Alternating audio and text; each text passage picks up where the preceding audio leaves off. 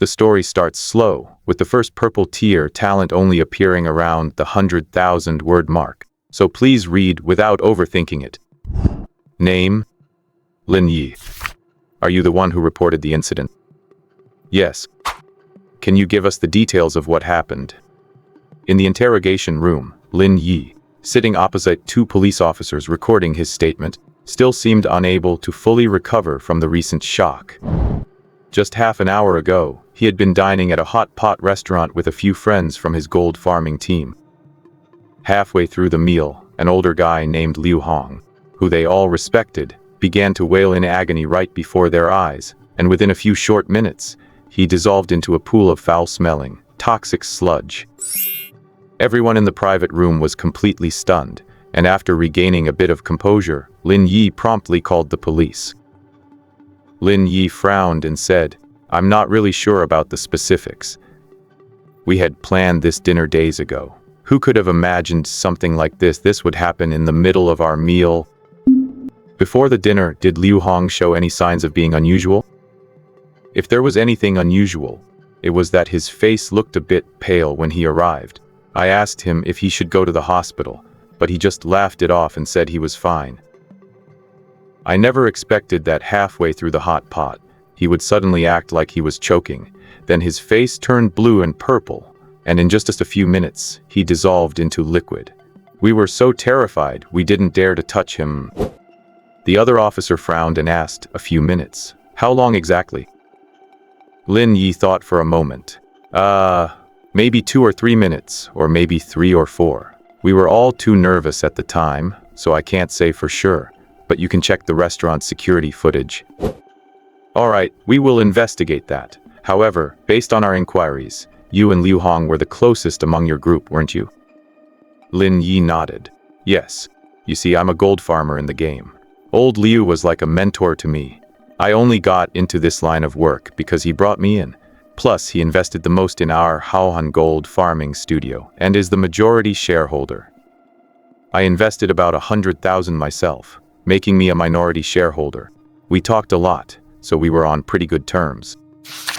The officer recorded the information quickly, looked up, and asked, "Was he acting strange or saying anything odd lately?" Acting strange? Lin Yi pondered and then said, "Honestly, yes. He hadn't been focused on the studio's business lately. He only showed up in the evenings to settle the profits with me. But during the day, he was nowhere to be found and his phone wouldn't connect. It really wasn't like him." Why do you say that? Because old Liu was not a local. He came to Lin City just a few years ago to make a living. As far as I know, he was paying off a mortgage and a car loan, and he has a son about to start college. Since his divorce, he's had a lot of family expenses. When our studio was first starting out, he was definitely the most hard-working. The officer asked again, did Liu Hong ever mention what he was busy with lately? Lin Yi shook his head. No. I asked him several times, and he only said he had something big to deal with and couldn't focus on the studio for now, but what? Lin Yi thought back. I remember one time when old Liu had too much to drink. He was really happy and told me he was going to make a fortune and that he'd leave the studio to me later. But I just thought he was drunk, so I didn't take it seriously. Did Liu Hong leave anything with you recently? This is very important. Please answer truthfully. He gave me a few books a while back and some foot massage coupons. Do those count? All right, we've learned what we needed to know. You can go now. We'll contact you if anything comes up. Also, it's best not to leave the city for a while so we can reach you easily. Walking out of the police station, Lin Yi felt a heavy heart. What happened today really challenged his entire worldview. Liu Hong, a living, breathing man 6 feet tall, had actually dissolved into green, foul-smelling pus in just a couple of minutes. You have to understand, this is reality, not a novel. This world doesn't have the kind of corpse-dissolving fluid from martial arts novels, that magical liquid that can turn a person into a puddle of toxins in an instant. In Lin Yi's knowledge, even with concentrated sulfuric acid, it's impossible to burn someone into liquid in such a short amount of time. Also, just now during the interrogation, the police kept intentionally or unintentionally asking if Liu Hong had left anything with him. Clearly, these two officers knew something about the case of people suddenly dissolving into liquid. Standing by the roadside, Lin Yi felt the cold wind for a moment, his thoughts clearing slightly, and then he prepared to book a ride-hailing car home. But as soon as he turned on the sound for his phone, Lin Yi noticed the notifications from their gold farming group were flooding in. What exactly happened? Why did Brother Hong leave us so suddenly? No idea. Ask the ones who were at the dinner. Maybe he was poisoned or ate something bad. Poisoned. Don't make me laugh. Since when does poisoning turn someone into a puddle of foul-smelling pus? I literally threw up right then and there. I think it was a curse, or maybe Brother Hong offended someone he shouldn't have, and was hit with some kind of voodoo. This kind of thing is common in novels. Cut it out. What did the police say? Even if the police knew, they wouldn't tell us. Guys, now that Brother Hong is gone, I'm worried about our Hohan studio. Can we even keep operating? I haven't even figured out how to pay for my meals this month. Not sure. Ask Brother Yi, but he seems to still be in the interrogation room. He probably hasn't come out yet. After reading the messages in the group, Lin Yi thought for a moment and sent a message. Old Liu had an incident, so let's pause the studio's work for 2 days. Your wages will still be paid for these 2 days, so just take a rest. Thanks, Brother Yi. Thanks, Brother Yi. With a dozen messages scrolling through, Yi let out a soft sigh. With old Liu gone like this, he didn't know if the gaming studio could even survive. The next day, at the Lin City Police Bureau, a confidential meeting room was discussing the case of Liu Hong's death. If Lin Yi were here, he would notice that the 2 police officers who interrogated him yesterday were both present. A middle-aged man with a square face and a stern expression asked, "Have you determined the cause of Liu Hong's death?" A young officer at the table said, "Preliminary assessment suggests it was the hidden venom of a level 6 monster, the bird snake. After players are infected with this hidden venom, there are no physical symptoms, and the character data panel won't show any alerts. But if the player consumes certain special ingredients, the venom suddenly activates and can take a life in just a few minutes." According to our investigation, the hot pot restaurant where Liu Hong dined was serving pig brains, and that is one of the triggers for the hidden venom. The square-faced officer looked at the materials in his hand, nodded, and asked, "Can you determine Liu Hong's character in the game?" The young officer said, "Not yet. We have limited intelligence staff, and the map in the game Apocalypse is just too huge. We can't access most of the starter villages, nor can we investigate where they are located. Furthermore, level 6 bird snakes are distributed very widely in Apocalypse. Basically, they appear anywhere there's a forest. Relying on the bird snake alone, we can't identify his character. However, the fact that Liu Hong was able to survive being poisoned by a bird snake and make it out of the game safely shows he clearly had the ability to face them head-on. His level must be at least 6 or higher."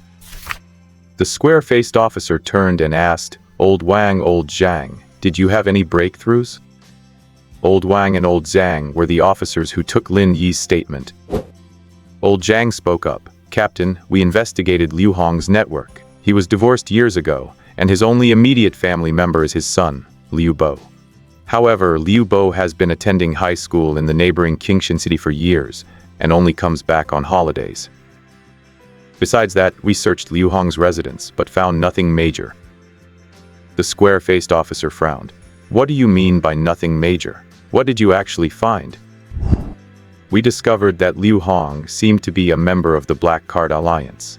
He had several anonymous bank cards with about 3 million in them, and 90% of those funds came from Zhao Yilong, who is also a member of the Black Card Alliance." Hearing the name Zhao Yilong, the young officer raised his brows. That Zhao Yilong again. Several recent deaths of Apocalypse players in reality have been linked to him. The Black Card organization is truly a cancer. The square-faced officer asked, "Did you find the invitation code?" By rights, after Liu Hong died, his invitation code should have manifested. Old Wang replied, "No. We turned all of Liu Hong's belongings upside down and didn't find his code. Captain, should old Zhang and I head over to the neighboring Qingshan city today? Perhaps Liu Hong's invitation code is with his son.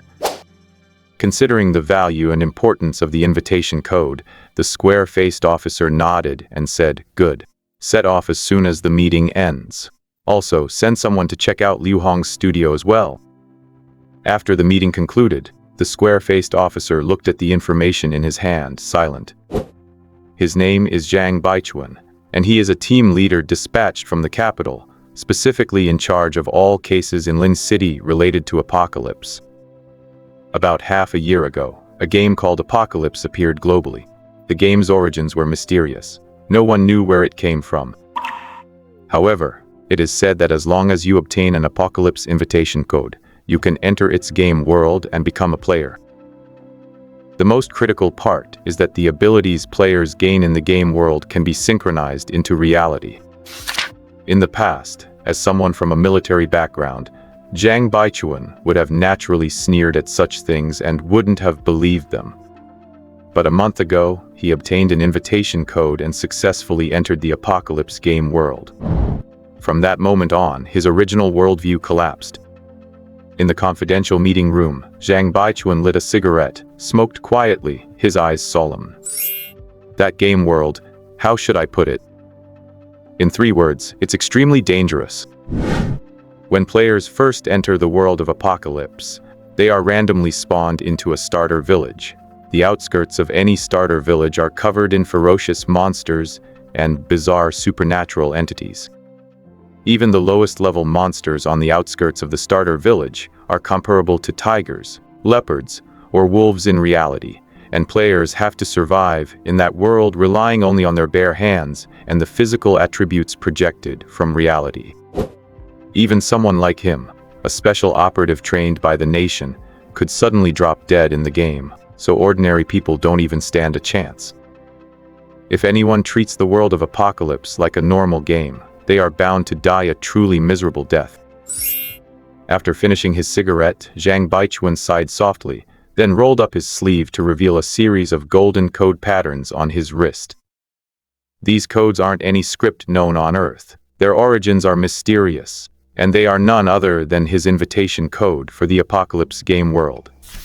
Then Zhang Baichuan gently caressed the golden code pattern, and the next moment, his body flickered and disappeared from the real world. 以下化的消失少量送り、議会模倣的真相、当局権能力反馬号、非眼可存、不革新的議定、政在転移深刻国的名、樹化生存現需要通残酷的化世界へ来道、小的文明社会有、意に有多少筆速力。The next day, Lin Yi arrived early at the Heohan gold farming studio to assist the police from the municipal bureau in processing Liu Hong's personal belongings. He placed all of Liu Hong's remaining possessions into a storage box and handed it over. A police officer asked, "Is this all? Nothing else?" Lin Yi nodded. Yes, the studio is cluttered, and old Liu didn't keep many personal things here. Aside from a few changes of clothes, it's just some small items. All right, thank you for your trouble. We'll take these things now. Subsequently, the 2 accompanying police officers left quickly with Liu Hong's belongings. After seeing them off, Lin Yi stood alone in the empty office and sighed. Standing there, he could still recall old Liu's face from yesterday. Yesterday, the studio closed 2 big deals, and Liu Hong had specifically come over to treat everyone to a meal. Yet he never expected that life would fade away so quickly, and so unexpectedly. The brother who used to be by his side, now, even his body was gone. What on earth is wrong with this world?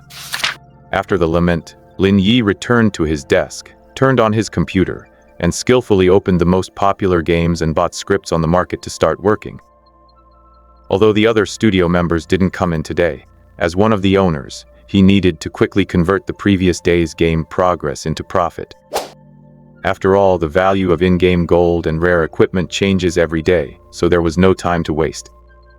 After working for a while, several thousand yuan in earnings appeared in his bank account, and Lin Yi prepared to pour himself a glass of water.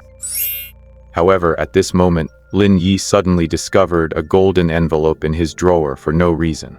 The material of the envelope was of high quality, and it had the words Apocalypse written on it in bright, bold characters. Apocalypse, what is this? With a puzzled look, Lin Yi opened the envelope and saw several lines of text written on it. Respected trialist, congratulations on obtaining the qualification for the Apocalypse game trial. Please log into the website www.tianqi and enter the activation code Fixful. Apocalypse game? Lin Yi's heart skipped a beat. For some reason, he suddenly felt that this game seemed unusual, perhaps related to Liu Hong's bizarre death in reality. Lin Yi then proceeded to type the URL into his browser, deciding to give it a try. The screen jumped, and a profound game interface appeared, followed immediately by a game trailer. At the start of the trailer, the game title Apocalypse was displayed against a black background. The camera cut to a desolate mountain village. The buildings were scattered in a well-ordered way, exuding an ancient aura. A figure wearing a cloak and armor walked from afar, holding a shimmering sword. Holding the weapon, this person walked slowly out of the village. Beyond the village, it was like endless darkness, with green eyes hiding in the shadows of the forest, and wails and cries echoing through the woods. It was as if this person was embarking on a journey of no return. Then the camera switched quickly, showing various scenes from the game. There were ancient ruins, blood-stained villages, mysterious altars, dangerous mountain ranges, and white, icy peaks. Lin Yi's eyes brightened slightly. This graphics quality is unbeatable. I have to say, even though Lin Yi had played all kinds of games on the market, big and small, he couldn't help but marvel at the exquisite visuals of this game called Apocalypse. Especially the dark, terrifying forest and the ghostly wailing sounds, which gave one an immersive feeling. After the trailer in the browser ended, a button to enter the activation code popped up. Lin Yi pondered for a moment, then without much hesitation, entered the activation code from the envelope. The screen on the computer jumped again, and a string of large characters appeared. Ding! Congratulations, player. The game has been activated. Now beginning character creation. The black text flickered 3 times before suddenly turning into a rotating black hole, sucking Lin Yi in. Whoa! With a shout of surprise, Lin Yi disappeared from the studio. A long while later, as the studio door lock turned, several other gold farming members walked in slowly. The scene of Brother Hong's death last night was too terrifying. It kept me from sleeping all night. I had several nightmares in a row. Do you guys think he was actually poisoned? The dead should be respected. Brother Hong treated us well, and since he's gone, let's stop speculating. Yeah, work is work. I'm still deep in debt. Even though Brother Ye gave us the day off, we can't slack off on making money. One of them walked up to Lin Yi's desk and said in surprise, "Hey, why is Brother Yi's computer still on, and the game is running? Did he forget to turn it off last night?" "No, look, the water heater is on. Brother Yi probably came early and maybe stepped out for a bit. Don't blabber, let's get to work. While the market is good, let's earn some extra pay." Elsewhere, after a 3-second dizzy spell, Lin Yi found himself in an ancient wooden palace. Underneath his feet were plain wooden floorboards, and overhead were 2 thick support beams. Wispies of smoke drifted through the palace. Lin Yi took a sniff. The fragrance was elegant, and he felt as if his soul had become clearer. This feels so real. Lin Yi scanned his surroundings, feeling that his vision was obstructed by the smoke. He couldn't even clearly see the objects in the hall 3 meters away. Did I just arrive in the game? What kind of game is this? Even though Lin Yi had already harbored suspicions about this game, he was still shocked beyond measure. He had actually traveled through his computer to another space. Could this place be the world of the Apocalypse game? And was old Liu's cause of death related to this? Just as Lin Yi was wondering, a heavy voice sounded in his ear. Ding! The player has activated the game via a special invitation code and has gained the qualification to draw a talent.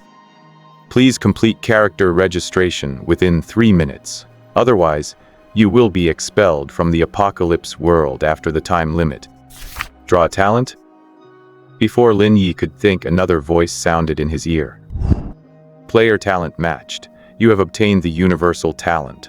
This talent possesses a library of 10,000 talent materials, including 4,734 white talents, 300 green talents, 119 blue talents, 856 purple talents, 102 gold talents, and 88 red talents. Universal talent. Red talent quality. The owner can randomly draw a talent from the talent library every 24 hours. The drawn talent can be solidified or abandoned. Note: after using the solidification ability, the player cannot solidify another talent for 3 days. Talent level, LV1, on solidification slot available. Universal talent and its red quality. Lin Yi was amazed. As a veteran gamer with over a decade of experience, he knew exactly how important top-tier talents were in games. This universal talent seemed to be a top-tier red talent. Its function was to provide a random talent every day. If the attributes of the random talent were good, he could solidify it as his own permanent talent. Of course, the price of solidifying a talent was that he couldn't use the ability for 3 days, meaning if a good talent appeared during those 3 days, it would be wasted. Most importantly, this universal talent seemed to be only level 1, currently having only 1 solidification slot. If he upgraded it, perhaps more slots would appear. When that time comes, if he could solidify several red talents, he would be invincible in the game. Despite possessing a top-tier talent, Lin Yi still felt a sense of unease in his heart. He still didn't know what kind of game Apocalypse was, but judging from Liu Hong's bizarre death in reality, this game absolutely contained huge dangers. Even with a top-tier talent, he could not afford to lower his guard. Next, Lin Yi quickly created his game name and chose his starting outfit. There wasn't much to say about the game name. He couldn't use his real name, and Lin Yi didn't use his common gamer handle either, instead opting for a generic name, Qingshen Bulao. As for the starting attire, there were only basic equipment options like fur men's wear or coarse burlap clothes, neither of which added stats, so there was little to choose from. Lin Yi chose the coarse burlap clothes. Strangely, this game lacked the process of character face sculpting or choosing a class. Entering a game world via an invitation code is a classic trope, but the omnipotent talent mechanics hint at a high-stakes survival simulation. This isn't just gaming. It mirrors the volatility of real-world venture capital, where one strategic fixation of a skill can dictate long-term success or catastrophic failure. Lin Yi is now balancing a god-tier buff against a large death mystery. Before long, Lin Yi finished setting up his character, and a data panel glowing with white light appeared before him. Player Qingshen Bulao. Status normal. ID. Gender male.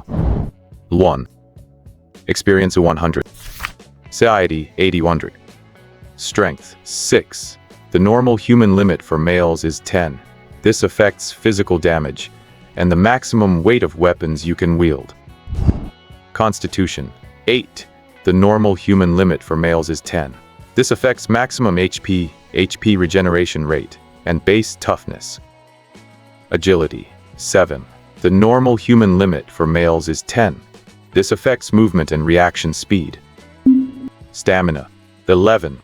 The normal human limit for males is 10. This affects maximum stamina recovery rate, carrying capacity, and resistance to negative emotions. Clan. Advanced attributes currently locked. Spirit. Internal energy unknown. Faith unknown. Spiritual power unknown. Initial talent, universal talent, red, level 1. The attribute list was quite long, and it took Lin Yi a moment to understand his own stats. Judging by appearances, his base 4-dimensional stats seemed to be linked to reality. After all, he had been playing idle games for a long time, so both his strength and constitution were far below the average person. His only advantage was his decent stamina. When he encountered a grindy game, he could play for 2 days and 2 nights straight. As for the advanced attributes, they didn't seem to be unlocked yet, likely due to his lack of a class. It seems that in this apocalypse game, besides leveling up, choosing a class is also a key focus. Just then, as if the 3 minutes were up, Lin Yi felt thick fog wrapping around him as if a pair of giant hands were pushing him out of the wooden ancient hall. Ding! The player is spawning randomly. The player has arrived at Gutan village. The scene shifted, and when Lin Yi opened his eyes again, he found himself standing at the entrance of an ancient village. Ahead lay a low city wall stretching for dozens of meters with no end in sight, and many militiamen holding weapons stood on both sides of it. It was called a city wall, but it was essentially a small mound made of rammed earth, with limited defensive capability. Beside the wall entrance stood a half-meter-tall stone tablet, inscribed with the 3 characters for Gutan village. It is worth mentioning that these were Chinese characters, written with graceful and imposing strokes. Another spawn has arrived. There seem to be more and more spawns in the village lately. The more the better. With more people, the pressure on us might ease up a bit. That is true. The nights have not been safe these past few days. Not far away, 2 militiamen were whispering to each other. Although they spoke quietly, Lin Yi heard them clearly. Lin Yi touched his hemp clothes silently, feeling how coarse and prickly they were. The ground beneath his feet was also hard as stone. Is this game really that realistic? Is this truly a real world or just a game world? Lin Yi glanced around, and finding no sign of the typical reception NPCs found in real-world games, he walked over to the nearest militiaman wearing his rough hemp clothes. Imitating the tone the 2 men had used earlier, Lin Yi cupped his hands and asked, "Excuse me, sirs. I am new to Gutan village. Could you tell me what kind of place this is?" One of the militiamen took a look at Lin Yi and nodded, saying, "You are a polite one, much better than the last spawn who came here. However, we are just common folks and do not know much. You should go into the village and find the village chief or the elders. They can answer your questions. And one more thing. Let me give you some advice. Walk around and explore the village first. Don't go rushing blindly outside the gates, talking about killing monsters to level up, or you will end up dead before you know it, and we would have to go out there to collect your remains." "Thank you both." Lin Yi thanked them earnestly, and then followed their directions as he walked into the village. Gutan village did not seem very large, and Lin Yi was able to catch a glimpse of the entire village from a small path. The houses in the village were scattered, mostly built from yellow mud. Some had courtyards where they kept chickens, ducks, and geese, while others looked quite dilapidated. He also encountered some villagers on the road. As an hardcore player, Lin Yi knew the importance of information in games, so he tried to strike up conversations. Unfortunately, most of them seemed quite cold and would avoid him as soon as they saw him approaching. A few beggars were willing to answer his questions, but they demanded food or money in exchange. Regrettably, Lin Yi had nothing on him, so he couldn't close any deals. He simply made his way to the center of the village. Here, the houses were mostly built with brick and tile, arranged neatly, with ancient trees providing shade, looking like a thriving, classic village. After asking around, Lin Yi finally found one of the village elders. He was an old man of about 60, wearing a brown fine cloth robe, with sharp eyes and a dignified aura. Just one glance from him made Lin Yi feel a sharp stinging pain in his eyes. No wonder the temple reacted earlier, so it was because a spawn had arrived. Lin Yi did not dare to be slight, so he cupped his hands and asked politely, "May I ask for your name, sir? And where exactly is this place?" The old man in the fine robe seemed to have received many spawns before. He said slowly, "My name is Gu He. This is Gutan village on the Apocalypse continent. We have lived here for generations, and you are all spawns chosen by the temple, coming from a foreign world. Spawns can stay for 3 hours each day. Once that time is exceeded, you will be expelled. In Gutan village, you can earn money or food by trading or completing tasks, and you can also leave the village to kill beasts and strange entities to gain experience. As for anything beyond that, I cannot answer, for I have never traveled very far from Gutan village myself." After listening to Gu He, Lin Yi nodded. This welcoming NPC was quite responsible and provided very detailed information. Lin Yi thought for a moment, cupped his hands again, and asked, "Thank you for clearing that up, Senior Gu He. I have one more question. If I want to leave this world on my own, how should I go about it? He glanced at Lin Yi and said, "You have a medium symbol on your wrist. Sense it, and you will be able to leave or enter this world. Of course, you can also hide this symbol at will." Lin Yi pulled back his sleeve and found a series of glowing golden symbols he couldn't recognize. These symbols were similar to the invitation code he had just filled in. They were text, but not English letters. Although he now knew how to return, Lin Yi was in no rush to leave. He asked again, "Senior He, I am new here and don't know what I should do. I hope you can give me some guidance. Also, I heard there is danger outside the village. What kind of danger is it?"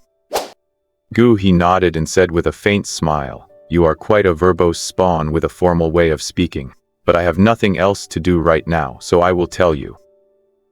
You have just arrived and your strength is weak. Don't rush out of the village for the first few days. There are bloodthirsty beasts, cunning poisonous creatures, and ghosts that like to come out after nightfall. Right now, you cannot deal with any of them. Although Guten village is small, it has everything we need. Under the protection of the temple, we have the ability to defend ourselves, so you don't need to worry about your safety. For now, spend more time moving around the village. It would be best to learn some skills from someone so you can support yourself. There is a butcher in the east of the village. If you can take him as your master, you might have a chance to learn some martial arts techniques. There is also a woodcutter in the west of the village who is skilled with his axe and also knows some martial arts." Lin Yi was delighted to hear this news. After thinking for a bit, he bowed and asked, "Thank you for your guidance, Senior He. I wonder if I might be able to take you as my master." He laughed out loud. "Take me as your master? Ha ha ha! Many people in Gutan village want to be my apprentice. Since you have just arrived, no one knows your character or talent, so I naturally won't accept you. But if you make a great contribution to the village, I might consider taking you in." Clearly, the elder had rejected him, though Lin Yi had been prepared for that. It appears that while Guten village is a beginner village in the game, the elder he is clearly a high-level NPC. Taking him as a master would definitely require completing specific quests. After leaving Lin Yi wandered around Guten village. Now that he knew how to return, he wasn't in a hurry to leave. While there was still time, he wanted to explore more of Guten village and gather information. However, after spending nearly half an hour there, Yi hadn't spotted a single other player. Could there be many beginner villages in this apocalypse game world? Or were there too few people entering this game? After walking 2 laps, Lin Yi had roughly figured out the layout of Guten village when a sense of hunger hit him. A quick glance at his panel data showed that his satiety had dropped to 60 points. Clearly, he needed to eat. "It seems just as Senior he said. "The first thing to consider at this stage is how to make money to survive. As for going outside to fight monsters, that will have to wait." Lin Yi then made his way toward the butcher's shop in the east of the village. Rather than rushing into combat like a typical gamer, the protagonist treats this world with the nuance of a survival simulator. By prioritizing social intelligence and NPC reputation over brute force, he avoids the common pitfall of early game attrition, proving that in hyper-realistic systems, information capital is far more valuable than raw stats. The butcher's surname is Lai. It is said that he fled to Gun village from another village over a decade ago. He is a man of imposing stature with a thick beard and a deep, powerful voice. After hearing why Lin Yi had come, Butcher Li shook his head directly and said, "You're a scrawny kid. You look like someone with no strength at all. Even if the village elder of Gu recommended you, I don't want you." Lin Yi's heart sank. He was unwilling to give up and wanted to try and persuade him further. Butcher Li threw the black iron cleaver in his hand onto the meat-covered chopping block and said, "Give it a try. If you can lift it, I'll take you in." Lin Yi stepped forward and gripped the handle, using all his strength to lift it. Veins bulged on his skin, but the cleaver didn't budge an inch. At this point, Lin Yi was completely discouraged. The cleaver weighed at least 80 or 90 jin, and since it was wedged into the chopping block, it was very difficult to lift. It seemed his strength was insufficient. He wondered how much strength was needed to lift this cleaver. "Thank you, Butcher Lei. It was presumptuous of me." Lin Yi cupped his hands in a salute and prepared to leave, but Butcher Li called him back. "Wait, since you were recommended by the Gu village elder, take this piece of wild boar meat. Consider it a gesture of goodwill from me." Butcher Li handed over a piece of pork that still had hair on it. "Many thanks." Lin Yi currently had nothing to his name, except for the coarse hemp clothes provided by the system. Even if this pork couldn't be sold for much, it could at least fill his stomach a little. It wasn't a total loss then. Afterward, Lin Yi took the pork to a haystack not far from Gutan village, gathered some dry branches and grass, and spent about 10 minutes roasting the meat. However, without seasonings like salt, the wild boar meat had a gamey, pungent smell even after being roasted. But he had no choice. If he didn't eat, he would go hungry. He had to admit, his senses in this apocalypse world were exactly the same as in reality, and the feeling of hunger was quite painful. Ding! You have eaten a small piece of roasted wild boar meat. Satiety +5. After getting his satiety level above 90 points, Lin Yi stopped eating. He looked at the remaining half of the pork and placed it into his character's personal inventory space. The inventory had 10 slots, which was more than enough to hold half a piece of pork. Then, Lin Yi touched the golden symbol on his wrist, and his figure flickered before disappearing from the spot. In the Haohan studio, Lin Yi suddenly appeared exactly where he had vanished. The hot water he had poured for himself earlier had long since gone cold. Lin Yi took a quick look around. No one had noticed him. The few members who had come in to work overtime were all focused on their computers, heads buried in their tasks, completely unaware that there was one more person in the room. Lin Yi took a deep breath, suppressing the complex emotions he had just felt. I actually came back? That apocalypse game really is a new world. Whose handiwork could this possibly be? Gods or aliens? Opening his drawer, Lin Yi discovered that the golden envelope inside was gone. Could those kids have come over and taken it? No, they wouldn't touch my things. Lin Yi frowned in thought, guessing that whether it was the police who interrogated him last night, or the ones who came for Liu Hong's belongings this morning, they were all after that golden envelope, the activation code for the apocalypse game. But how did a game activation code end up in his desk drawer? Could old Liu have left it for him? Lin Yi shook his head. Although he and Liu Hong had a good relationship, Liu Hong definitely wouldn't have told him about an extraordinary game that allowed entry into another world. Besides, he was certain there was nothing in the drawer before he left work yesterday. And when Liu Hong came to invite them to dinner, he had been with Liu Hong the whole time. Liu Hong clearly hadn't had the chance to slip anything into his drawer. At that moment, Lin Yi suddenly remembered that this desk used to be Liu Hong's seat. It was just that Liu Hong rarely came to the studio later on, and since Lin Yi liked the spot, he had moved into it. Perhaps Liu Hong had once placed the golden envelope here. If a game character dies and the activation code reappears, that would explain why the golden envelope was in the drawer. So that's how it is.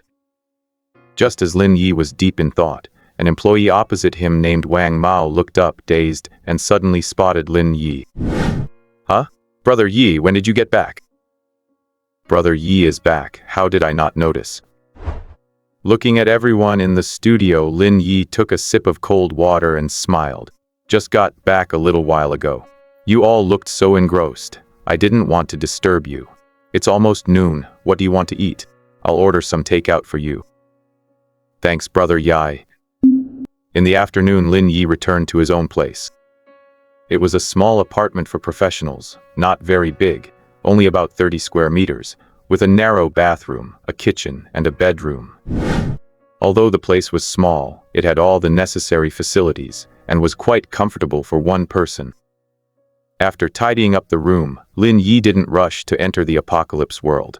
Instead, he opened his computer and began searching for game information related to apocalypse. Of course, Lin Yi wasn't foolish enough to type in keywords like Apocalypse World Invitation Code or Invitation Code Envelope. After all, special keyword searches online would be detected by certain agencies. Lin Yi searched around, And while there was plenty of information online related to Apocalypse, like the Apocalypse Digital Company or the Tianqi era of the Ming Dynasty, none of it had anything to do with the bizarre world he had entered that morning. Just as Lin Yi was about to give up, he found a post on a Baidu Tiba forum called Thriller Player Gathering Place. The poster's name was "I Love Games Most." The post read, "Selling a special game activation code. Cheap price 3 million RMB. Those who know, know." There were many replies, all cursing the poster for being crazy, asking what kind of game activation code could be worth 3 million. Lin Yi didn't reply. He just finished reading the comments, found no other useful information, and left the forum. Lin Yi pondered. An activation code worth 3 million might very well be the one for the Apocalypse game he had entered today. This showed that in the real world, quite a few people had already come into contact with the Apocalypse world, and the activation codes required to enter were scarce and very expensive. Lin Yi rubbed his chin. No wonder the police officers at the station yesterday kept asking if Liu Hong had left anything behind. So that was the reason. Apocalypse Continent, Guten Village. Accompanied by a flash of light, Lin Yi's figure appeared once again in the game world. Just like the time difference in reality, the sun in the game was in the southwest, likely around 1 or 2 in the afternoon. At the haystack not far from his feet, there were still the smoldering remains of the fire he had extinguished before logging off. The game's online duration is 3 shichen, which is 6 hours. I spent most of the morning exploring Guten Village, which took about 2 hours. I have less than 4 hours left, so I can't waste them. Lin Yi glanced at his data panel again and analyzed, but the tools from reality didn't come in with me, and the satiety from the meal I just ate didn't sync either. It seems the game is the game and reality is reality. They don't interlink. But how did old Liu die in reality? Could it be unrelated to the game? And if I die in the game, can I respawn? Lin Yi shook his head, feeling he knew too little about the Apocalypse game. Guessing was useless. However, thinking of the scene where Liu Hong died before his eyes, Lin Yi felt that one could never be too cautious in this game. After all, he only had one life. Next, Lin Yi opened the universal talent in his character data panel. He had spent the whole morning asking for directions and exploring Guten Village, so he hadn't had time to study his talents. Since this universal talent could only be drawn once a day, he might as well use it now. Draw talent. The screen changed, and Lin Yi's consciousness seemed to enter an independent space. Before him was a multi-sided die shimmering with 7 colored light. Ding! Today's talent has not been solidified yet. Do you want to draw a talent? Draw! With a flash of light, the multi-sided die spun rapidly, then slowly came to a stop after 2 or 3 seconds. Ding! You have drawn the white tier talent Remarkable Bones. Lin Yi is playing a high-stakes game where information is the only currency. By connecting the dots between the mysterious golden envelope and the black market price of 3 million, he is shifting from a passive player to a calculated strategist. In a world where death is permanent, his cautious approach to the bone structure talent is the only way to survive the brutal reality of the apocalypse. Remarkable Bones? Lin Yi hurriedly clicked on the detailed description of the talent. Remarkable Bones, white talent. The possessor gains 1 point of strength, 1 point of constitution, and 1 point of agility, and receives a 20% proficiency bonus when learning external martial arts. Lin Yi raised an eyebrow. Although it is a white talent, it seems pretty good. It is hard to tell yet if the added strength, constitution, and agility are exceptional, but the proficiency bonus for learning external martial arts is definitely not ordinary. Through the advice of the village elder Gu He, Yi knows that external martial arts are the early game skills. If he can learn one, he will have some self-preservation capability in Guten Village. However, judging from his encounters this morning, learning a craft in the village is by no means an easy task, let alone learning martial arts. Lin Yi did not rush to solidify the Remarkable Bones talent, instead deciding to continue exploring Guten Village. After all, he knew too little about this game and needed to gather more information. Lin Yi followed the wheat fields westward, heading deeper into the village. It was just past noon, the sun was scorching, and the temperature was high. Along the way, he could see villagers working in Guten village. The villagers did not seem to find Lin Yi a spawn strange, they just glanced at him from afar and went back to their farm work. Lin Yi walked around and found the settlement layout of Guten village quite interesting. The outermost areas were occupied by farmers growing crops or beggars living by begging. The thatch cottages were scattered around, distributed unevenly. As for the core area of the village, that was where villagers with specialized skills, like Li the butcher, lived with slightly better conditions. Overall, this sparsely populated Guten village had a clear class division, very much like a small town in ancient times. If it were not for the character stat panel, Lin Yi would really be unable to distinguish whether this place was another world or a game. But even if it were a game, this Tianqi world was by no means an ordinary one. Roar! Just then, a terrifying scream suddenly came from a nearby thatched cottage. The sound was ear-piercing and gave Lin Yi quite a shock. My God, what is that? Through the window of the hut, Lin Yi could only barely see a dark shadow moving inside. Lin Yi wanted to go over to see what was happening, but when he turned his head, he saw the villagers who heard the roar running for their lives. It is a ghost demon, run. A ghost demon snuck into the village, notify the elder quickly. A ghost demon? Lin Yi was stunned. With a loud crash, the wooden door of the cottage was smashed through by the shadow, sending wooden fragments flying.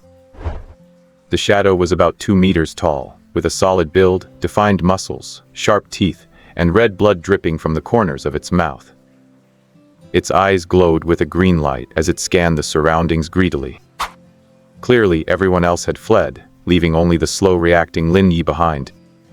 Run! Lin Yi was not stupid. His hair stood on end, and he turned and ran. Roar! The monster, known as a ghost demon, roared and charged toward Lin Yi. Lin Yi ran frantically, feeling the behemoth chasing behind him, making the ground shake with every step. After running for several dozen meters, realizing the monster was closing the distance, Lin Yi felt his heart in his throat. No, I definitely cannot outrun this thing at this rate. Looking at the empty grove ahead, Lin Yi changed direction and sprinted toward the villagers who had scattered earlier. In this situation, running alone would surely lead to death. Mixing into the crowd might be his only chance of survival. However, the ghost demon was incredibly fast, its limbs clawing at the earth as it chased Lin Yi like a malicious spirit.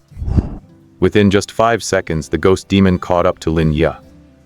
At this critical moment, Lin Yi suddenly remembered the unused remarkable bones talent. With no time to think, he had to solidify it to save his life. Instantly, a faint warmth flowed into his body. Relying on the increase in strength, constitution, and agility from the remarkable bones talent, Lin Yi felt his running speed surge. Swish! The ghost demon swung its claws, the sharp tips barely grazing Lin Yi's back. He was just a hair's breadth away from dying under the monster's claws. After dodging the blow, Lin Yi used his boosted speed to overtake a slow-running villager. Wait for me! The villager was a man in his 40s with dark skin. When he saw Lin Yi rushing from behind and the hideous ghost demon chasing, his face was filled with terror. Wait for me, don't leave me behind! I'm sorry. Before Lin Yi could finish his sentence, a scream echoed from behind him. Turning his head, he saw the dark-skinned farmer clutched in the ghost demon's grasp, being torn in half like a small chick. Scalding blood splattered onto the mud. Lin Yi had no time for guilt. He saw the 2-meter-tall ghost demon rip off the farmer's head and shove it into its mouth full of sharp teeth to chew. Crunch, crunch. In just 2 bites, the head was turned into bone shards and swallowed. Lin Yi was shaken, feeling as though he had just brushed shoulders with death. If he had been a bit slower, he would have been the one dead. Damn it, this Gutan village is way too dangerous. He is only level 1 and he already ran into such a monster? Without time to think, Lin Yi continued to run away frantically. It was clear that the ghost demon wasn't full after eating one person, and was looking for another to snack on. Just then, an angry shout came from afar. Damned monster, your grandfather is here. A muscular man with a broad back and a thick waist, holding a long sword, came running from the front. The man was extremely fast. Although he was hundreds of meters away from Lin Yi and the others, he covered the distance in seconds. The ghost demon seemed to sense the threat and abandoned Lin Yi's group, charging toward the muscular man instead. How dare you? Go to hell! The man was furious. He swung his long sword, a reddish-brown glow flickering along the rough blade as he struck it at the ghost demon. Boom! Red and black energies collided, causing a shockwave in the air. The two separated and landed on the ground, seemingly evenly matched. The ghost demon crouched on the ground with its claws, roared and fixed its bloodthirsty green eyes on the man. No wonder you could slip into the village. You are in level 8 ghost demon, but you have bad luck to run into me. The man brandished his long sword again and charged at the ghost demon. Clang! Clang! The sword and the ghost demon's claws collided, occasionally sparking red embers. Many villagers who had been fleeing with Lin stopped and stood at a distance to watch. Lin Yi also mingled among them, panting heavily. Great, it is Gu Man, the third captain of the militia. We are saved now that he is here. It is a pity that old Chu ran too slow and was eaten by the ghost demon. Good thing I ran fast, otherwise I would have been the one eaten. Militia Captain Gu Man? Lin Yi mused. To be able to handle an level 8 ghost demon, this Gu Man must have a high level himself. It is just that this crappy game has too few functions. How come there is not even a way to check the levels of NPCs and monsters? Just then, someone looked at Lin Yi and blamed. It is all this spawn's fault. If it were not for him leading the ghost demon here, old Chu would not have died. The villagers began to murmur, many of them looking at Lin Yi with hostile expressions. Lin Yi rubbed his nose awkwardly. It was true. He was the one who drew the monster, and there was no way to defend against that. However, in that life-or-death situation, there was no time to think. If it happened again, Lin Yi would still prioritize saving his own life. After all, his life is his own. If he died in this game, he might really be dead. As for the villager who died, Lin Yi could only say he was sorry. Ahead, Gu Man fought the ghost demon with his long sword. His sword techniques were wide and powerful, with every strike full of explosive force. On the dusty battlefield, the ghost demon was forced into a retreat within just a few minutes, its tall black body covered in bloody sword wounds. The ghost demon howled incessantly. Damn it, causing trouble on my patrol day. Let's see me tear you into pieces. As he spoke, Gu Man struck with his sword, severing the ghost demon's front claws. Seeing the monster in agony, Gu Man didn't flinch, thrusting his sword into the creature and pinning it to the ground. The stinking blood of the ghost demon trickled along the blade and seeped into the mud. Clearly, the ghost demon was now completely at Gu Man's mercy. Hey kid over there, come here. However, Gu Man did not rush to finish off the ghost demon, instead beckoning to Lin Yi in the crowd. Me. Lin Yi was slightly taken aback. Gu Man glared and waved his hand again. Yes, you, the new spawn. While this filthy thing still has a breath, don't dither, get over here. Lin Yi had no choice but to walk up. He saw Gu Man step hard on the ghost demon's chest, pull out the blood-stained sword, and hand it to Lin Yi. The sword was quite heavy. Lin Yi gripped it with both hands and could barely lift it. At that moment, a piece of data appeared in Lin Yi's field of vision. In a survival-based RPG, moral dilemmas often feel like a luxury. Lin Yi choosing his own life over the villager reflects the cold, ruthless logic of high-stakes progression systems, where self-preservation dictates every decision. King Feng Longsword, a spirit weapon, a sharp blade passed down for over 100 years in Guten village. Although its surface is pitted, it grants the wielder a constant stream of power. The longer the battle lasts, the more strength it boosts, up to a maximum of 20 points of strength. Lin Yi's eyes lit up. A spirit weapon? And a blade that gets stronger the more you fight with it. What a treasure. Gu Man patted Lin Yi and urged, Kid, don't dawdle. Hurry up and finish off this filthy thing. I should be the one to kill it. Seemingly aware that Lin Yi was a newcomer to the village, Guman explained, "Yes, you do it. You are a born one. You'll get good loot if you land the kill." Understood. Lin Yi nodded, then looked at the ghost demon wailing on the ground. Just a moment ago, this thing had been chasing him relentlessly and almost ate him. Roar. Sensing Lin Yi's killing intent, the ghost demon snarled at him, baring its bloody fangs. However, the roles of hunter and prey had now been reversed. "Screw you, you still dare to glare at me." Lin Yi firmly gripped the Qingfeng longsword with both hands and plunged it deep into the ghost demon's mouth, forcing it to shut up for good. Ding. You have killed a level 8 ghost demon and gained 60 experience points. Moments later, the ghost demon's body dissolved into light and vanished, leaving behind 2 items. Ghost Demon Fang, green grade, a rare material that can be crafted into a spirit weapon by a skilled artisan. Low-grade Demon Blood, white grade, dropped by low-level demons. It contains volatile and chaotic demonic energy and has various uses. Captain Gu, these 2 items. Don't call me senior, call me captain. You're not bad, kid. You were decisive just now and showed some guts. Guman stepped forward and picked up the 2 items dropped by the ghost demon. Not bad luck, a green grade material dropped. Even though you didn't do much of the heavy lifting, per the rules you get a share. It's your lucky day, you can take the demon blood. With that, he nodded in satisfaction and tossed the low-grade demon blood to Lin Yi. "Thank you, Captain Gu." Lin Yi had no objections, of course, and quickly stashed the low-grade demon blood away.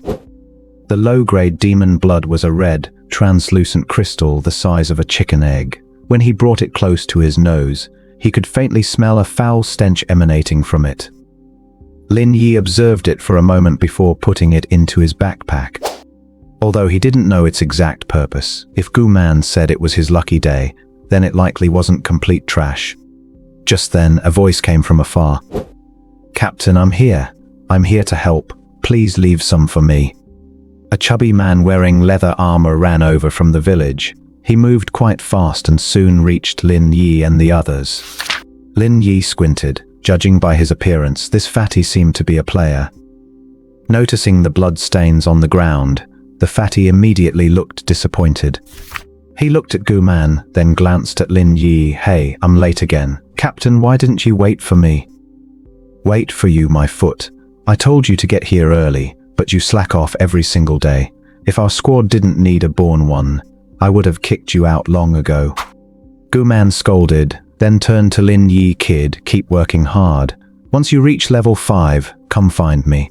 If you pass the trial, I'll take you in. You should know that in Gutan village, the militia is the best place for you born ones." "Thank you, Captain." "All right, I'm off." With that, Guman hoisted his Qingfeng longsword, waved his hand, and walked away. The fatty didn't leave with Guman, though. Instead, he looked at Lin Yi and asked, "Hey brother, you're a newbie, right? When did you start playing? Also, what did the mob drop?" Lin Yi glanced at the fatty but didn't answer. The fatty kept pestering him. "Brother, don't be like that. We're both players, we should help each other out. If you tell me what it dropped, I'll give you some useful information you might want to know." Lin Yi shook his head again, not interested. "Hey, that's not cool. There aren't many players in Gutan village. If you act like this, be careful about getting yourself isolated." The fatty tried to threaten him further, but seeing that Lin Yi had no intention of engaging, he simply vanished in a flash as he logged out. Good heavens, he left so abruptly. The fatty grumbled a curse. Remembering that his patrol duty for the day wasn't finished yet, he had to move on.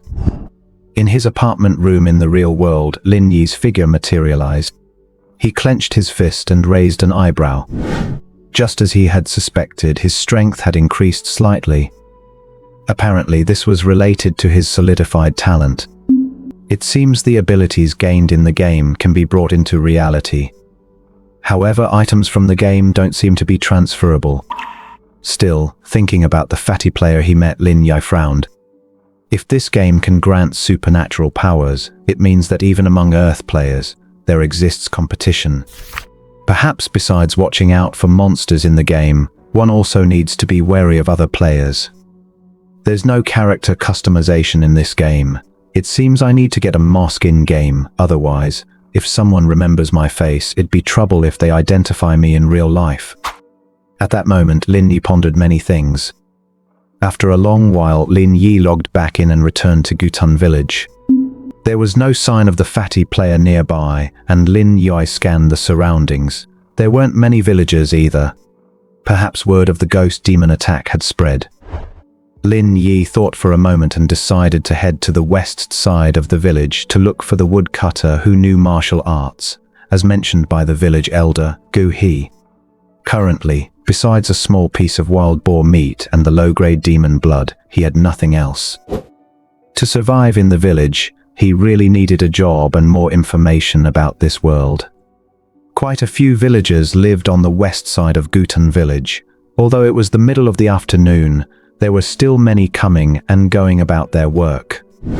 By asking around, Lin Yi soon found the woodcutter Gu he had mentioned. There were many woodcutters in Gutun village, but the strongest one who also knew martial arts was only one man named Gu Yongqiang. It was said that this woodcutter had once competed to be the militia captain, but after a leg injury, he could no longer fight and had to make a living by chopping wood. After hearing Lin Yi's intentions, Gu Yongqiang didn't put him to a test like Butcher Li did. Instead, he simply picked a rusted firewood axe from the back room and tossed it to him. There is a small woods about 300 meters behind this house. Bring me a bundle of dead wood, and I'll give you 10 copper coins. I only need 3 bundles today. At that moment, a system prompt popped up. Ding! Gu Yongqiang of Gutun village has given you a daily quest. Submit deadwood to receive monetary rewards. Lin Yi nodded. This world was finally starting to feel like a game, with actual quests to accept. But does this quest only offer money, no experience points? Puzzled, Lin Yi asked, "Thank you, Brother Gu. Aside from deadwood, do you need anything else?" Gu Yongqiang shook his head. "You couldn't get what I need. Go now, it's getting late. For a born one, chopping wood isn't easy." "All right." Lin Yi didn't ask further, picked up the rusty axe, and headed towards the small woods in the back. It was called a small woods, but it was actually a dense and dark hillside covered in vegetation. To be honest, if he hadn't seen other villagers chopping wood there, Lin Yi wouldn't have dared to enter the forest alone. After all, the memory of the ghost demon attack from earlier was still fresh in his mind. If similar monsters were lurking in this forest, going in would be a death wish. Although the slope was covered in trees, there wasn't much deadwood suitable for a fire. Lin Yi started searching for dead branches, and when he found a dead tree, he would chop it down with his axe. Time passed quickly. After about an hour, Lin Yi, drenched in sweat, finally managed to collect a bundle of deadwood. After bringing the bundle back to Gu Yongqiang's place, Lin Yi finally received his 10 copper coins. The copper coins in this world were similar to ancient Chinese currency, round with a square hole in the middle. Glancing at his satiety level, which had dropped below 60, Lin Yi didn't rush back to chop more wood.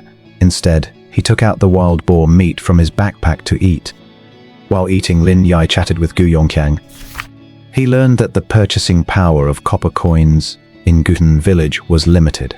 An ordinary flatbread cost 3 coins. Well, water was free, but you had to go to the village entrance to fetch it yourself. Lin Yi couldn't help but shake his head. Even though he earned 10 coins, his satiety level dropped just as fast. With this balance of income and expense, the money he earned was barely enough for him to keep fed. After finishing the wild boar meat and resting for a good while, Lin Yi prepared to go chop more wood. At that moment, Gu Yongqiang warned him, "Don't go back to the woods. It's almost dusk and it's not safe. If you want to chop more wood next time, come earlier." "Not safe. Brother Gu, are there monsters in the woods?" Gu Yongqiang shook his head and said, "Who knows? Any kind of monster could appear. The later it gets at night, the easier it is to encounter ghosts and demons." "Brother Gu, are there any safe places in the village?" Hearing this, Gu Yongqiang let out a cold laugh. "Safe? There is no safe place in this world. Perhaps one morning you'll wake up to find Gutun village razed to the ground by some monster." Lin Yi, realizing his physical stats increase after gaming, is a classic game reality overlay trope.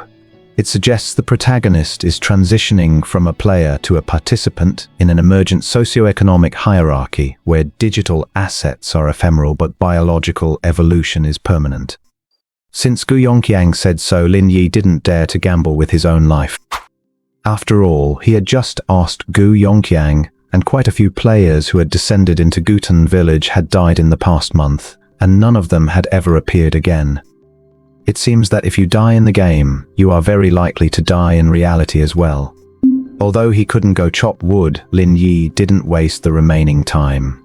He went to a nearby shop, spent 9 copper coins to buy 3 flatbreads for his inventory, and then explored the surrounding area to see if he could pick up any more quests.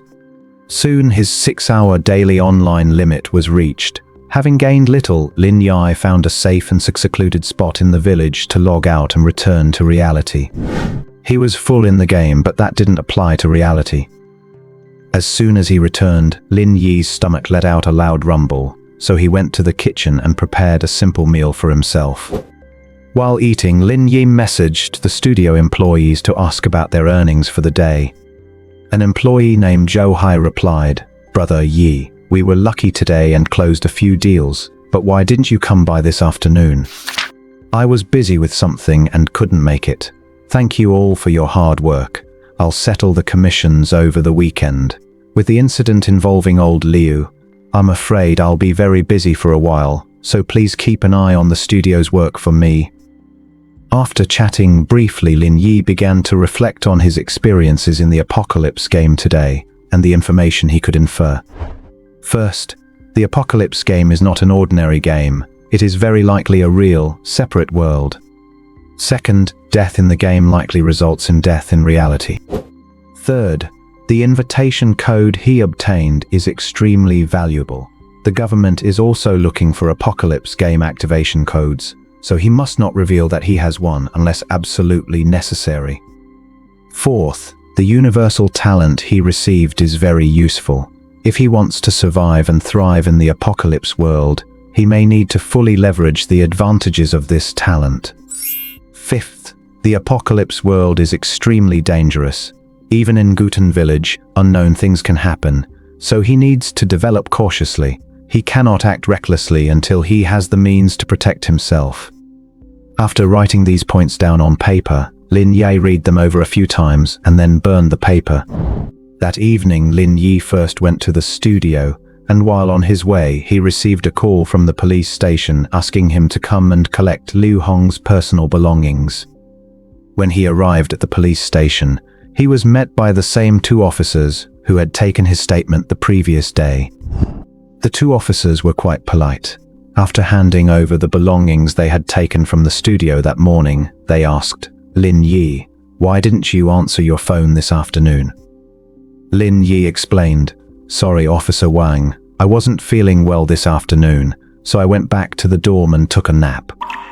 Officer Wang didn't suspect anything and nodded. "All right, you can go now." However, as soon as Lin Yi stepped out of the station, he saw a young man standing at the entrance with red, teary eyes. The young man was carrying a school bag. It was Liu Hong's son, Liu Bo. The first thing Liu Bo said when he saw him was sobbing, "Brother Yi, my dad is gone." Lin Yi's heart sank. Not knowing what words of comfort to offer, he could only step forward and pat his shoulder. "When did you get back?" Liu Bo rubbed his bloodshot eyes and said, "After you called me yesterday, I asked for leave and rushed back. I arrived early this morning and have been at the police station all day." "Hey, don't dwell too much on your dad's situation.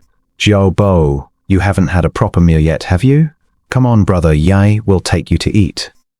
Meanwhile, behind the glass on the 2nd floor of the police station, Officer Zhang Baichuan, with his square face, watched Lin Yi and Liu Bo walking away and asked, "Is that the guy named Lin Yi, the one with Liu Bo?"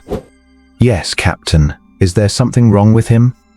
Zhang Baichuan shook his head. "Can't tell yet, but we still haven't found Liu Hong's invitation code. We need to keep an eye on anyone who was close to him.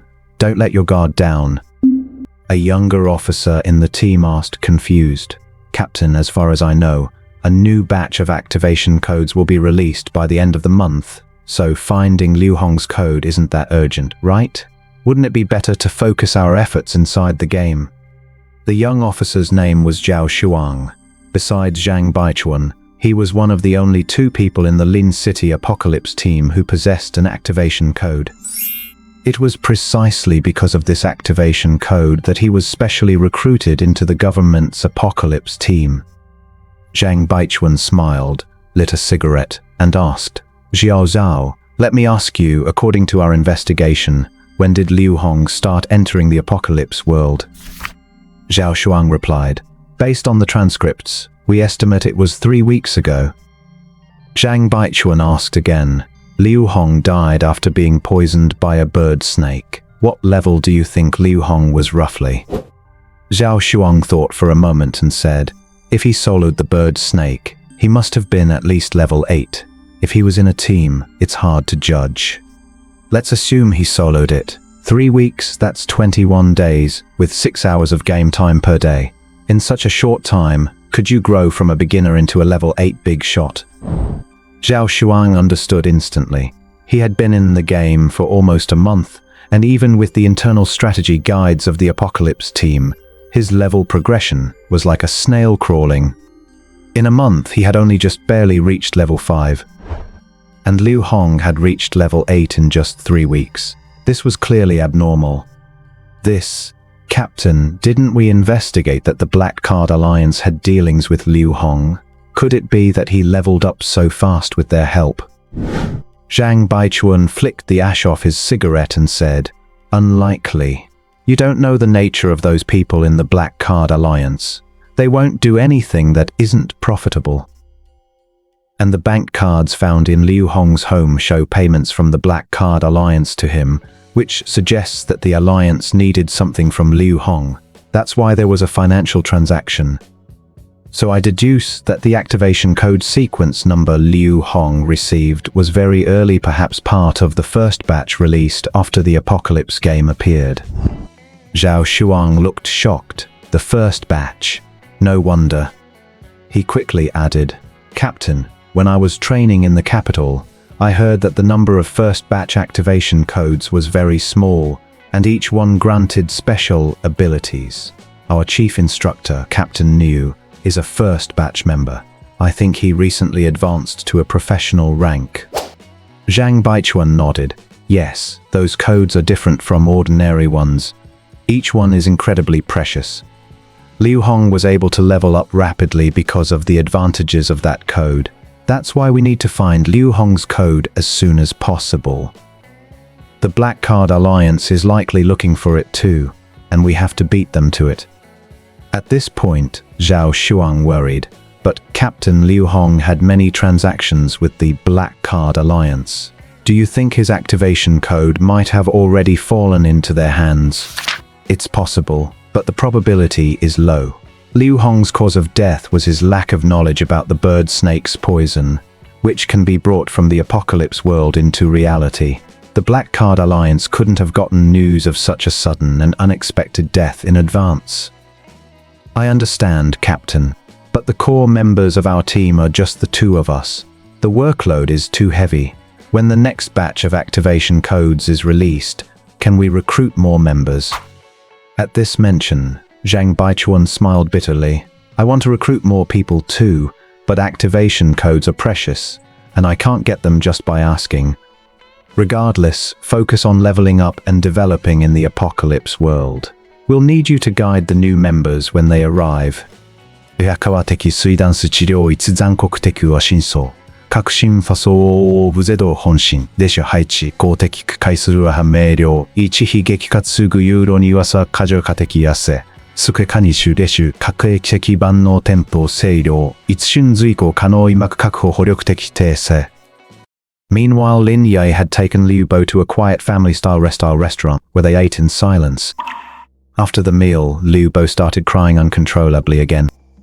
Lin Yi could only offer comfort, feeling helpless. "Xiao Bo, your father's death is suspicious. When you were at the police station today, did the investigating officers say anything to you?" Liu Bo wiped his tears and sobbed. They didn't say anything. They were mostly the ones asking me questions, asking if there had been anything unusual with my dad recently, and if he had left anything for me. But I've had a lot of exams lately, and he knew I was busy, so we didn't talk on the phone much. Liu Bo suddenly looked up, his eyes bloodshot. Brother Yi, how do you think my dad actually died? I watched the surveillance footage from that hot pot restaurant too. How can a living, breathing person just suddenly melt into toxic liquid? It's just not normal.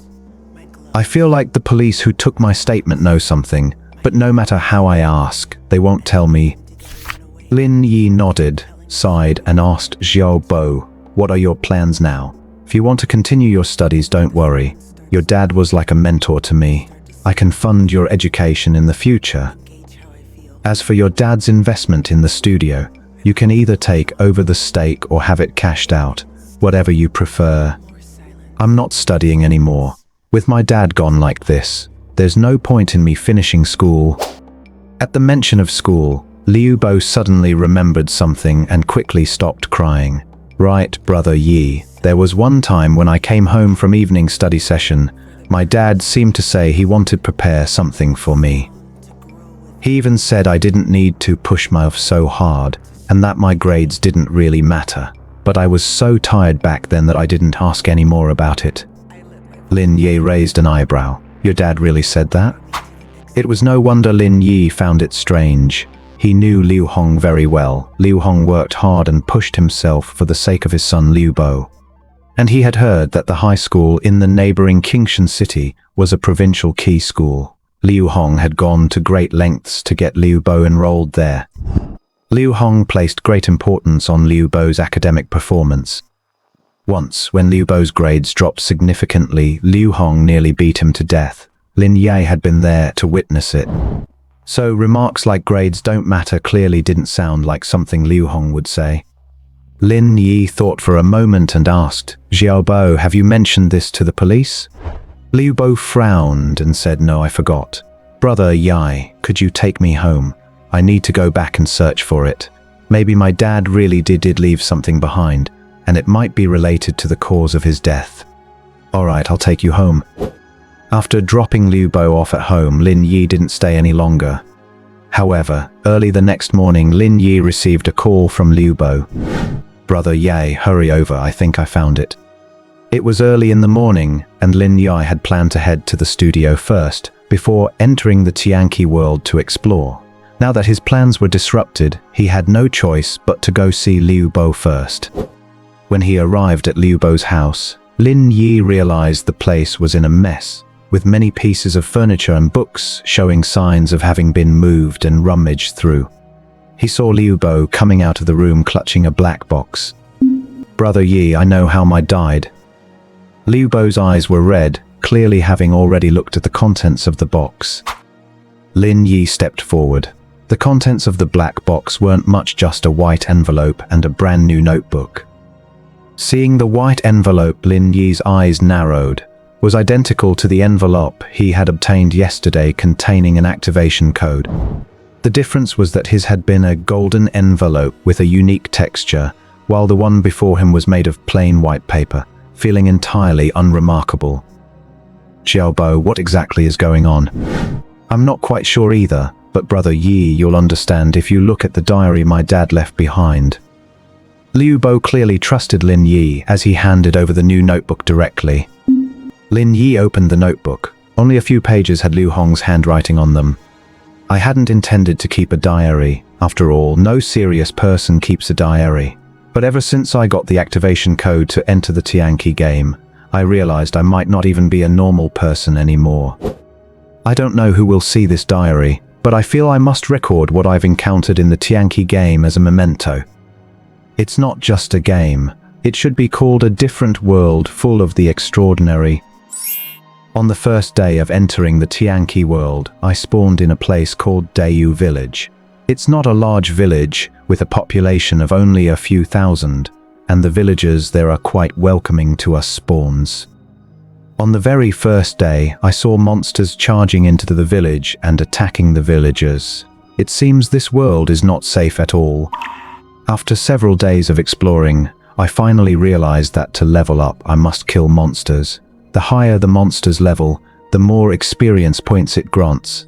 The quests I take in the village only provide copper coins and item rewards. Sure enough, I guessed right. The attributes gained by leveling up in the Tianqi world carry over to reality. Every level up adds 5 free attribute points. At level 2, I could already lift dumbbells I couldn't move before, and my 100-meter dash time is now on par with professional athletes. On the 5th day in the Tianqi world, I went through a life-or-death crisis. I was just a hair away from dying in that alien world with no one to collect my body. Thankfully, the militia appeared just in time to save me. I have to say, the Tianqi world at night is too dangerous. I absolutely will not enter Tianqi at night from now on. After all, besides monsters, there are ghost-like apparitions called phantasms. New players have arrived. He has a terrible temper. Maybe he's a rich kid in reality. I had a brief interaction with him and then ignored him. People who act all high and mighty won't last 3 days in Tianqi. Seeing him made me think of Xiaobo. Fortunately, Xiaobo is a sensible child. No need to worry. Right, I should prepare an invitation code for Xiaobo too. Even though this world is dangerous, it's also a supreme opportunity. People have died. Today, a level 10 boarhorn monster rushed into the village and killed over a dozen villagers, as well as 2 players. One of them was that rich kid newcomer from a few days ago. His name is Zhu Muchen, rumored to be the son of the richest man in Nanhai City. I wonder how his father will feel when he finds out his son is dead. On the 12th day of entering the Tianqi world, today is a day to remember. Relying on green-grade materials given by the village chief, I forged a spirit weapon. As far as I know, spirit weapons are rare in the Tianqi world and very hard to produce. When the chief learned I had forged a spirit weapon and possessed outstanding talent, he decided to take me as his apprentice. After becoming the chief's apprentice, even the militia captain shows me respect. Sure enough, even in another world, one's background matters. Plus, the chief told me today that level 10 is a bottleneck. After level 10 comes the professional level.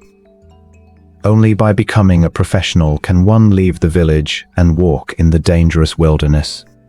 I'm very curious about the professional level. For the past 2 days, I've been asking about it. So that's how it is, I understand now. The advanced attributes on the character panel correspond to the 4 major professions. These 4 professions are the parts of advancement in the Tianqi world. My talent is quite special, and currently, it looks like all 4 professions suit me. With the help of the village chief, I joined the militia. By leeching experience points, I've quickly reached level 7. I plan to forge my 3rd spirit weapon, which I intend to keep for myself, but I'm still missing several green quality materials, and one of them is only dropped by the bird snakes outside the village. The Black Card Alliance contacted me again. These people are like psoriasis, impossible to shake off. With threats and inducements, I have no choice but to deal with them and forge spirit weapons for them. It's my own fault. I should have concealed my appearance when I first entered the game. Today, the Black Card Alliance sent over an activation code as payment for the lost spirit weapon I forged. I'm going to save this for Xiaobo, though I should consider giving one to Xiao Yai too. After all, you can't fight alone in this world. You need allies. On the 20th day of entering the Tianqi world, I received bad news upon logging into today. Last night, phantasms attacked the village, and several militia captains and village elders were severely injured. It looks like we won't be able to leave the village to hunt bird snakes anytime soon. The diary reveals a classic survival trap. Game world power often comes with dangerous real-world trade-offs. By linking the game's mechanics to physical reality, the story creates a high-stakes power dynamic where information becomes the most valuable currency. Just as Lin Yi was reading intently, he found that the diary ended abruptly there, indicating that something must have happened to Liu Hong not long after he wrote these things down. However, Lin Yi gained a lot of information from the contents of the diary, and many of the doubts in his heart were cleared up. It seems his old brother still cared about him, even considering bringing him into the apocalypse world. Lin Yi felt a sense of regret. If not for the accident that happened to Liu Hong, he likely would have had no qualifications to get in touch with Apocalypse at all. Thinking of this, Lin Yi looked up and asked, "Xiao Bo, where did you find this diary and the envelope?" Liu Bo replied, "Brother Yi, these things were under the floorboards of my dad's bedroom bookcase. My dad mentioned it to me once before, and I almost forgot, but luckily I remembered. My dad hid these things well, so the police didn't find them. But Brother Yi, you said if the apocalypse world mentioned in my dad's diary is real, and there is an other world like a game, should we hand this over to the government?" Lin Yi looked at Liu Bo and asked, "What do you think yourself?" Liu Bo stammered, I don't know. I think the diary is fine, but the activation code in this envelope might be very precious, and I don't want to give it to anyone else." After some thought, Lin Yi said, "Then you keep it. This is something your dad left for you. You should decide what to do with it. However, judging from your dad's diary, that world called Apocalypse is very dangerous. If you die in there, you really die. You need to consider it very carefully before using the activation code." Liu Bo nodded solemnly. "Don't worry, Brother Yi, I know the risks. But Brother Yi, aren't you tempted by this activation code?" When asking this, Liu Bo specifically looked up to check Lin Yi's expression.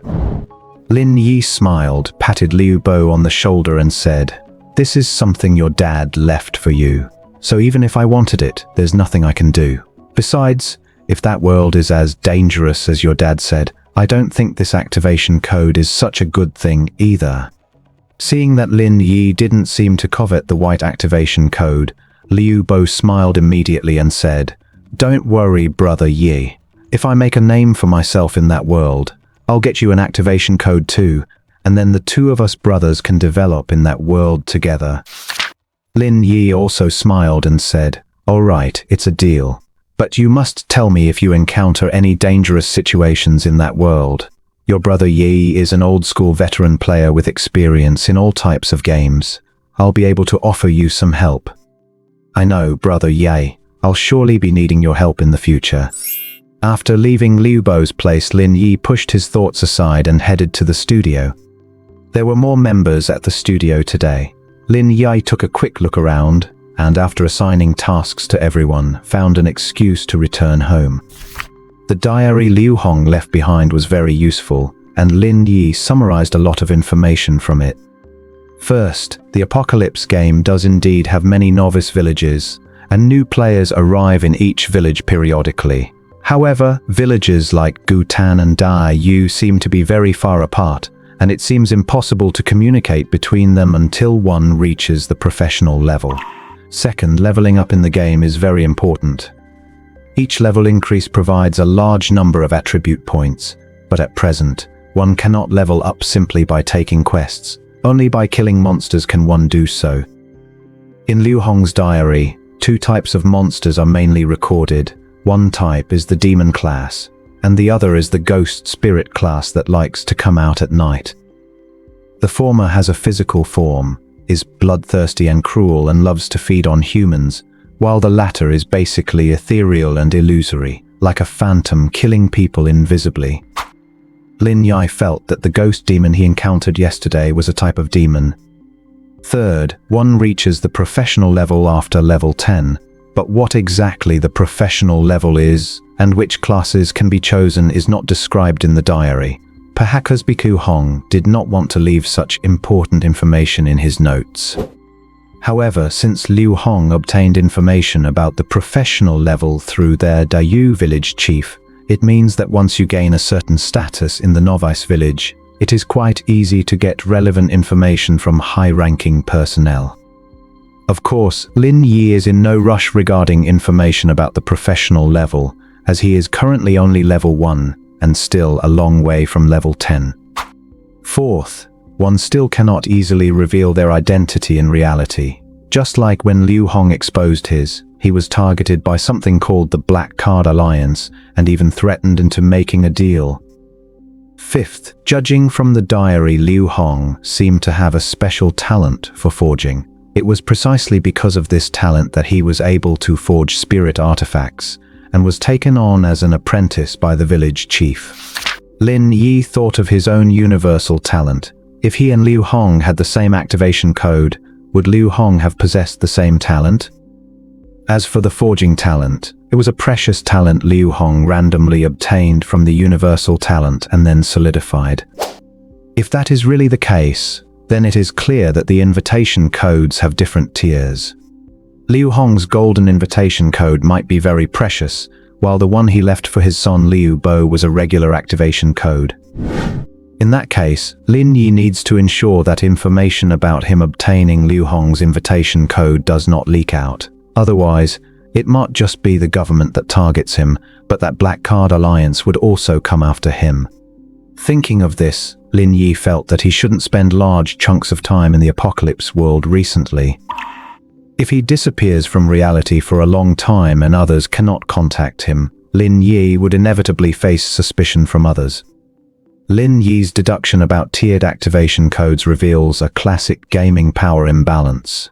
When survival is tied to randomized traits, information becomes the most dangerous currency, forcing him into a calculated game of social camouflage.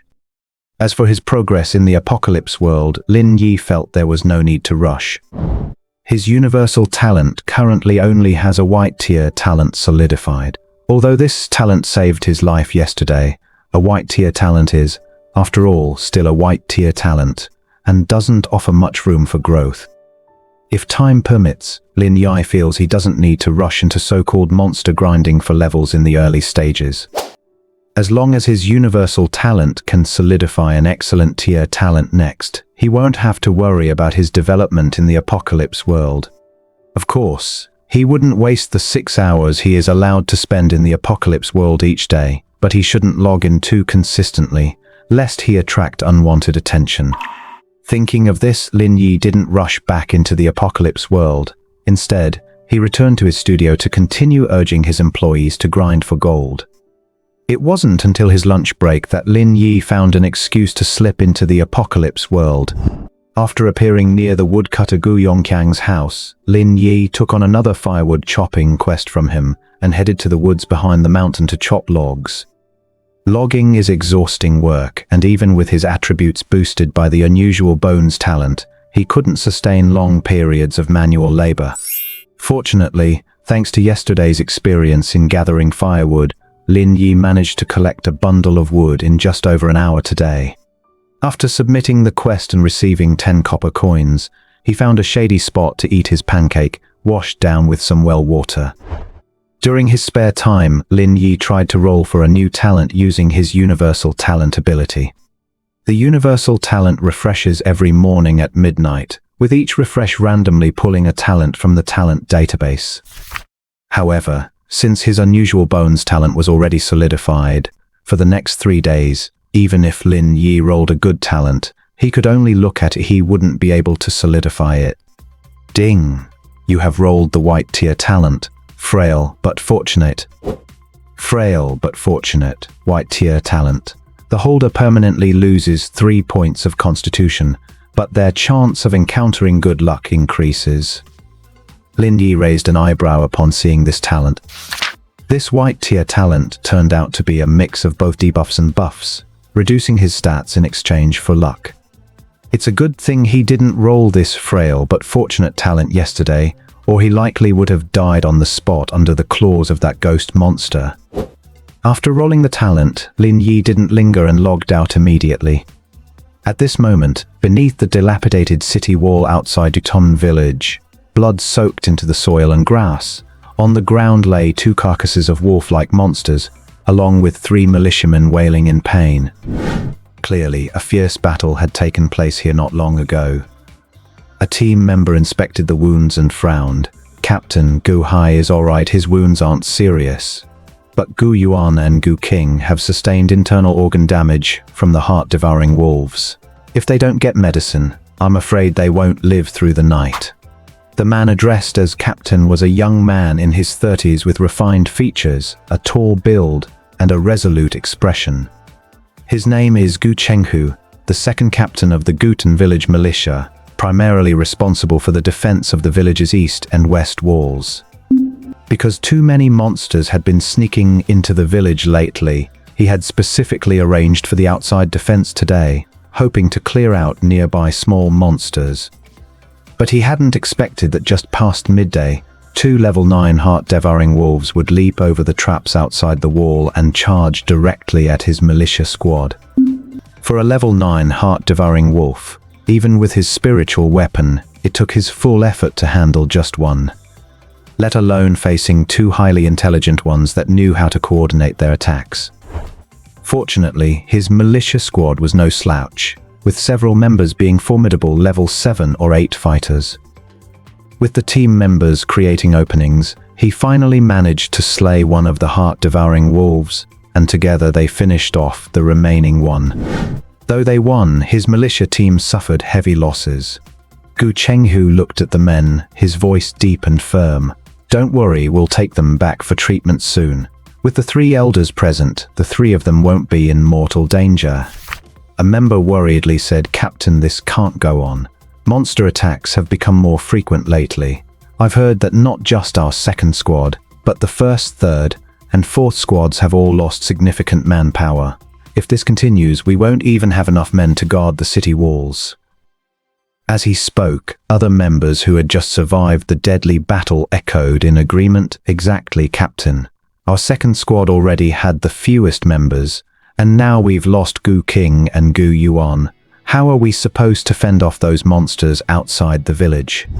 Besides the daytime patrols and defense, we also have to light fires and guard the streets at night. I haven't had a good night's sleep in half a month. Captain, why don't we recruit some new people?" Gu Chenghu sighed slightly. "Where are we going to find new recruits? Aside from you young men, there are only children left in the village. Besides, without reaching level 5, joining the militia is just walking to one's death. Gutan village is not large, just a small settlement of about 3,000 people. Moreover, the village's resources limit its population. In the past, monster attacks were infrequent, and the militia managed to maintain a population balance through the village's youth and the occasional refugee from the outside world. But in the last half year, ever since the temple issued the divine oracle and the outlanders began to appear, monsters and nighttime ghosts have become noticeably more common, attacking the village at regular intervals. Compared to 6 months ago, their militia team has shrunk by 30%, and defending the entire village has become increasingly difficult.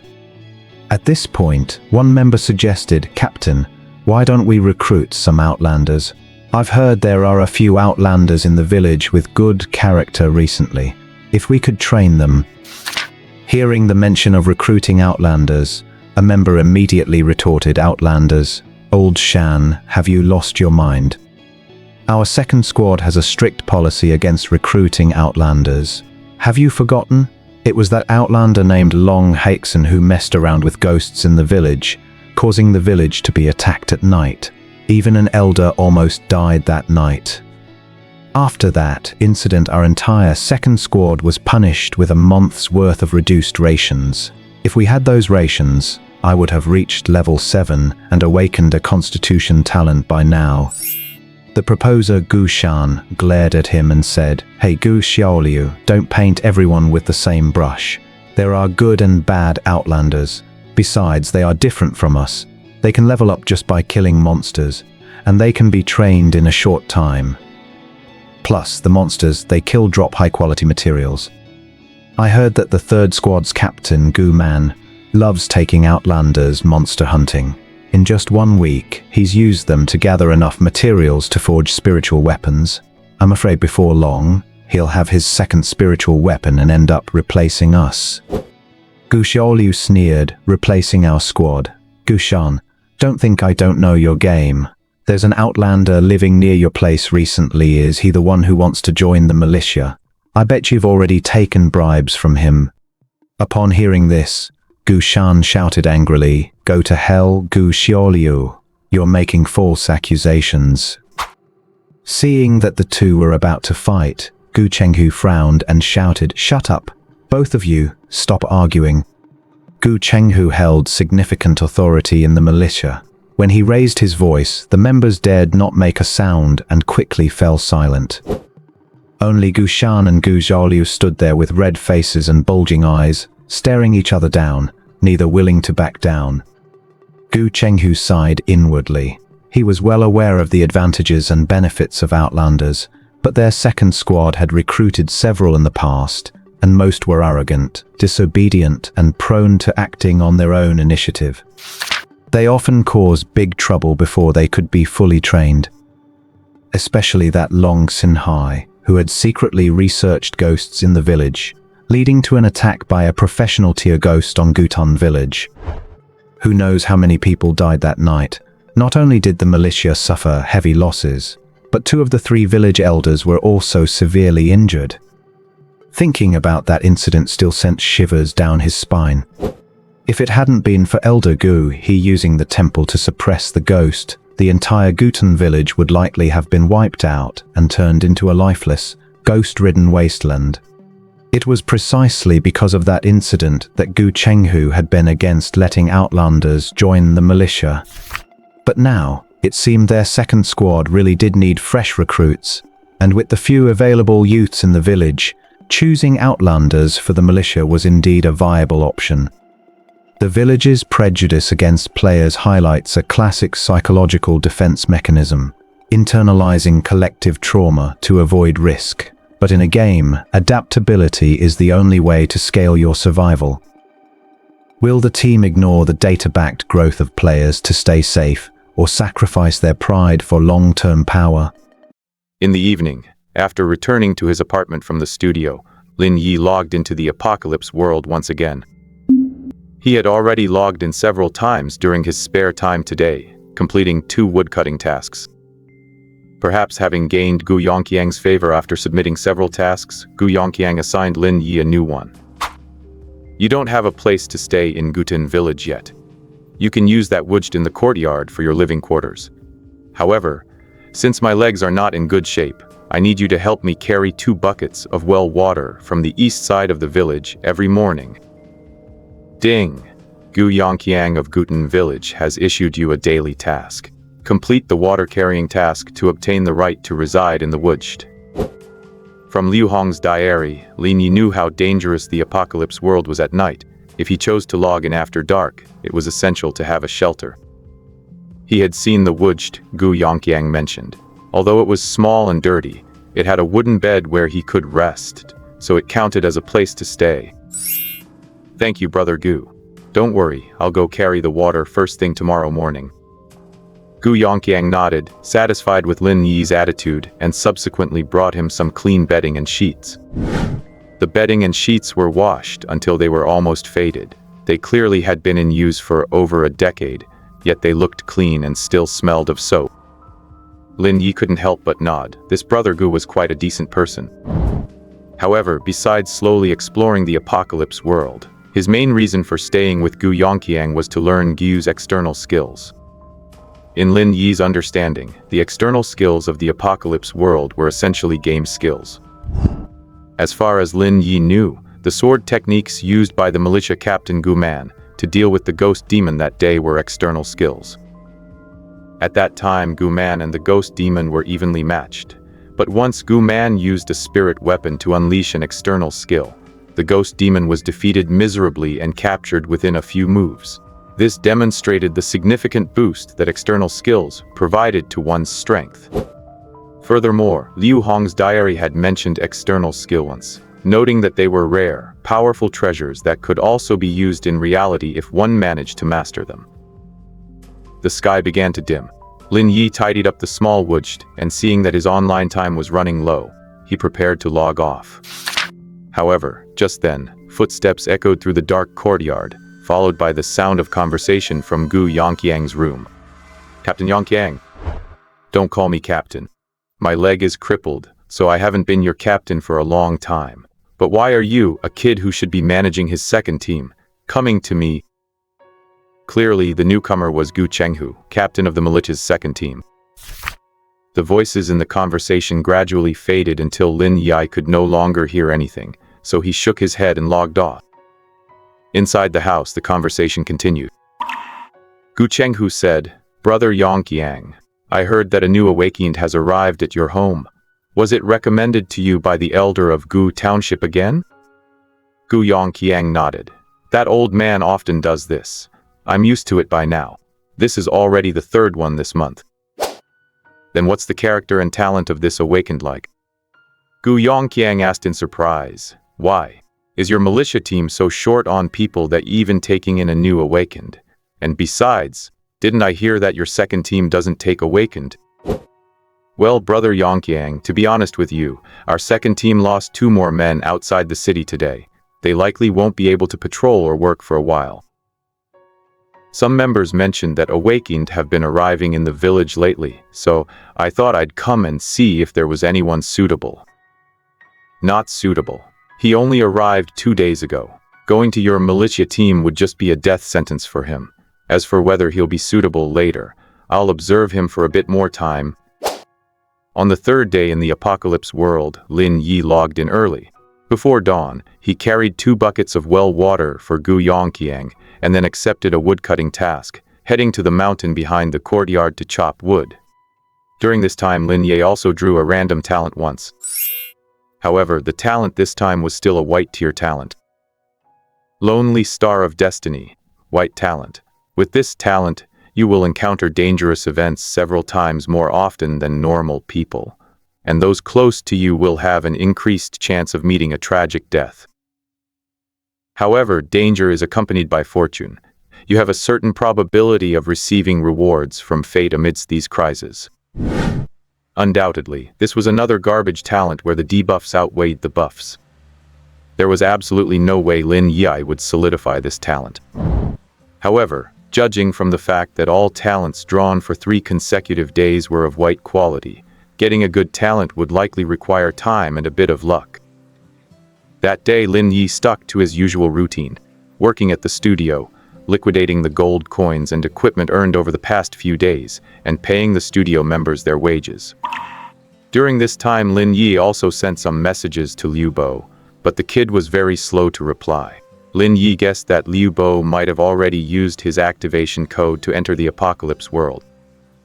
The kid was quite decisive. Lin Yi could only wish him good luck in the apocalypse world.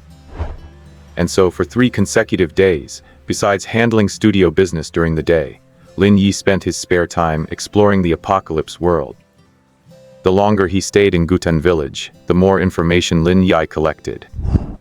And perhaps because Lin Yi had performed well in front of Gu Yongqiang over these past few days, this morning, as soon as he logged in, he received a new task from Gu Yongqiang. In the room, Gu Yongqiang looked at Lin Yi and said, "In our Gutan village, just chopping wood isn't enough to guarantee your safety. You are an awakened and need training. I've seen that you've been able to settle down and chop wood these past few days. You're a steady person. Would you be willing to go help the militia team?" "Go help the militia team?" Lin Yi was taken aback, then asked, "Brother Gu, doesn't the militia team only recruit members above level 5? Gu Yongqiang shook his head and explained patiently, "It's not joining the militia, but rather helping them. You know, you awakened are special. Killing monsters and specters drop special items. Going to help the militia means assisting them in killing monsters and specters, and you can gain growth experience as well." Seeing Lin Yi contemplating and not agreeing immediately, Gu Yongqiang added, "Don't worry. Since your strength is currently low, you'd only be helping with kills, not rushing to the front lines. Besides, the militia team will send people to protect you, so you won't be harmed." Although he said that, Lin Yi was still hesitant. Getting experience by following the militia team without needing to be level 5 was indeed a good opportunity. But Lin Yi had the universal talent ability. As long as he developed steadily, rolling a good talent would also be a broad road to success. Moreover, even though Gu Yongqiang promised the protection of the militia, the world of apocalypse was so dangerous that even members of the militia couldn't guarantee their own safety. If a situation arose that even the militia couldn't handle, he feared no one would care about a born one like him. Lin Yi fell silent. Seeing that Lin Yi had not replied for a long time, Gu Yongqiang frowned slightly. Lin Yi was only level 1 and had no means to counter monsters or spirits. Truth be told, he didn't really recommend Lin Yi going to help the militia either. However, just yesterday the third captain of the militia, Gu Man, successfully forged a defensive spiritual artifact using materials dropped by an outlander, greatly increasing his strength.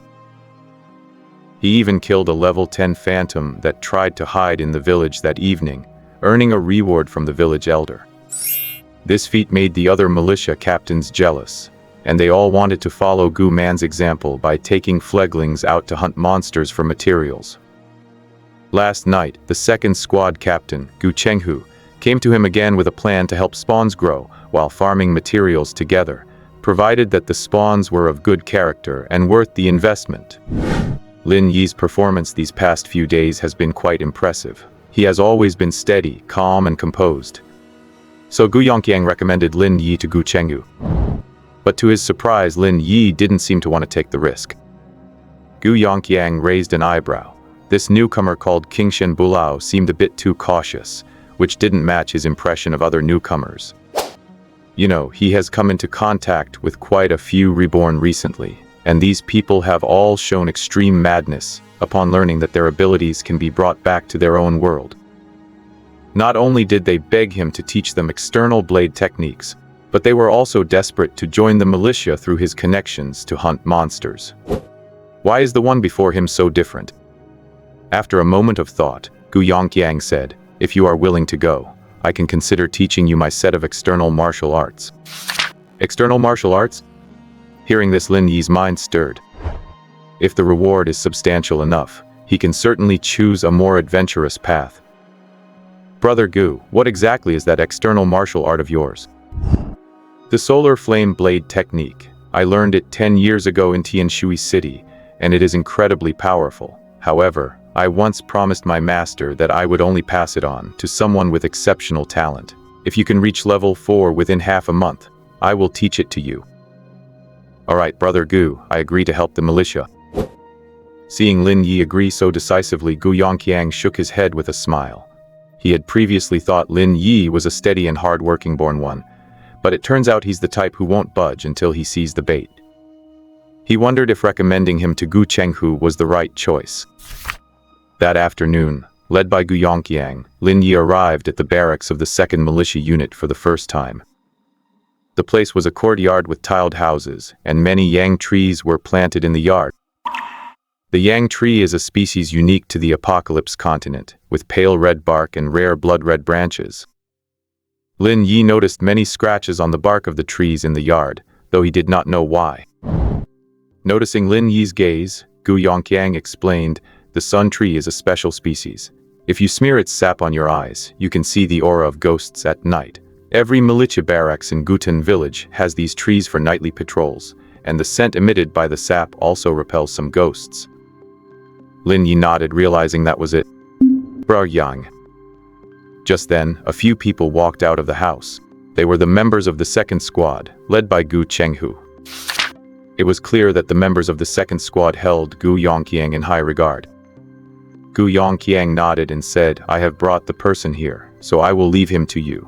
Protect the village well, and do not let me down." After giving these instructions, Gu Yongqiang left the place.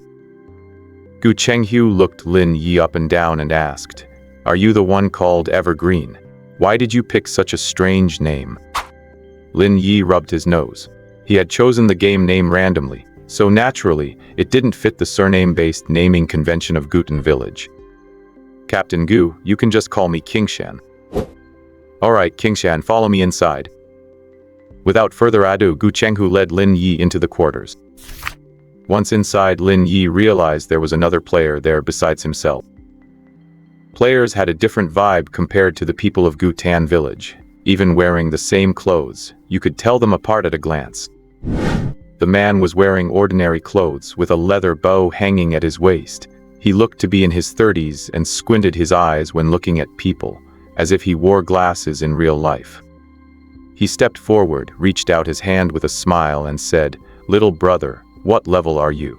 Are you here to help the militia too? I am Du Gu Feng, nice to meet you."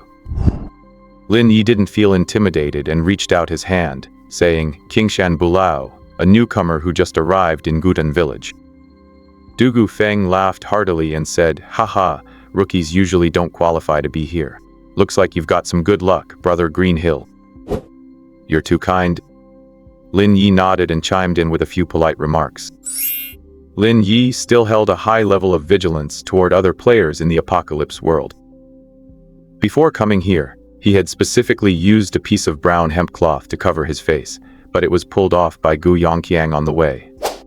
Gu Yongqiang told him that in Gutan village, covering your face like that makes you look like either a wanted bandit or a monster disguised as a human, and the militia would attack on sight without asking questions. There was no other way. Without a better way to conceal his appearance, Lin Yi could only show his true face. At this moment, Gu Chenghu walked up to the two of them and said, "All right, since you were recommended, your character has already been vetted, so I won't put you through a test. From now on, you are both reserve members of our second militia squad. Even though you aren't very strong, one of you is level 4, and the other is level 1. Hearing level 1, Du Gufeng turned to look at Lin Yi. He was a bit surprised. The player before him really was a newbie. This newcomer was lucky indeed to be able to join the militia at only level 1. You have to realize, in the beginner villages of the Apocalypse continent, the fastest way to level up is to tag along with the militia for experience. Gu Chenghu continued, "Our second platoon is currently on duty on the odd-numbered days of every month, either guarding outside the village during the day or patrolling inside at night. Of course, since you are currently too low level, you would not stand a chance against a vengeful spirit, so I won't schedule you for night shifts. However, during the day, as long as you are in Gutan village, you must stick with the second platoon. I don't ask for much, just be obedient, diligent, and don't do anything that harms Gutan village. We previously had a reborn soul in our squad named Long Haixen, who actually raised specters to boost his power. He was killed by my own hand in the end. If either of you tries something similar, I promise you won't leave a whole corpse behind." After delivering the stern warning, Gu Chenghu's tone softened. "Of course, I'm not a bloodthirsty person. As long as you are honest, obedient, and don't act recklessly during dangerous encounters with monsters or ghost spirits, I won't punish you without cause. Being a reserve member of our second squad has many perks. Besides daily silver rewards and a share of the spoils from killing monsters and spectral spirits, if you perform well, you will also be entitled to a share of the blood essence distributed by the village every month. Blood food." Upon hearing about the blood essence, Du Gufeng looked excited. Lin Yi was also quite surprised. According to the information he had gathered from Gu Yongqiang, blood food was a special reward unique to Gutan village, and consuming it could increase one's attributes. Whether they were spawns or natives of the Apocalypse continent, everyone faced a bottleneck when leveling up from 4 to 5. The attributes gained from consuming blood food could help individuals break through that barrier. Du Gufeng couldn't help but ask, "Captain, is it really blood essence? What kind of performance criteria do we need to meet?" "Conditions?" Gu Chenghu pondered for a moment and said, "It is not difficult. You just need to assist in killing 5 demons or specters each month." "Great, thank you, Captain."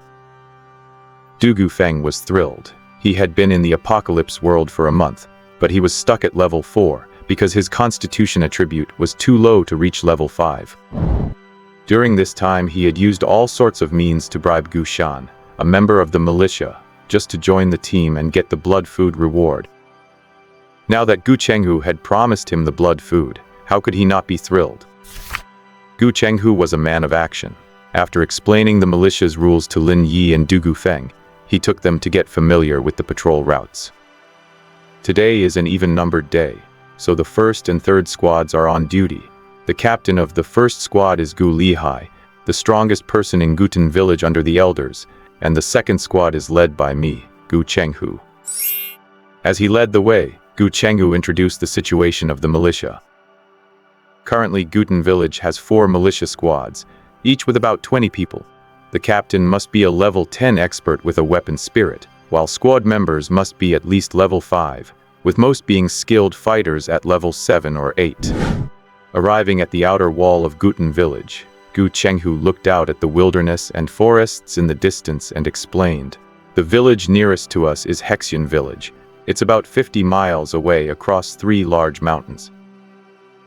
Don't let the distance fool you. The path is filled with countless monsters and hidden dangers. We used to have contact with Hexian village, but ever since you newcomers began appearing frequently and the monsters increased, we have lost touch. In the wilderness around Guten village, the most common monsters are heart-eater wolves. They usually appear in packs and are cunning. If you spot them, you must notify the main force immediately. There are also ghost demons that sneak into the village and mirage crows."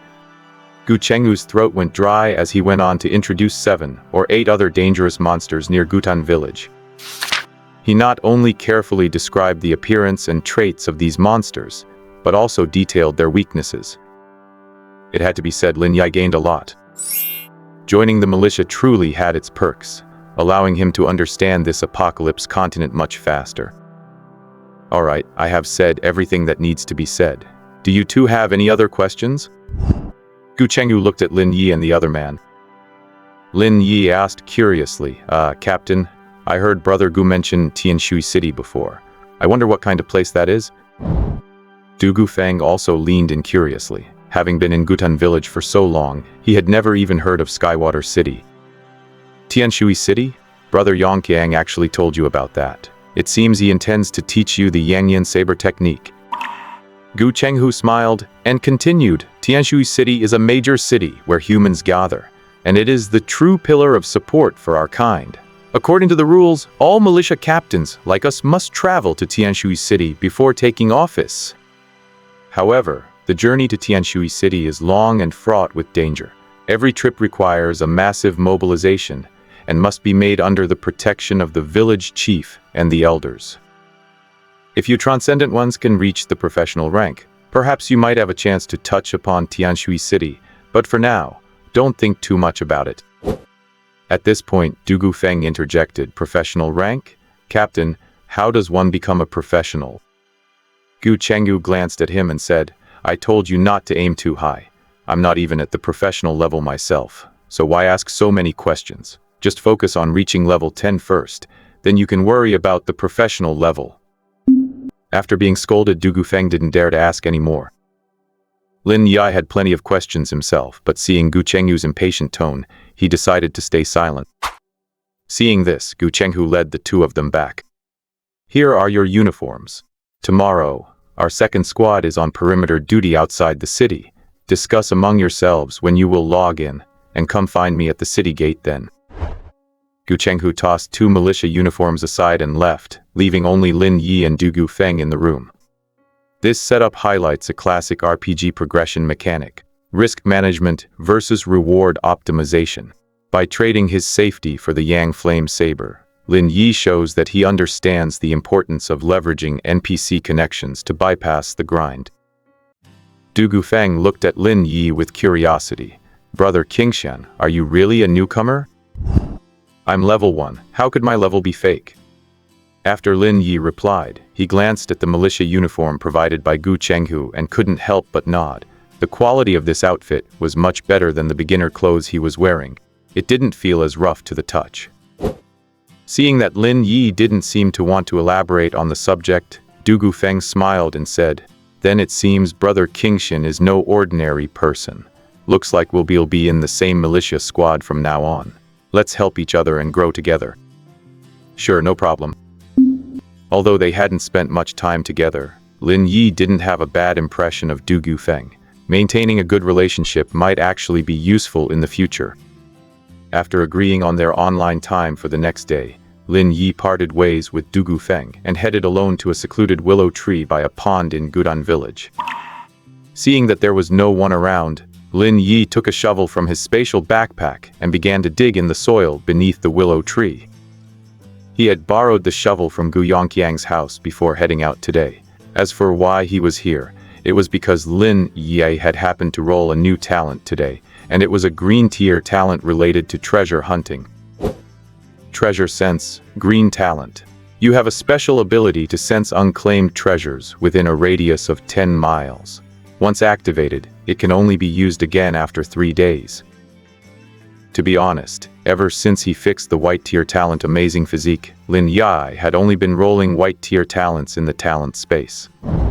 It wasn't until today that he finally rolled a green talent. Considering the ability of this talent, Lin Yi unequipped Amazing Physique and fixed Treasure Sense in its place. This was his first time using the Treasure Sense talent, and he had felt something beneath this willow tree pulling at him, so he followed the sensation all the way here. The soil under the willow tree was difficult to dig because of all the roots, and Lin Yi didn't dare to make too much noise, fearing he might attract unwanted attention. After digging about half a meter deep, Lin Yi suddenly unearthed a wooden box. The box had many intricate patterns, but having been buried in the moist soil for so long, the surface layer had started to rot. Lin Yi didn't rush to open the box. Instead, he placed it directly into his spatial inventory, filled the hole back in, and quietly left the area. Returning to his shed, Lin Yi finally opened the box and took out the item inside. It was a smooth, cool to the touch, reddish jade stone. Ghost stone, an evolving soul artifact. A soul artifact refined using the heart of a special ghost spirit luring doll. It can sense nearby ghost spirits. Placing it against your own heart will permanently bind it to you. Note: this is a permanent growth-type soul weapon. Absorbing enough spectral ash can increase its sensing range. After reading the description of the red jade stone, Lin Yi frowned slightly. A soul weapon? And a growth-type one at that? It also seemed different from standard spiritual artifacts. However, judging by the system's description, this red jade stone was undoubtedly a great treasure, especially since it could sense spectral entities. One had to remember that when Gu Chenghu was describing the dangers near Gutan village today, he had specifically emphasized the existence of these spectral entities. Unlike monsters, spectral entities are mysterious, eerie beings that exist somewhere between physical matter and souls, capable of transforming between the two. They were dangerous because they could hide and parasitize various objects, making them extremely difficult to detect. If this ghost stone could sense nearby spectral entities, then his safety in Gutan village would undoubtedly be significantly improved. However, Lin Yi was in no hurry to bind the stone. After all, this world was too dangerous, and many things were still unknown. Before fully understanding what a soul weapon truly was, Lin Yi wouldn't dare to use himself as an experiment. Currently, the two most valuable things Lin Yi possessed were the newly obtained ghost stone and the white tier monster blood material he had previously received from Gu Man. The former required more investigation, but as for the latter, now that he was a reserve member of the militia, he knew exactly how to use it. In Gutan village, there was a treasure warehouse exclusive to the militia.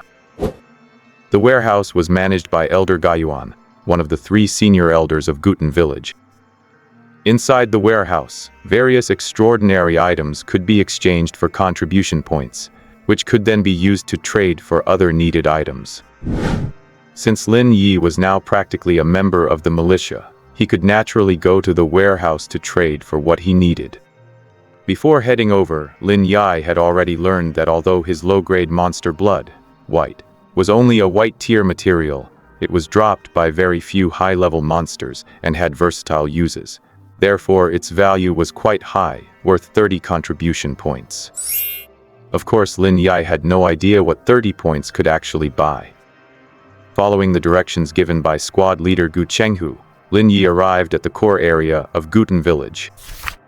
This was where the village shrine, the ancestral grounds, and the treasure warehouse were located. It was the most heavily guarded place in the village. It was right around here that Lin Yi had first met Elder Gu when he arrived in Gutan village. The treasure warehouse was guarded by 2 militia members. Judging by their stern and murderous expressions, their levels were likely not low. After learning of his intentions, the 2 guards verified his identity and let him pass. Squad 2 has actually started recruiting Born Ones, and a newcomer at that. The sun must be rising in the west today. It seems the news of Manj forging a spiritual artifact really riled up the squad too, Captain. Tiska Tieska. I'm afraid these born ones are going to be hot commodities in our village from now on. Indeed, the born ones are just too unique. When they kill monsters and spectral entities, the materials dropped are finished products. If we kill them, even with professional handlers from the militia, a lot of the spiritual essence is lost. The two guards complained openly in front of Lin Yi, not caring that he was standing right there. Lin Yi rubbed his nose and walked into the warehouse. The Guten Village treasure warehouse was built underground. Lin Yi walked along a dark passage for over 10 meters before reaching a brightly lit cellar. The cellar was large and furnished with a bed, a wardrobe, a wooden table, and more. It looked more like someone's living quarters. Just as Lin Yi was wondering, an old man with graying hair slowly rose from a dark corner and walked out. "A born one. What are you here to trade for?" The old man was hunched over, his face pale, as if he had been injured recently. No wonder there was a scent of medicinal herbs in the cellar. Lin Yi was stunned for a moment, then asked, "Are you Elder Guyuan?" Guyuan looked at Lin Yi and said, "That's me. Born one, what's your name?" Lin Yi stated his purpose directly. "My name is Kingshan Bulao. I'm here to exchange monster blood for contribution points, and then trade those for something useful." Seeing Lin Yi produce the somewhat fishy-smelling low-grade monster blood, white, Guyuan nodded slightly and took out a scroll of sheepskin. Judging by the scent, this is monster blood dropped by a ghost demon. It's full of spiritual essence, though the quality is a bit poor. I can give you 33 contribution points for it. This sheepskin scroll is the catalog of items available in the warehouse. Take a careful look. Let me know if you want to trade for anything. If not, the points will be recorded in your name, and you can spend them whenever you like. Lin Yi took the sheepskin scroll and began to examine it in detail. There was a lot of information, and the number of treasures was dizzying. Full monster hide armor, protective gear made from the skin of a heart-eating wolf.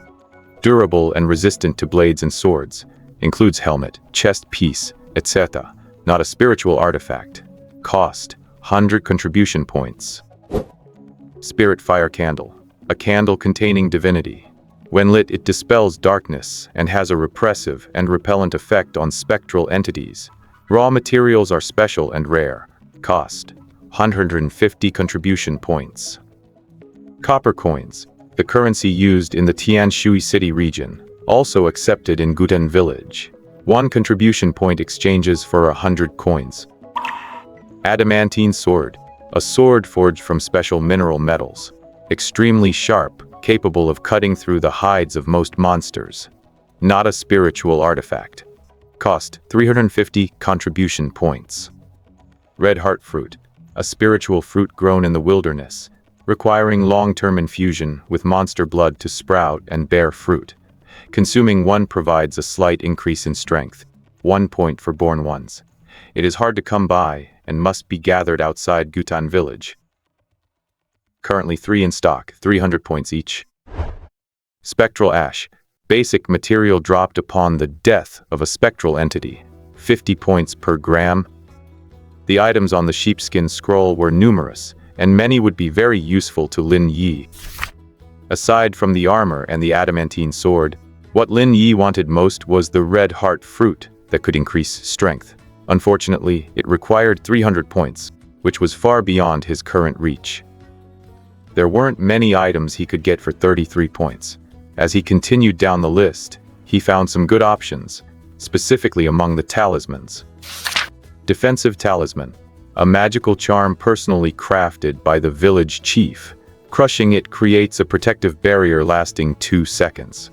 Can withstand attacks from monsters below level 8. Ineffective against some monsters above level 8, or spectral attacks. Requires monster blood to draw, cost 80 points. Spirit tracking talisman, a magical charm personally crafted by the village chief. Burning it reveals spectral entities within a 100-meter radius. Note, can only sense up to 1 entity, and burning the talisman will provoke the entity's aggression. Requires 50 points. Might Talisman, a magical charm personally crafted by the village chief. Activation grants a temporary strength boost, 5 points for born ones. Lasts 1 minute, causes a period of weakness afterward. Costs 30 points. Speed Talisman, a magical charm personally crafted by the village chief. Activation grants a temporary agility boost, 5 points for born ones. Lasts 1 minute, causes a period of weakness afterward. Costs 30 points. There were 4 types of talismans. He couldn't afford the first 2, but with his 33 points, he could just barely afford one of either or speed talismans. As for which one to choose, Lin Yi thought it over and decisively picked the speed talisman. After all, given his current stats, even an extra 5 points of strength wouldn't be much use against high-level monsters or spectral entities. But if he could run faster, that would be a different story. When he encountered the ghost demon last time, it was precisely because he had run just a bit faster than a villager who acted as a sacrifice that he had managed to escape danger. Lin Yi choosing agility over raw power reveals a calculated survival logic. In high-stakes environments, speed is the ultimate hedge against uncertainty, especially when your level is low and the threat is lethal. After redeeming the speed talisman, Lin Yi exchanged his remaining 3 contribution points into copper coins. During this time, Lin Yi had completed many of Gu Yongqiang's firewood chopping tasks, but even working himself to exhaustion every day, he had only saved up 20-something coins. He hadn't expected that a single contribution point could be exchanged for 100 coins. I have to say, using contribution points for copper coins is a real bargain.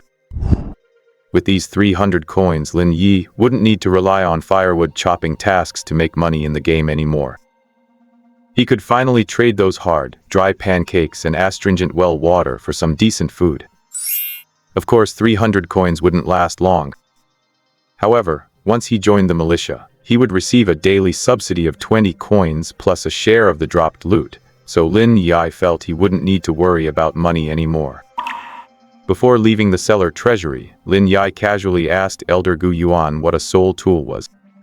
Gu Yuan looked surprised and asked, "Soul tool? How do you know about soul tools? This item is similar to a spirit tool, but it's on a higher level. A soul tool can merge into one's soul, not only allowing one to deal with demons, but some soul tools are specifically designed to restrain ghouls. Of course, soul tools are extremely rare and highly valuable. If you ever possess one, you can come to me to exchange it, and you will be able to pick anything you want from that parchment scroll."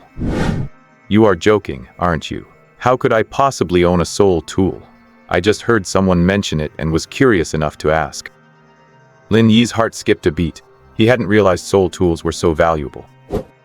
He remembered that when he browsed the parchment scroll earlier, although many of the treasures were rare, there wasn't even a single spirit tool among them. Considering that the captains of the 4 militia squads in Guten village each possessed only one spirit tool, it was clear how precious they were. And since a soul tool was an even higher grade item than a spirit tool, it was clearly even rarer. This showed that he had truly dug up something extraordinary today. The green grade treasure hunting talent is truly remarkable. Suppressing his excitement, Lin Yi returned to Gu Yongqiang's woodshed and logged out of the game. After Lin Yi disappeared, a figure appeared in the bushes outside the courtyard. It was Elder Gu Yuan, who had been following him the whole time. Gu Yuan narrowed his eyes, nothing discovered. But, has this kid really seen a soul tool, or did he just hear it from someone else? "Gu Yuan, what are you doing here?" Just then Gu Yongqiang suddenly appeared, his expression full of anger. Gu Yuan frowned, making no attempt to hide, and stepped out of the bushes outside the courtyard. "So you have so little manners that you won't even call me uncle? Still holding a grudge about what happened all those years ago?" Gu Yongqiang sneered. "If you hadn't controlled the treasury back then and refused to give me the village's medicine to treat me, my leg wouldn't be crippled to this day." Gu Yuan sighed. "The medicine is the lifeblood of the village. Unless the village chief or the 3 elders are injured and dying, no one has the authority to use it. Even if I had agreed back then, it wouldn't have gotten past the village chief. I thought you had mellowed out over these years and moved on, but I didn't expect you to be so resentful. Resentful? I'm not resentful anymore. I just want to teach you a lesson. Gu Yongqiang didn't want to talk further. With a flick of his wrist, his wood-cutting knife appeared, and he slashed towards Gu Yuan. Good lad, you really dare to raise a hand against your own uncle? You unfilial brat. Gu Yuan's eyes widened, and he quickly crushed a talisman on his person. Although he was a being beyond level 10, he followed the path of divinity, and his close combat ability was clearly no match for Gu Yongqiang, who had once competed to be the militia captain. The next moment, golden light appeared, and Gu Yongqiang was sent flying back 3 meters. Gu Yongqiang shook his numb arm and gritted his teeth. You old bastard, you dare to fight back. If you don't let me slash you twice to vent my anger today, I'll chase you down and hack at you later. Hearing this, Gu Yuan was so angry his eyebrows stood on end. How outrageous. You rebellious little punk. Lin Yi had no idea that his rash inquiry about soul tools had actually brought him a small problem, and even started a war between an uncle and his nephew. However, early the next morning, when Lin Yi logged in, he found that his original wooded home was gone. Yesterday's wooded seemed to have been dismantled by something. 3 walls were destroyed, the firewood on the floor was scattered everywhere, and everything was in a mess. What happened? Did another monster enter the village? As Lin Yi was wondering, he saw Gu Yongqiang limping out of the room. Gu Chenghu has arranged a place for you. Since you've joined the militia, you should go stay there from now on. Lin Yi wanted to ask what had happened here, but seeing Gu Yongqiang's grim, dark expression, he decided not to ask. He just cupped his hands and said, "Thank you, Brother Gu, for taking care of me all this time. I'll be heading over then. Go on. Once you reach level 4, come back to me to learn the flame blade technique." Leaving Gu Yongqiang's house, Lin Yi headed straight to the walls of Guten village. At this time, the members of the 2nd Militia Squad under Gu Chenghu's jurisdiction were already keeping guard outside the city walls. Gu Chenghu was not there, and one of the 2nd Squad members smiled and said, "Brother Qingshan, you're here?" Lin Yi also smiled and greeted him. "I'm here. Where's the captain?" He went to patrol the outer perimeter of the walls. The 3rd Squad guarding the village yesterday said they heard the howling of heart-eating wolves nearby, so the captain didn't feel at ease and took a few brothers to go have a look. Just as they were speaking, Gu Chenghu appeared with a few members of the 2nd Squad, walking in from the wilderness ahead. Gu Chenghu was carrying a black carcass in his hand. Upon closer look, it wasn't a heart-eating wolf, but a regular wild mountain antelope. Blood was oozing from the antelope's neck, and the wound looked like it had been delivered by a single blade strike. "Qingshan is here. Not bad, you're quite punctual." Tossing the antelope to the ground, Gu Chenghu arranged for some men to process the carcass and prepare to roast it outside the wall. Gu Chenghu joked, "You're lucky, lad. The first day you arrive, we're having roasted meat. Usually, we only get a chance to eat this every 10 days or half a month." The 2nd Squad members seemed very experienced at handling the antelope carcass. They worked together to remove the internal organs, set up a bonfire, and began applying spices to the meat. Lin Yi couldn't help but ask, "Captain, will the smell of blood from processing this carcass near the city wall attract monsters?" "Monsters? I actually hope they come. However, ordinary animals aren't very attractive to monsters.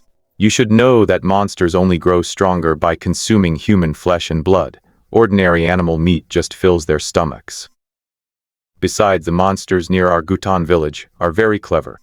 Years ago, we tried using the flesh of ordinary animals to lure monsters into an ambush, but after that, this method only worked on low-level, low-intelligence monsters. The smart ones became very hard to lure." Gu Chenghu explained to Lin Yi while roasting the meat. But at that moment, Gu Xiaoliu in the squad suddenly pointed at the slope ahead. "Captain, there are traces of heart-eating wolves." Everyone quickly looked over, and sure enough, several gray-furred heart-eating wolves, standing 2 meters tall, appeared on the slope and were pacing back and forth. The wolves' eyes were blood-red and very striking. Looking at them from afar, they felt somewhat chilling. It really did attract this pack of scoundrels, but it looks like they don't dare to come over. Hard to say. Since this pack of heart-eating wolves dared to show themselves, I'm afraid they've set their sights on us. Sooner or later, they will definitely attack. Gu Shan, a member of the squad, had already taken up his weapon and turned to ask Captain, "Should we strike?" Gu Chenghu continued roasting the meat, "No rush. Wait a moment. When dealing with predators like wolves, you have to be more patient than them." Soon, the few heart-eating wolves disappeared on the opposite slope. Seeing this, Gu Chenghu told everyone to return to their respective guard posts and pay attention to the movements of the wolves. Every few hundred meters along the Guten village wall, there was a small signal tower. If monsters invaded, the militia guarding those towers would light the signal fire. Gu Chenghu explained to Lin Yi that heart-eating wolves are bullies who fear the strong. If they discover human prey, they won't charge in all at once. They will look for weaknesses in the defense and wait for an opportunity to attack. If all goes as expected, the heart-eating wolves that appeared just now won't leave. They will likely be lurking around Guten village these next few days looking for an opening to attack. During the 2 hours in the morning, Yi managed to share some of the roasted mountain antelope with Gu Chenghu. Nothing else happened, and after Du Feng arrived to take over the shift, he logged out. It was already past 9 o'clock after leaving the Tianqi world. It wasn't too late to head to the studio, but Lin Yi didn't plan to go, because he intended to go to a nearby gym today to get a membership card. When he logged in today, he discovered that his strength attribute had increased from 6 to 7. It's important to know that real-world attributes are linked to those in the game. When stats increase in the game, they can also be carried over into reality. Lin Yi speculated that because he had been chopping so much firewood in Guten village lately, he had received enough exercise to gain that 1 point of strength. Recalling that when he first entered the Tianqi world, his generated character stats were based on his real-world physical condition. This suggested that improving his physique in reality could also cause his character stats in the Tianqi world to increase. This meant that in the Tianqi game world, leveling up wasn't the only way to increase attributes. Improving one's physical condition through exercise could also lead to growth. Interestingly, the protagonist discovers a dual growth loop between his virtual avatar and his real physical body. This game mechanic suggests that the most effective way to optimize character stats is not just grinding levels, but building discipline in real-world fitness. It perfectly mirrors the modern biohacking trend where performance is a product of tangible, offline effort. During the lunch break, Lin Yi finished handling the studio's matters and logged back into the game. Just like in the morning, Lin Yi cautiously approached the city wall guarded by the 2nd Militia Squad. However, as soon as he arrived, Lin Yi smelled a bloody stench. Voices came from atop the city tower. "Hey, Captain, take it easy with the bandage. Stop whining. The wolf claws are poisonous. If I don't get the venom cleaned out, don't you dare come crying to me when something happens later." Climbing up to the wall, he saw Gu Xiaoliu and 2 other members wailing with wounds on their abdomens, while Captain Gu Chenghu was bandaging them with a green liquid herbal concoction. There were also scattered bloodstains on the ground. "Captain, what happened?" Gu Chenghu turned his head to look at Lin Yi and said, "These kids were ambushed by those 2 heart-eater wolves from this morning. Luckily I arrived in time, or they would have been dead." At this moment, the bandaged Gu Xiaoliu gritted his teeth and said, "Damn it, those 2 brutes today were too smart. Seeing us eating lunch on the wall, they actually snuck over along the wall silently." Gu Chenghu scolded, "Don't make excuses. As veteran members, you actually got played by beasts. You were asking for death. Besides, I told you earlier that the heart-eater wolves wouldn't go far. For you to still make such a mistake, I think you're worse than the newcomers." The injured Gu Xiaoliu and the others didn't dare to make a sound while being scolded. Afterward, Gu Chenghu wiped the blood off his hands and walked up to Lin Yi. "Qingshan, you came at the right time. Those 2 heart-eater wolves have tasted blood now, and I'm afraid they won't be able to hold back. They'll likely sneak into the village this afternoon or tonight." I plan to deal with them immediately. Lin Yi nodded. All right, Captain. I'll do whatever you say. Gu Chenghu patted Lin Yi on the shoulder and said, with satisfaction, haha, good, you've got guts. Don't worry, I won't make you face the heart-eater wolves head-on. You just need to help me kill those two beasts at the last moment. Captain, don't worry, I have experience. Before, Captain Gu Man killed a ghost demon, right? I've heard of that. Honestly, if you hadn't been able to kill a ghost demon at level 1, I wouldn't have let you join our squad, even if Brother Yongqiang recommended you. Gu Chenghu didn't say more, then called out a few second squad members, sent them back to the village to get some supplies, and led Lin Yi straight out of the city wall into the wilderness outside Gutan village. The wilderness was desolate and lonely, with the wind howling. Apart from sparse grass and trees, there were many animal carcasses with bloody, red flesh scattered all around. Leaving Gutan village for the first time, Lin Yi felt an extreme sense of insecurity, as if something was watching him from all sides.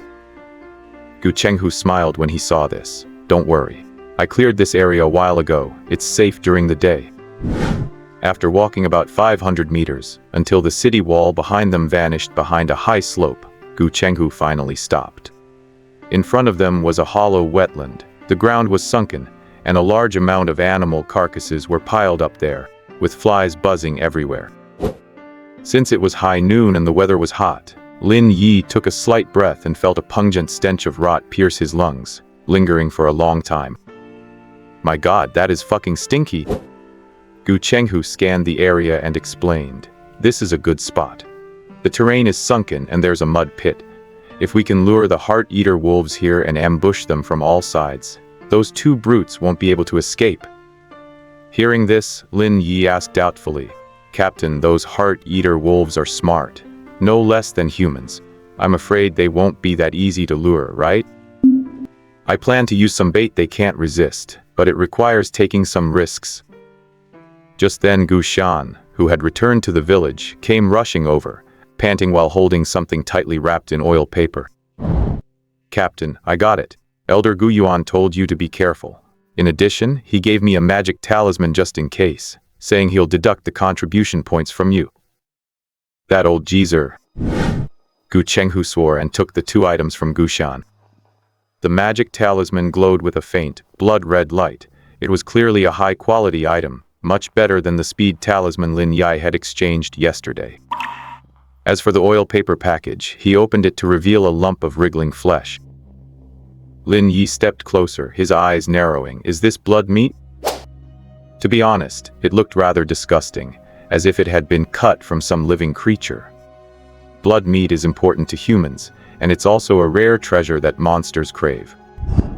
As far as Lin Yi knew, you could exchange contribution points for blood meat, but 1 gram cost 2 contribution points, which was extremely expensive. The piece of blood meat in Gu Chenghu's hand weighed about 300 grams, which would cost about 600 contribution points. You have to say, Gu Chenghu really went all out to lure those heart-eater wolves. Gu Chenghu then carried the blood meat down into the muddy sinkhole, and began the setup. Lin Yi was taken by Gu Shan and the others to a pile of rocks nearby. It turned out that the area under the rocks had been hollowed out, enough to hide a few people. Gu Shan handed Lin Yi a vial of potion. Use this scent-masking water first to hide your odor. Don't let the heart-eater wolves smell anything off later. What about the captain? Gu Shan said, don't worry about him. Blood meat is valuable. The captain has to watch over it down there. Otherwise, if the local animals eat it, all our work will go to waste. If the captain is down there, will the heart-eater wolves still take the bait? You don't know this, but our captain has a breath-holding art. Once activated, his presence vanishes completely, like a corpse. Plus, by covering himself with mud, those heart-eater wolves won't be able to smell a thing. Lin Yi asked a series of questions, and Gu Shan answered them one by one. Afterward, the entrance to the rock cave was sealed by Gu Shan, leaving only a small air hole. Time passed slowly, and more than half an hour went by in the blink of an eye. Just then, an angry shout came from outside. Bold, they really came. Gu Shan, come out and help. Gu Shan rushed out with 4 militia members, leaving only a level 7 member named Gu He to protect Lin Yi. Fierce fighting sounds came from outside. Lin Yi wanted to poke his head out to see what was happening, but was pulled back by Gu He. King Shen, you're only level 1. If a heart-eater wolf spots you, I won't be able to protect you. For safety's sake, let's wait for the signal before going out. Lin Yi thought that made sense, so he gripped his only lifesaver, the speed talisman, and crouched at the cave opening, waiting patiently. In the muddy sinkhole outside, Gu Chenghu was fighting intensely against 2 heart-eater wolves with a dark, sword-like artifact. Both heart-eater wolves were level 9 monsters, highly intelligent, and knew how to coordinate. Seeing that the meal they were about to have was stolen by Gu Chenghu, who jumped out of the mud, they realized they were ambushed. They attacked with full force, trying to kill Gu Chenghu quickly and grab the blood meat that had lured them there. Roar. Die. Gu Chenghu's blade was fierce, the dark blade glowing with a fiery red light, as if it could unleash flames. Even with him, it was all he could do to barely fend off the attacks of 2 level 9 heart-eater wolves. Captain, we're here! With the appearance of Gu Shan and the others, the pressure on Gu Chenghu was greatly relieved. Keep one occupied, I'll take down the other one first. The 2 wolves saw the situation wasn't in their favor and roared, intending to flee. But the spot Gu Chenghu chose was extremely treacherous. The soil was sandy, the terrain was sunken, and the bottom was filled with mud and stagnant water. The 2 wolves scrambled desperately to climb out of the pit, but their claws slipped repeatedly, and they even sank into the sludge. I've endured this stench for so long to lure you here. How could I let you beasts get away so easily? Gu Chenghu sneered, his blade becoming even more ruthless, focusing on the weak abdomen of one of the heart-eater wolves.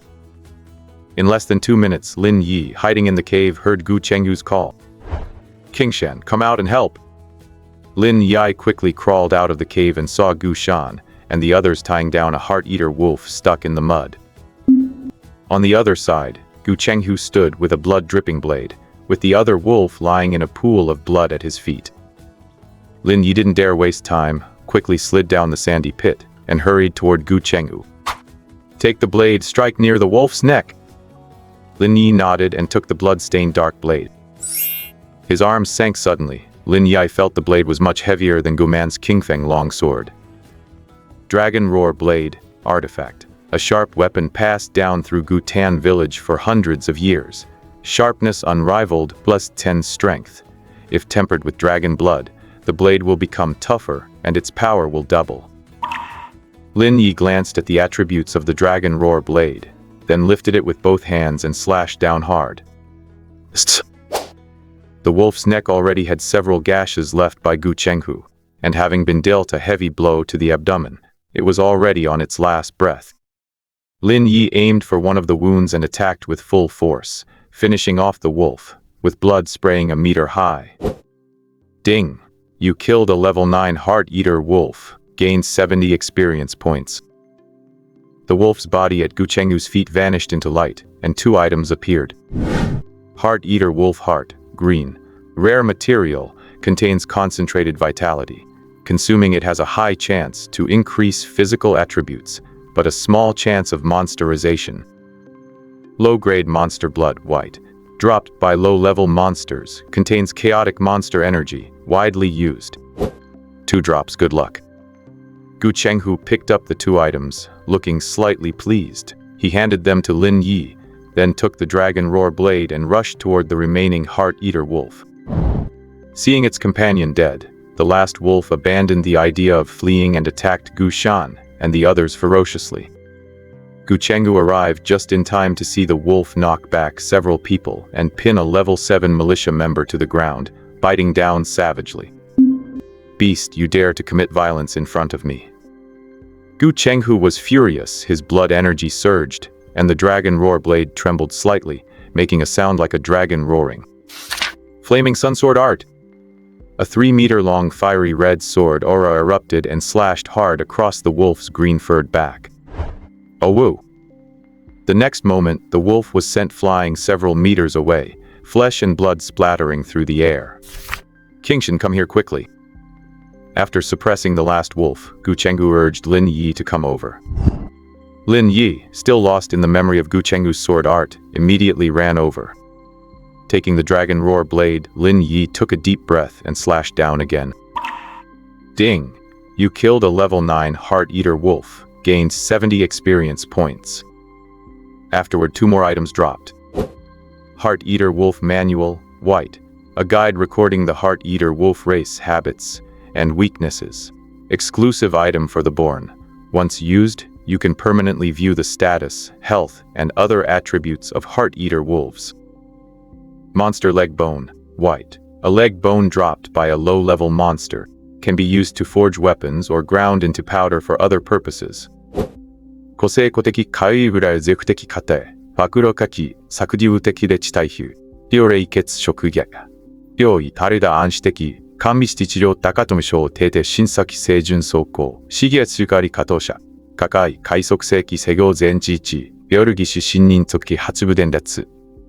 Seeing the first item dropped, Lin Yi's eyes lit up. Heart-devouring wolf atlas? It seems that after using this, one could view the heart-devouring wolf's attributes, like level and vitality, just like the game's inspection skill. No wonder even as a player, he couldn't detect the monster's levels or status. Turns out, he needs to drop the corresponding monster atlas first. Gu Chenggu, however, frowned when he saw the dropped items. Both were of white quality, and one of them was restricted to use by players only, which undoubtedly left him somewhat disappointed. What a pity. If only 2 green quality monster materials had dropped today, perhaps he could have gathered all the materials needed to forge a spirit weapon in just a week. Then he could have gone and shown off in front of that kid, Gu Man. Gu Chenghu shook his head slightly and looked at Lin Yi, saying, King Shan, as we agreed before, if an odd number of items drop, I'll compensate you with contribution points. If it's an even number, you get half. You choose which 2 do you want. Which 2 to choose? Lin Yi swept his gaze over the 4 dropped items. If he had to pick the most valuable ones, they would undoubtedly be the green quality Heart-Devouring Wolf Heart and the Heart-Devouring Wolf Atlas. But Gu Chenggu had done the heavy lifting and Lin Yi wasn't ungrateful. Naturally, he wouldn't just take the most precious ones. Captain, I'll take the Demon Blood and the Atlas. Good. Seeing how sensible Lin Yi was, Gu Chenggu smiled. Although the harvest today wasn't as great as he'd imagined, the green quality Heart-Devouring Wolf Heart was still a good item, enough to make up for his losses.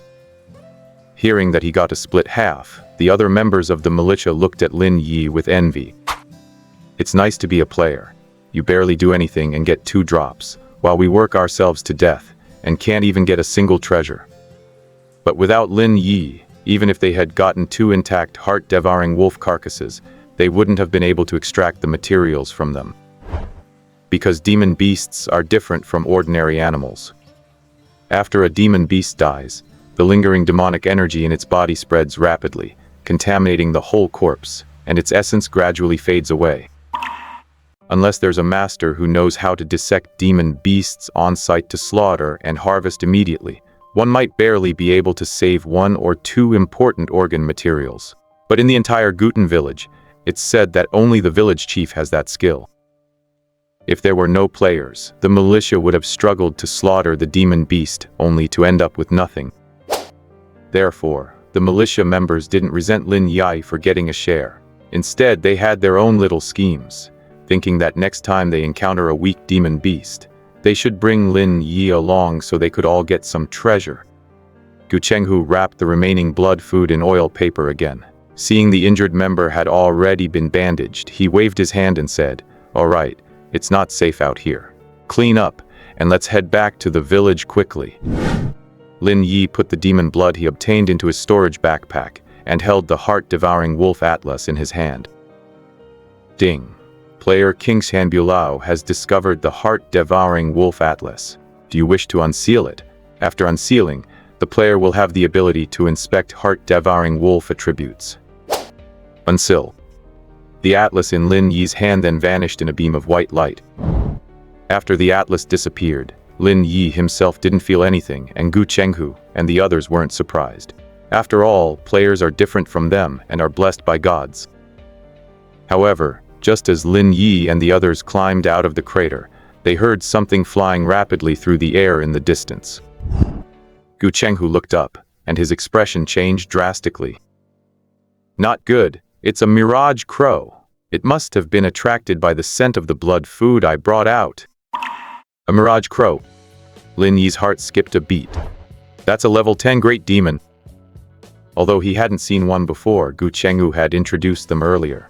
Level 10 demon beasts are great demons with abundant demonic energy. If one appears, even the entire militia force might not be able to win. Among them, the Mirage Crow is a great demon that is level 10 from birth, and is one of the most dangerous kinds of demon beasts outside Guten Village. Lin Yi looked up and saw a black shadow diving down from the clouds. Run! Without thinking, Lin Yi subconsciously took off running. Just as he was about to use his speed amulet, he felt a large hand lift him up and tuck him under an arm. It was Gu He who was beside him. Gu He was level 7 and had put many attribute points into agility and constitution, so Gu Chenghu had assigned him to be by Lin Yi's side. Because Gu Chenghu had instructed him to take Lin Yi and run if they encountered danger, the moment he heard the Mirage Crow appear, his first reaction was to carry Lin Yi and bolt toward the village. Gu He was fast, and in just a few seconds he had carried Lin Yi over 50 meters away. Just then an ear-piercing cawing sound echoed across the entire sky. Upon hearing this sound, the fleeing militia members felt their heads splitting with pain and their hearing go deaf. Many stumbled and fell to the ground one after another. Gu He was also affected by the crow's call, and he threw Lin Yi hard onto the ground in front of him. Good heavens! Lin Yi rolled several times on the ground. Dust flew everywhere, and Lin Yi clutched his ears and scrambled up. He touched his hands to his ears and found they were bleeding. His eardrums might have burst. He glanced at his attribute panel. His original 97 health points had dropped directly to 53. Lin Yi was shocked. This Mirage Crow's call was terrifying. Its lethality was still so high even from hundreds of meters away. If it let out 2 more cries, his level 1 health pool would likely be wiped out entirely. As expected of a level 10 great demon. Fortunately, at this moment, Gu Chenghu noticed the team's miserable state. He roared, raised his dragon-singing blade, and charged toward the Mirage Crow in the sky. All of you get back to the village and call for help. I can't hold it off for long on my own.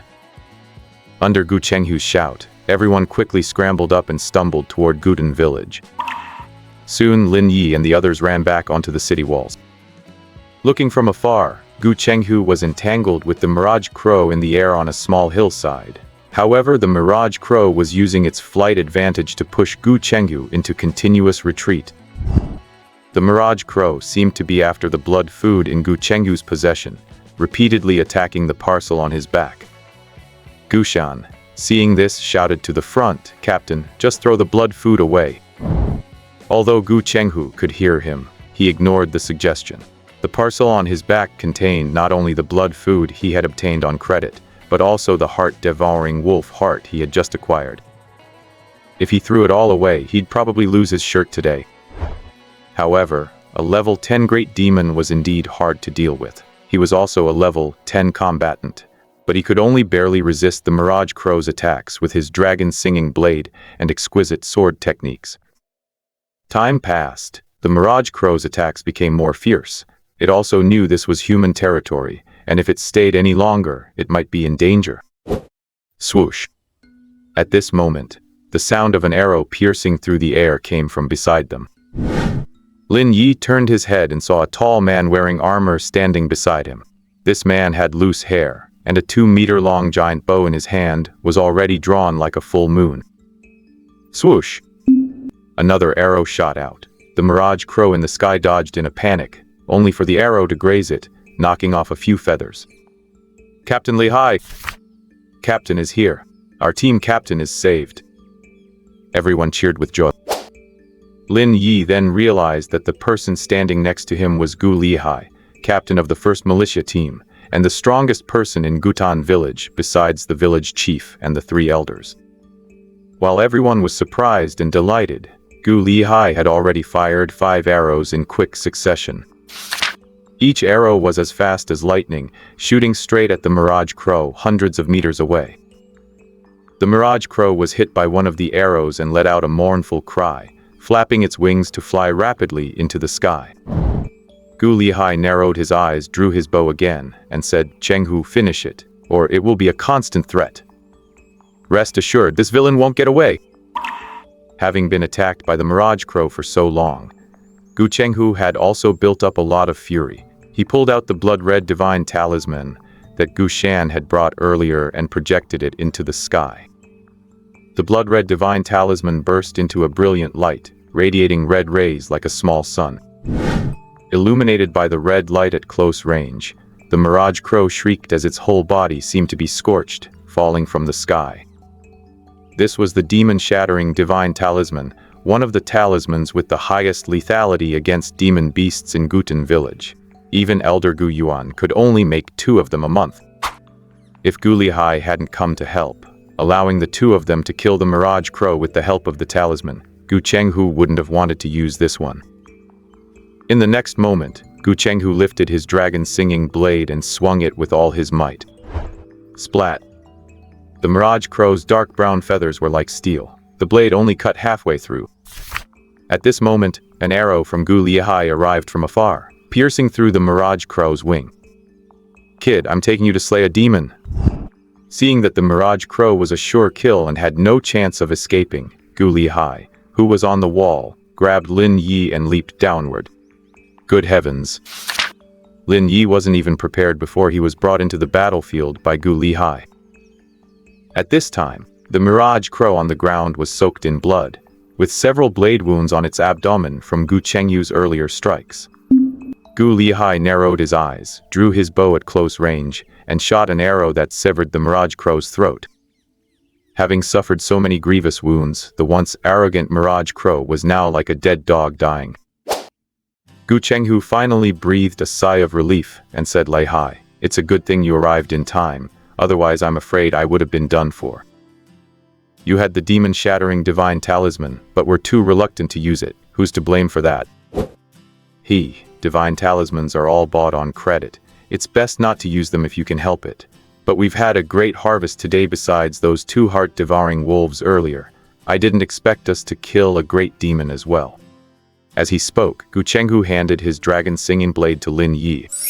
"King Shan, you hit the jackpot today. Other players don't have your luck. Treat us to a meal sometime." Many thanks to both team captains, that's easily done. Looking at the Mirage Crow on the ground with only a breath left, Lin Yi also grinned, revealing his white teeth. Although things were a bit touch and go today, the result was good. Here's another demon beast to kill. And it's a level 10 great demon at that. I wonder what a level 10 great demon will drop. Holding the dragon-singing blade high, Lin Yi thrust it hard into the Mirage Crow's neck, where the arrow had struck. Ding! You have killed a level 10 Mirage Crow, and gained 100 experience points. 100 experience points. Man, this great demon's experience is much higher than that of the level 9, heart-devouring wolf. Lin Yi glanced at his attribute panel. His experience bar had accumulated to 300 points, enough to level up to level 2 or 3. However, Lin Yi wasn't planning on leveling up just yet, because Liu Hong had once mentioned in his diary that in the apocalypse world, killing monsters of a higher level grants an experience multiplier. Now that he's tagging along with the militia, he only needs to land the final blow to gain experience, so leveling up right now isn't cost-effective. However, looking at how he was almost killed by the Mirage Crow sound today, his health points are truly too low. If he continues to follow the militia, he will need to acquire more means of self-preservation. While he was thinking, the dead Mirage Crow transformed into 3 dropped items. Mirage Crow Iron Feather, green, rare material. The toughest feather from the wing of a great demon Mirage Crow, can be forged into a spirit weapon. Intermediate Demon Blood, green, dropped by an intermediate demon beast, contains volatile and chaotic demonic energy, has a wide range of uses. Mirage Sound, green, records a demon art of the Mirage Crow clan. Very rare. After learning it, one can emit a sound that pierces ears and shakes souls. The more proficient one is in this technique, the greater its power and attack range. Once the demon art reaches its peak, it can pull the attacked target into a soul-sinking illusion. Note, if this demon art is used in front of the Mirage Crow clan, it might draw their endless fury. Seeing the drops, Lin Yi was overjoyed. 3 green drops, and one of them is a demon art. He had never heard of demon beasts dropping demon arts, and he wasn't sure if players could learn them. But according to the rules, out of the 3 dropped items, he was entitled to at least one. Gu Chenghu, seeing the 3 items, also beamed and said, "Not bad, our luck is pretty good. Since there are 3 of us, how about we take one each?" Having said that, Gu Chenghu looked toward Gu Lihai. Gu Lihai, however, frowned, as if he wasn't satisfied with the one each distribution. Gu Chenghu immediately frowned and said, "Lihai, don't try to make me break my promise right in front of me. I already promised that share to King Shan." Gu Lihai didn't pay attention to Gu Chenghu, instead looking at Lin Yi to negotiate. The 3 of us all contributed to killing the Mirage Crow. 1 item each is certainly fair, but 2 of these 3 dropped items are things I urgently need. Your name is King Shan, right? Can you let me have your share?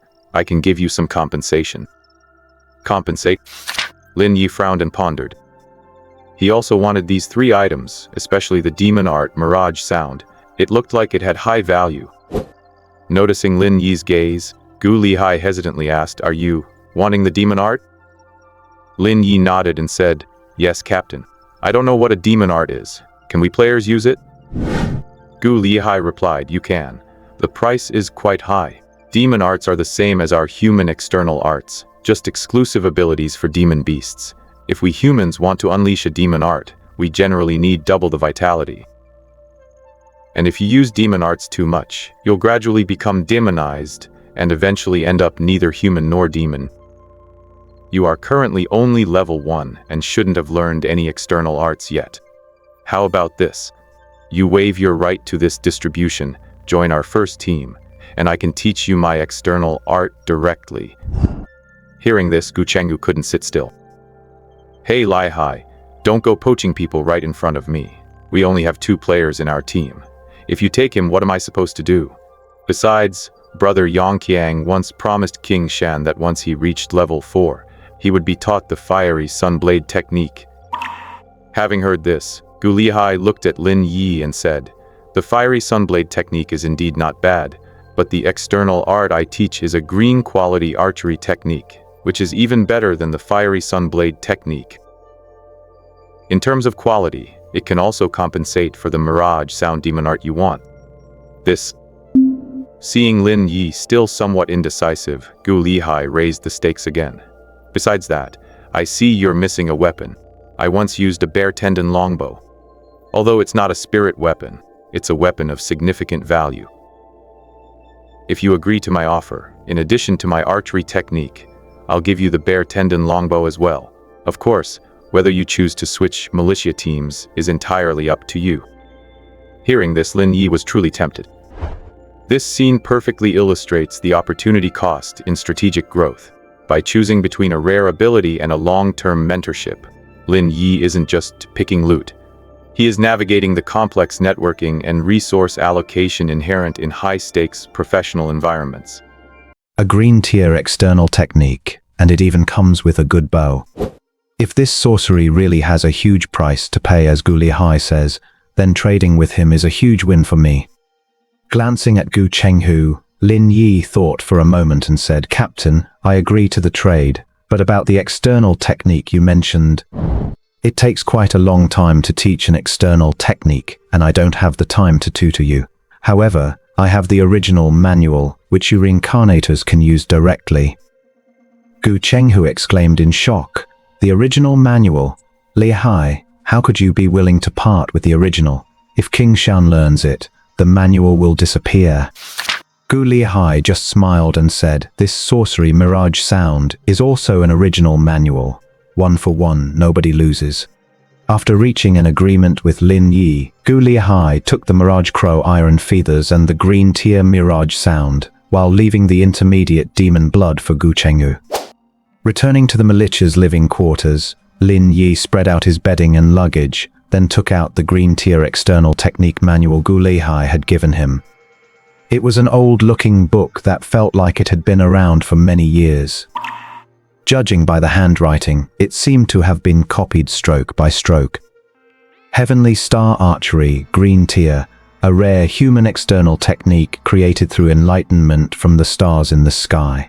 By channeling blood energy into arrows, it percentage boosts arrow damage. When the 7th arrow is fired consecutively, it can detonate the cumulative damage of the previous 6 arrows. After finishing the manual, Lin Yi didn't hesitate and immediately used it to learn the skill. Heavenly Star Archery, Green Tier learned. The original manual has vanished. Ding! You have learned an external technique. Character blood energy stats are now unlocked. Player, Kingshan Bulao.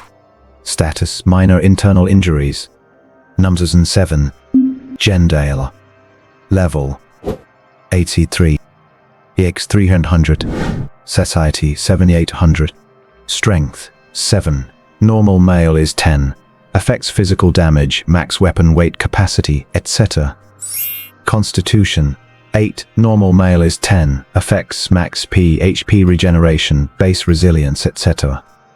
Agility 7. Normal male is 10. Affects movement and reaction speed, etc. Stamina 11. Normal male is 10. Affects max stamina, stamina recovery, carry weight. Blood energy 8.5.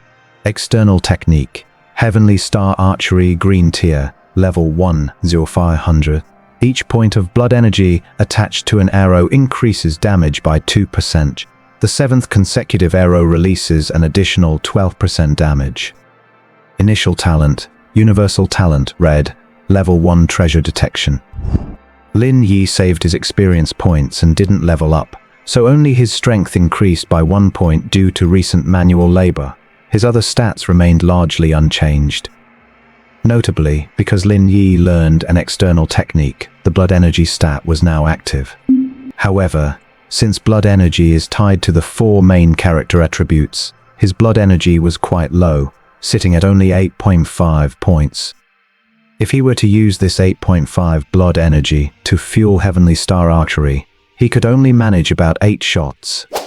It seems he will need to increase his blood energy. After all, breaking through from level 4 to 5 also requires meeting a blood energy threshold. Afterward, Lin Yi took out the Bear Sinew Great Bow gifted by Gu Lihai. The Bear Sinew Great Bow was pitch black and about 1.5 meters long. Bear Sinew Great Bow, an offensive weapon crafted from black bear sinew and ironwood. It requires great strength to draw and does not rank as a spirit weapon. Lin Yi tried to draw the bow, but only managed to bend the string slightly, failing to even reach a third of the draw length. It seems if I want to use this bow, I need to be at least level 4 or 5 and focus my stat points on strength. Forget about it for now. After packing his things and finishing his handover with Du Gufeng, Lin Yi logged off and left the game. However, Du Gufeng, having logged in, was speechless with envy after learning that Lin Yi had just helped kill 3 monsters. 3 monsters? How much loot must that be? So awesome. Why wasn't the captain luring heart-devouring wolves when I was online? After returning to his apartment, Lin Yi looked in the mirror and noticed a small scrape on his forehead. It must have been from when Guhi threw him aside. As for his bleeding ears, luckily, when Gu Lihai gave him the Heavenly Star Archery manual, he had also handed him a healing amulet. The healing amulet is worth 30 contribution points and can perform targeted healing on a specific injury. Under the effect of the amulet, his ears were mostly healed, though he still felt some residual pain when he rubbed them. Finding a baseball cap in his closet to cover the forehead injury, Lin Yi put it on and headed toward the studio. Over the past few days, although Lin Yi had made time to keep an eye on the studio's progress, his focus had shifted to the apocalypse world, causing the studio's daily income to drop significantly. He needed to go and push them a little. About 2 or 3 hours later, as the sky grew dark, Lin Yi had a quick bowl of beef noodles at a snack bar near the studio before returning to the gym near his apartment. The gym Lin Yi signed up for offers many sports, covering 3 floors of the shopping center, including a swimming pool, a skating rink, and an archery range. After a light workout today, Lin Yi went downstairs to the archery range and bought a quarterly membership.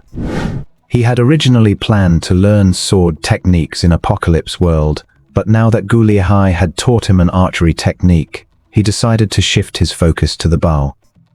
After all, his current stats are too low, and close-range combat carries high risks. Killing from a distance with a bow would be much safer.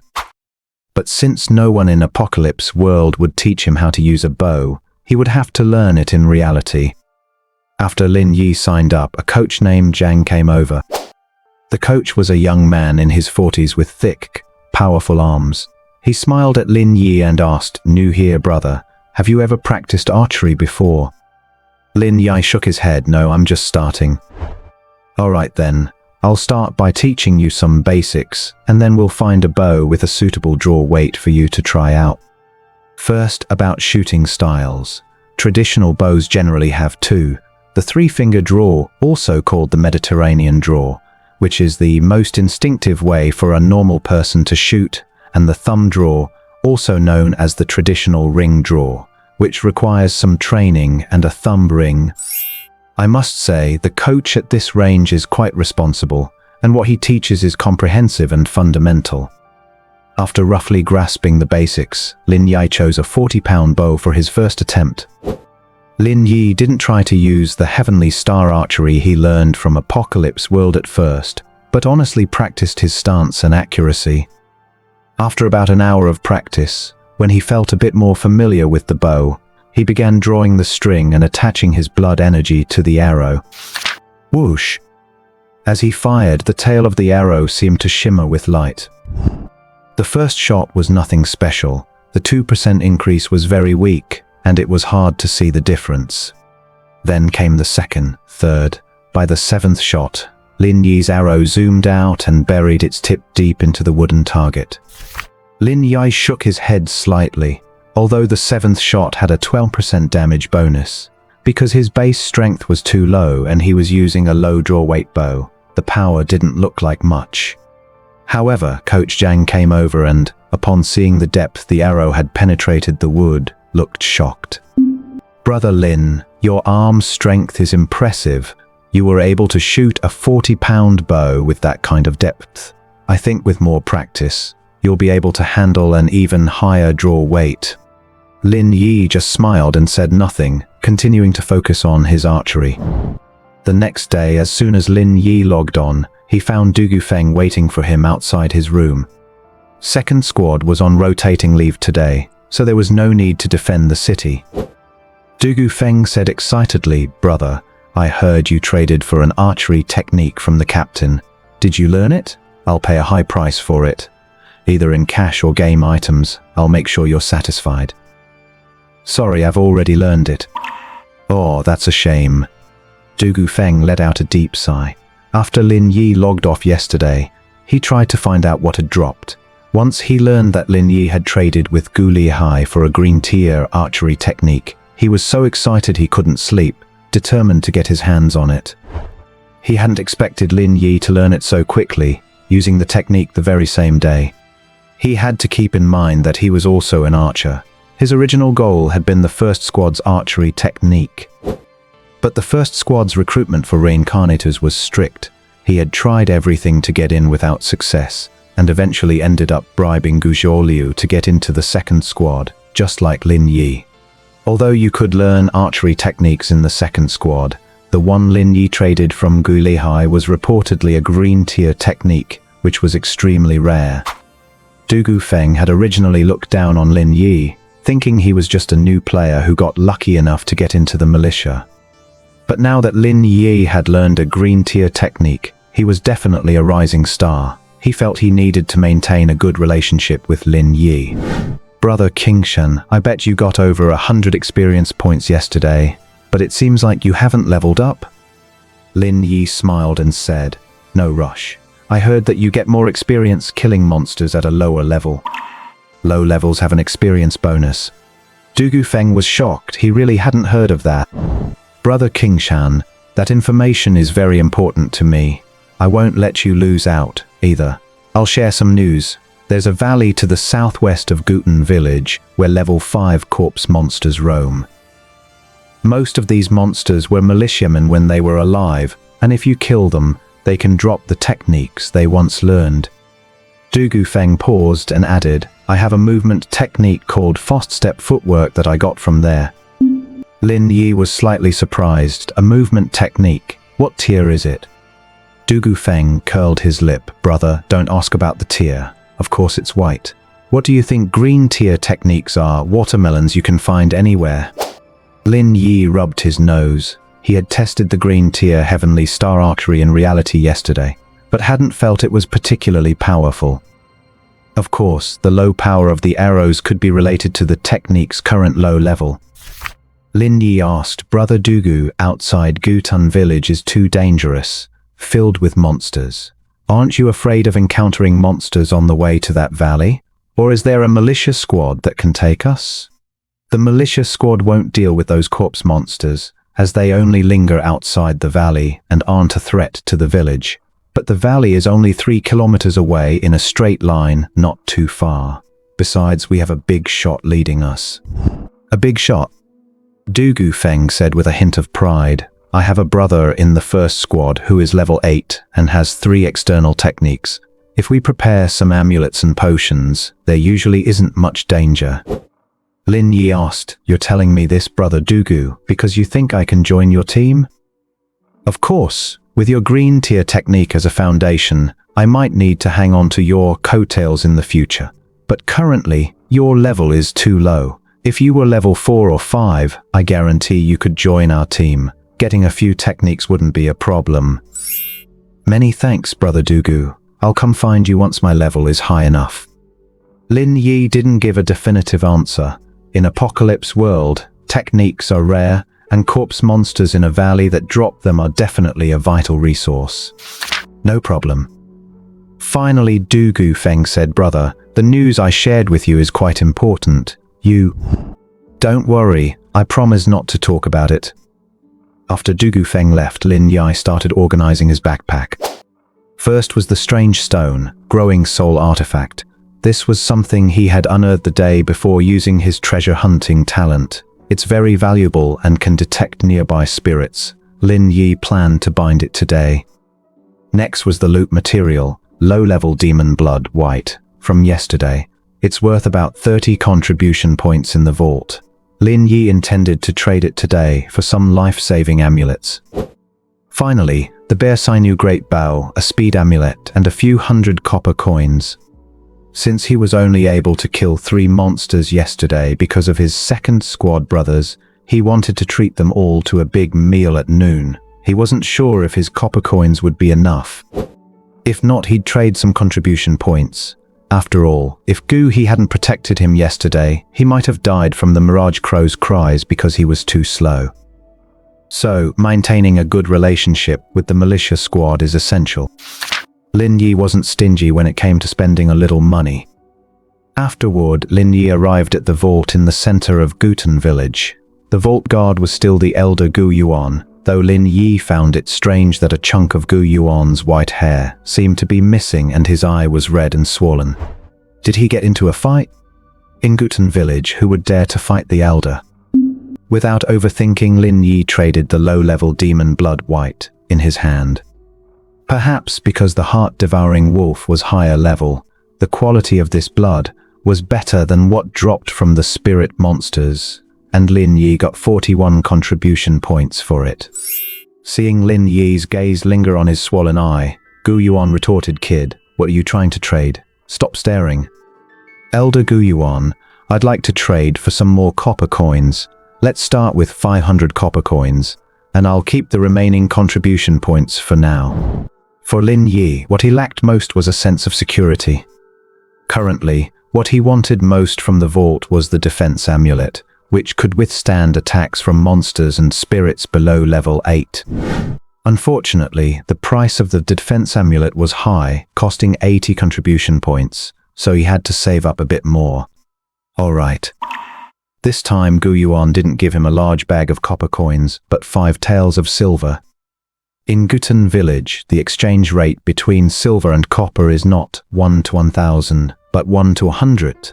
500 copper coins are worth 5 taels of silver. Lin Yi demonstrates a rare trait among players: risk management. By investing in real-world archery training and prioritizing survival gear over quick leveling, he is essentially treating the game as a high-stakes, professional simulation.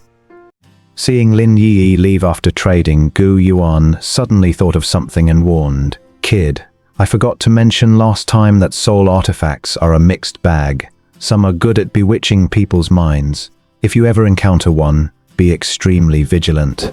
Bewitching people's minds? Do soul artifacts actually have their own consciousness? Elder, you're joking. How could a kid like me possibly possess something as precious as a soul artifact? Gu Yuan couldn't be bothered to say more and waved him off. Better not. I get annoyed just looking at you. Get lost, get out of here. Lin Yi looked innocent. He felt he had only met Elder Gu Yuan twice, so why was the man so impatient with him? Then I shall take my leave. After leaving the treasury, Lin Yi headed straight for Gu Yongqiang's home. Lin Yi remembered that Gu Yongqiang had a rarely used bow and arrow. It was a common, mediocre bow, but it happened to be one that Lin Yi had enough strength to draw at his current level. Now that he had obtained the external skill Heavenly Star Archery, Lin Yi wanted to use his time in the game to grind for proficiency. At this early hour, Gu Yongqiang was naturally at home. Upon learning of Lin Yi's purpose, Gu Yongqiang didn't fuss and simply threw the dusty, worn-out bow and arrows from the wall to Lin Yi. "I heard about what happened yesterday. You performed very well. As for this bow, it's just gathering dust here, so feel free to take it. Although you've learned the Heavenly Star Archery from the Lehigh clan, once you reach level 4, you should make time to come and learn my Blazing Sun Blade technique. While my blade technique isn't as high tier as your archery, in all of Guten Village, it's one of the few external skills capable of inflicting damage on spectral spirits." It can even damage spectral spirits. Lin Yi was pleasantly surprised. He hadn't intended to give up learning the Blazing Sunblade technique in the first place, and now that he knew its value, he became even more interested. "Many thanks, Brother Yongqiang." Gu Yongqiang nodded seriously. However, I don't have the original manual for the Blazing Sunblade technique, so I'll have to teach you hands-on. I hope your talent for learning blade techniques isn't too poor." "Don't worry, Brother Yongqiang. I promise to study diligently when the time comes." Since the appearance of descenders in Guten Village, Gu Yongqiang had encountered all sorts of them. To be honest, among all the descenders he'd met, he felt the best about Lin Yi. He believed that once Lin Yi grew stronger, he would be a great protector for Guten Village, so he was willing to help him whenever he could. Leaving Gu Yongqiang's place, Lin Yi noticed a new player carrying a bundle of firewood near the back mountain. "Brother, hey brother, wait up. Are you a player from Earth too?" Seeing Lin Yi, the newbie looked incredibly excited and rushed over. The newcomer's name was Wang Zilong, an ordinary foreign enterprise employee in reality. 2 days ago, he stumbled upon a mysterious activation code and entered the world of Apocalypse. This game world completely shattered Wang Zilong's worldview, but it also filled him with joy. However, upon entering, he realized this so-called game was vastly different from anything he had played before. This world was simply too real. There were no beginner tutorials, no fixed NPCs, and he couldn't go out to grind monsters because the local militia said that meant certain death. After Elder Gu, he recommended him to Gu Yongqiang. He had spent the last 2 days chopping wood. He barely scraped by on the copper coins earned from the wood chopping quest. He felt miserable working 2 jobs in 1 day. Seeing Lin Yi wearing the militia uniform and carrying a bow, it was obvious he was an experienced player, which excited him. Brother, are you a player from Earth?" Don't call me brother, I'm an alien. Lin Yi glanced at him and then turned to leave. An alien? Wang Zilong was stunned. Just as he was about to say something, he saw Lin Yi turn and vanish around the corner of the alley. Lin Yi then arrived at the dormitory he had been assigned in the militia. Although called a dormitory, the entire militia seemed to have only him living there. Others usually just used it as a place to rest. Since it was a rotation rest day, there weren't many people around, only Gu He Gu Shan, and a few others practicing in the outer courtyard. In the militia, almost every member possessed some external skill, whether it was blade techniques or swordplay. As far as Lin Yi knew, as long as one officially joined the militia, they could spend a small number of contribution points to exchange for external skills. However, according to Du Gufeng, the skills offered by the militia weren't of very high quality. If you wanted to learn superior external skills, you still needed to learn from the masters in the village. Like Gu Lihai's unique archery, Heavenly Star Archery, or Gu Yongqiang's blazing sunblade technique that could deal with spectral spirits. Seeing everyone practicing, Lin Yi didn't disturb them.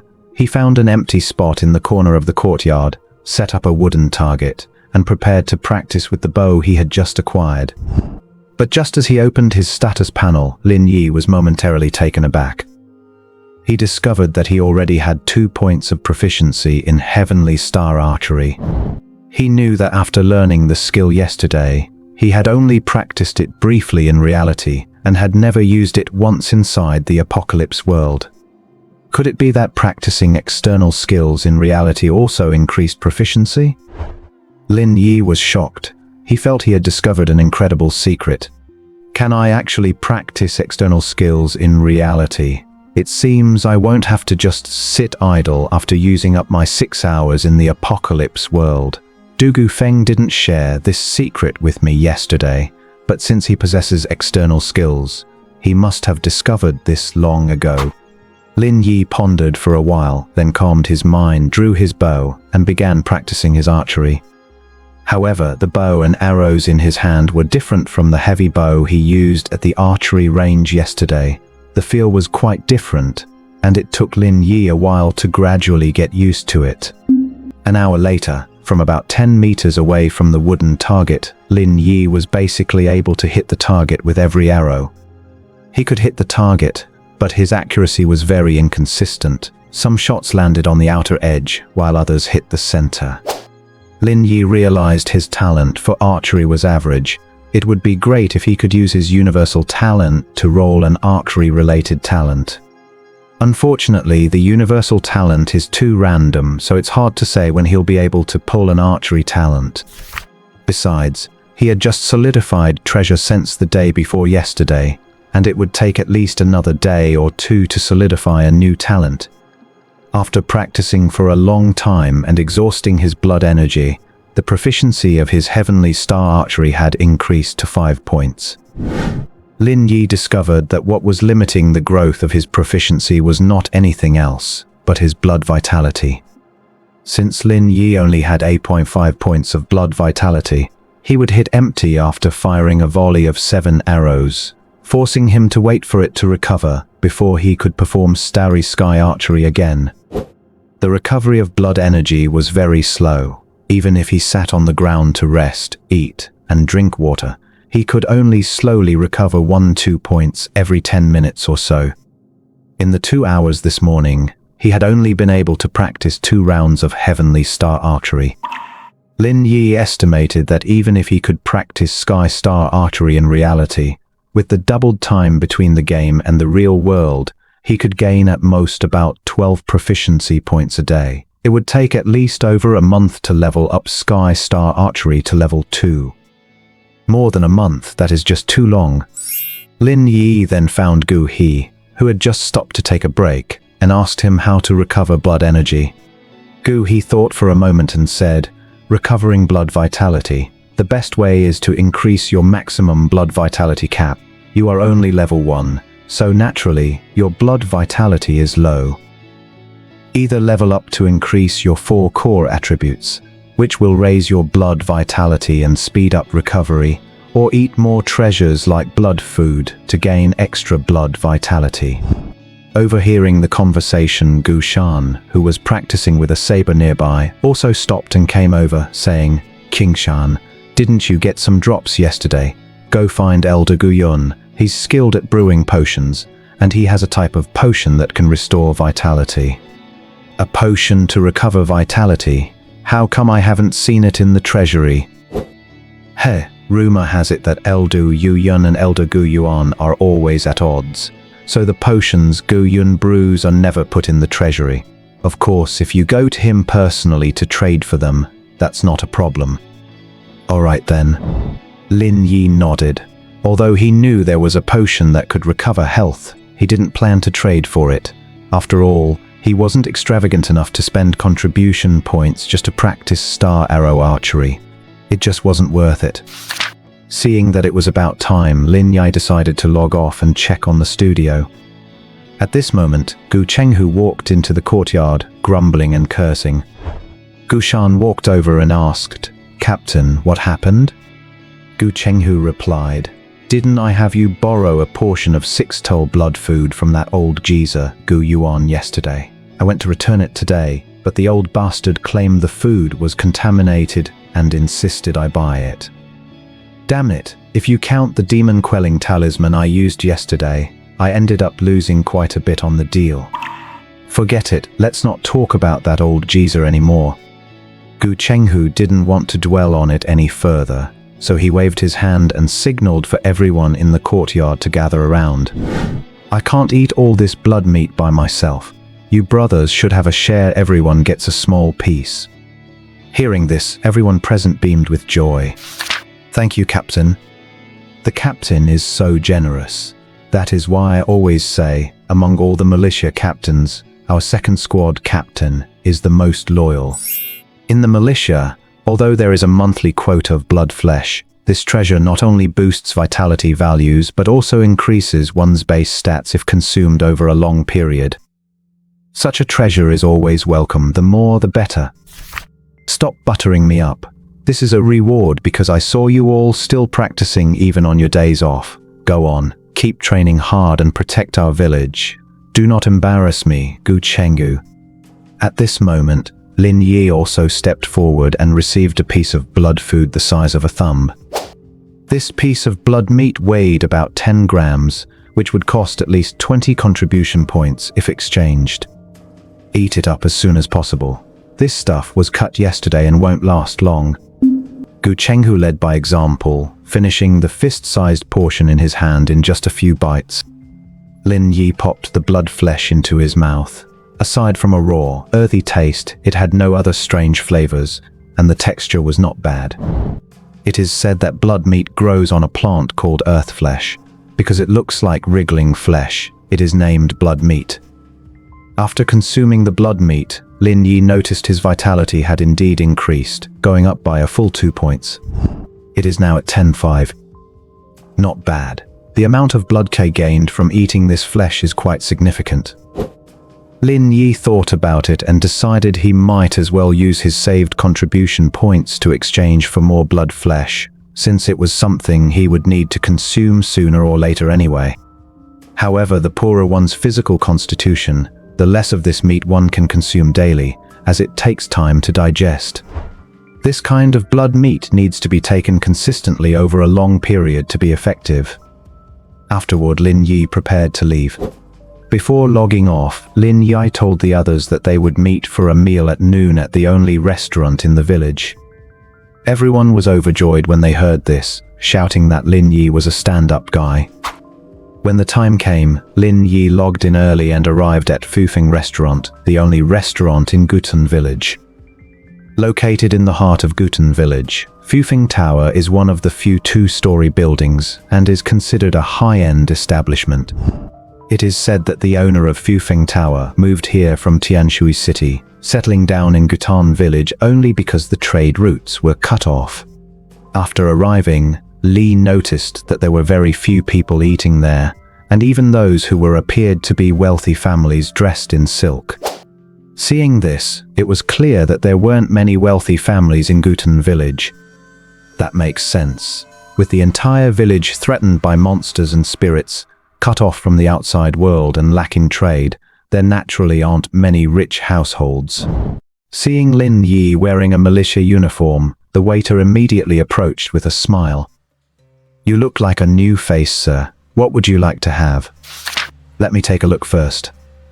After asking the waiter, Lin Yi found the prices reasonable and within his budget, so he booked a large private room on the second floor. He then ordered over 20 dishes in one go, including both meat and vegetables. Lin Yi tallied his remaining silver, and seeing he had plenty left, ordered several jars of wine as well. Although the militia doesn't usually allow drinking, it should be fine today since they were off duty. Soon, Gu Chenghu and the other members of the second squad arrived at the restaurant one after another. The second squad, including the two newcomers Lin Yi and Du Feng, had 23 members in total. Except for a few who were seriously injured and recovering at home, almost everyone came. As they took their seats, Gu Chenghu naturally sat at the head of the table, with Lin Yi and Du Feng seated together. "Brothers, our second squad hasn't gathered in a long time. It's not easy to get everyone together today. Of course, let's offer a toast to King Shen first, since he is the one treating us to this meal." During the meal, Du Feng leaned over to Lin Yi and asked about the blood food distributed by Gu Chenghu earlier that day. Upon learning it was true, he slapped his thighs repeatedly, seemingly regretting that he wasn't there at the time. During the meal, Du Feng leaned over to Lin Yi and asked about the blood food distributed by Gu Chenghu earlier that day. Upon learning it was true, he slapped his thighs several times, seemingly regretting that he hadn't been there at the time. "Sure." Lin Yi smiled and gave a perfunctory reply. In the afternoon, Lin Yi returned to the courtyard to practice archery, and took the chance to head back to the dormitory to bind the ghost stone growth soul tool. The binding process was simple. He just had to hold the ghost stone near his chest. Then the ghost stone turned into a streak of light and shot into Lin Yi's chest. Ding! You have successfully bound the growth soul artifact weird stone, Spirit +1. Spirit +1? Lin Yi's heart skipped a beat. Spirit attribute is not one of the 4 basic attributes, but a special attribute related to advanced professions. He hadn't expected that binding the ghost stone would also have the benefit of increasing his spirit. He wondered if it would increase his spirit attribute again if the stone were to grow. Time flew by and soon 2 days had passed. Over these 2 days, Lin Yi went on duty with the second militia squad and spent a day guarding outside the city walls. However, everything was calm and peaceful that day, and nothing dangerous occurred.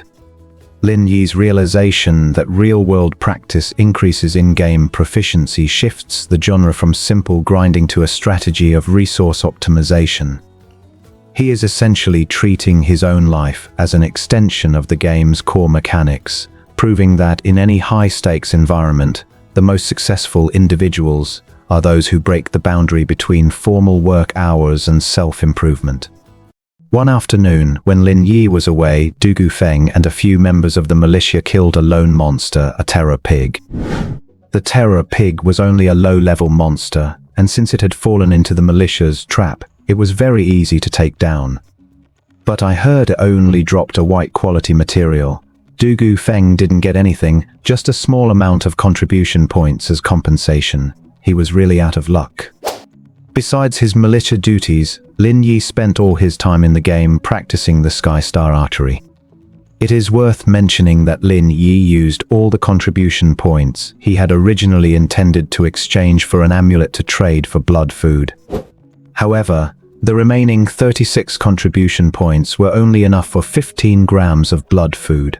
Lin Yi ate it over 2 days and gained a total of 3 points of health. Lin Yi's current health value is 13.5. This morning, the 3-day cooldown refreshed, and as soon as Lin Yi logged in, he couldn't wait to draw a new talent. But before drawing, he had to use his treasure sensing talent one more time. After all, the 3-day cooldown had reset, and he might as well put it to use. Lin Yi then used treasure sensing to search for treasure inside Guten village. In the dark, some force seemed to be pulling him, as if walking in that direction would lead to something good. This talent's ability is truly marvelous. Following the guidance in his heart, Lin Yi headed west.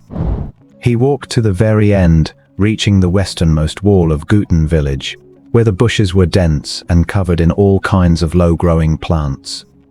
Finally, Lin Yi's gaze was drawn to a bunch of red fruits on a plant. Peony red fruit, white quality, a special wild fruit. Grinding it into liquid can detoxify and stop bleeding. A healing fruit. I wonder if this fruit is valuable. Of course, Lin Yi wasn't going to turn it down, so he quickly plucked the 3 peony red fruits from the plant. Lin Yi nodded with satisfaction. He could keep one as a spare and trade the other 2 for contribution points, as he was currently in desperate need of blood food to increase his health.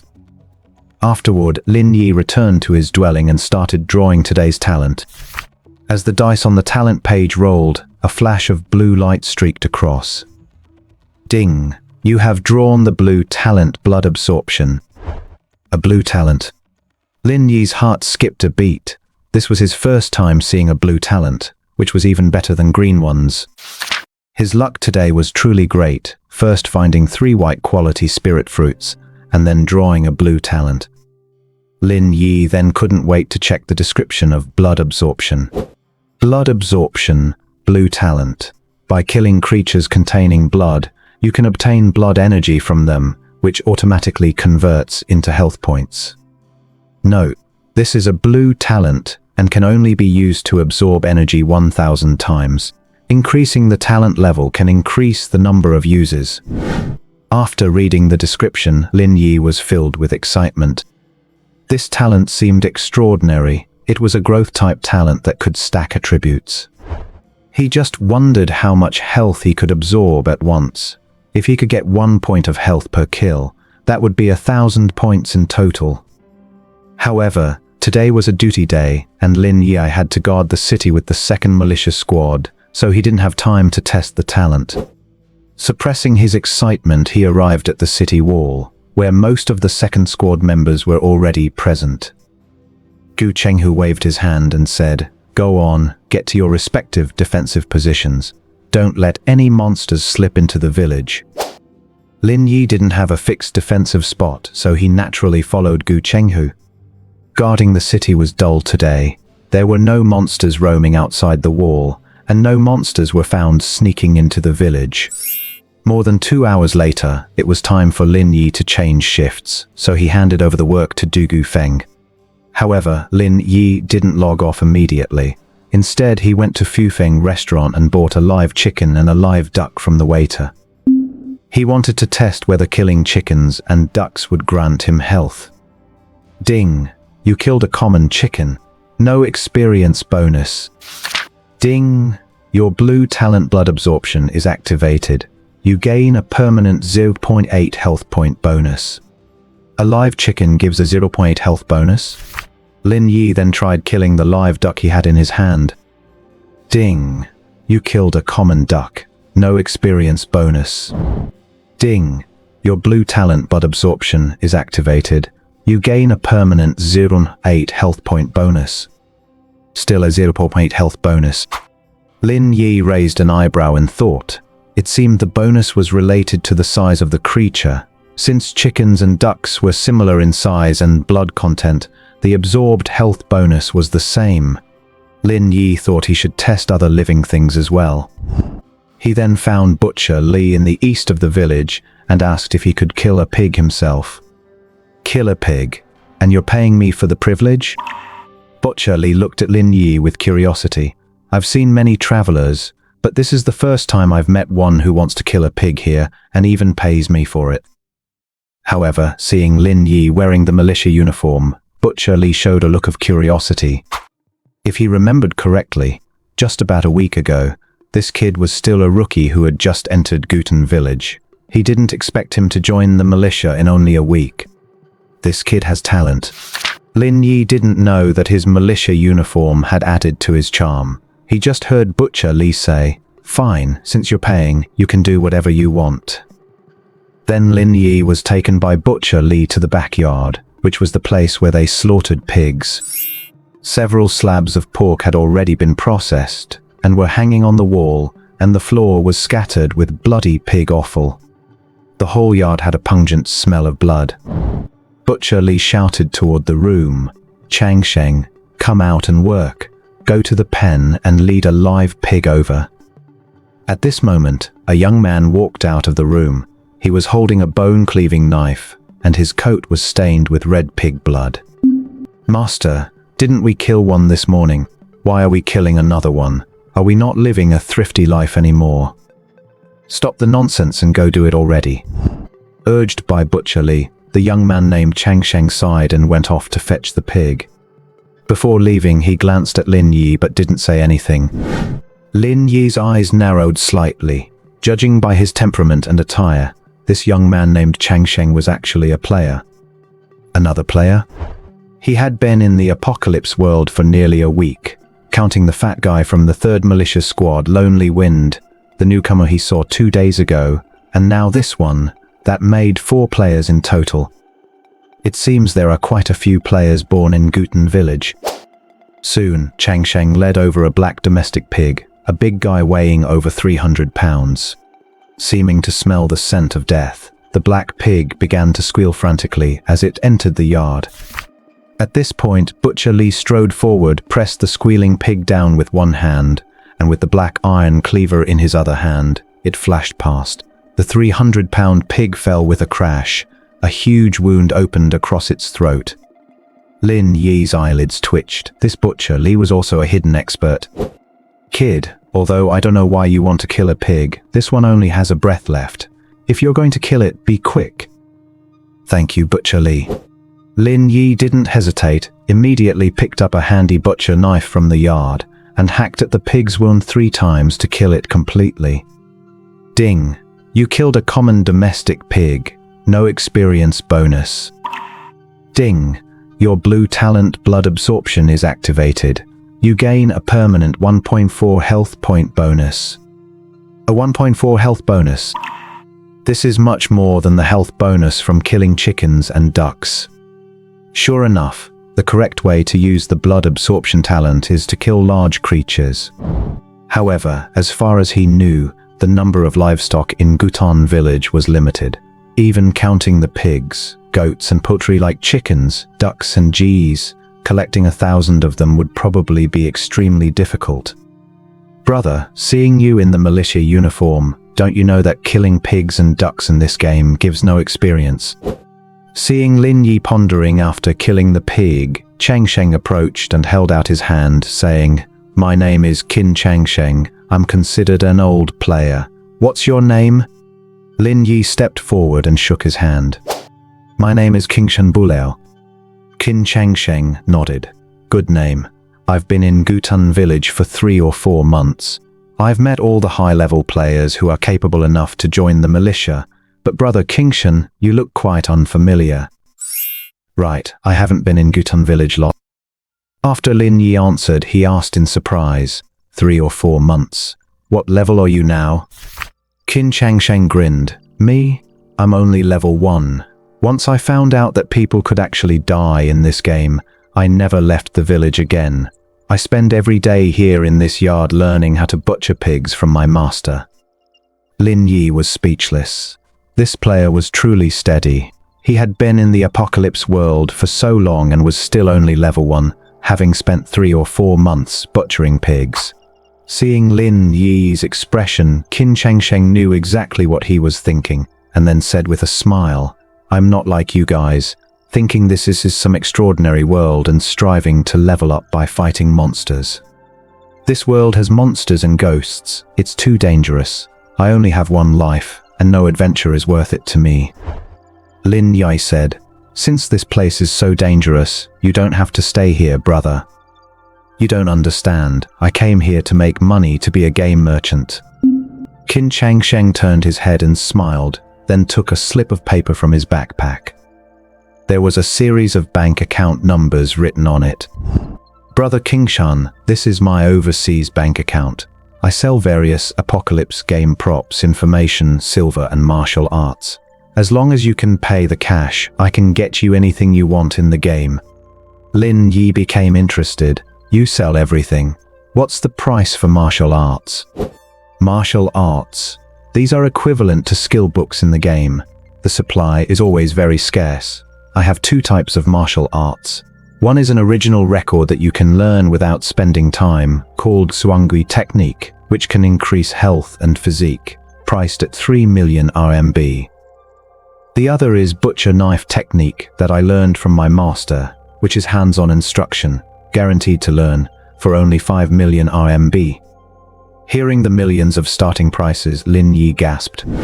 Brother Changsheng, 5 million RMB. Why is this butcher knife technique so expensive? Also, if Butcher Li knew you were teaching martial arts to others, wouldn't he be angry? Qin Changsheng explained. Martial arts come in different qualities. The butcher knife technique I learned is one of the top knife techniques in the entire Gutun village. Although it's only white quality, it has a damage bonus against monsters. A price of 5 million is actually low. As for my master, you don't have to worry. A portion of the money I earn goes to him. Incredible. There's a way to play like this, making money from other players together with local NPCs. But it sounded like this butcher knife technique and Gu Yongqiang's flaming sun knife technique were both top tier among white quality martial arts. One has a damage bonus against monsters, the other can deal with ghosts. No wonder when he first entered the village, the elder Gu, he recommended him to see Butcher Li and Gu Yongqiang. It seems he really was considering their interests as travelers. Lin Yi pondered and then asked, Brother Changsheng, what are the prices for silver, props, and game information? Qin Changsheng pulled Lin Yi aside. Silver is cheap. Currently, one tael of silver is 10,000 RMB. Whether you want to buy or sell, I'll take it at that price. As for props, it depends on your needs, of course. A deposit is required. As for information, the price depends on its importance. Are there any spirit artifacts for sale? What's the price? Hearing about spirit artifacts, Qin Changsheng glanced at Lin Yi. Spirit artifacts. Brother, don't joke around. This kind of thing is too rare. There are only a few in the whole of Gutun village. I don't have any for sale. If you need common sharp weapons, I can help you get them. I can get common weapons myself. Then how about information? What important news do you have? Well, I'll tell you some for free, just to be friends. For example, the Apocalypse game appeared about half a year ago, and there have been several activation code distributions since then. Lin Yi raised his eyebrows. That's it? Nothing else? Cough, cough. Let me tell you one more thing. Our country has formed specialized player squads.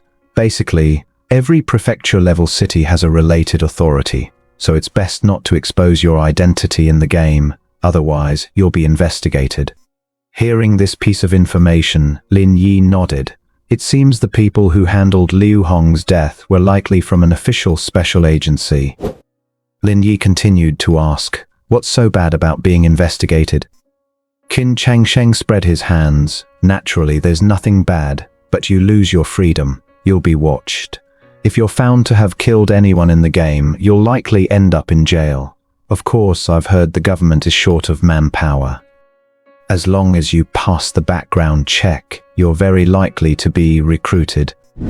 After listening, Lin Yi nodded. How about Gutun village? Is there any important information? And what is the situation with the professional level after level 10? Qin Changsheng said helplessly, I say, Brother Kingshan, I'm not an encyclopedia. How would I know everything? Logically speaking, you're in the militia, and your level is higher than mine, so you should know much more information than I do. Lin Yi didn't intend to ask any more. He felt that Qin Changsheng didn't have much information anyway. Lin Yi then asked directly, never mind, can you get blood food? What's the price? Qin Changsheng shook his head again. Can't do it. Blood food is a controlled resource in Gutun village. Only militia members can exchange for some. I was actually hoping that if you could get some, I would buy it from you at a high price. Lin Yi looked disappointed. Brother, you don't have anything I want. Cough, cough. It's not that I don't have anything, it's just that the things you're looking for are too high level. Seeing Lin Yi about to leave, Qin Chengsheng couldn't help but say, Brother, I know of a map resource outside the village that can drop original martial arts. Not many people know about this message yet. Do you want it? If you buy it, I'll sell it to you cheap. Lin Yi waved his hand, indicating he didn't need it. Is it the valley to the southwest? That message has been common knowledge for a long time. Afterward, Lin Yi handed his remaining silver to Butcher Li as payment for killing the pig and left without looking back. Although this Qin Chengsheng called himself a game merchant, honestly, the information he knew and the resources he could procure were very limited. However, being able to get some free information from him, Lin Yi was quite satisfied. 林を審査性的破薬量生存的残酷真相当眼歌唱いよいよこしゃるくはタルウサイゼ証券ゼショ中文化的カレーイ名公的少々暫定非福的打開諸行人生霊断 Leaving Butcher Li's place, Lin Yi pondered how to maximize the benefits of the blood absorption talent. First of all, killing 1,000 creatures within the apocalypse world was clearly unrealistic. However, Lin Yi had another idea, killing large creatures in reality. Lin Yi remembered that when he first solidified his talent Bone Prodigy, he brought a small amount of the enhanced attributes into the real world, which meant that talent abilities could also be brought into reality. If killing creatures in reality could also trigger the blood absorption talent, he might be able to reach the required limit for the talent within a few days. Afterward, Lin Yi logged off, went straight to a wet market near his apartment, and bought a live duck to kill. He didn't feel anything after the kill, but to check if his HP had increased, he would need to enter the game and look at his attribute panel.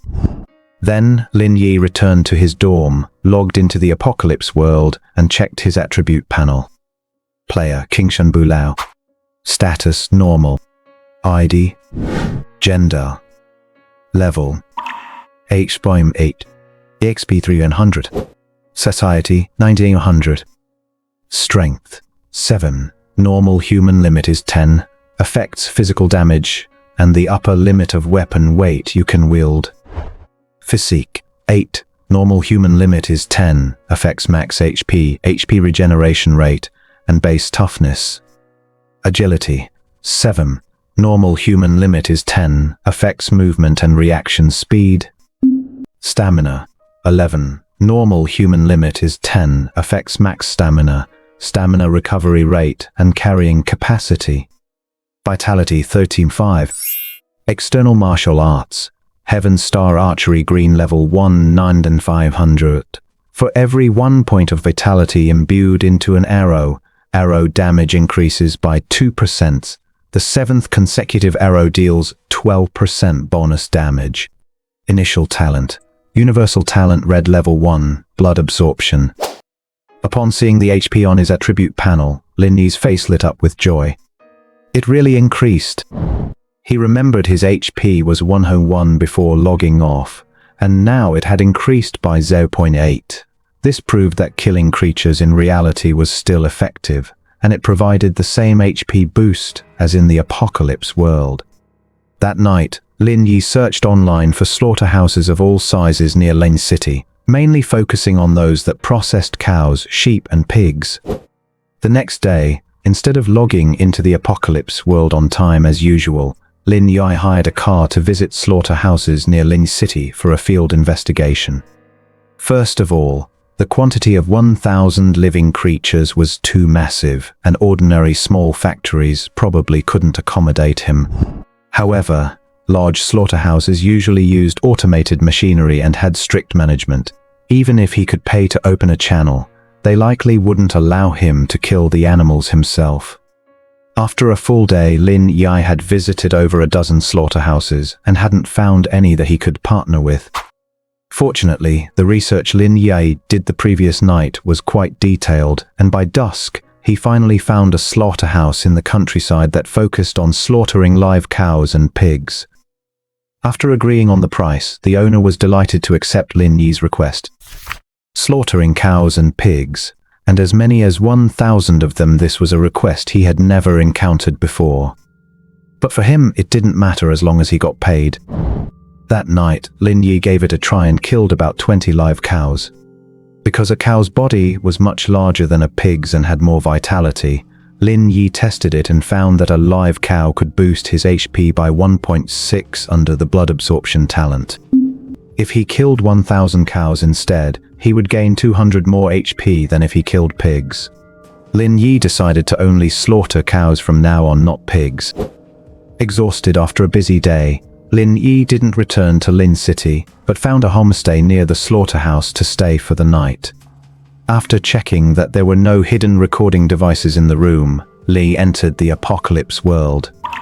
To be honest, this was Lin Yi's first time entering the game at night. He knew that ghosts roamed at night and that it was dangerous, so he didn't plan to go out, choosing instead to practice archery in the courtyard. After all, he hadn't had time to log in all day, and he couldn't waste his 6-hour daily login time. After eating some food to replenish his satiety, Lin Yi walked out of the militia barracks and looked up. The sky outside was pitch black, but an eerie red glow illuminated the entire horizon. It was said that the red light was the protective radiance emitted by the Gutan village shrine, capable of repelling some of the ghosts in the darkness. Lin Yi had heard of it before, so he didn't find it strange. The entire dormitory was empty and dark. Lin Yi found some candles to light, then went into the courtyard to practice Heaven Star archery. 1 arrow, 2 arrows. Lin Yi practiced his archery diligently. 2 hours later, a piercing sound suddenly came from afar, appearing to originate from the south of Gutan village. Whoosh.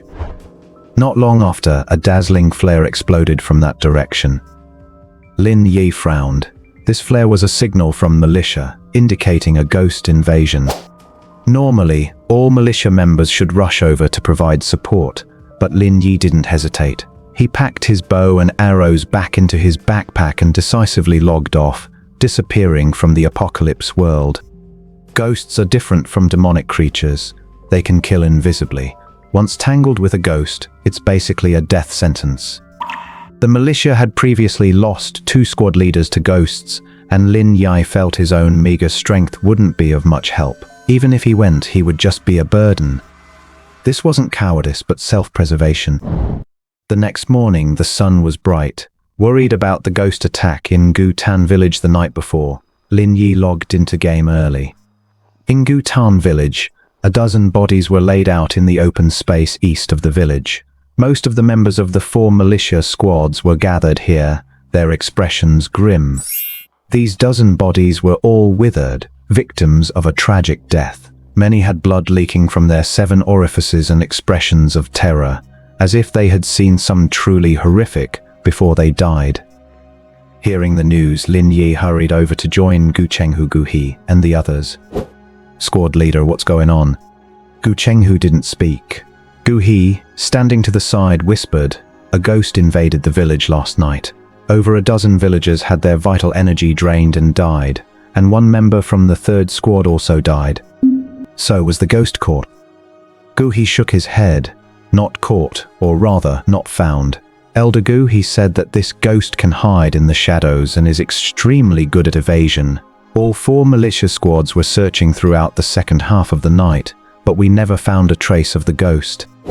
What do we do then? I don't know. The elders should have some ideas, and I expect there will be a major operation tonight.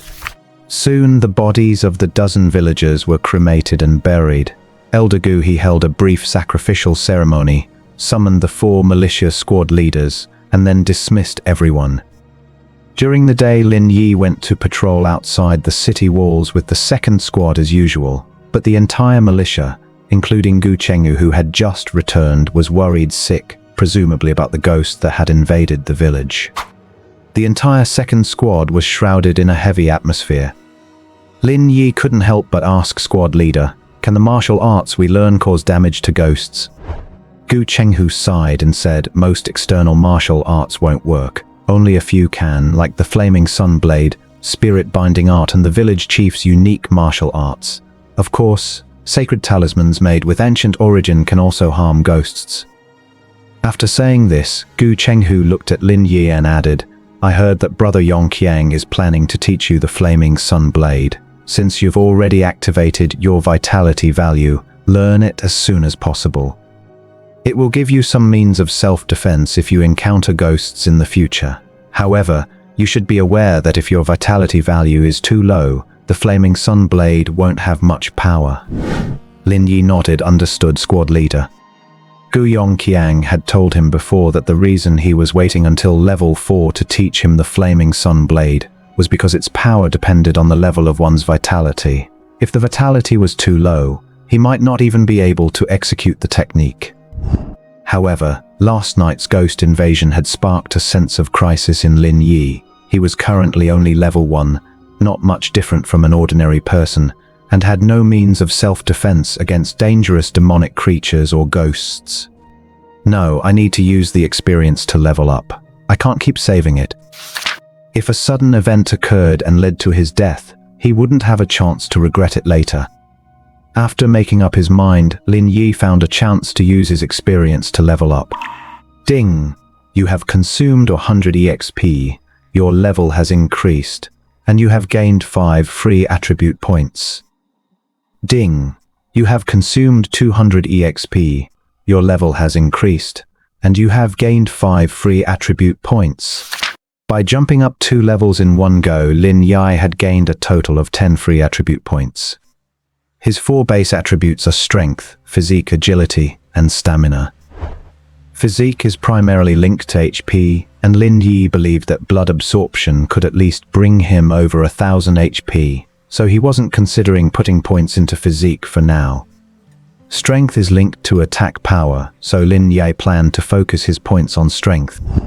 Agility is linked to reaction time and speed. Being able to escape when encountering danger was also important, so it needed some points too. As for stamina, Lin Yi already had 11 points, the highest among his attributes, so he could put off adding points there for now. After careful consideration, Lin Yi added 7 points to strength and 3 points to agility. After adding the points, Lin Yi's 4-dimensional attributes and vitality were: Strength, 14. Normal human limit is 10. Affects physical damage and the upper limit of weapon weight you can wield. Physique, 8. Normal human limit is 10. Affects max HP regeneration rate, and base toughness. Agility, 10. Normal human limit is 10. Affects movement and reaction speed. Stamina, 11. Normal human limit is 10. Affects max stamina, stamina recovery rate, and carrying capacity. Vitality, 16. 6 points gained from animal flesh. As for his HP, he had slaughtered 23 domestic cows the previous night, gaining a 36.8 HP boost, plus the 40 HP from leveling up, bringing his current total to 178.6 HP. Compared to level 1, Lin Yi had basically increased his HP by half, and he felt a much greater sense of security than before. However, after leveling up, the experience gained from killing demonic creatures might be a bit lower. Lin Yi didn't care much about that bit of experience. Now that ghosts were invading the village, Gutan village wasn't very safe, and having more self-preservation capability was more valuable. After logging out of the apocalypse world, Lin Yi went to the factory to slaughter live cows. Perhaps because he had just leveled up and added points, Lin Yi felt his whole body was brimming with power, with small muscles bulging on his arms and abdomen. He also did a simple speed test and found it was much better than before, with a 100-meter dash taking about 10 seconds. In the factory, Lin Yi slaughtered over 100 cows in succession, only stopping when it was time for lunch. For lunch, he had a standard boxed meal, only eating the rice and vegetables. He had no appetite for meat. At that moment, Lin Yi received a message from Liu Bo. "Brother Yi, I need to head out for a while. I expect to be back in half a month, so don't try to contact me during this time." The message was followed by a smiley face icon, which was the secret code Liu Bo and Lin Yi had agreed upon. The smiley face indicated there was no danger and the message was indeed from him. After reading the message, Lin Yi wasn't worried about Liu Bo's safety, as Liu Bo had kept in touch and reported he was safe quite often recently. He guessed that Liu Bo had caught the attention of the authorities, and as Qin Changsheng had said, there was a high probability Liu Bo would be recruited as an official member. In front of the Lin Yi City police station, 3 people sat inside a vehicle. The leader was Zhao Shuang, an official member of the Lin City Apocalypse Squad and a subordinate of Zhang Baichuan. One of the others was Liu Bo, who had just sent the message to Lin Yi. He carried a black backpack and a suitcase, looking as if he were moving out. The third person was a stranger named Zhao Huiwen, who looked to be in his 40s and appeared very honest and unassuming. Seeing the car start, Liu Bo couldn't help but ask Brother Shuang, "What kind of training will we undergo at the Beijing headquarters? Will we fail if we aren't good enough?" Zhao Shuang shifted gears skillfully, looked back and said, "Don't worry, your background checks are fine. The trip is just for relevant training, and as for the assessment, it's just a formality." That's a relief. Liu Bo finally put his mind at ease. Ever since he used that standard activation code to enter the apocalypse world, he had followed Lin Yi's advice to develop quietly and slowly explore the game.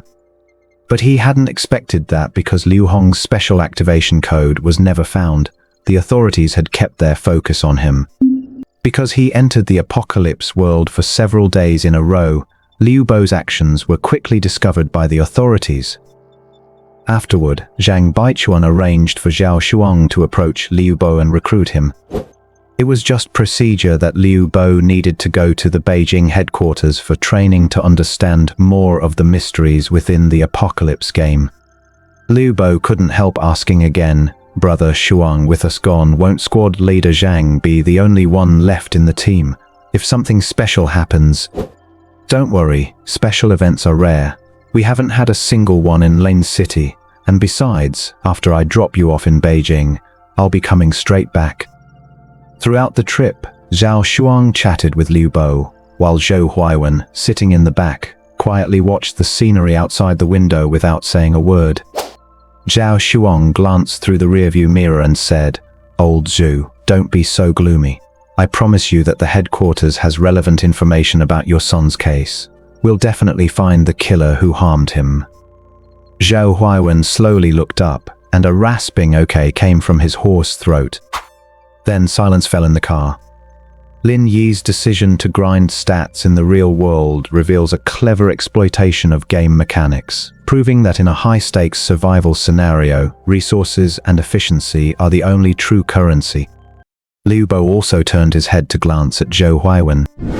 This was the first time he had seen this man. According to Zhao Shuang, it was Zhou Huiwen's son who first entered the apocalypse world. However, in that world, his son seemed to have been killed by a fellow human player.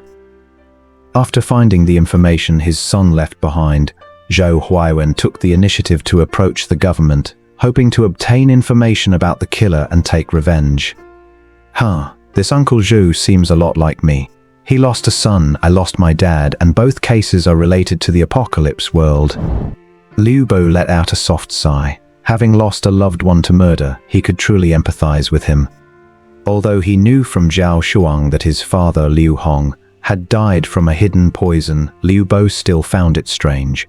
According to the diary, his father was capable of crafting spirit tools and had become an apprentice to the village chief. Logically, he should have been protected by the militia whenever he went out. How could he have been harmed by a level 6 bird snake and lost his life so pointlessly? He felt there was a hidden secret here. His trip to the capital for training this time was because he had heard that one of the instructors in the capital was an incarnate from Dayu village. He wanted to get close to this instructor to find out the truth about his father's death. The vehicle sped along, leaving a cloud of dust on the highway. Meanwhile, after Lin Yi took some time in the afternoon to log in for duty, he continued to go to the factory to slaughter cows. Working until past 7 in the evening, the butcher's robe Lin Yi was wearing was covered in fresh cow blood. The owner of the slaughterhouse was surnamed Zhu, in his 30s, slightly plump, and wore a pair of cultured glasses. Seeing Lin Yi kill a cow with a single strike, Looking impossibly skilled, he couldn't help but say, "Buddy, won't this way of killing cows cause trouble? If your work pressure is too high, you should go see a doctor." "Haha, brother Chu, you're joking." Lin Yi gave a casual response. He did look quite strange, so it was inevitable that others would overthink it.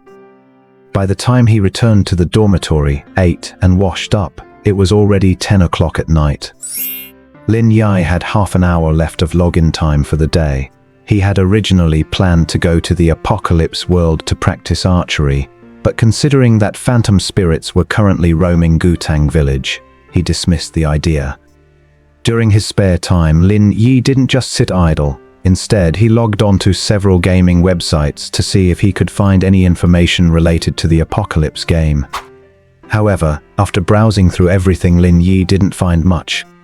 Furthermore, the post he had seen on the forum selling game activation codes had already been deleted. He just wondered if those codes had been sold. Lin Yi then contacted a few employees from his studio and learned that many of them hadn't rested yet, planning to stay up all night to take orders and farm gold. Lin Yi encouraged them, telling them to balance work and rest, and sent them each a separate red envelope for a late-night snack. Working in-game gold farming meant staying up all night was the norm. When Lin Yi first got into this business, he was no different from his employees. Just as Lin Yi was getting ready to sleep, the roar of a wild boar suddenly echoed outside the quiet rural guest house. It was normal for wild boars to appear in villages near the mountains. Lin Yi didn't pay much attention and rolled over, preparing to continue sleeping. But at that moment, faint screams of people came from outside the guest house. "It's eating people. A wild boar came down the mountain and is eating people. Help me." Someone yelled, and Lin Yi immediately jumped up, startled, and rushed downstairs. "Boss, what's going on?" "I don't know, I just woke up." The guesthouse owner shuffled out in his slippers, looking dazed. It seemed he had also been woken up by the commotion. Many nearby residents turned on their lights and walked out in groups. Lin Yi took a shovel from the guesthouse owner and followed the crowd out. "What happened? Who was screaming for help just now?" "Sounds like it was old Jiang, right? Doesn't he like to go fishing? Did the noise come from the pond by the road? Why is it quiet now? Could he have fallen into the water?" A villager shouted towards that direction, "Old Jiang, are you there?" But no sound came back from the dark road. "Come on, there are so many of us, let's go check it out together." Many people carried shovels and wooden sticks as they headed towards the scene. Lin Yi and the guesthouse owner followed the crowd. But for some reason, Lin Yi felt a lingering sense of unease. After walking a few dozen meters, on a concrete road without streetlights ahead, a huge wild boar covered in mud was munching away, though it was unclear what it was eating. The sound of the boar eating was so piercing in the dark night. Everyone summoned their courage to approach. The person in front shone a high-intensity flashlight, only then realizing how huge the boar was. "My God, why is this boar so big? Did it run down from the mountain?" "A wild boar." Lin Yi walked to the front of the crowd and looked through the flashlight beam. Suddenly, his pupils constricted and his heart skipped a beat. This boar was actually 2 meters tall, and most importantly, its pupils were blood red. While the eyes of nocturnal animals do reflect light, no matter how bright the flashlights were, they wouldn't make the boar's eyes reflect a red glow. This could only mean that the boar had naturally red pupils. Lin Yi recalled the warning from militia captain Gu Chenghu, who said that the difference between monsters and ordinary animals was that monsters' strange-colored eyes, usually in eerie greens or bloody reds. But this was in reality. How could a monster from the Apocalypse world appear here? A wild boar with red eyes. Could this be a terror boar? Lin Yi suddenly remembered the monster, a terror boar, that Du Gufeng had participated in killing just 2 days ago. Although he wasn't present at the time, he had heard that the terror boar was a huge, red-eyed monster that loved eating human flesh. Just as Lin Yi was shocked, someone screamed in terror, "My God, it looks like that boar is eating a person. Is that old Jiang lying on the ground?" Under the high-intensity flashlight, the group finally saw two dark figures lying by the boar's feet, one of whom was still clutching a fishing rod. The boar had buried its mouth into one of their stomachs and was feasting. Suddenly, it lifted its head to look at the crowd, its sharp white tusks and mouth covered in fresh red blood dripping down. Its scarlet gaze seemed to mark everyone present as prey. The crowd was nearly scared to death by this horrifying sight. Good heavens, what kind of monster is this? Call the police, let them come and catch it. Strange, so strange. I've never seen a wild boar this big in the mountains, let alone one with red eyes. Has it mutated? Run, run. We can't stop this thing if it charges. At that moment, an elderly man calmly said, "Don't panic. Let's all hit the ground with our shovels. This brute might not dare to charge if we show there are many of us." Clang, clang, clang. Under the elderly man's direction, the crowd huddled together, hitting the ground with their tools while slowly backing away. The boar opposite them seemed truly intimidated by the noise and didn't charge for a moment. It was only when it dragged the two bodies and disappeared by the roadside that everyone breathed a sigh of relief.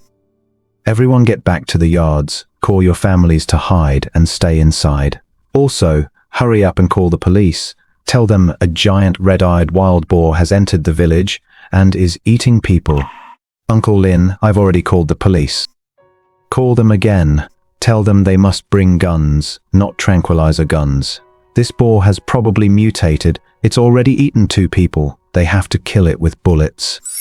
After the panic, most of the men returned to their homes, while a small group gathered in the guesthouse courtyard, waiting for the police to arrive.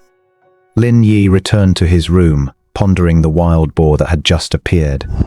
He was absolutely certain that the boar was the level 5 monster, the terror boar, from the apocalypse world. He just didn't expect the terror boar to appear in the real world.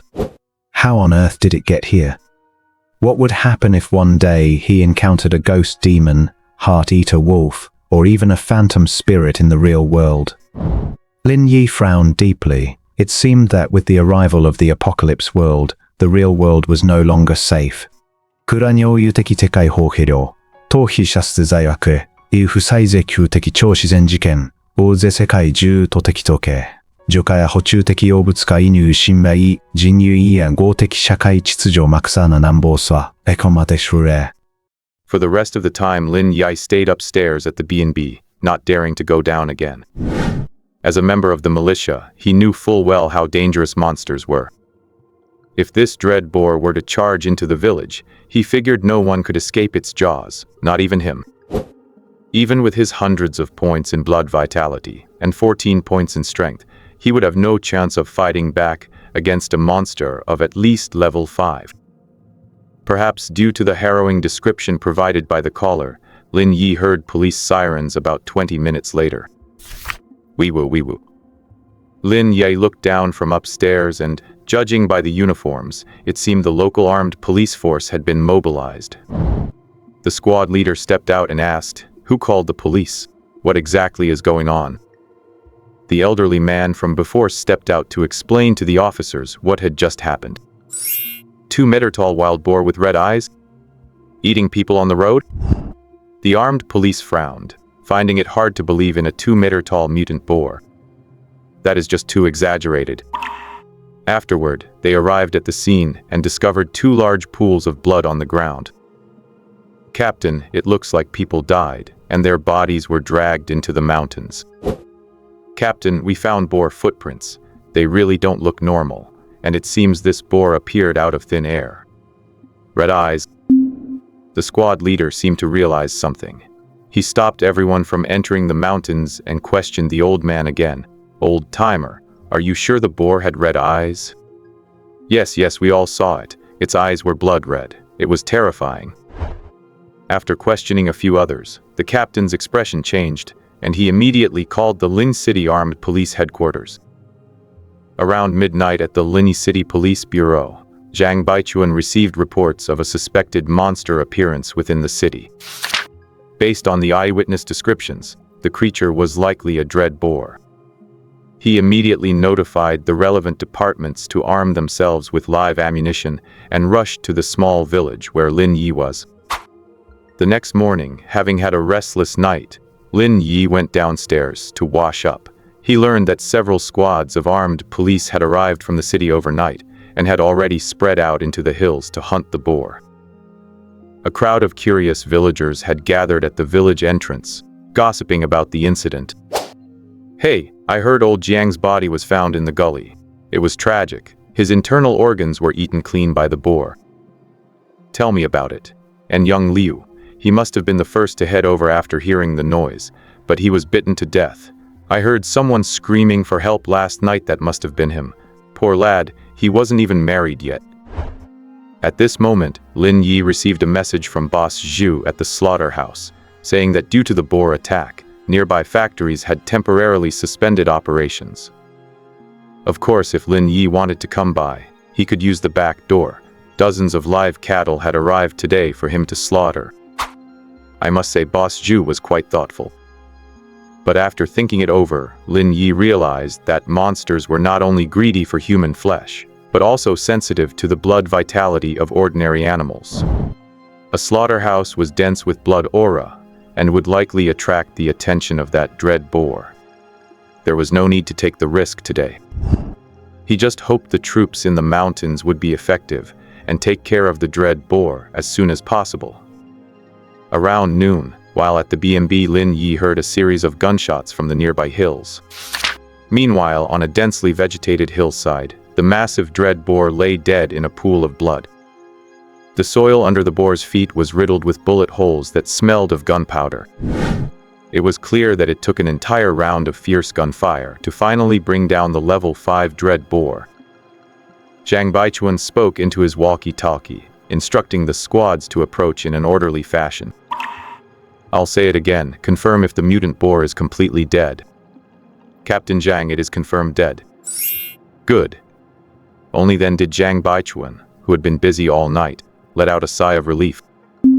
When he was training in the capital, he had studied cases of monsters from the apocalypse world invading reality, which had caused many casualties at the time. Fortunately, this dread boar appeared in the mountains outside the city, resulting in low casualties and very few eyewitnesses. If this had happened inside Lin City, it would likely have resulted in countless deaths. And without heavy weaponry, he alone would not have been enough to kill this dread boar. Speaking of which, this is the first case of an apocalypse monster invasion in Lin City. Now I have a reason to report to headquarters and request more official member quotas.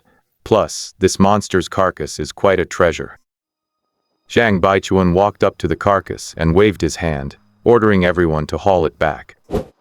By evening, the villagers, including Lin Yi, received a government notice saying the mutant boar had been killed and that it was safe to travel again. Only then did Lin Yi feel brave enough to head to the slaughterhouse to continue his work. That night, Lin Yi logged into the apocalypse world to check his attribute panel. Player Kingshen Bubuleo. Status normal. Height. Gender. Level. HP 8. 000. Society 6700. Strength 14. Normal male limit is 10. Affects physical damage and the maximum weight of weapons you can wield. Constitution 8. Normal male limit is 10. Affects max HP, health regen rate, and base toughness. Agility 10. Normal male limit is 10. Affects movement and reaction speed. Endurance 11. Normal male limit is 10. Affects max stamina, stamina regen rate, and carrying capacity. Blood vitality 16. 6 points gained from blood-based food. Outer martial arts, Sky Star Archery Green Level 1, 14,500. Each point of blood vitality imbued into an arrow increases its damage by 2%. The 7th consecutive arrow deals an additional 12% critical damage. Initial talent, Universal Talent Red Level 1, Blood Extraction. Over the past few days, Lin Yi had slaughtered more than 200 cows, finally pushing his HP above 500. Compared to his 97 HP at level 1, This fivefold increase gave Lin Yi a great sense of security. However, since Lin Yi had run out of contribution points, he couldn't redeem more blood vitality. His blood vitality remained stuck at 16 points. Insufficient blood vitality also led to low efficiency when practicing Sky Star archery. Even though Lin Yi practiced archery at the second militia yard whenever he had time, the proficiency of Sky Star archery was still improving very slowly. Now that the dread boar in reality had been dealt with, Lin Yi felt an underlying sense of urgency. He was afraid that one day, the monsters from the apocalypse world would all appear in reality. The only way was to rapidly increase his strength to face the unknown dangers.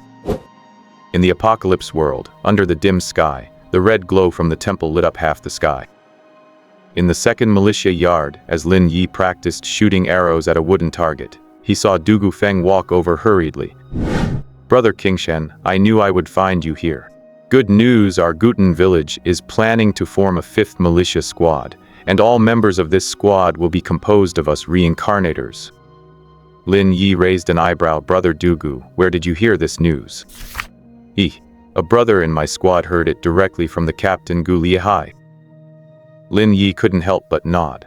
The brother Dugu mentioned was named Changkong Kuo, a renowned level 9 player and one of the first batch to enter Guten village. News from him should be reliable. Lin Yi thought for a moment and said, "Brother, you are level 4 and I am level 3.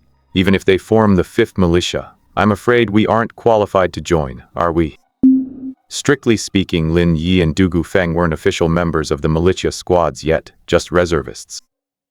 That may be true, but the proposal for this militia squad was decided by the village chief along with the 3 elders, and this squad formed by us reincarnators will be specially cultivated by the village. Specially cultivated? Lin Yi chuckled to himself. Cultivation was possible, but they might just be treated as cannon fodder. After all, as the casualties in the militia increased, with no outstanding local youths to fill the gaps, maintaining the safety of Guten village could only rely on the rapidly growing reincarnators.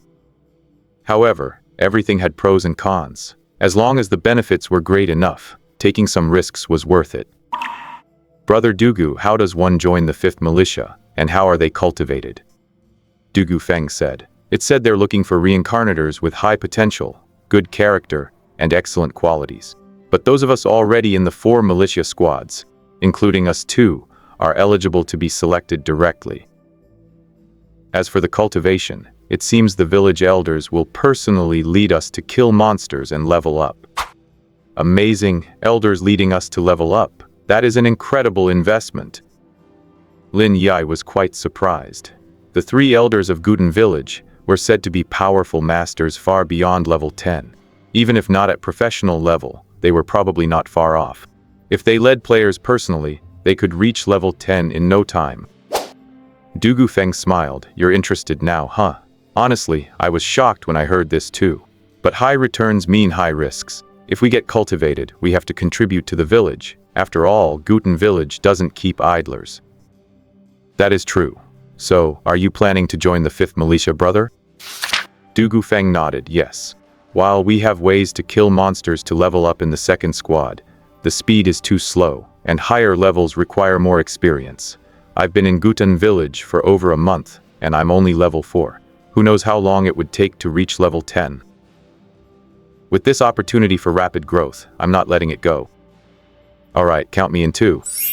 The next day, Lin Yi asked Gu Chenghu about the upcoming 5th militia squad. Gu Chenghu was surprised that Lin Yi was so well informed, then generously told him, "Qingshan, joining the 5th squad is fine, but it isn't exactly like you heard about elders leading you to level 10 directly. First, the reincarnators in the 5th squad will be managed by the elders and taught knowledge on dealing with monsters, ghosts, and even how to survive in the wilderness. After the training is sufficient, the elders will select those with talent from the squad to teach them skills, like drawing holy runes or refining witch medicine." Hearing this, Lin Yi couldn't help but ask, "Captain, are these holy runes and witch medicine related to the professional levels after level 10? Gu Chenghu looked at Lin Yi and said, "You are quite sharp. Normally, I shouldn't disclose such secrets, but since you've been performing well in our squad these past few days, I'll tell you. Once you reach level 10, you will hit a bottleneck. By then, your physical stats will have reached the human limit, and the next step is to break through a certain barrier and reach the professional level. As far as I know, there are 4 major professions in the Apocalypse continent: warrior, wizard, shaman, and sequencer. 4 major professions. Lin Yi suddenly recalled the 4 advanced attributes on his panel: spirit, inner energy, faith, and mana. It seemed these 4 attributes corresponded to the 4 professions.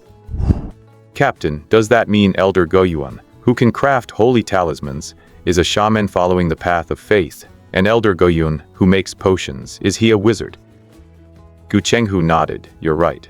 All 4 professions have their specialties. Faith power can be used to craft holy talismans, while witch power can concoct various potions.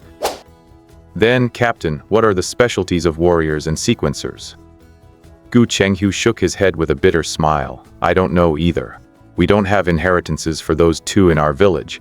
Strictly speaking, we don't even have a wizard's inheritance, only the shaman's. Then Elder Goyun. That was because he traveled abroad 10 years ago, and luckily succeeded in changing his profession to wizard. It had nothing to do with Guten Village. Lin Yi continued, Captain, are these 4 professions better than each other? Is one better? I'm not sure, but I once heard Brother Yang say that the 4 professions have mysterious origins and have been passed down for thousands of years. Among them, the sequencer is the most mysterious and the hardest to change into, while the warrior is the easiest as long as you have a martial Dao stele. You can change your profession. Once done, your blood vitality converts into inner energy, and the power of your martial arts increases. Seeing Gu Chenghu look nostalgic, Lin Yi said, Captain, it sounds like you prefer the warrior profession? Gu Chenghu sighed, yes. I've practiced martial arts all my life, and my goal since childhood was to become a warrior. And it's not just me. The other squad leaders, Gu Man, Gu Lihai, they all want to become warriors. Lin Yi scratched his head, confused. Captain, even if there's no wizard inheritance, there is the shaman one. Since you're all level 10, why don't you become shamans? Gu Chenghu shook his head. You don't understand. You can't just choose a profession. Everyone born in Guten Village is kept in the temple for a period. If there's shamanic talent, the temple reacts. If not, you can't be a shaman. Since the shaman profession has such requirements, the wizard one surely has similar ones. Only the warrior profession has no requirements. As long as you have enough blood vitality and can gain insights from the martial Dao stele, you can become a warrior. Unfortunately, the martial Dao stele is only in Tianshui City, but the road to the city has been cut off, so we lost our way to advance into warriors. After hearing what Gu Chenghu said, Lin Yi finally realized that advancing professions was not an easy task.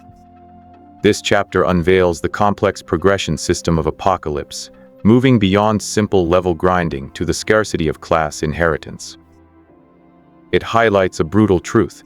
In any resource-constrained ecosystem, access to elite pathways is often determined by birthright or institutional gatekeeping, rather than merit alone. However, Guten Village only has the divine sacrificer role. If Lin Yi wants to change to a different class, he will likely have to find another way when the time comes. Seeming to have strayed from the topic, Gu Chenghu frowned and said, All right, didn't you want to ask about the 5th squad? How did we end up talking about character classes? If you truly want to join the 5th militia squad, your primary concern should be whether you can accept the contract required for entry. Lin Yi was stunned. A contract? Captain, do we have to sign a contract to join the 5th squad? Naturally. Once training is complete, all the new arrivals in the 5th squad will head out under the guidance of the village elders to hunt down monsters scattered in the wilderness, helping the new arrivals level up quickly. But this journey will consume resources that Guten Village has saved up over several years to deal with monsters and spirits. Therefore, every participating new arrival must sign a contract to stay in Guten Village for 1 year and work for us. Upon hearing the terms of the contract, Lin Yi frowned. Being tied to Guten Village for a year was clearly beyond his expectations. Captain, is it mandatory to sign this contract? Gu Chenghu explained patiently. Naturally. Qingshen, you newcomers must kill monsters and spirits to level up quickly. While Guten Village is protected by a shrine, we only see scattered monsters occasionally. To get you all to level 10, we must venture into the wilderness to find a large number of monsters, and the resource consumption is not trivial. I understand. Thanks for the heads up, Captain. In that case, I'd rather not join the 5th squad.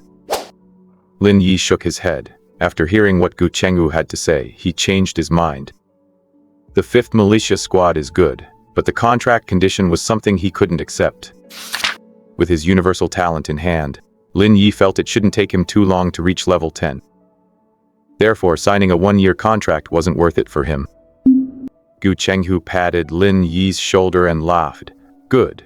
I also don't think the 5th squad is right for you. Joining them means going on adventures and risking your life. It's nothing like our 2nd squad, where we only need to guard the gates and kill a few stray monsters in our spare time. Guten Village was highly efficient, and the recruitment for the 5th militia squad was quickly conducted throughout the entire village. The next day, almost every new arrival in the village received a mission notification. Ding! Guten Village is forming the 5th militia squad. All new arrivals are eligible to sign up. After a selection process, you may join the 5th militia squad. Although Lin Yi had been in Guten Village for a couple of weeks, he actually didn't know how many new arrivals there were. Now that all those applying for the 5th squad were gathering at the playground on the east side of the village, it was the perfect chance for him to find out. At noon, the sun was scorching.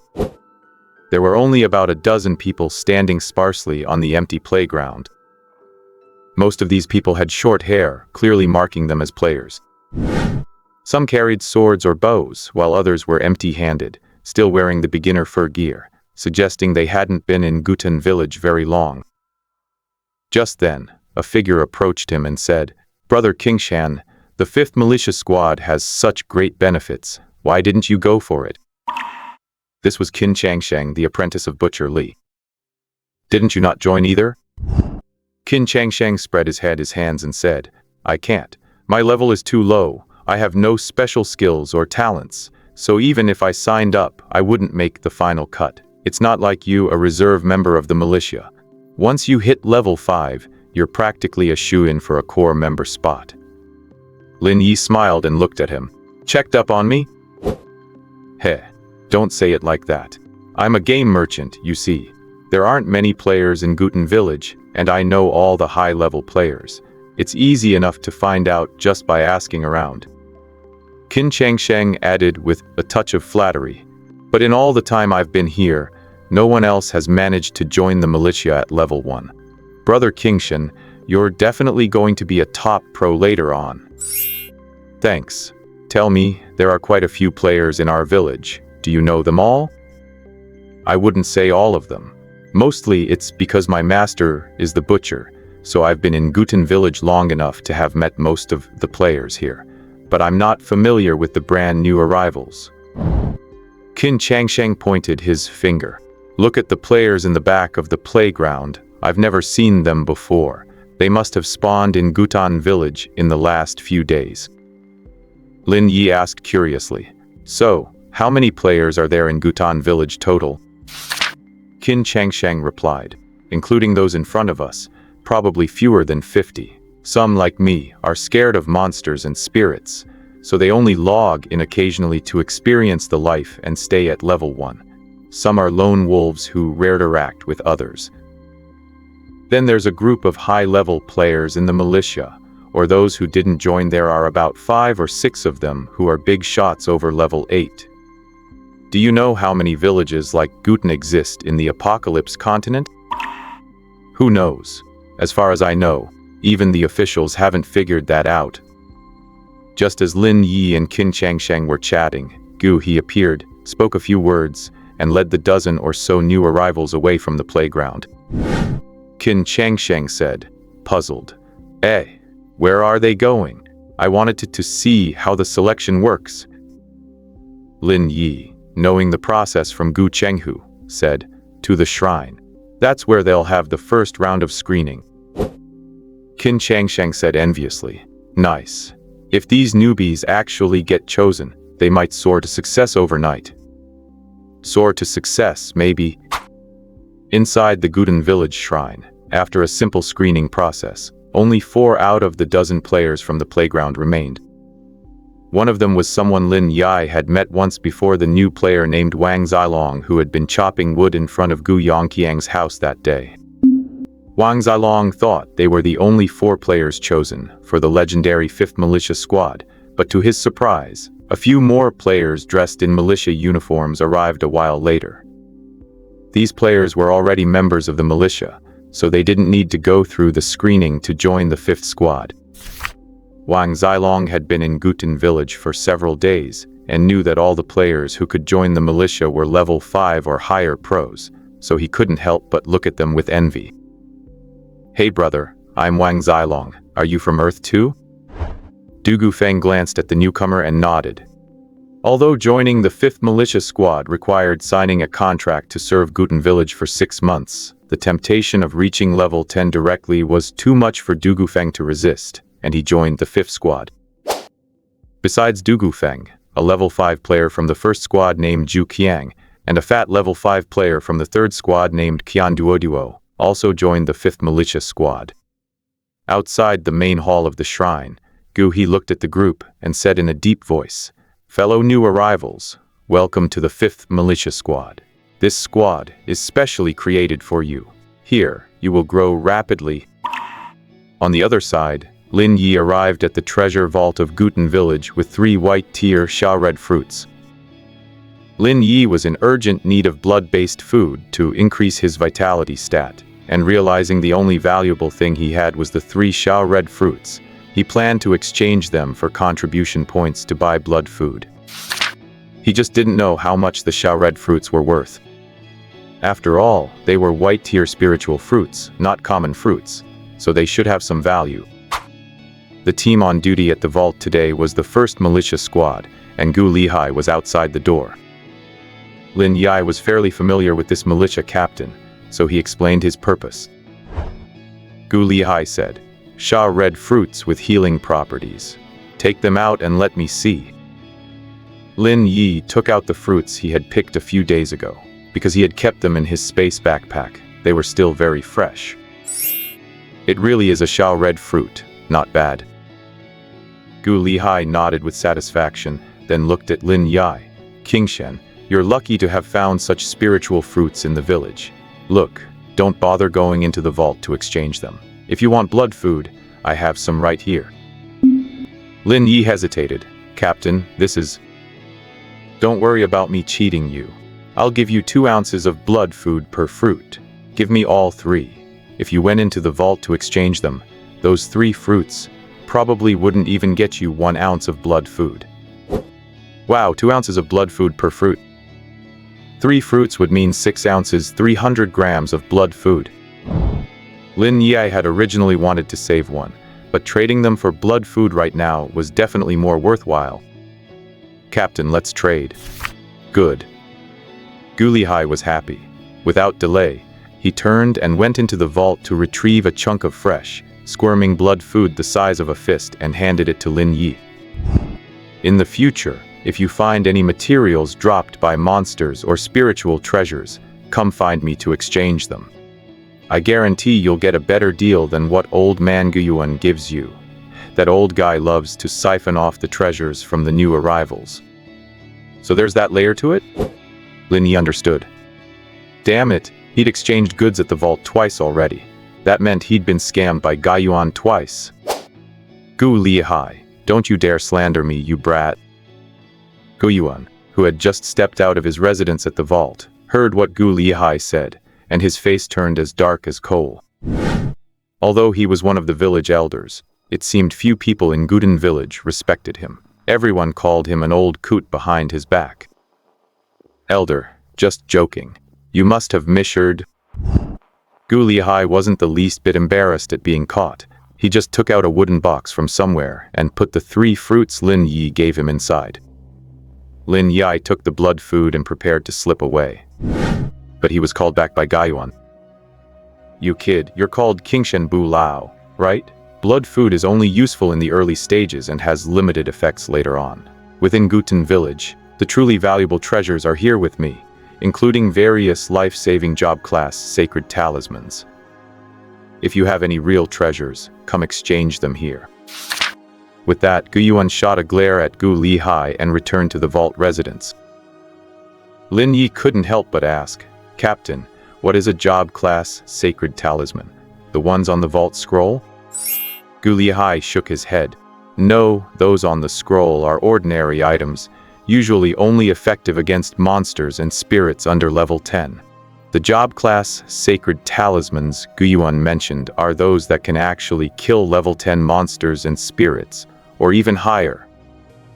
The demon quelling talisman we used outside the city last time was a semi-finished job class talisman. You saw the power of it after it was released at close range. Even the great demon Mirage Crow didn't have much strength to resist for a short time. But these are extremely valuable. Even I haven't used one. That old coot Guiyuan is probably just dangling bait for you." Lin Yi scratched his head. "All right then." However, Lin Yi felt Guiyuan's words were meant for something else, likely related to the soul device he had mentioned before. So, Guiyuan meant if he had a soul device, he could trade it for a job class sacred talisman? Too bad he had already used that ghost stone soul device. After finishing his business in the apocalypse world, Lin Yi consumed a small piece of blood food and logged off to go butcher cows. But the butchery factory Lin Yi had found was only a small one. According to the owner, Boss Zhu, in just 3 days, Lin Yi had already processed their entire monthly quota of cows. If he wanted to keep butchering, he could, but it would cost extra. Lin Yi felt helpless. He needed to max out the bonus effect of his blood siphon talent in a short time. Otherwise, if he pulled a new useful talent in the game, he'd have to replace it immediately. With no other choice, Lin Yi added another 150,000 to the original deal, telling Boss Zhu to bring in more stock. Luckily, Lin Yi was the owner of a gold farming studio and had some savings, otherwise he really couldn't afford this expense. Tempted by the money, Boss Zhu proved reliable and quickly sourced hundreds of live cows from other factories for Lin Yi to process. Within 2 days, Lin Yi finally hit the cap of 1,000 creatures for his blood siphon talent. At this point, his HP in the game reached 1,014 points. You could say that Lin Yi's current health was much higher than that of a level 10 player, and it even exceeded a professional level. Of course, having a thick health bar alone isn't enough. He needed the corresponding combat strength to match it.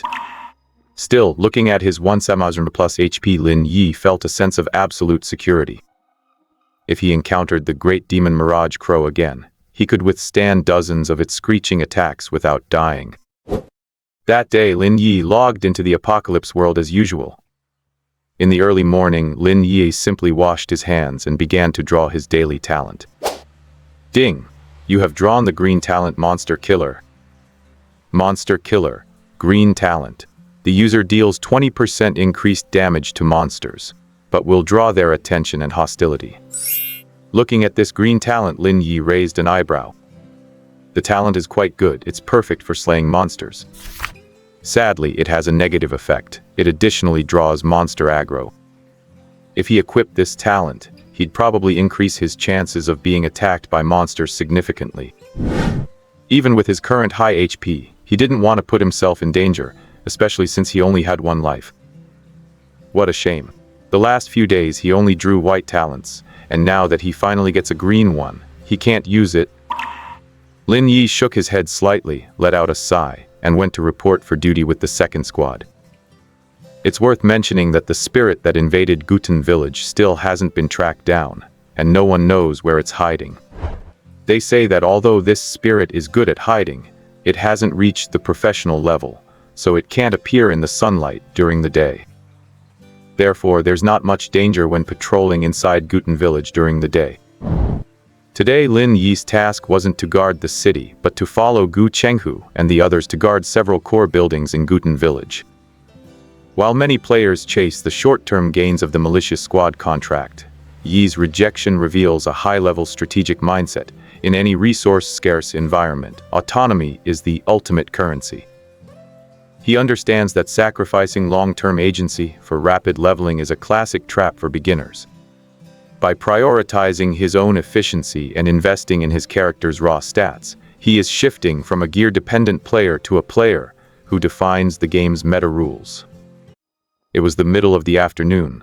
The sun was hanging high in the sky, and the air was so hot it felt like it could roast someone alive. It is strange to think that since arriving at Gudan village, Lin Yi had never seen it rain. Every single day was bright and sunny. Outside the temple, in the shade under a tree, Gu Chenghu, Lin Yi, and the others were suffering from the sweltering heat. "Kingshan, do you still have any water on you? Give me some." Because Lin Yi possessed a spatial backpack, Gu Chenghu liked to keep miscellaneous items with him. "It's all gone, Captain. We drank it all. I'll go fetch some well water." "Don't take the long way around. Go to Fufeng Tower. They can provide well water for our militia. And try to get some ice to eat while you're at it." "All right." Fufeng Tower was not far away. Lin Yi broke off a thick branch to hold over his head and jogged toward it under the scorching sun. At this hour, there was not a single person dining inside Fufeng Tower. Lin Yi found the waiter and explained what he needed. "Please have a seat and wait a moment. I'll go get the water right away." Perhaps due to the unique architecture of Fufeng Tower, Lin Yi immediately felt much cooler as soon as he stepped inside, with a refreshing breeze blowing in through the windows from time to time. Just as Lin Yi was looking for a chair to sit down and rest for a while, his heart suddenly began to pound violently. This is the ghost stone giving a warning? Could it be that there's a ghost in Fufeng Tower? Was the ghost spirit that wreaked havoc in Gudan village hiding here all along? Lin Yi was shocked. This was his first time sensing an anomaly from the ghost stone. Even though a cool breeze was blowing on his face, Lin Yi suddenly felt cold sweat breaking out on his forehead. Suppressing the shock in his heart, Lin Yi collected the water and a little bit of ice from the waiter and hurried back to where Gu Chenghu was. Seeing Lin Yi rushing back in such a hurry, Gu Chenghu raised an eyebrow. "Captain, I felt something wrong at Fufeng Tower just now. There was a biting chill. Didn't you say before that if a ghost spirit appears, the temperature nearby might drop? So, could there really be no ghost in Fufeng Tower?" After hearing what Lin Yi had to say, before Gu Chenghu could even speak, Gu Shan and the others on duty with him laughed out loud. "Oh, King Shan, you're making too much of a fuss. Fufeng Tower was built on a prime piece of geomantic land. They say it's warm in winter and cool in summer. Plus, there's an ice cellar underneath. Once they open the cellar, the cold air naturally flows out. How could a ghost spirit be hiding there?" "Exactly, King Shan. The temple has a suppressive effect on ghost spirits. There wouldn't be any hiding nearby." Lin Yi glanced at Gu Chenghu, "Captain?" Gu Chenghu knew that Lin Yi wasn't one to overreact, so he must have discovered something. He asked, "King Shan, tell me in detail." But Lin Yi couldn't explain clearly after all. He only detected the ghost spirit thanks to his soul artifact. However, with a ghost spirit hiding in Fufeng Tower, who knew when it might erupt? If he didn't speak up, the entire Gutan village might fall into crisis. After thinking about it, Lin Yi leaned into Gu Chenghu's ear and said, "Captain, it's true, there is a ghost. I can sense the presence of ghost spirits at close range. When I entered Fufeng Tower, I didn't feel anything strange at first, but near the window in the southwest corner of the first floor, I noticed something wrong." Gu Chenghu's eyes widened. "For real?" "It's true, I have no reason to lie." Although Gu Chenghu was surprised that Lin Yi could sense a ghost spirit, the descended naturally had special abilities, so it wasn't impossible for Lin Yi to sense one at close range. "Good lad, you've really given me a big surprise." Gu Chenghu slapped Lin Yi on the shoulder hard, then ordered Gu Shan and the others to split up and notify the others. "Although I believe you, to verify if the ghost spirit is really hiding in Fufeng Tower, we still need to use the magic talismans made by that old man, Go Yuan. Let's go, let's head to the treasury first." Then Gu Chenghu brought Lin Yi to the treasury where Ga Yuan was. Inside the treasury, Gu Chenghu didn't mention Lin Yi's ability to sense ghost spirits, saying instead that he might have found the ghost spirit's hiding place and needed magic talismans to confirm it. Hearing about a specter hiding in the village, Gu Yuan, despite being interrupted during his nap, didn't dare to delay. He quickly retrieved over a dozen spirit-seeking charms, each worth 50 contribution points. But seemingly considering something, Gu Yuan also took out a red magic talisman that looked like an upgraded version of the ghost-detecting talisman.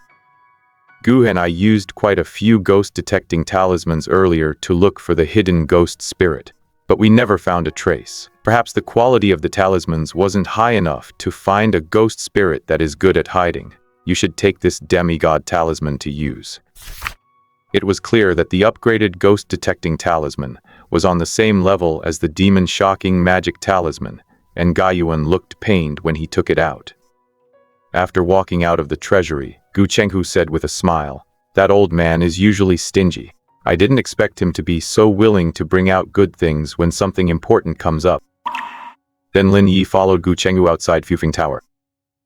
Upon arriving, Lin Yi found that many members of the first militia team led by Gu Lihai and the third militia team led by Gu Man had gathered here. Adding their second team, there were nearly 30 militia members on the scene. Lin Yi also saw the level 9 player, Chang Kongkuo, from the first team. He was wearing the militia uniform, with a bow and arrows and a long saber on his waist, his expression cold. As fellow militia players, Chang Kongkuo nodded at Lin Yi, which served as a greeting. Gu Chenghu looked around and asked, "Where is Elder Gu?" "He went to the temple. He will be here shortly." Gu Man couldn't help but ask Chenghu, "How are you so sure there's a ghost in Fufeng Tower?" Gu Chenghu didn't intend to tell them about Lin Yi, so he changed the subject and said, "I have my ways. I just got a batch of ghost-detecting talismans from the old man. Let's divide them up and surround Fufeng Tower in batches so the ghost spirit inside doesn't run away." Perhaps because the militia's gathering caused too much of a stir, many bold villagers from Gutan village also gathered from afar, standing in the distance to watch. Lin Yi followed Gu Chenghu's instructions to stay far away when the battle started, so he moved into the crowd of villagers. After all, there were many people and he was a big target. In case the ghost spirit broke through the militia's encirclement, he could take advantage of the chaos to run away. However, Lin Yi's militia uniform was too conspicuous. Many villagers saw him approaching and immediately kept their distance, as if Lin Yi were a source of danger. Lin Yi touched his nose in embarrassment and had to return to the militia. Gu Chenghu smiled when he saw Lin Yi's actions, then walked over and handed him a defense talisman worth 80 contribution points. "Take this. Remember to protect yourself after the battle starts." Knowing that Lin Yi could sense ghost spirits, the importance he placed on Lin Yi naturally rose a level. To deal with ghost spirits, besides using the talismans made by Gu Yuan, some special martial arts could also cause damage. However, not many in the militia had learned such precious martial arts, only about a dozen in total. Then Gu Lihai, Gu Chenghu, and the others divided the militia into two groups. The militia members who could cause damage to ghost spirits stood in the front row to besiege the ghost spirit, while the remaining militia stood on the perimeter to protect the villagers. Lin Yi only had the Heavenly Star Archery as an attack method and couldn't harm the ghost spirit, so he naturally stood in the back row. At this point, the waiter, chef, manager, and others inside Fufeng Tower had been invited out and checked with talismans. None of them were possessed by a ghost spirit. If there really was a ghost spirit inside Fufeng Tower, it could only be hiding within the structure of the building itself. Soon the militia, having formulated their attack plan, began to move. 4 people walked out from the militia, stood at the 4 corners of Fufeng Tower, and activated ordinary ghost-detecting talismans. The ghost-detecting talismans quickly ignited, and wisps of blue smoke swirled in the air, lingering for 3 or 4 seconds before dissipating. Gu Man saw this, licked his lips, and looked excited. "Interesting, there's really something in there?" You know, after using a ghost-detecting talisman, it usually turns into blue smoke to track the traces of nearby ghost spirits. If there were no ghost spirit, the smoke would dissipate quickly. If there were, it would naturally track toward the ghost spirit. But neither situation resulted in what was happening now, with the smoke circling in the air aimlessly for a few seconds before disappearing. This place was clearly weird. Then Gu Chenghu held the upgraded ghost-detecting talisman, which turned into a huge swirl of blue smoke in the air before diving into the interior of Fufeng Tower. It's inside for sure. I'll take people in to investigate. You guys stay here and stand guard. Gu Chenghu felt a bit of joy. If there were no ghost spirit in Fufeng Tower, he would have lost a great deal of face today. Fortunately, after all this trouble, they finally found the ghost spirit hiding in the village. Then, Gu Chenghu took a few people deep into Fufeng Tower, following the trail, and finally stopped in front of the ice cellar in the basement. Although the ice cellar was locked, strands of cold air were still drifting out. You filthy thing, caught red-handed and still trying to hide. Let's see where you can run now. Gu Chenghu signaled for the people behind him to disperse, then stepped forward with his dragon's howl saber, and kicked the ice cellar door open. Creak. The wooden door shattered into flying splinters. Instantly, a shadow darted across the floor, then exploded in a flash, turning into multiple small shadows that rushed out of the ice cellar. The militia members following Gu Chenghu were on high alert, and the dragon's howl saber in Gu Chenghu's hand erupted with light, buzzing as it slashed toward the largest cluster of shadows. Ah! A sharp shriek came from the shadow. But the shadow did not dissipate. It only dimmed in color, changing from a deep black to something transparent. Gu Chenghu frowned and said, "Everyone attack. Don't let too many of these filthy things get away." Then everyone attacked, mostly using the blazing sun saber technique, to launch an assault on the scattered shadows. Meanwhile, outside Fufeng Tower, Gu Man, Gu Lihai, and the others heard the commotion and were also on high alert. Suddenly, several shadows darted out from the basement of Fufeng Tower, scurrying and fleeing wherever there were shadows. Gu Man was the first to act. He bit his finger, drew a strange pattern on his Qingfeng longsword with blood, and then slashed out with a sword, destroying a small cluster of shadows before him. Is this the spirit parasite art? Lin Yi watched intensely from the periphery. It was said that the spirit parasite art was a martial art specifically designed to deal with ghost spirits. Only it required using one's own blood to draw patterns on the weapon before use. In a way, the spirit parasite art was more effective against ghost spirits than the blazing sun saber technique.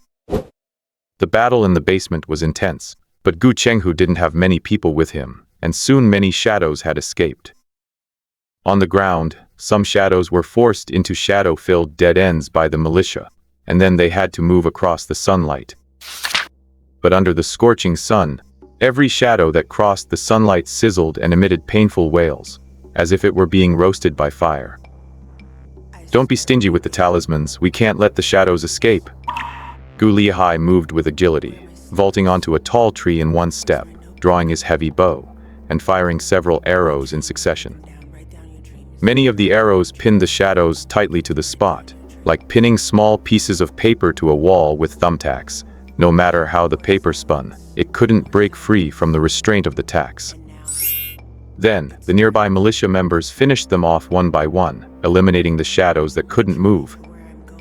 From the moment the shadows burst out and fled, in just 1 minute of mopping up, over 30 shadows were destroyed. But there were still dozens of shadows hiding in the nearby shadows. Lin Yi noticed that Cheng Kongkuo had also joined the fight. He was agile, and after locking onto a shadow, he caught up to it easily, and then drew his long saber to disperse it. He was also using the blazing sun saber technique. One by one, more and more shadows were destroyed, and each one left behind a pile of ash where it had stood. This substance was called ghost spirit ash, which had many uses. Lin Yi needed it too if he wanted to increase the monitoring range of his soul artifact. Good stuff, but too bad he didn't join the fight, so he didn't get a share.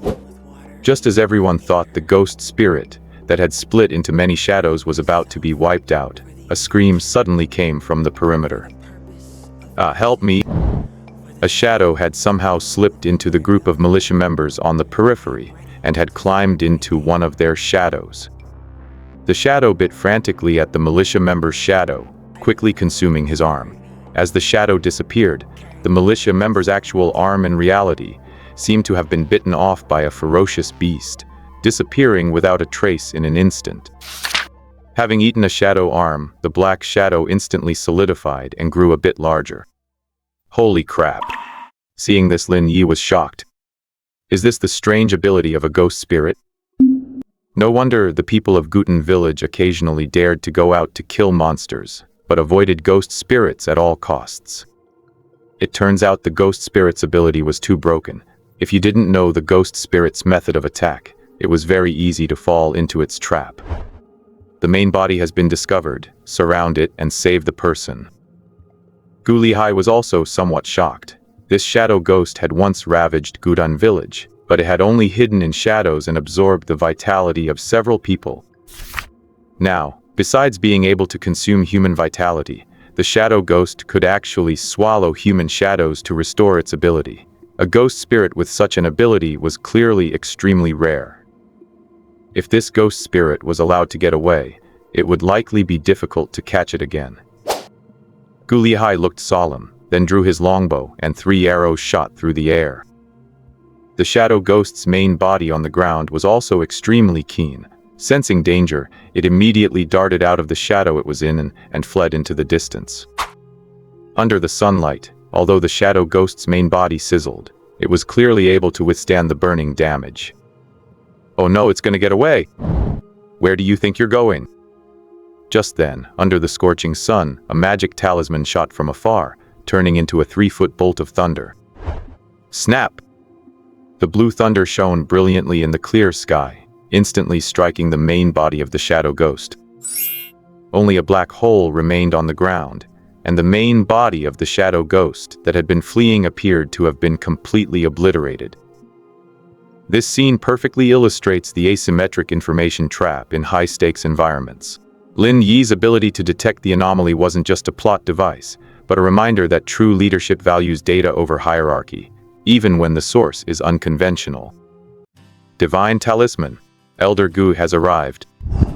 Great, the Thunder Divine Talisman. The Spectre is doomed now. After all, even a professional-level Spectre can't withstand a lightning attack. The crowd was overjoyed. Lin Yi looked over as well, and saw Gu walking slowly from the distance with a solemn expression. To be honest, this was the first time he had ever seen Elder Gu take action.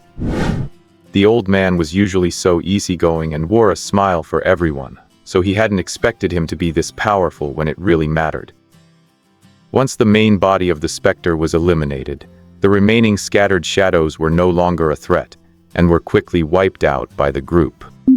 By then, the shadows in the basement ice cellar had also been cleared. Gu Chenghu led everyone out, and upon learning that Gu had eliminated the main body of the Shadow Spectre, he couldn't help but beam with joy. With the Spectre gone, we can finally have a good night's sleep for the next few days. However, when he reached Gu, he saw the elder crouching where the Shadow Spectre had been destroyed, looking quite serious. Elder, why the long face? Even average professional-level Spectre couldn't handle your Thunder Divine Talisman. Surely you don't think this Shadow Spectre is still alive? Gu Man, standing nearby, finished collecting the ashes of the Spectre he'd killed and chimed in. That's right. This Shadow Spectre feared sunlight, which means it wasn't even professional level yet. Anything below that rank would definitely have been killed by a bolt of lightning. Hearing them, Gu stood up and shook his head.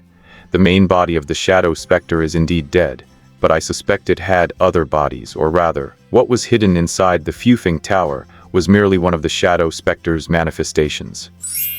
Gu Man said in surprise, that is impossible. No matter how powerful a Spectre is, it cannot have multiple main bodies, right?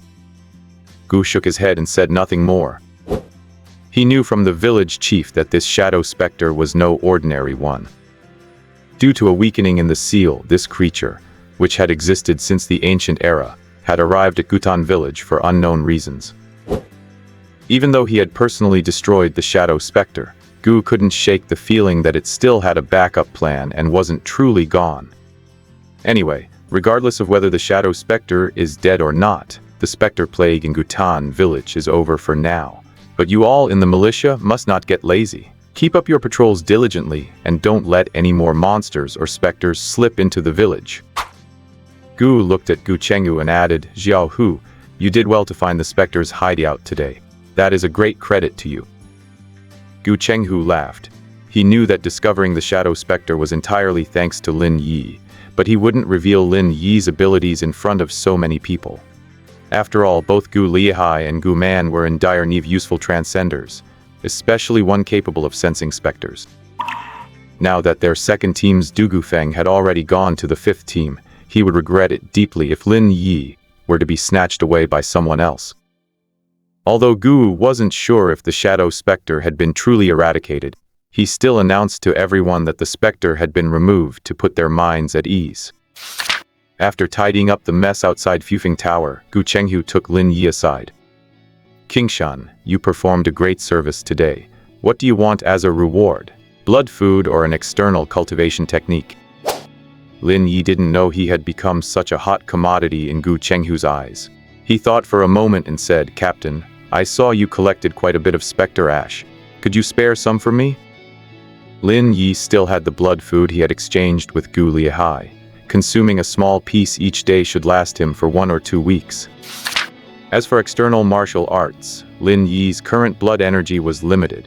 He spent all his spare time practicing the Heavenly Star archery, so there was no need to learn new techniques yet. Besides, he still had the Blazing Sun Blade technique waiting for him to learn from Gu Yongqiang. Many militia members had used the Blazing Sun Blade against the Shadow Ghost's manifestations today, and it seemed quite powerful with significant lethality against ghosts. With the Star Arrow technique for long range and the Flaming Sun Blade for melee, once he learned a movement-based martial art later on, he would have a decent amount of combat power. So, Lin Yi was not in desperate need of blood food or martial arts. He actually wanted some spectral ash to test the growth potential of his spectral soul artifact. Spirit ash? Gu Chenghu was slightly surprised by the request, but without a second thought, he handed over the small pouch of ash he had just collected in the cellar. Sure, take it, and keep the talisman I gave you earlier for self-protection. The bag of phantom ash in Gu Chenghu's hand weighed about 10 grams, and at 50 contribution points per gram, this small bag was worth 500 points. Lin Yi thanked him happily. Thank you, Captain. Gu Chenghu patted Lin Yi's shoulder heavily and said, protect yourself well. Your ability to sense ghosts is too important. You must not come to any harm. Since the Shadow Wraith was dealt with, the patrol frequency throughout Gutan village had become much more relaxed, and was no longer as intense as before. While on duty on the city wall one day, Gu Chenghu saw a few terror pigs wandering in the wilderness, and took the initiative to lead Lin Yi and the others out to hunt them. There were 3 terror boars in total. It seemed to be an adult female with 2 smaller ones. The sow stood 2 meters tall and was a level 6 creature, while the piglets seemed to be only a few months old, standing half a meter tall and at level 3. The 3 hogs posed no real threat. Gu Chenghu stepped forward alone, and with a few swift slashes, he crippled all 3 of them, leaving just enough breath for Lin Yi to finish them off. Afterward, Gu Chenghu squinted and beckoned to Lin Yi. Kingshan, I heard you've been practicing your archery for a long time. Come stand back a bit and give it a try with your bow. All right. Lin Yi stood at a distance, drew his bow, notched an arrow, infused a small amount of blood energy into it and fired. Whoosh! The arrow whistled through the air, piercing accurately into the forehead of the sow. Unfortunately, the terror boar had such thick skin and tough flesh that Lin Yi's arrow was simply deflected. Seeing this, the members of the second squad gathered around burst into laughter. Kingshan, you lack the strength. You should aim for the neck. The dread boar's skull is extremely hard. Yeah, Kingshan, aim for the neck or the heart. Lin Yi took a deep breath. In reality, an arrow shot with his 14 points of strength should have easily pierced through a human body. To think that against this demon beast, he could barely even break the skin. Reflecting on how these creatures had appeared in the real world a few days ago, he realized that without firearms, no one would have been able to kill such a beast. Not discouraged, Lin Yi continued to fire using his starshot archery technique. By the seventh arrow, the accumulated damage finally allowed him to pierce the wound on the mother dreadboar's neck. Ding! You have killed a level 6 demon boar and gained 30 experience points. It was a pity that he only gained 30 experience points. Lin Yi shook his head, lamenting the significantly reduced experience, and then used the same method to kill the 2 smaller horror pigs. Ding! You have killed a level 3 dread boar and gained 10 experience points. Ding! You have killed a level 3 dread boar and gained 10 experience points. Because there was 1 large and 2 small terror boars, and their levels weren't high, they only dropped 4 items in total. White Grade Demonized Pig Atlas, a book recording the race habits and weaknesses of these pigs, an exclusive item for the reborn. After use, it allows for permanent viewing of the status, health, and other attributes of these pigs. Horror Pig Meat White, flesh infused with demonic energy. Those with a strong physique can consume it to gain a small boost in attributes, but eating too much will lead to demonization. The 2 items mentioned above were dropped by the level 6 Mother Terror Boar, while the 2 smaller Terror Boars each dropped a portion of rank low-level demonic blood. Although they were only 4 white quality items, both Lin Yi and Gu Chenghu were quite satisfied with the haul. After learning that the Terror Boar meat was useful to Gu Chenghu, Lin Yi chose the Terror Boar Codex, and 1 portion of the low-grade demon blood. Now that he possessed both the Terror Boar and Heart-Eating Wolf bestiaries, he finally had the ability to scout the attributes and status of these 2 types of monsters when dealing with them. Over the next few days, whenever Lin Yi was on duty at the city wall, Gu Chenghu would take him out into the wilderness below the wall to hunt down stray demon beasts. Lin Yi could feel that Gu Chenghu seemed very eager to push his level up. Once when Lin Yi asked about it, Gu Chenghu replied, "I heard that the reborn in the 5th squad have already started trying to hunt demon beasts outside. Since you decided to give up the chance to jump straight to level 10 and stay in our 2nd squad, as your captain, I certainly cannot let you lose out. I have to get you to level 10 no matter what." Lin Yi naturally didn't believe these words. He felt that the reason Gu Chenghu was helping him so much was likely related to his ability to sense specters. Of course, Lin Yi was not going to point that out. It would be a fool not to take advantage of such a good deal. After all, having a master fighter kill monsters while he landed the finishing blows was a great feeling. For 3 or 4 consecutive days, even when they weren't on duty, Gu Chenghu would still take Lin Yi out to hunt. Unfortunately, Gutan village is protected by a temple, and is a forbidden zone for most monsters, so only a few stragglers wander nearby. Over the past few days, neither Gu Chenghu nor Lin Yi had found any high-level monsters, encountering only 3 level 5 terror boars, and 1 level 7 heart-devouring wolf. The loot dropped by these monsters was, naturally, split evenly between them. By now, Lin Yi had finally accumulated over 100 experience points, but he was still far from the 400 required to reach level 4. At this rate, it would likely take half a year or more for Lin Yi to reach level 10, and that is assuming he holds back his experience points, instead of leveling up immediately. If only there were a location with an endless supply of monsters to grind. Lin Yi then thought of the valley to the southwest that Gudu Feng had mentioned. It used to be a burial ground for militia, and the valley was filled with low-level corpse monsters, mostly around level 5. The key is that these corpse monsters have a chance to drop the external martial arts techniques they learned while alive. It would be perfect if Gu Chenghu could take him to that valley to farm monsters. But since the valley was a militia burial ground, perhaps the ancestors of the people in Gutan village were buried there. Lin Yi felt a bit embarrassed to bring it up. However, Lin Yi was thick-skinned enough, so during a shift, he took the initiative to chat with Gu Chenghu about the valley. Gu Chenghu was very familiar with the place.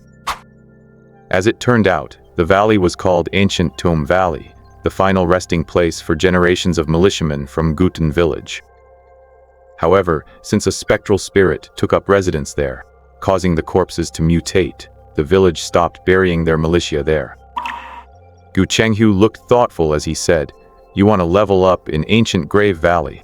I suppose that could be arranged." Lin Yi was just testing the waters, but he didn't expect Gu Chenghu to actually agree. He immediately asked in surprise, "Captain, are you serious?" Gu Chenghu nodded. "Yes, you must have heard the news from the 5th Militia Squad. They are all leveling up in ancient Tomb Valley now." Leveling up in ancient Grave Valley? Lin Yi shook his head. "Captain, I actually didn't know about that. I just feel that my leveling speed is too slow right now." "Enough. If the reincarnators in the 5th Militia Squad can go, then I can take you too. However, King Shen, if you reach level 10, I need you to do me a favor." Gu Chenghu had been sparing no effort to help him level up during this time, so he must have had a goal in mind. Lin Yi wasn't surprised and quickly said, "Captain, please tell me what it is." Gu Chenghu went straight to the point. "I have been stuck at level 10 for years. To promote to a warrior, I must go to Tianshui City and find the Martial Dao tablet. It is a long journey from Guten Village, and the road is full of monsters and specters. Monsters have physical forms and are easy to defend against, but specters have diverse attack methods that are hard to guard against.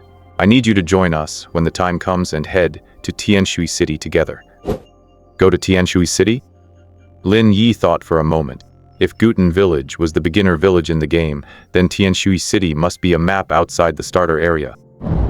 Even if Gu Chenghu hadn't asked, Lin Yi would have found a way to get to Tianshui City after reaching level 10.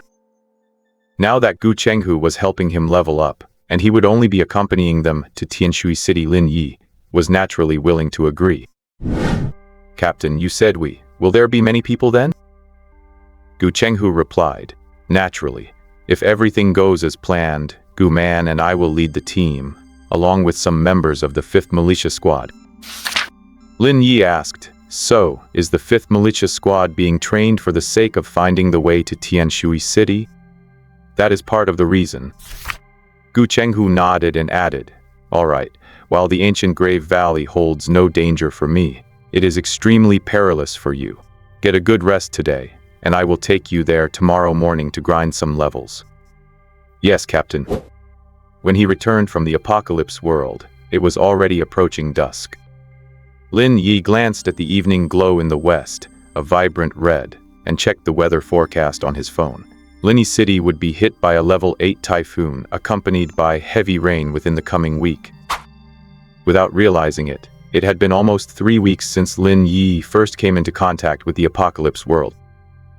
It was a pity that his level was still not increasing quickly. He was only at level 3. However, if the trip to the ancient Tomb Valley goes smoothly tomorrow, he should be able to level up rapidly. Also, ever since Liu Bo went to the capital last time, he hadn't sent a single message. It was hard to tell how that kid was doing now. It would be great if he could get some official intelligence from him. Standing by the apartment window, Lin Yi stared at the sunset, lost in thought. Just then, the sound of a box being dragged came from the next room, along with a girl's voice talking on the phone. "Mom, don't worry. I've just arrived at the apartment. The room is quite spacious, and the rent isn't expensive." Lin Yi found it a bit strange. It seemed like the room next to his had always been empty. "So someone new has moved in?" Well, it made sense. The talent apartments he lived in had cheap rent, and every graduation or hiring season, a new batch of recent graduates would move in. Lin Yi didn't think much of it. Just as he was about to return to his room, he noticed the girl next door carrying a pile of clothes to the balcony to hang them up. The girl was quite tall, around 1.70 meters, and the tight blue jeans clung to her legs, showing off a slender and well-proportioned figure. She wore a simple yet elegant white long-sleeved shirt that looked very clean. He stole a glance at her face. It was fair and very pretty. She looked like a fresh college graduate, with a touch of youthful innocence. Not bad, she's a pretty girl. Lin Yi didn't stare and turned back into his room. "Hey, hello, my name is Liu Yuqian." Liu Yuqian had just intended to greet her new neighbor, only to find the neighbor walking away without even turning back. What a weirdo! Liu Yuqian didn't think much of it. She checked the drying rack on the balcony and began to hang her clothes up one by one. It wasn't until 7 or 8 in the evening that she finished tidying up her apartment. Phew, I'm exhausted, but at least the work is done. Now, time to grab some food and fill up my little tummy. Just as she was about to take the elevator down for dinner, she saw that strange neighbor walking out of the elevator, dripping with sweat, looking like he had just come back from a workout. Huh? This weird neighbor is actually quite handsome. Hello, my name is Liu Yuqian. I live next door. I just moved in today. Lin Yi, who had just stepped out of the elevator, was slightly taken aback. He gave a small nod and said, "Hello, I'm Lin Yi. Nice to meet you, brother Lin. I look forward to your help in the future." Yeah. Lin Yi's first impression was that this young graduate, Liu Yuqian, was quite outgoing, talkative, and full of youthful energy. However, his mind was entirely on the apocalypse world, and he didn't have much interest in girls. After all, having a girlfriend was just too time and energy consuming. Returning to his room, Lin Yi had a quick wash, turned on his computer, launched a VPN, and entered an overseas gaming forum. Ever since he came into contact with the apocalypse world, Lin Yi had never stopped searching for relevant information online, and yesterday, he finally made a breakthrough.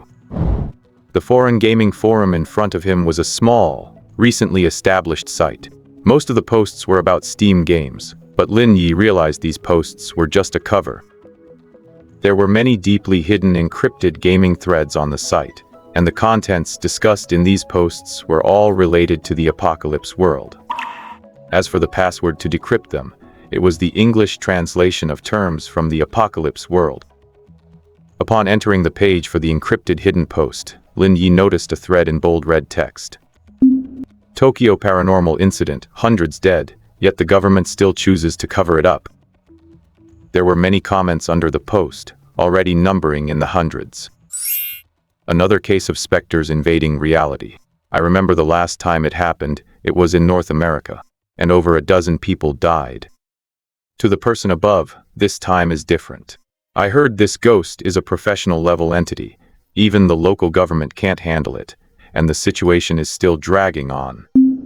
I'm in Tokyo. I saw it from a distance. That place has become a death zone. Anyone who goes in doesn't come out. The government has already sealed off the area. I have a feeling the end of the world is coming. The appearance of the apocalypse game is an omen. Focus on developing in the game as fast as you can. Using this thread to advertise, I'm buying apocalypse world resources at a high price, paying in BT coins. Secure transaction, guaranteed safety. Private message me for details. Glad I am in China. China is a beautiful country, and it is very safe for now.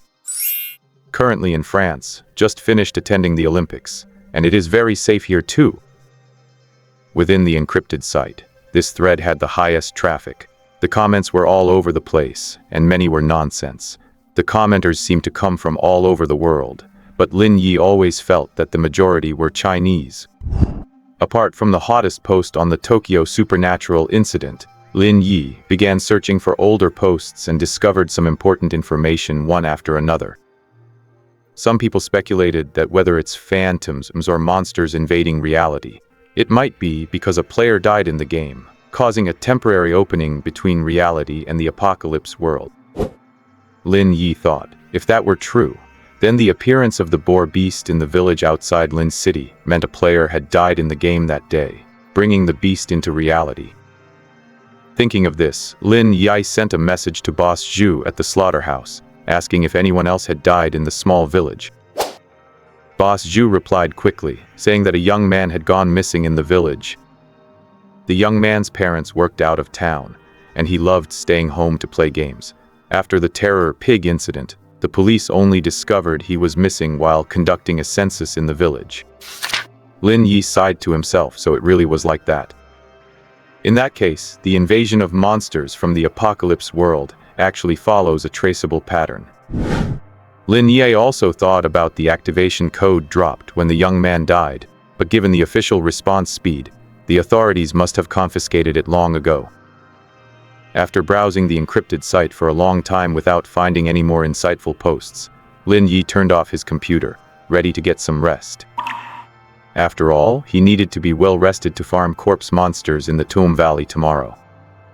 At this moment, the sound of water came from the neighboring dormitory. It seemed the girl named Liu Yuqian was taking a shower.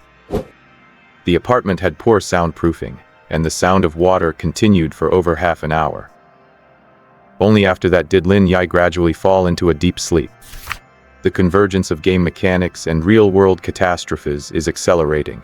As players treat life or death missions like grinding for XP, the boundary between virtual survival and societal collapse continues to dissolve.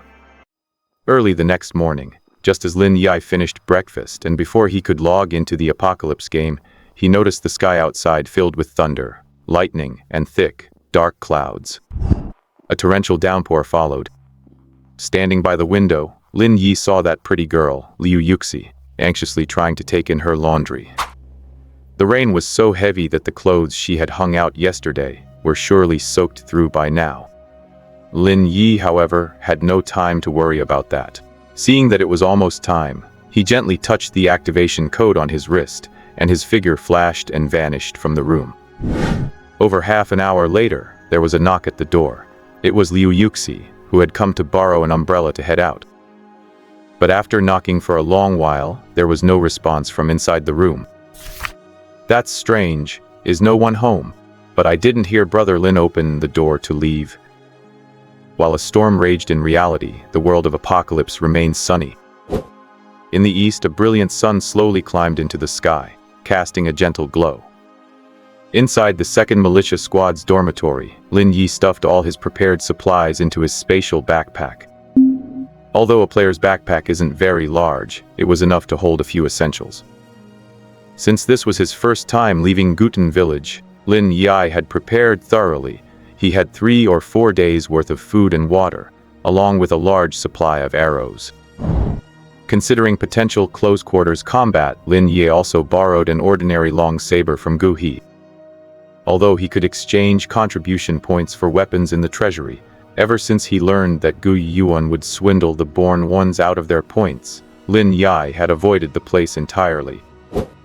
In the future, if he needed blood food or amulets, he would just ask Gu Chenghu to exchange them for him. Surely his captain wouldn't refuse such a small favor. Seeing that the time was right, Lin Yi prepared to head to the village's south gate to meet up with Gu Chenghu. But before that, he still had to draw a talent. Ever since he drew the blood absorption talent last time, Lin Yi hadn't solidified any new ones. During this period, he had drawn a green tier talent called Water Mastery, which allowed him to breathe underwater for half an hour and increased his swimming speed by 100%. To be honest, it was a decent talent. But he had never seen any large rivers or lakes near Gutan village, so it was useless to him, and he chose not to solidify it. Today, when drawing his talent, Lin Yi washed his hands just like he always did. As the talent dice glowed on the universal talent page, a sudden burst of purple light filled Lin Yi's vision. My god, a purple talent! Lin Yi was instantly overwhelmed with excitement. White, green, blue, purple. This was a purple tier talent, of even higher quality than blood absorption. As the light slowly faded, Lin Yi finally saw the rare talent he had drawn. Born Swordsman, a rare purple talent. With this, you gain acute perception and aptitude for swordsmanship. You are a natural swordsman. When you hold a blade, it becomes an extension of your own body, to be wielded at will. You can master any sword technique in a short time, reaching a state of perfection. After reading the description, Lin Yi could only think, my god, that's powerful. It was fortunate he hadn't solidified Water Mastery the day before yesterday, or he wouldn't have been able to solidify this purple talent today. Without hesitation, Lin Yi solidified Born Swordsman into his talent slot. Once the talent was set, Lin Yi casually took out the ordinary long saber from his bag. The blade was about half a meter long, with an antique appearance and a few spots of rust. Though the weapon was ordinary, the moment Lin Yi gripped it, everything felt different. The blade seemed to come alive in his hand. Then Lin Yi recalled videos of sword dances he had seen in the past, beginning to study and recreate them frame by frame. Soon Lin Yi moved from awkwardness to proficiency, gradually becoming lost in the immersion of his sword dance. Meanwhile, Gu Chenghu had been waiting at the south gate for a while. Seeing that Lin Yi hadn't arrived, he went to the second squad's dormitory. Pushing open the door, he saw a youth in militia gear in the center of the courtyard, swinging a long saber. The fluid, powerful movements traced silver arcs under the moonlight, like the most brilliant meteors in the night sky, full of vitality and rhythm. This kid's swordsmanship is actually this skilled? Gu Chenghu was surprised but didn't interrupt Lin Yi, who was lost in his own world. Lin Yi's movements were agile, as if he had become one with the blade. Every swing felt natural and effortless. As he dove deeper into the technique, Lin Yi's breathing adjusted, syncing perfectly with the rhythm of his blade. Finally, he sheathed the sword slowly and gently, and the entire training yard seemed to fall quiet with him. Fine technique, though a bit flashy, lacks a bit of killing intent. Gu Chenghu approached and praised him. "Captain?" Lin Yi blinked, snapped out of his trance, and realized he must have missed the meeting time. "Sorry, Captain. I just got lost in my practice and lost track of time." "It's fine. But Qingshan, if your swordsmanship is this good, why are you always lugging around that broken bow and arrow?" Lin Yi scratched his head. He hadn't wanted to either. If he had drawn this purple talent earlier, he would have started practicing the blade long ago. Based on how it felt just now, with the bonus from Born Swordsman, he suspected he could quickly master any sword technique he set his mind to. Gu Chenghu asked, "Well, the weather has cleared up. Are you ready to come with me to the ancient Grave Valley now?" Lin Yi wasn't in a rush, though. He thought for a moment and said, "Captain, could I first go to Brother Yongqiang's place and learn the Flaming Sun sword technique?" Gu Chenghu laughed and said, "The Flaming Sun sword technique? Qingshan, that's nothing like what you were just doing. It's difficult to learn and master. Even with your natural talent, I doubt you can learn it today." "Let me try, Captain. If I can't learn it today, I'll give it up and focus on leveling up instead." He didn't know why, but Lin Yi felt immense confidence in his sword talent. He felt as though no sword technique in the world could stump him. Perhaps this confidence came from the talent he had just solidified. Soon after, Gu Chenghu took Lin Yi to Gu Yongqiang's home. Hearing that Lin Yi wanted to learn the Flaming Sun sword technique, Gu Yongqiang didn't refuse. While he had previously told Lin Yi to wait until level 4, that was only so he would have enough Qi and blood stats to execute it. Now, after consuming blood food for over a week, Lin Yi's Qi and blood stats had reached 22. This level of energy was already sufficient to unleash the preliminary power of the Flaming Sun sword technique.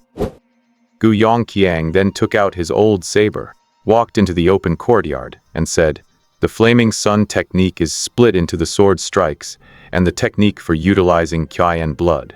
Both must be learned separately, and neither is easy.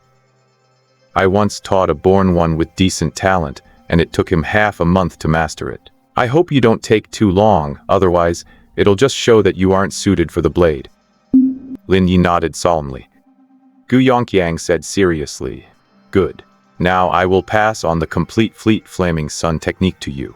First, everything starts with the stance and grip.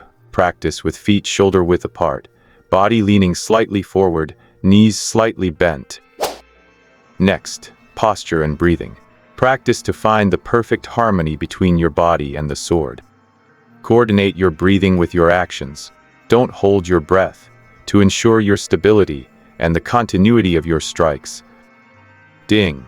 You are learning Gu Yongqiang's Flaming Sun sword technique. Current progress, 5%.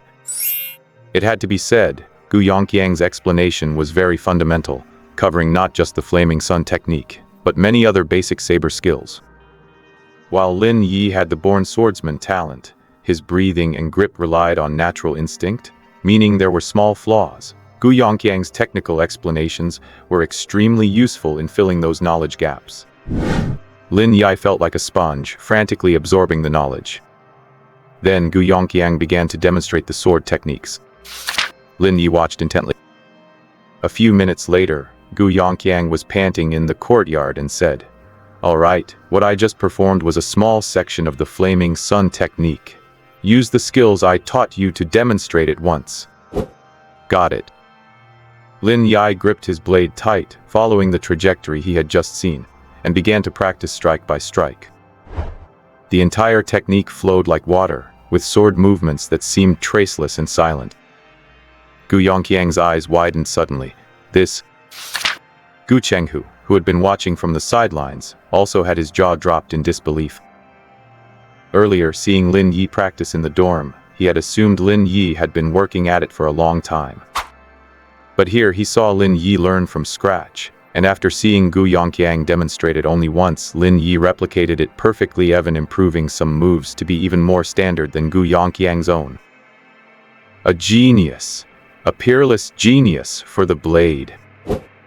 After Lin Yi finished, Gu Yongqiang said excitedly, "Excellent. King Shan, I never expected you to have such high aptitude for the blade. Now, I'll explain the rest of the flaming sun technique. Listen closely." The morning sun shifted steadily as time passed by. Lin Yi remained in the courtyard, tirelessly studying the flaming sun sword technique. In just 2 hours, his progress had already hit 90%. This speed had completely stunned both Gu Yongqiang and Gu Chenghu. Gu Yongqiang didn't doubt that if he had demonstrated it faster, Yi's learning speed would have been even greater. He had seen many born ones, but if anyone learned the blade this fast, it was undoubtedly Lin Yi. Even in the history of Guten Village, no one had ever mastered the flaming sun sword technique so rapidly.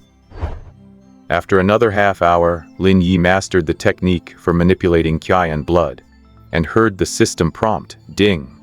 You are learning Gu Yongqiang's flaming sun sword technique. Current progress 100%. You have successfully mastered the flaming sun sword technique." Lin Yi opened his attribute panel and saw the flaming sun sword technique now appeared under the martial arts section. Martial art. Sky Star Archery, green. LV1, 56,500. Each point of qi and blood infused into the arrow increases damage by 2%. The 7th consecutive shot deals an additional 12% damage. Flaming Sun Sword Technique, white. LV2, 3D 43,800. Infuse at least 10 points of qi and blood into the blade to increase sword damage by 8%. If the infused amount is doubled, the damage is doubled. Note: the Flaming Sun Sword technique can deal damage to supernatural entities. After reading the damage description, Lin Yi realized that the reason the Flaming Sun technique was only white tier was likely due to how much qi and blood it consumed. With his current 24 points of qi and blood, he could only swing the blade twice. However, the added damage was significantly higher than that of the Sky Star Archery. Of course, he hadn't expected to jump straight to level 2. It seemed his talent was indeed broken just by mastering the technique. He had auto-leveled it to rank 2. Lin Yi practiced the technique a few more times, and the proficiency on his panel soared. It was jumping up by +10 at a time. With Gu Yongqiang and Gu Chenghu there to guide him, half an hour later, his Flaming Sun technique actually broke through to level 3. Flaming Sun Sword Technique, white. LV3, 89, 100. Infuse at least 10 points of qi and blood into the blade to increase sword damage by 16%. If the infused amount is doubled, the damage is doubled. Lin Yi was delighted. At level 3, the power added per strike was directly doubled. It could be said that even the 7th consecutive shot of his Sky Star Archery only added as much damage as a single swing of the Flaming Sun blade. It seems the higher the level of the martial skill, the more considerable the damage. After mastering the technique, Gu Chenghu took Lin Yi toward the ancient Grave Valley. The valley wasn't far from Guten Village, just a few miles of wilderness trails. However, once they left the village walls, both Gu Chenghu and Lin Yi became much more cautious. In the wilderness, the chance of encountering monsters was high, especially the further one got from the village shrine, where level 10 great monsters were more common. If they really ran into a great monster, Gu Chenghu would likely have to just grab Lin Yi and run. Watching the village walls recede in the distance, Lin Yi couldn't help but ask, "Captain, How is the 5th Militia Squad training going? I'm not sure. Old 4 has been leading them. But I've heard several Born Ones are threatening to quit. Maybe the training environment is just too dangerous. The Old 4 Gu Chenghu mentioned was the captain of the 4th Militia Squad, known for not getting along with the others and having an eccentric, loner personality. Lin Yi followed up. Isn't there protection from the village elders? Why would it be dangerous? Gu Chenghu used his dragon roar saber to hack through the undergrowth, clearing a path, and replied, "You don't understand the temperament of that guy Old 4. He loves to exploit and verbally abuse people. Forget the Born Ones, even the militia brothers under him can't stand him. Although there is protection from the village elders, they aren't watching every second. Most of the time it's Old 4 in charge, so it's no wonder the Born Ones can't handle him." Meanwhile, inside the ancient Grave Valley, Old 4 was frantically berating the members of the 5th Militia Squad. "Prince Dragon, right? I already lured out the corpse monster. Why are you hiding in the back? Get out here and cooperate with the others to kill it. You're acting like a coward, just like a girl. And you moneybags, don't be in such a hurry to put the loot in your bag. According to the contract, these drops belong to everyone. If I catch you trying to pocket even one piece, I'll chop your hand off. Feng the Invincible, your name sounds imposing, but stop screeching. You just got scratched, didn't you? If you lure all the corpse monsters in the valley out, I guarantee I'll leave you behind and run away with the others." Damn it all, a bunch of rabble. I really don't understand why the elders want to cultivate this group of Born Ones. In my opinion, they should have just picked the strong and brave ones. For the entire morning, Old 4 had been ranting and raving. The members of the 4th Squad were used to it, but the new members of the 5th Squad couldn't stand it. They had come to play a game to get stronger, not to be humiliated. Lin Yi's rapid mastery of the flame blade technique isn't just about his talent. It highlights the skill ceiling mechanics common in progression games. While Gu Laosi relies on toxic micromanagement and fear to lead his team, a classic example of poor leadership, failing to optimize human capital. Lin Yi's ability to self-optimize suggests he will soon outpace the very system trying to suppress him.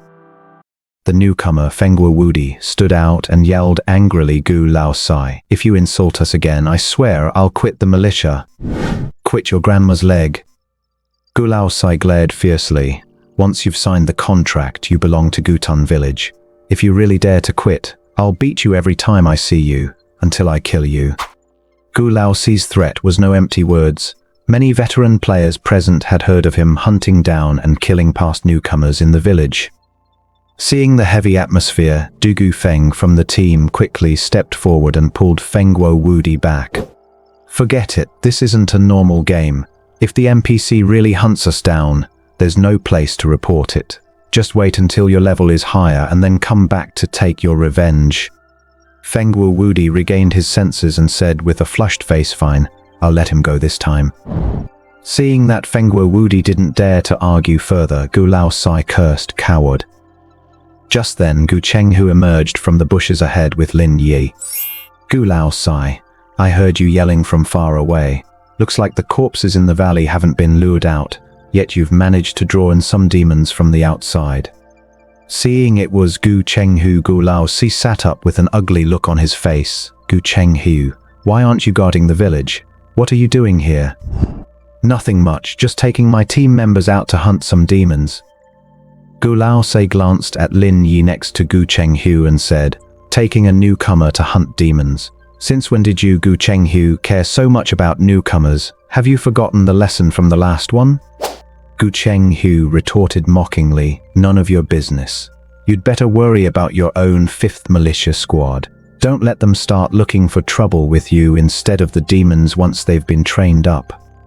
That's none of your concern. If they actually have the ability to do that, I'd be happy for them." After a pause, Gu Laosai glanced at Lin Newcomer. "What's your name?" Lin Yi looked at Gu Chenghu first, then said, "My name is King Shenbulao." "Another damn weird name. Are you here to kill the corpses in the valley too?" "Yes." "Good, you've got guts. Do you dare to challenge a member of the 5th Militia Squad? If you win, this manual is yours. Gu Laosai took out an external martial arts manual, which was the same high-speed footwork that Dugu Feng had dropped before, a white tier manual. Lin Yi was about to speak, but Gu Chenghu stopped him. Gu Laosai, what kind of trick are you pulling? No tricks. Just want to test the courage and skills of the newcomers in your 2nd squad. Gu Chenghu, just say it. Do you dare to compete? Tell me what the competition is first. Gu Laosai said, naturally, it's about who can kill a corpse solo. Since you're personally helping this newcomer level up, he must have some skill, right? I won't make it too hard. Dugu Feng, come out. Dugu Feng in the crowd was at a loss and pointed at himself. Me? Gu Laosai cursed. Yes, you. Stop dawdling. I've fed you so much experience. It's time to see what you're made of. Dugu Feng understood the situation. He was originally a reserve for the 2nd squad. Gu Laosai asking him to compete was clearly aimed at slapping Gu Chenghu in the face. He quickly said, Captain Laosai, I don't think I can handle it. I've only reached level 6. Dealing with a level 5 corpse is pushing it.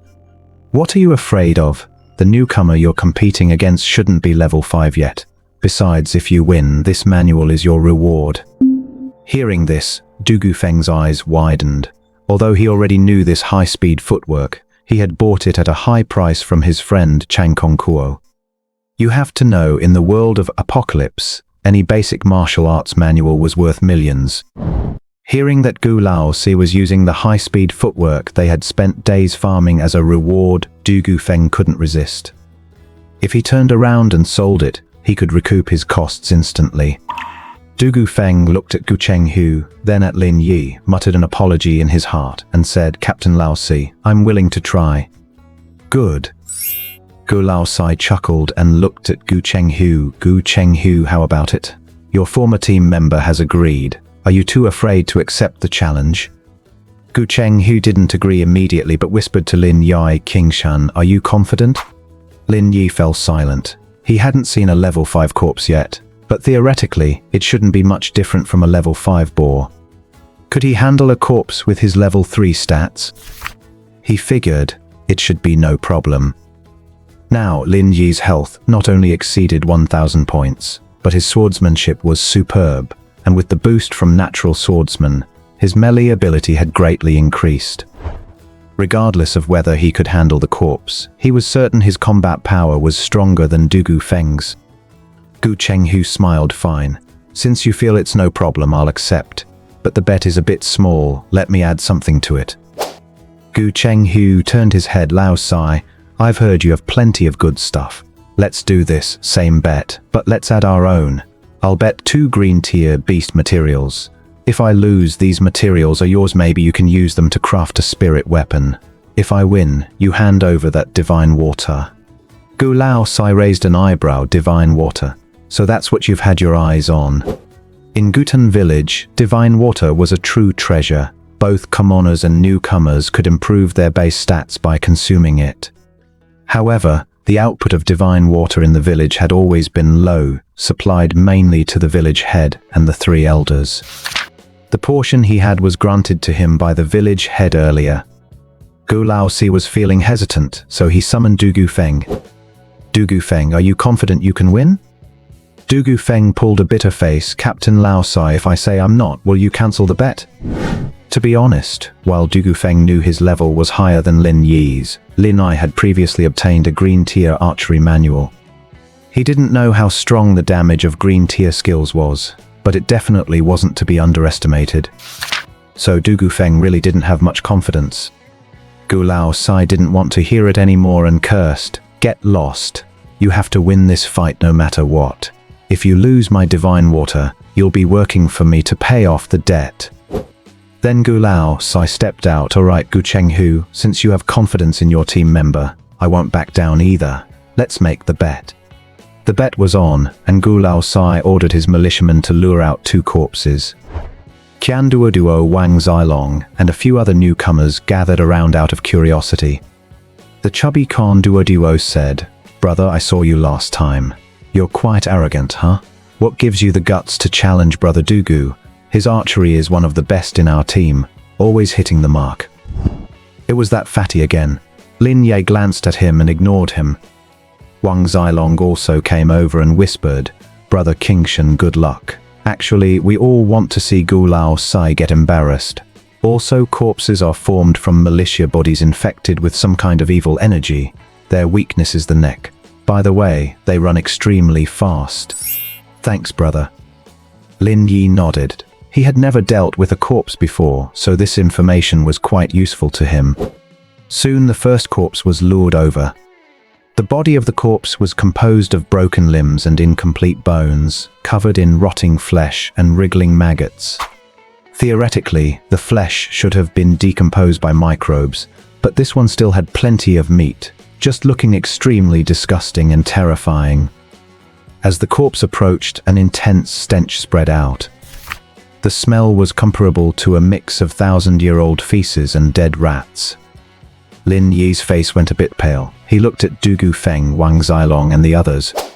They had been fighting corpses for days, but they weren't faring any better than him, all pinching their noses and backing away several steps. Gu Lao Sai said, "All right, who's going first?" Gu Chenghu seemed confident. "Let Du Gufeng go first. If Qingshan makes a move, I'm afraid you'll concede directly." Gu Lao Sai retorted, "What a joke. I'll concede? Since your team member hasn't seen a corpse, we start now. Du Gufeng, you go first and show your old captain what you've got. Oh, and no charms or potions allowed for either of you." "Yes."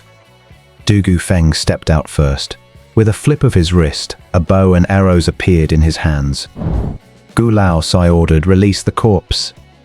The two corpses being lured were chained up by the fourth squad, and once one was released, it charged directly at Du Gufeng. Lured by the scent of living flesh, the corpse moved like a sprinting zombie in a doomsday movie. It was fast, covering over 10 meters in the blink of an eye. Du Gufeng held his breath, looking serious as he knocked and fired arrows in succession. Swish, swish, swish. The arrows flew, many piercing the corpse, but they didn't slow it down in the slightest. Du Gufeng wasn't surprised. Seeing the corpse closing in, he quickly put the bow into his inventory, pulled out a shield and a long knife, and took a defensive stance. Boom! Dirt splashed underfoot. The corpse crashed into him hard, pushing Du Gufeng back 3 meters while he held his shield. What immense strength! Lin Yi, watching from a distance, couldn't help but exclaim. Though he didn't know how Du Gufeng allocated his stats, the level 5 corpse had nearly knocked him flying after accelerating, showing that the corpse's strength was clearly higher than his. If it came to melee, Du Gufeng would likely be on the receiving end of a beating. Sure enough, the subsequent fight went as Lin Yi suspected. The corpse pounded on the shield relentlessly, forcing Du Gufeng back time and again. Of course, the shield's defense was limited. In less than a minute, Du Gufeng already had several scratch marks from the corpse. However, Du Gufeng had high agility and could dodge quickly during the corpse's continuous lunges. Occasionally, when he spotted an opening in the corpse's attack, he would land a slash on its neck. At this rate, the brainless corpse should lose, provided Du Gufeng had the stamina to hold out long enough. This standoff exposes a classic power dynamic in gaming. Leadership relies on nurturing talent, while toxic management prefers leverage in gambling.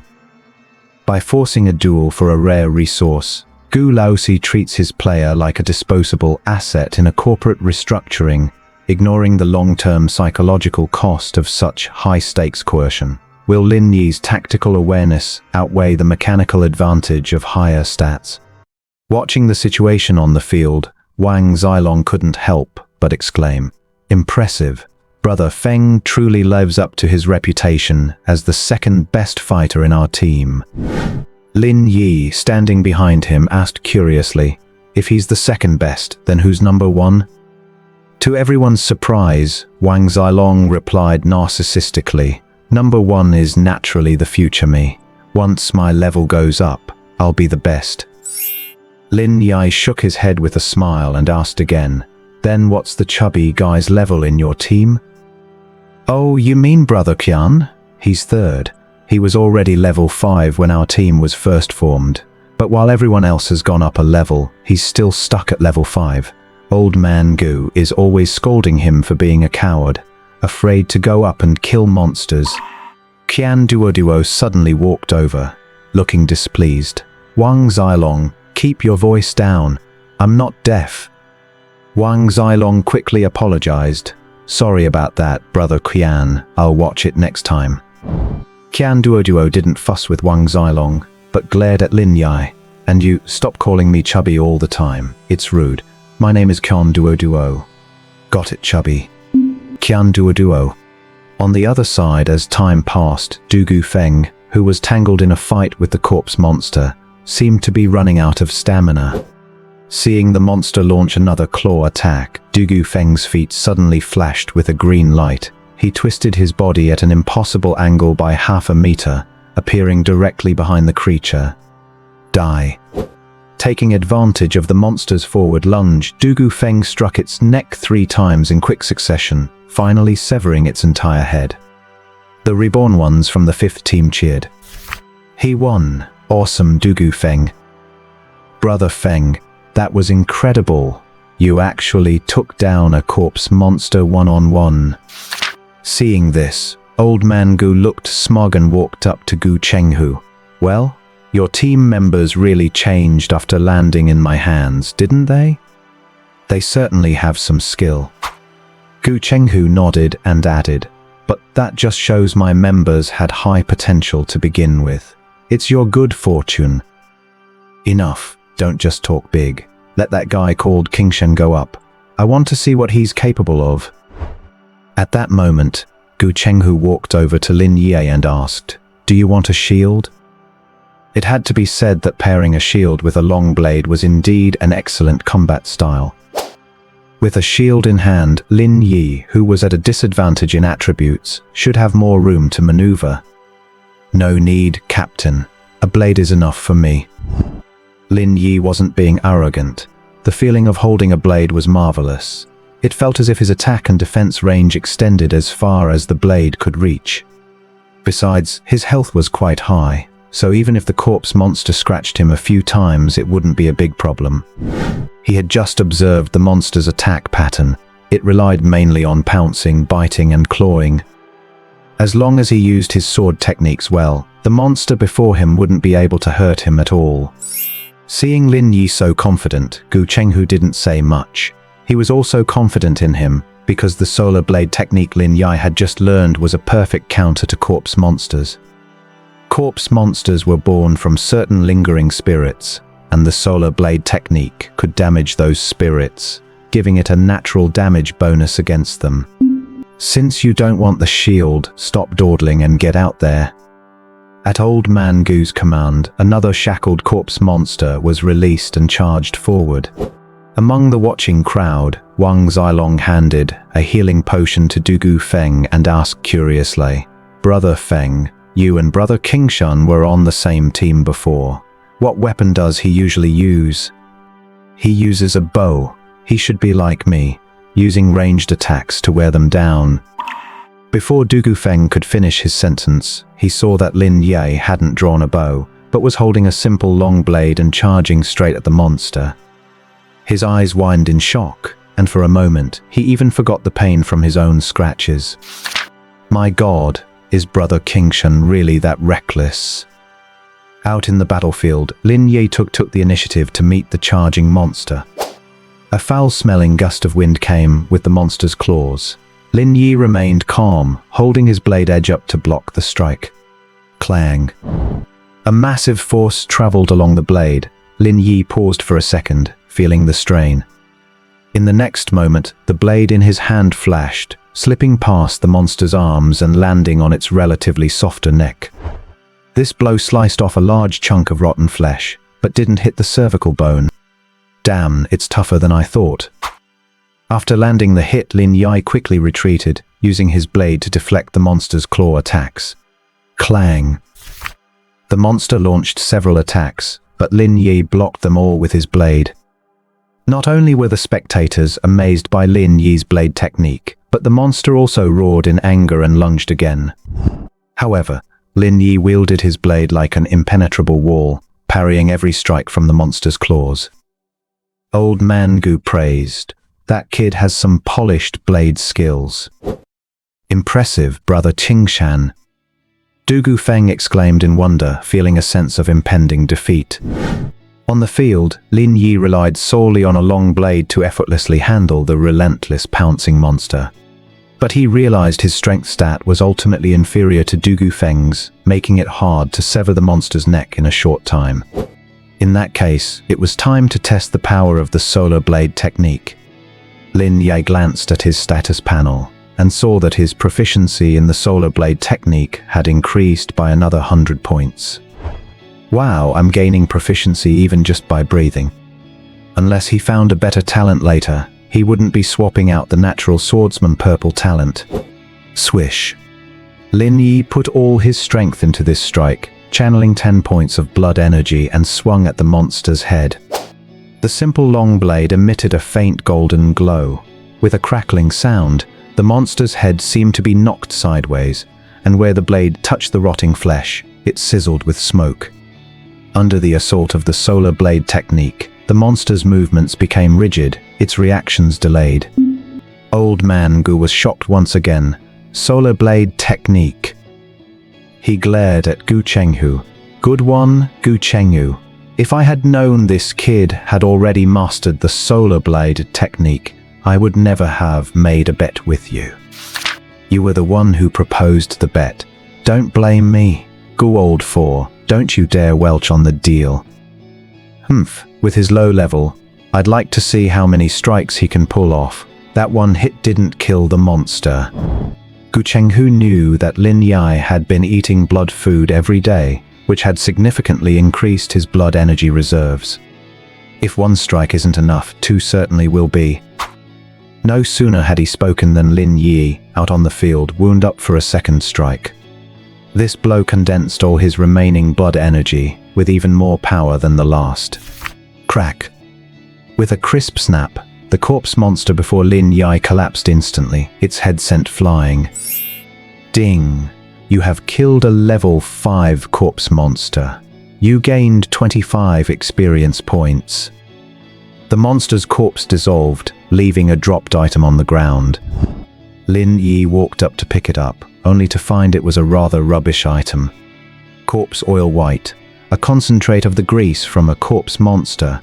It can be used to light candles, and its odor repels some smell-sensitive monsters. The lump of grease was the size of a fist, milky white, and even while holding it, one could sense a foul stench radiating from it. Though it was disgusting, Lin Yi tossed it into his backpack anyway. In the apocalypse world, even the trashiest loot had some value. Seeing Lin Yi return unscathed, Gu Chenghu exclaimed, "Good lad, you didn't let me down."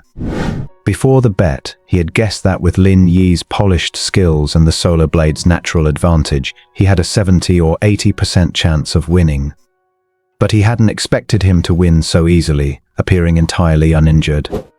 Lin Yi was truly a rare combat genius, the likes of which Gutan village hadn't seen in centuries. As long as he was trained well, it was a certainty that he would reach level 10. At this point, Old Man Gu also changed his tune and approached. "Qingshan, right? Come join our 4th militia team. I'll give you a vice-captain position, and once I retire, you'll be the captain." Lin Yi shook his head. "Sorry, I'm with the 2nd team. I have no intention of switching teams right now." Gu Chenghu quickly added, "Qingshan, don't listen to this guy. Old Man Gu doesn't have a sincere bone in his body. Even if you went to the 4th team, you'd just be working for him." Lin Yi looked at him and said, "Don't worry, Captain. Whether it's the guys in the 2nd team or you yourself, everyone has taken great care of me. I'll stay in the 2nd team, unless they don't want me anymore." This heartfelt statement touched Gu Chenghu, who patted his chest in delight. "Good, good. Unless I'm dead, you'll always be part of the 2nd team." Watching the two of them put on a show right in front of him, Old Man Gu's teeth hurt. He grumbled, boring, and tossed the speedy footwork manual to Lin Yi. Gu Chenghu raised an eyebrow. "Old Man Gu, where's my divine water? You think I carry that stuff around? Wait until we get back to the village. I won't shortchange you." Old Man Gu then ignored Lin Yi and Gu Chenghu, walking over to Dugu Feng. Dugu Feng, you lost. So, all the stakes for today's bet come out of your share. Captain Gu, Dugu Feng felt extremely wronged. He hadn't won to bet at all, but Old Man Gu had forced his hand. Now that they lost, he was the one taking the blame. Don't give me that long face. As long as you listen and level up properly, paying off my gambling debts later will be easy enough. After addressing Dugu Feng, Old Man Gu turned to the reborns. And all you other greenhorns, put in some effort. If I catch any of you slacking off again, I'll dump you into the corpse pit myself. Everyone present could see that Old Man Gu didn't care much about the divine water or the bet. He was just using this method to sharpen the fifth team's newcomers. However, none of them felt any gratitude, only because his mouth was so foul, constantly cursing and bringing up their families.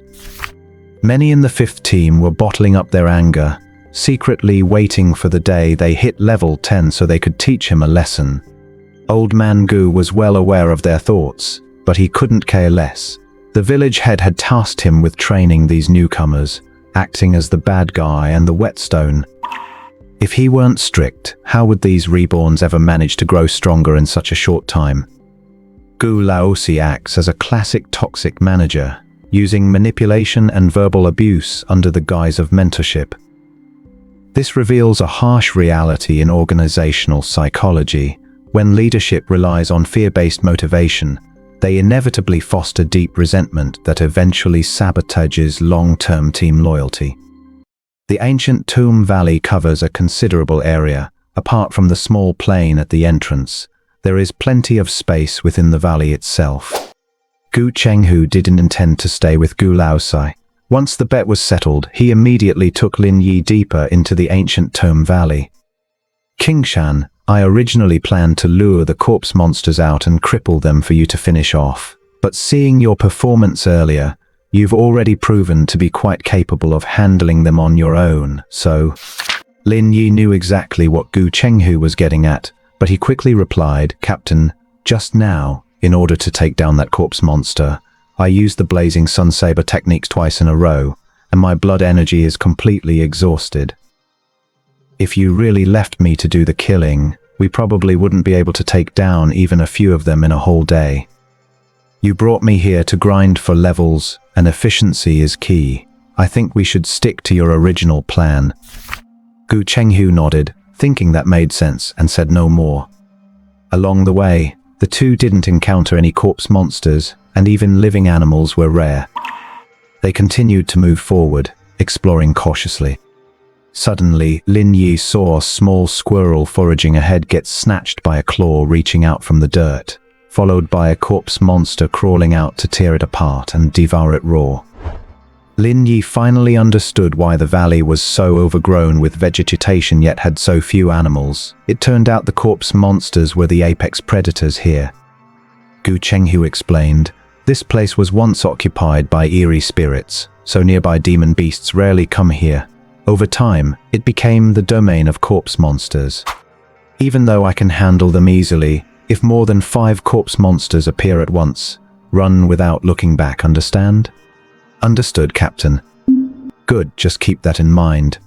As soon as he finished speaking, Gu Chenghu brandished his dragon yin saber and charged forward like a blur. The corpse monster, which hadn't even finished chewing the squirrel, was sliced in half at the waist. Its 2 halves fell to the ground, writhing frantically. It should still have some life left in it. Go ahead and finish it off. Lin Yi didn't hesitate. He stepped up with his saber and slashed down several times. If he could kill a fully functioning corpse monster, a halved one was no problem at all. A few breaths later, Lin Yi successfully killed the monster and gained another 25 experience points. However, the drop was still just corpse oil. Captain, is this corpse oil valuable? How much food can it be traded for? Lin Yi wondered, thinking that if they spent all their time farming monsters in the valley, he would likely end up with quite a lot of it. Gu Chenghu said, corpse oil is one of the raw materials for crafting spirit fire candles. We'll need a lot of them when we head to Skywater City. Keep this oil for now. It will be very useful later. Alright, I'll keep them for now then. Lin Yi nodded and continued to follow Gu Chenghu in search of more targets. According to Gu Chenghu, they were still on the outskirts of the valley, where the monsters they encountered were mostly solo, level 5 creatures. But in the core area, the monsters traveled in packs with varying levels. There could even be level 10 corpse kings, which were as strong as former militia captains. They possessed high intelligence, and even he might struggle to handle them. Considering the danger, Gu Chenghu didn't plan to take Lin Yi into the core. They would stick to the outskirts. Time passed, and after 2 hours, Gu Chenghu had successfully found 12 level 5 corpse monsters, leaving them each with a sliver of life for Lin Yi to finish off. The 12 monsters dropped 12 pieces of white-grade corpse oil, but nothing else, no monster atlas, no martial arts manuals. Lin Yi realized then that while there was a chance to drop external martial arts, the probability was extremely low. The swift steps technique Gu Laosi had shown earlier was probably quite rare. He recalled Wang Zilong saying it took them over 3 days to grind for it. It seemed that was no exaggeration. Although the drops weren't thrilling, the 12 monsters had contributed 300 experience points to Lin Yi's total. His experience was enough to reach level 4, but he wasn't in a hurry. At low levels, there was a slight bonus to experience gain, so he decided to accumulate more before leveling up and allocating points. He had logged in early today, so he didn't have much time left of his 6-hour daily limit. After killing 2 more monsters, Li Yi noticed his blazing sun saber technique had reached level 4, so he suggested heading back to the village. Gu Chenghu was also feeling a bit tired, so after gathering some edible wild berries in the valley, he led Lin Yi back. By the time Lin Yi logged out, it was past 1 in the afternoon. Looking out the window, the sky was still overcast with thick clouds, though the heavy rain had stopped. After grabbing a bite to eat, Lin Yi headed to the gym for a workout. An hour or 2 later, he went to the archery range to practice for a while. Even though he had switched to using a saber, he still had a soft spot for archery. If he hadn't drawn the purple-grade saberman talent, he probably would have stuck with the bow. Still, he needed a ranged option, so he didn't intend to give up archery entirely, even if saber practice was more efficient right now. The blazing sun saber technique was different from the star archery style. It focused on saber intent. As long as one gained insight into the technique, proficiency would increase. Practicing for half a day might be enough to level up the technique. After leaving the range, Lin Yi bought a wooden toy saber at the mall and went back to his dormitory to practice. A toy saber was still a saber. Though it felt very light, Lin Yi practiced for a while before checking his data panel in the apocalypse world, discovering his proficiency was steadily climbing. At this rate, he could likely master the blazing sun saber to the max level of 10 in just a few days. I must say, a purple talent is truly incredible. It actually transformed an ordinary person into a saber-wielding genius. If I ever drew a gold or red talent beyond purple, it would be even more insane. Only now did Lin Yi realize how important the gold activation code left by Liu Hong truly was. If it were exposed that he had used a gold activation code to enter the apocalypse world, he wouldn't just be targeted by the authorities, but by all sorts of private and underground forces as well. After all, the activation code would drop upon death. He had to increase his strength rapidly to cope with the crisis that might lie ahead. The next day, Lin Yi logged into the apocalypse world bright and early. Checking his attribute panel, he saw the blazing sun saber technique was approaching level 5. Blazing sun saber technique white level 4, 13 to 20 1400. Infuse at least 10 points of blood energy into the blade to increase saber intent damage by 32%. Doubling the infused blood energy doubles the damage. Lin Yi estimated that he would definitely hit level 5 today, and if he worked hard enough offline, reaching level 6 wasn't out of the question. Plus, he had ordered a Longquan metal saber online yesterday, which should arrive today. Practicing with a real blade should boost his proficiency even faster. Today was the second militia squad's guard duty day, so Gu Chenghu couldn't take Lin Yi monster hunting, They had to look for straggling demon beasts near the city walls instead. Unfortunately, they didn't find a single demon beast before Lin Yi's login time ended. Lin Yi really wanted to know how to increase his stay time in the apocalypse world. 6 hours a day was just too short. However, neither the foreign forums he followed nor the players in Gutang village knew how to increase login duration. There was a rumor on a foreign forum, however, that once one reached a professional level, stay time in the apocalypse world would no longer be restricted. Of course, Lin Yi couldn't confirm if this was true, as those forums were filled with obviously fake apocalypse information. Ultimately, the forums were a mix of everyone from every country, creating a chaotic mess. As his shift ended, Gu Chenghu found Lin Yi and said, "I don't have to report for duty for over a week. Pack plenty of supplies. We're going to the ancient Tome Valley, and we won't be coming back for a week." Lin Yi was surprised. "Won't be back? Captain, don't tell me you're doing this just for me." Gu Chenghu said, "It's somewhat related, but not entirely. The main reason is that the village wasn't satisfied with how the 5th squad was being trained, so they decided to have me help out. I'll be swapping shifts with Gu Laosai to train the 5th squad." "I see." Lin Yi understood, but he had a feeling Gu Chenghu had snitched. Otherwise, the village wouldn't have dispatched him there, given their limited supply of level 10 fighters. Checking his remaining time, he saw he only had 20 minutes left. Not daring to delay, he quickly bought a batch of food and water to stuff into his backpack before heading to the valley with Gu Chenghu. When they reached the plains outside the valley, the 5th squad's summoned members were nowhere to be seen, only Gu Laosai leading his team as they set up camp. When night falls, the wilderness becomes extremely dangerous. Not only must they defend against night-roaming demon beasts, but they also have to be wary of wandering eerie spirits.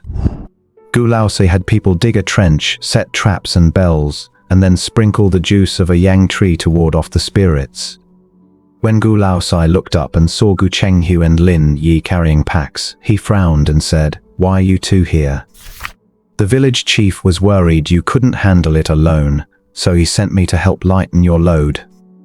Before Gu Chenghu could finish, Gu Laosai's expression changed, and he cursed, "Bullshit, Gu Chenghu, you son of a bitch, you're snitching again. Damn it, a dog can't change its spots. You've been doing this since we were kids." Gu Chenghu picked at his ear, unbothered. "Stop yelling. I actually couldn't be bothered to come, but I'm mainly here to help Kingshan level up. As for the 5th squad recruits, do whatever you want with them." Seeming to remember something, Gu Chenghu added, "By the way, I took the spirit water you left at home. It's mine now, anyway." Seeing Gu Chenghu act so shamelessly, Gu Laosai had no strength left to argue. He snorted, "I don't have anywhere for you to sleep here." "Don't worry about that, I brought my own tent." Considering safety, Gu Chenghu didn't dare set up too far away, so he pitched his tent near Gu Laosai's camp. Before logging off, Lin Yi asked with concern, "Captain, will you be alright out here alone at night?" Gu Chenghu replied, "Don't worry, I have experience surviving in the wild. Even if there's real danger, Gu Laosai and the others are nearby, so I'll be fine." Lin Yi's ability to level up skills in the real world reveals a terrifying truth. The game is not just a digital escape, but an integrated reality.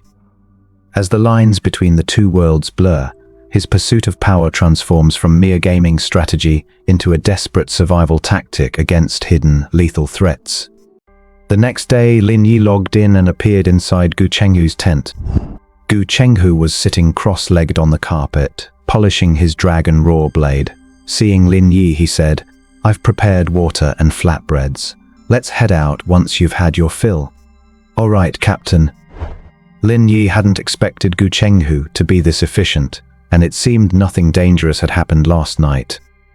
Just then, Lin Yi heard the rhythmic sounds of drill training coming from outside the tent. He picked up the water and flatbread to eat while peeking outside. He saw the members of the 5th Militia Squad beginning their training under the roar of old Forgu. The drill was much like military formation training. They stood in line, called out numbers one by one, and then formed a defensive perimeter with their weapons, which looked quite interesting. It was just a pity for the 5th Militia's newcomers who were being worked into the ground. Lin Yi could feel that whether it was training the militia or setting up camp in the wilderness at night, everything was in preparation for heading to Tianshui City. It seemed the higher-ups of Gutan Village had made up their minds to use the newcomers' power to open the road between Gutan Village and Tianshui City. After finishing breakfast, his satiety was near full. Lin Yi tidied up and followed Gu Chenghu deep into the valley. They stuck to the pattern from the day before, searching for stray corpse ghouls on the outskirts of the valley. However, perhaps because both they and the militia had been grinding here for the past 2 days, so many ghouls had been killed that Lin Yi and Gu Chenghu searched the jungle for half an hour without finding a single one. Let's head a bit deeper. Gu Chenghu then led Lin Yi toward the core area of the ancient Grave Valley, though they didn't get too close. Soon, the two spotted 3 corpse ghouls wandering under a large tree, where a flock of ordinary sparrow-like birds kept chirping incessantly. The ghouls had been attracted by the birds' cries, but unfortunately, they couldn't fly and could only stare blankly at the birds from beneath the tree, occasionally hoping for a bird dropping. 3 ghouls. It should be fine if we're careful. Kingshan, wait here for me. Gu Chenghu unsheathed the dragon raw blade from his back, preparing to step forward and cripple the 3 ghouls. Captain, let's go together.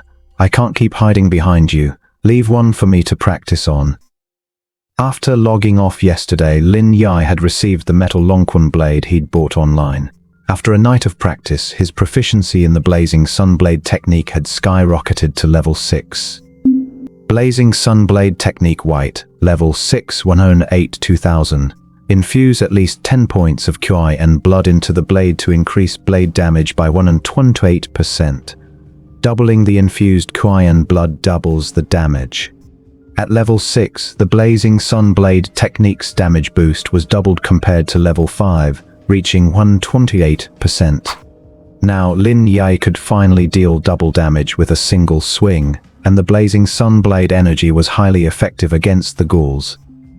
Seeing Lin Yi eager to fight, Gu Chenghu nodded. Very well. Bringing Lin Yi out was, after all, meant to train him and help him grow quickly. Gu Chenghu then charged ahead, luring 2 of the ghouls away and leaving 1 behind. Seeing the foul-smelling ghoul charging, Lin Yi remained calm. He flipped his long blade, gripped it tight with both hands, and launched a direct thrust.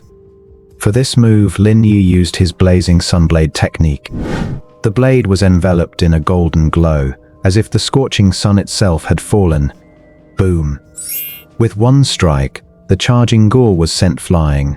By the time it hit the ground, both its arms had been broken and could no longer swing. Good lad. How is your technique leveling up so fast? It's already on par with mine. Although Gu Chenghu was busy dealing with 2 monsters, he had been keeping an eye on Lin Yi and was quite shocked to see him send one flying with a single strike. It's alright. The level 6 Blazing Sunblade technique is very powerful, but my own strength attribute is still too weak. Feeling a bit regretful, Lin Yi stepped forward and finished off the struggling monster. Ding! You have killed a level 5 corpse. Afterward, Lin Yi went over to Gu Chenghu and finished off the 2 ghouls he had already reduced to stumps. As the loot glimmered, Lin Yi let out a cry of delight. The last ghoul hadn't just dropped a piece of corpse oil, it had also dropped a book-like item. Ghoul Codex White, a codex recording the species, habits, and weaknesses of ghouls. A newcomer-exclusive item that allows the user to permanently view a ghoul's status, health, and other attributes. Nice. This is something useful for him. Now, fighting ghouls, he could finally see their stats directly.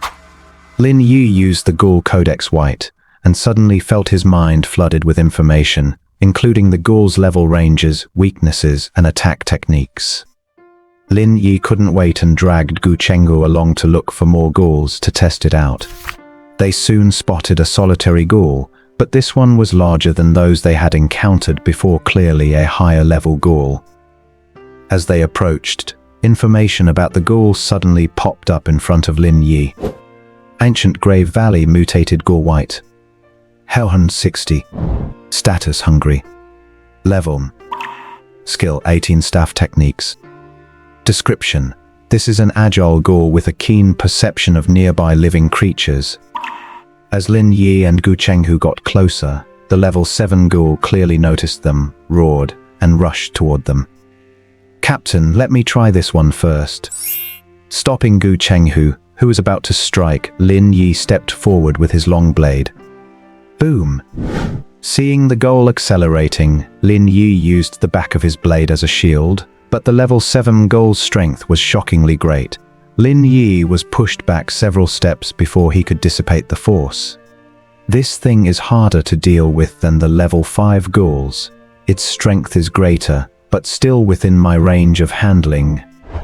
Perhaps because of the innate talent born blade user, Lin Yi felt his once timid and cautious personality had changed. Now, as long as he held a blade in his hand, he would dare to take on even a level 10 monster.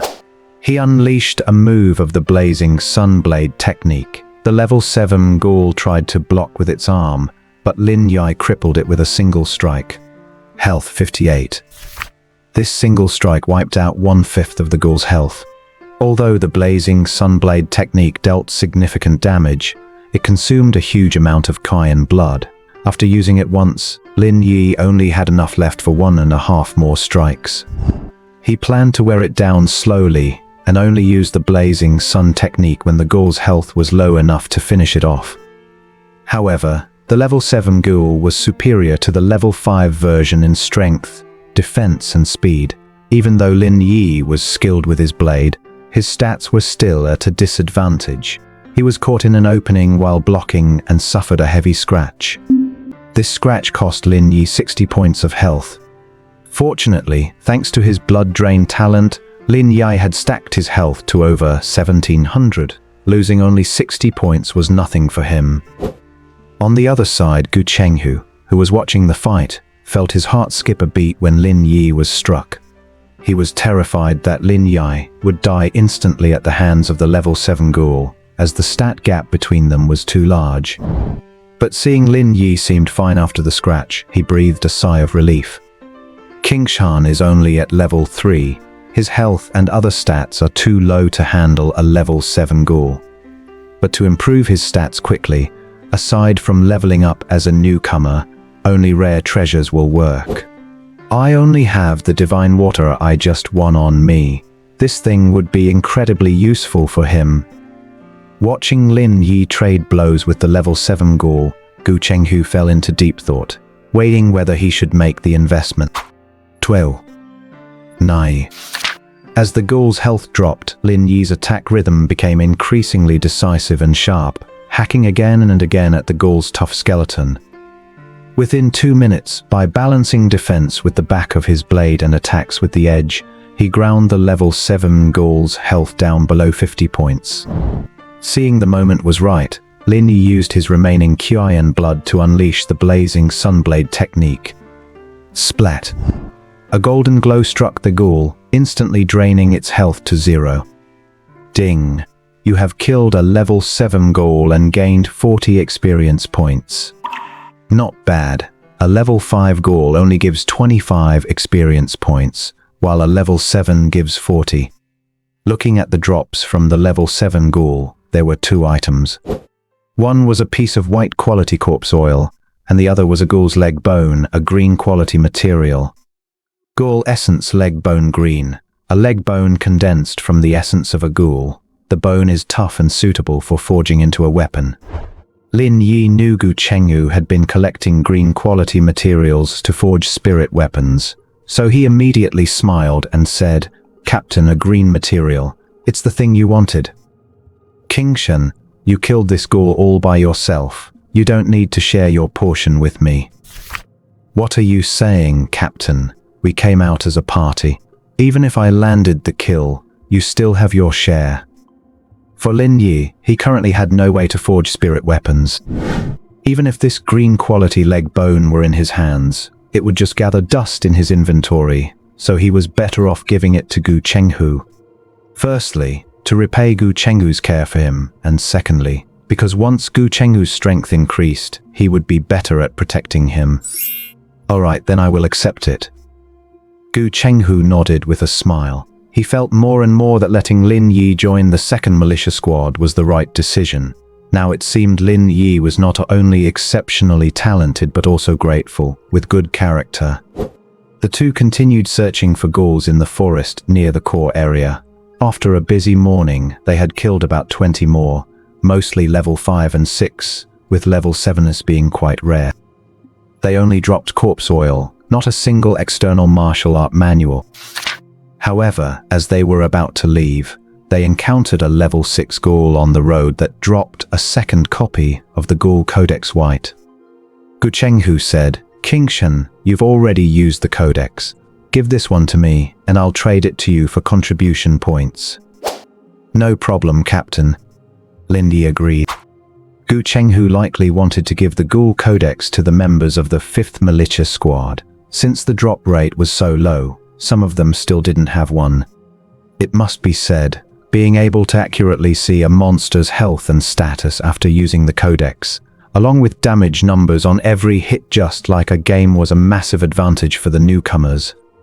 Returning to the tent outside the valley, Lin Yi took off his clothes, which were soaked in the foul-smelling blood of the ghouls, and changed into a new set. Seeing that he didn't have much time left to be logged in for the day, Lin Yi was preparing to log out and return to reality when he saw Gu Chenghu pull a small white porcelain bottle from his pack. "Wait, Qingshan, your stats are still too low. This should be useful to you." "This is..."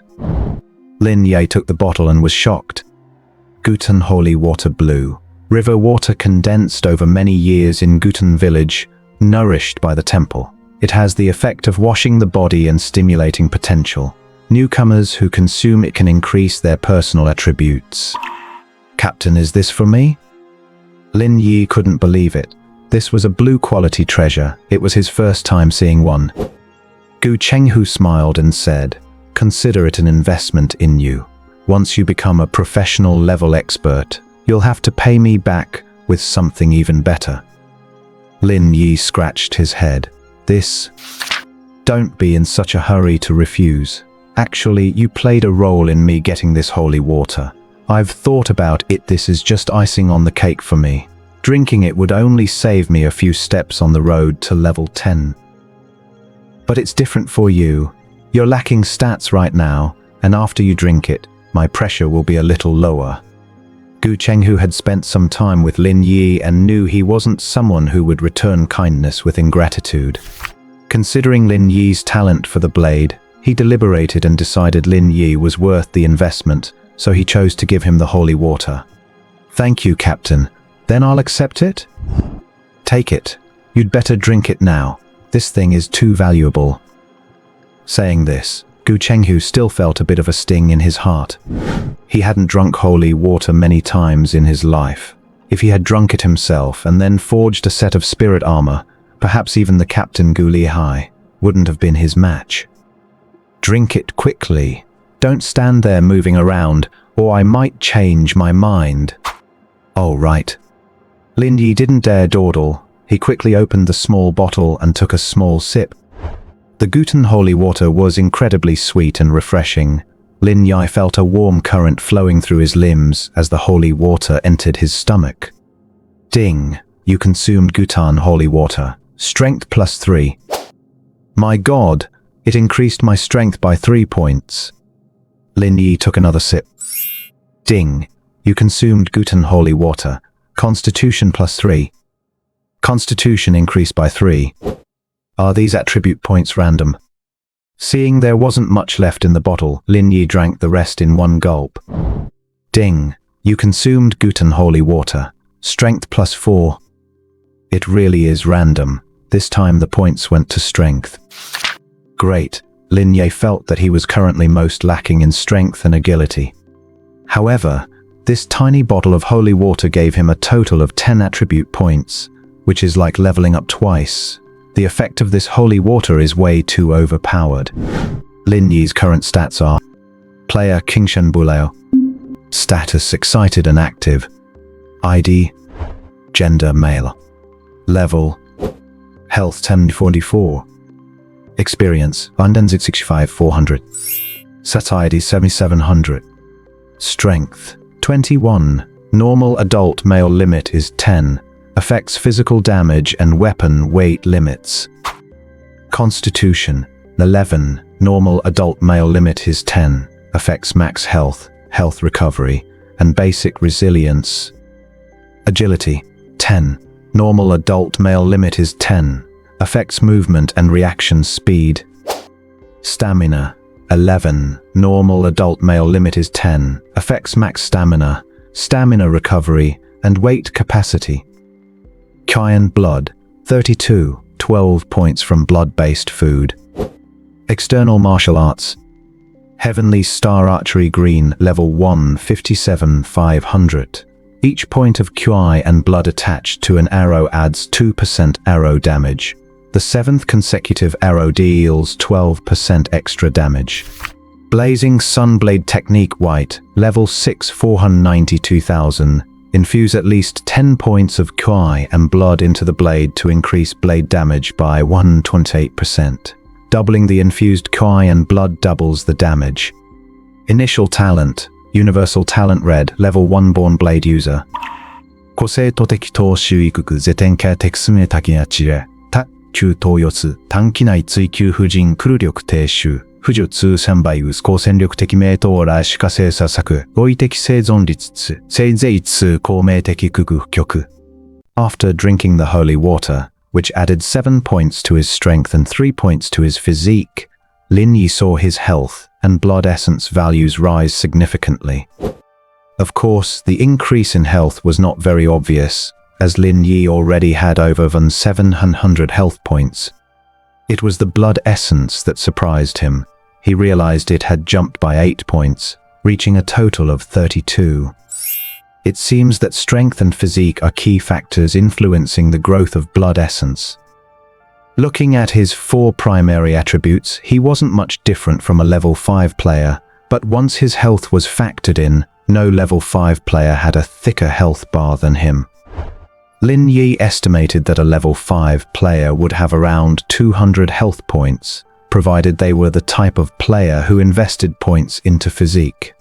If they hadn't put points into physique, he guessed some level 5 players might only have about 100 health. Encountering a level 7 corpse monster would likely result in an instant death after just a couple of scratches. I have to say the effect of the holy water is truly astonishing. If I could get a few more bottles, wouldn't I, as a level 3, be able to possess the attributes of a level 10? Lin Yi quickly asked, Captain, can this holy water divine water be exchanged with contribution points? Seeing the look on Lin Yi's face, Gu Chenghu knew he had gained quite a lot from drinking the divine water. He shook his head and said, divine water is an extremely rare resource in Guten Village. Not just for you, even I can't obtain it through exchange. Unless you perform a great service for Guten Village, there might be a chance to receive it as a reward. What kind of contribution counts as a great service? The kind that saves the village. Don't even think about it for now. Hearing this, Lin Yi shook his head helplessly. Given his current situation, he had no chance of getting more Guten holy water. However, he felt truly moved that Gu Chenghu would gift him such a blue-tier rare treasure. Captain, thank you. I will definitely repay you in the future. Gu Chenghu nodded with a smile, just don't let me down. Gu Chenghu then added a remark that Lin Yi didn't quite understand. Kingshan, to us natives of the Apocalypse continent, you descendants represent both hope and salvation. You are the future. Truth be told, ever since Lin Yi and Gu Chenghu moved outside the ancient Grave Valley, Lin Yi's growth had been extremely rapid, thanks to the boost from his talent. On one hand, the proficiency of his Blazing Sunblade technique was skyrocketing, already reaching level A. On the other hand, Lin Yi was accumulating more and more experience points. In just a week, Lin Yi had saved up nearly 2,500 experience points. Lin Yi learned from Dugu Feng that players hit a bottleneck at level 5 and another one at level 7. To advance from level 3 to 4 requires 400 experience points. To advance from level 4 to 5 requires 800 experience points. Advancing from level 5 to 6 only requires 1000 experience points. The requirement doesn't double. However, every level up starting from level 5 requires meeting specific blood essence conditions. As for the blood essence bottleneck, Lin Yi didn't feel he needed to worry. After all, he was eating small portions of blood-enriched food every day, and his blood essence was steadily increasing. Since finishing the holy water, his current blood essence had reached 35 points. Breaking through to level 5 requires 25 points of blood essence, a condition Lin Yi fully met. If Lin Yi were to spend all his accumulated experience points now, he could likely shoot straight to level 6. Then comes the level 7 bottleneck. Regardless of whether it's for a descendant or a native of the Apocalypse continent, level 7 is a particularly crucial milestone. It is said that when breaking through to level 7, one's physique talent is awakened based on various current personal statistics. This is a once-in-a-lifetime opportunity. If someone is lucky enough to awaken a special physique talent, they can transform from an average person into an peerless genius. Regarding the level 7 physique awakening, Lin Yi had specifically asked Gu Chenghu about it. When Gu Chenghu broke through to level 7, his blood essence was exceptionally high, at a full 100 points, which granted him the green tier physique talent, Surging Blood. Once this talent is activated, Gu Chenghu can double his blood essence in battle. It could be said that Gu Chenghu, who is skilled in the blazing sunblade technique, is absolutely invincible in combat when paired with the Surging Blood talent. Comparing himself to what Gu Chenghu described, Lin Yi felt that his most outstanding stat was his 700 plus health. If he chose to break through to level 7, he would likely gain a physique talent related to health. As for its quality, he estimated it would be at least green or blue. After all, his 700 plus health was an absolutely staggering figure for most Apocalypse natives and descendants. Even if a descendant player were to put all 45 attribute points gained from levels 1 through 10 into physique, their health likely wouldn't exceed 1000. However, Lin Yi wasn't satisfied. He had a red tier universal talent after all. There was no way the awakened physique talent should be too mediocre. It should at least be a purple tier physique talent. Once he hit level 6, Lin Yi decided to stay for a while and obsessively refresh his universal talent to see if he could land another growth type talent, like blood extraction. However, the LV1 universal talent only had one fixed slot. If he chose a new talent, he wouldn't be able to keep his natural swordsman talent. But natural swordsman was a critical purple tier talent. Lin Yi's current combat awareness and bladework were intrinsically tied to the bonuses from this talent. If he lost natural swordsman, his combat power would likely be cut in half. Lin Yi pondered. If only he could upgrade his universal talent to get an extra fixed slot, that would be perfect. But he had no idea what was needed to upgrade a talent. In the capital, Liu Bo and Zhou Huayan from Lin City had finally finished their training program. Over these 2+ weeks, they had mainly undergone political and cultural conditioning, as well as various training sessions about the Apocalypse world. Furthermore, with the backing of state resources, this batch of trainees had basically all reached level 5, and everyone possessed an external martial art. It is fair to say that given their current physical attributes and qualities, they were all considered martial arts experts in reality. Of course, the state trained them mainly to protect the public and maintain safety in various regions. However, because the training schedule was so packed, their original objectives had been delayed. Liu Bo hadn't found the descendant instructor from Dayu village, and Zhou Huayan hadn't heard any information regarding his son's death either. At that moment, Liu Shuang, who had driven personally to pick them up, said earnestly while driving, "Don't be anxious, you too. Since you've joined the state's ranks, you're one of us. Once you become experts in the Apocalypse world and reach the captain's level, it won't be difficult to investigate certain information. Besides, Even if you found the murderer who killed your loved one's cough, assuming there was a murderer, do you think you get revenge with your current strength? In my view, focus on leveling up in the apocalypse world first. Sooner or later, you'll find the answers you're looking for. In the car, Liu Bo couldn't help but say, "Brother Shuang, I feel like you're bullshitting me." Zhao Huiwen remained silent. After 2 weeks of training in the capital, he had learned many secrets about the apocalypse world and knew that the person who killed his son wasn't a simple figure. There was likely a vast underground organization behind them. Zhao Shuang, chewing on a toothpick, glanced at Liu Bo in the rearview mirror. "What do you mean bullshit? Just tell me if what I said makes sense." "It's true, but I feel that if some things aren't investigated early, we won't get another chance later. Also, Brother Shuang, you previously said there was a Dayu village instructor at the capital headquarters. I trained for 2 weeks and didn't meet a single one. I feel like you were lying to me back then." Liu Bo felt a headache coming on. These post-Nelns kids have their own thoughts. They're not easy to fool.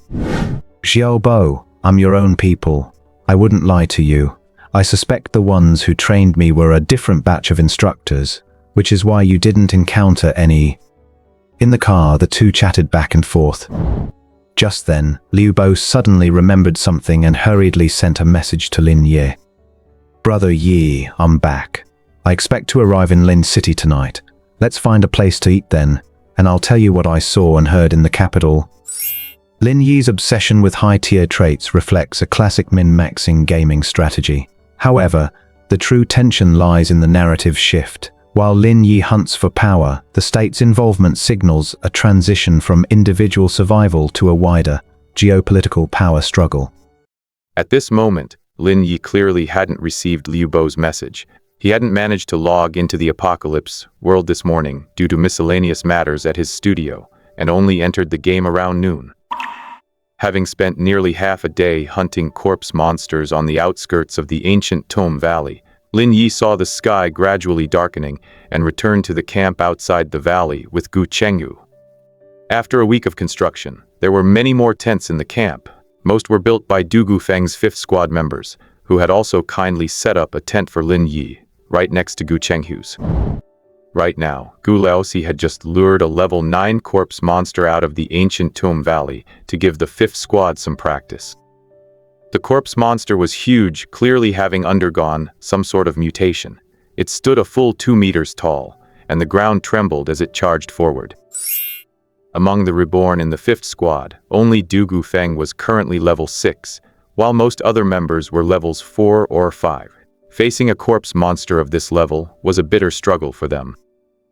Under the monster's charge, their defensive formation crumbled at the first touch, and everyone scattered in a panic. Wang Zilong, in particular, was howling as the monster chased after him. Fortunately, Du Gufeng stepped up, relying on his agility to desperately distract the level 9 monster and buy time for the others. Gu Laosi's tone remained harsh as he frowned and berated them from not far away. "Keep your formation. Keep your formation. How many times must I say it? When you encounter a monster far stronger than you in the wild, unity and cooperation are the only ways to survive." But the pressure from the level 9 corpse monster was too intense. Its strength and speed were far beyond what ordinary people could match. After about half a minute of maneuvering, Du Gufeng made a careless mistake and was swiped to the ground by the monster. Qian Duodiwo Wang Zilong and the others were so intimidated by the creature that they dared not approach. Gu Laosi couldn't watch anymore. "Ali, Xiaoba, go up there. Restrain the monster with the chains. Let's try again tomorrow." 2 level 9 militia members from the 4th Squad quickly stepped forward, using the chains with practiced coordination to tie the level 9 corpse monster back up. Gu Chenghu was also watching from the sidelines. He frowned and said, "Laosi, your method isn't working. The gap in level between the monster and the 5th Squad members is too wide. A single mistake could lead to casualties." Gu Laosi sighed. He knew there was a level gap, but his goal was to train the reborn in teamwork. He hadn't expected their performance to be this disappointing. The defensive formation they had spent a week training so hard for was completely useless. As soon as they faced any danger, these reborn would scatter, running away faster than rabbits. Lin Yi, having watched the whole thing, also had some thoughts. Gu Laoxi's method was actually quite good, but he had misjudged the player's courage. In this transcendent game called Apocalypse, you only have one life. Who would risk it all for training? The player's usual mantra is to take every advantage they can, but avoid any danger at all costs. Gu Chenghu understood the nature of the reborn to some extent and suggested, "I think it's better to train their individual combat skills first. This approach of yours isn't going to work. Alright, I'll train them for 2 more days. If there's no progress, I'll switch to your method." Gu Laoxi shook his head, then glanced at Lin Yi and said enviously, "You, Gu Chenghu, are just lucky to have good talent come to you on its own. If you send King Shan over, I'll go ask the village chief for a bottle of divine water for you." Gu Chenghu quickly interrupted, "Laoxi, stop trying to poach my people. We're still brothers." After camping and standing guard outside the valley with Gu Laoxi and sharing a few drinks, their relationship had eased up quite a bit. However, it was his own fault for bragging about how special Lin Yi's sword technique was and how exceptional his talent was while drunk, which made Gu Laoxi obsess over Lin Yi and constantly want to poach him. "Forget it, look at how stingy you are." Gu Laoxi couldn't be bothered to say more. He yelled at the 5th squad to disperse, and then went back to his tent to rest. Du Feng had been scratched up quite badly by the monster, with 2 gashes on his chest. After applying healing potion, he walked over to Lin Yi. "Brother Kingshan, the item was sold. Here is the weapon you wanted." Du Feng took out a silver shimmering long saber from his backpack. The blade was long and sturdy, with a special sheen on its surface. The hilt was made of delicate ivory, with complex and exquisite patterns carved along its edges. Clearly, this was a high-quality weapon. Lin Yi took the silver shimmering saber and weighed it in his hand. The heft felt just right. The entire weapon felt solid as one piece, and the material was extremely hard. Although this saber didn't rank as a spiritual artifact, it could be considered a semi-spiritual one. Equipping it provided a small boost to attributes, and it was better than any of the sabers he had seen in the treasury, worth hundreds of contribution points. Lin Yi said with satisfaction, "Thanks, brother. Sorry for the trouble." "It's nothing. I made a little commission from this trip, don't mind it." Du Feng laughed. It turned out that 3 days ago Lin Yi had taken out a manual for swift footwork and asked him to help trade it for a suitable blade. Even though swift footwork was just a common white-tier technique, it was still rare as a move that allowed for short-distance displacement. As it happened, besides his connections, Du Feng also knew several other high-level players in Guten Village, so he used the manual to trade for this semi-spiritual silver saber from them. In the eyes of those high-level players, they naturally felt they had gained. But for Lin Yi, he didn't lose out either. Because that manual was one he had obtained as loot later. The one he originally got from gambling had already been learned by him. Moreover, over the past week, he and Gu Chenghu had looted many corpse monster atlases and corpse oil chunks. He had turned a portion of these resources over to Gu Chenghu in exchange for an equivalent amount of contribution points. Using those points, he had not only obtained a large amount of blood food, but also exchanged for a full set of defensive armor. With the defensive armor, Lin Yi felt he still lacked a decent weapon.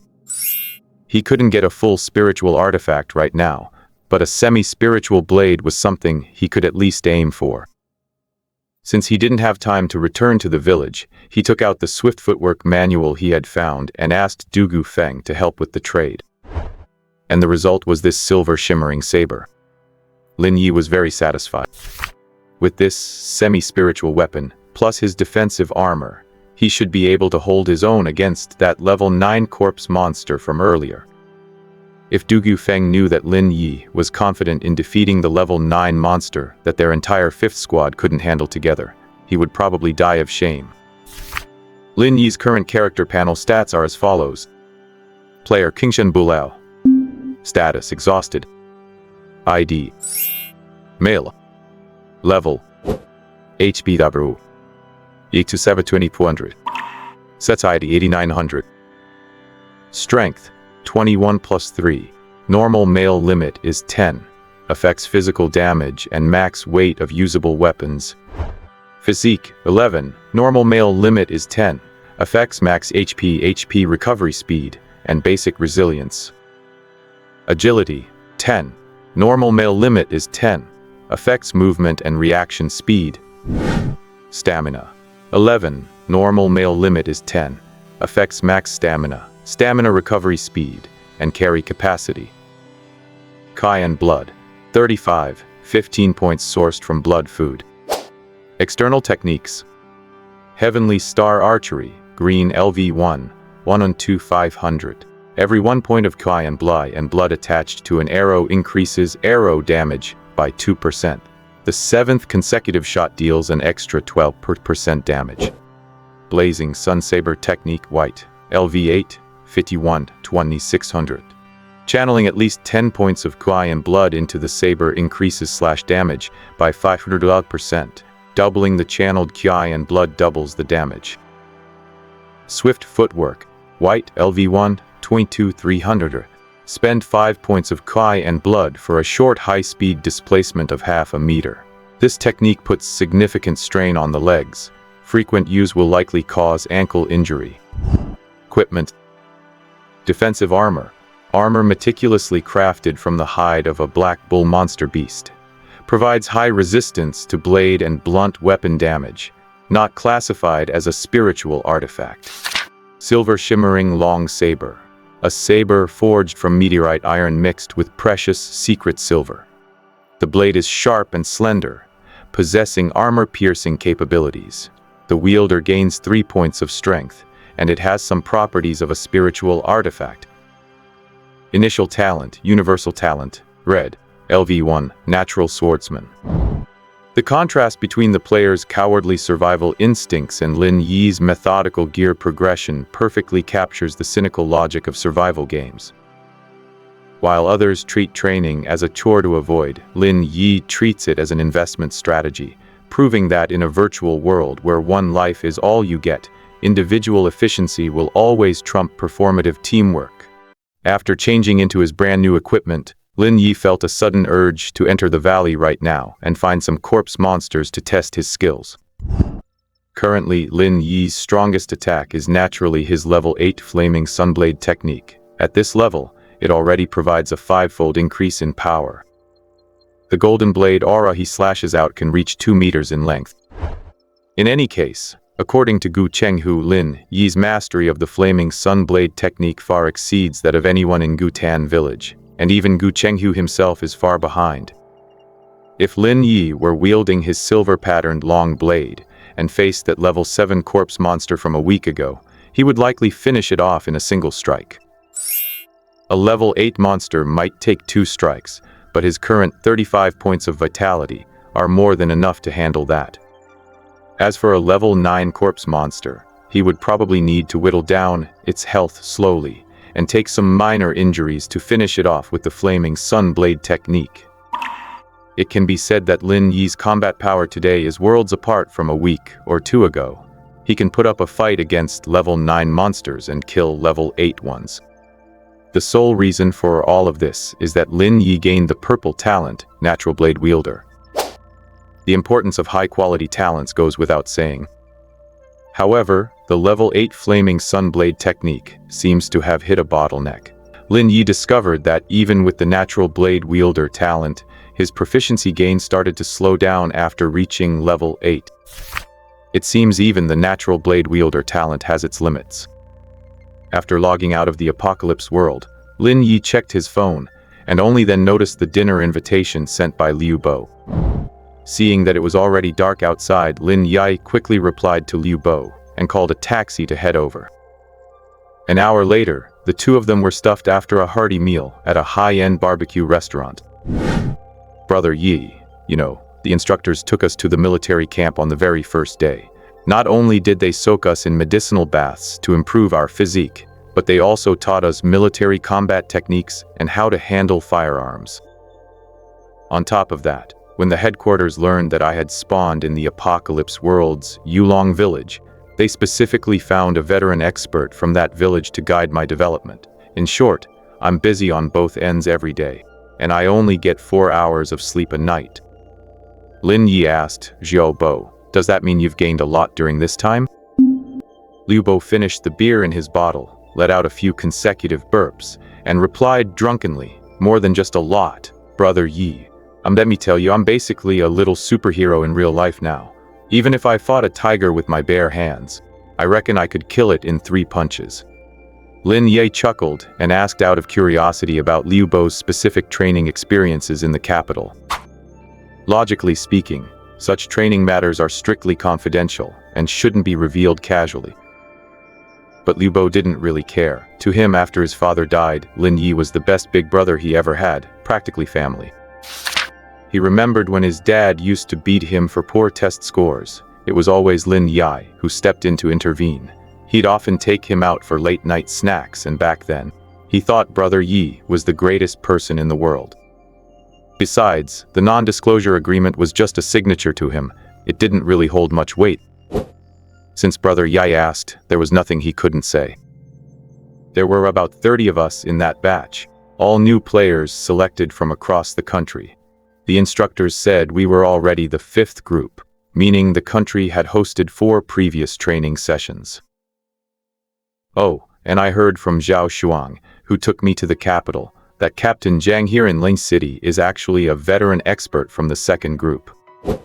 So far, the government has explored about 150 newbie villages. Some are very close to each other, while others are far away. Anyway, my Yulong village is a long way from my dad's Daiyu village. After roughly explaining his experience in the capital, Liu Bo couldn't help but ask, by the way, Brother Yi, did you manage to get an activation code? If not, I'll find a way to get you one from our city. I heard there are 2 unused activation codes in our team right now. Lin Yi smiled and said with a mix of truth and fiction, no need. After you left, I asked around about the Apocalypse game and got lucky. I spent a lot of money to buy an activation code. Lin Yi felt that his identity as a player would be exposed sooner or later, so it was better to tell Liu Bo earlier. In any case, Liu Bo always listened to him and wouldn't leak the information casually. Hearing that Lin Yi had also entered the Apocalypse world, Liu Bo exclaimed excitedly, really? I didn't expect you to act so fast, Bra Yi. During training, I heard that people were selling activation codes on the dark web, but the prices were sky high. Lin Yi nodded, acting as if that were really the case. The price was indeed high. I spent all my savings to buy it. I was worried it was a scammer at first, but thankfully the code was real. By the way, Xiao Bo, I spawned in Gutan village on the Apocalypse continent. Have you heard of it? Liu Bo thought for a moment. Gutan village? I haven't heard of it. It seems the officials don't have information on that newbie village yet. Lin Yi also sensed that there were no official personnel in their village yet. According to Liu Bo, as long as they are official staff, besides their own development, they focus on socializing in the game, to remember the faces of other players in the same village, then use portrait sketches to identify them in the real world. By finding and recruiting players in this way, the government could assemble a large number of Apocalypse players in a short time to establish the superhuman institutions that now basically cover the whole country. However, the fact that there are no official people in Gutan village now doesn't mean there won't be in the future. As the authorities wrap their operations, Lin Yi expects that more and more players will be recruited. After chatting for a while, Liu Bo asked curiously, Brother Yi, what level are you now? Level 3. Lin Yi didn't hide this. He was indeed level 3, but he likely possessed the combat strength of an 8 or 9. Level 3, that's pretty fast. I only reached level 5 even after working so hard in the capital training. You're truly a veteran gamer, Brother Yi. Right, I have a file the instructors gave us during training. I'll send it to you later to take a look. The information in it should be very useful to you. The meal lasted until about 10 in the evening. Having gained a lot, Lin Yi took a taxi to drop Liu Bo off at home before returning to his own apartment. After a quick wash, Lin Yi opened the encrypted file Liu Bo had sent him on his computer. The content of the file was extensive, surprisingly containing all the monsters discovered by the authorities so far. including those outside Gutan village, such as the brutal boars, heart-eating wolves, and mirage crows. From the lowest level 1 to level 10, there were about 200 different types of monsters listed. Regrettably, it only introduced the species of monsters and lacked information regarding spiritual entities. Furthermore, the latter half of the file provided detailed guides on how spawned players could level up, allocate attribute points, and enhance combat power. From the data we have researched so far, all spawned players gain 5 attribute points per level. Bottlenecks appear at level 5 and level 7. Level 5 is a vitality bottleneck, and level 7 is the bottleneck for awakening a physical talent. Comparatively, the level 7 bottleneck is more important as one needs to pause and accumulate attribute points to obtain a game talent. According to existing research, breaking through level 7 grants at least a white-tier physical talent. We provide Captain Hufeng of Xiangnan City's data for reference. According to him, due to a special opportunity and specific allocation method, his agility exceeded 50 points at level 7, allowing him to obtain a green-tier physical talent related to speed. We judge that as long as any of the 4 basic attributes breaks through 50 points, one should be able to obtain a physical talent of green tier or higher. Therefore, in terms of allocation, focusing on a single attribute is not necessarily a bad idea.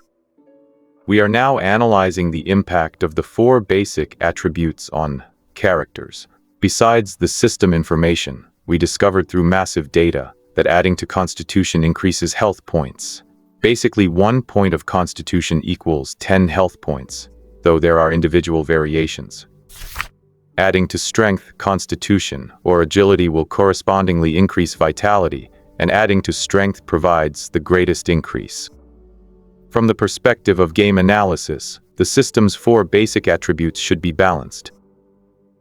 Some players think endurance is not worth adding, but our research shows endurance not only increases stamina and stamina recovery, but its advantages are also reflected when encountering extreme environments like high heat or cold.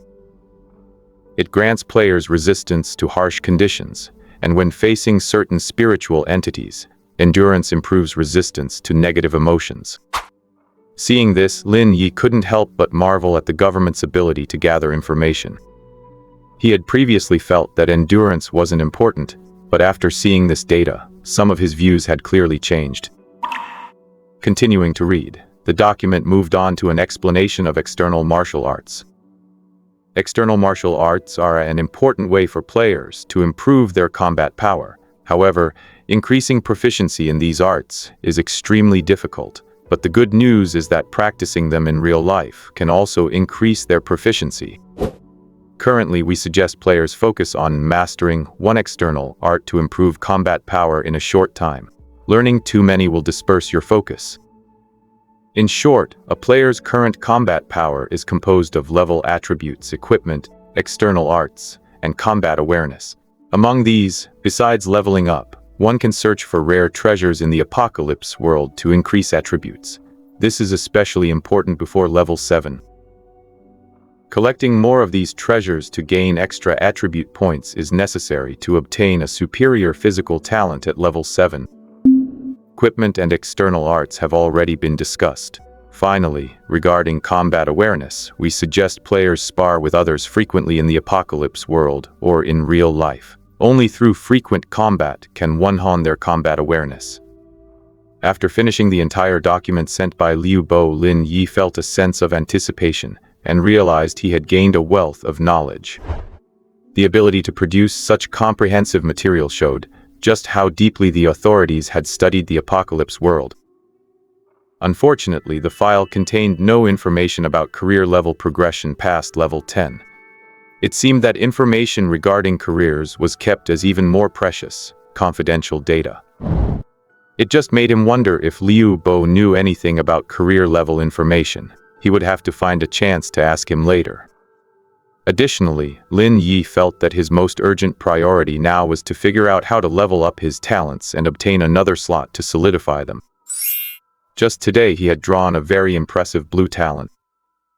Earth Spirit, a rare blue talent. As a child of the earth, you gain the ability to listen to the voice of the earth and receive its protection. As long as you are standing on the ground, you can perceive the emotions of plants within a 1-kilometer radius, making them your eyes and ears while under your command. Furthermore, standing on the earth grants you a permanent boost of 20 points in both strength and constitution.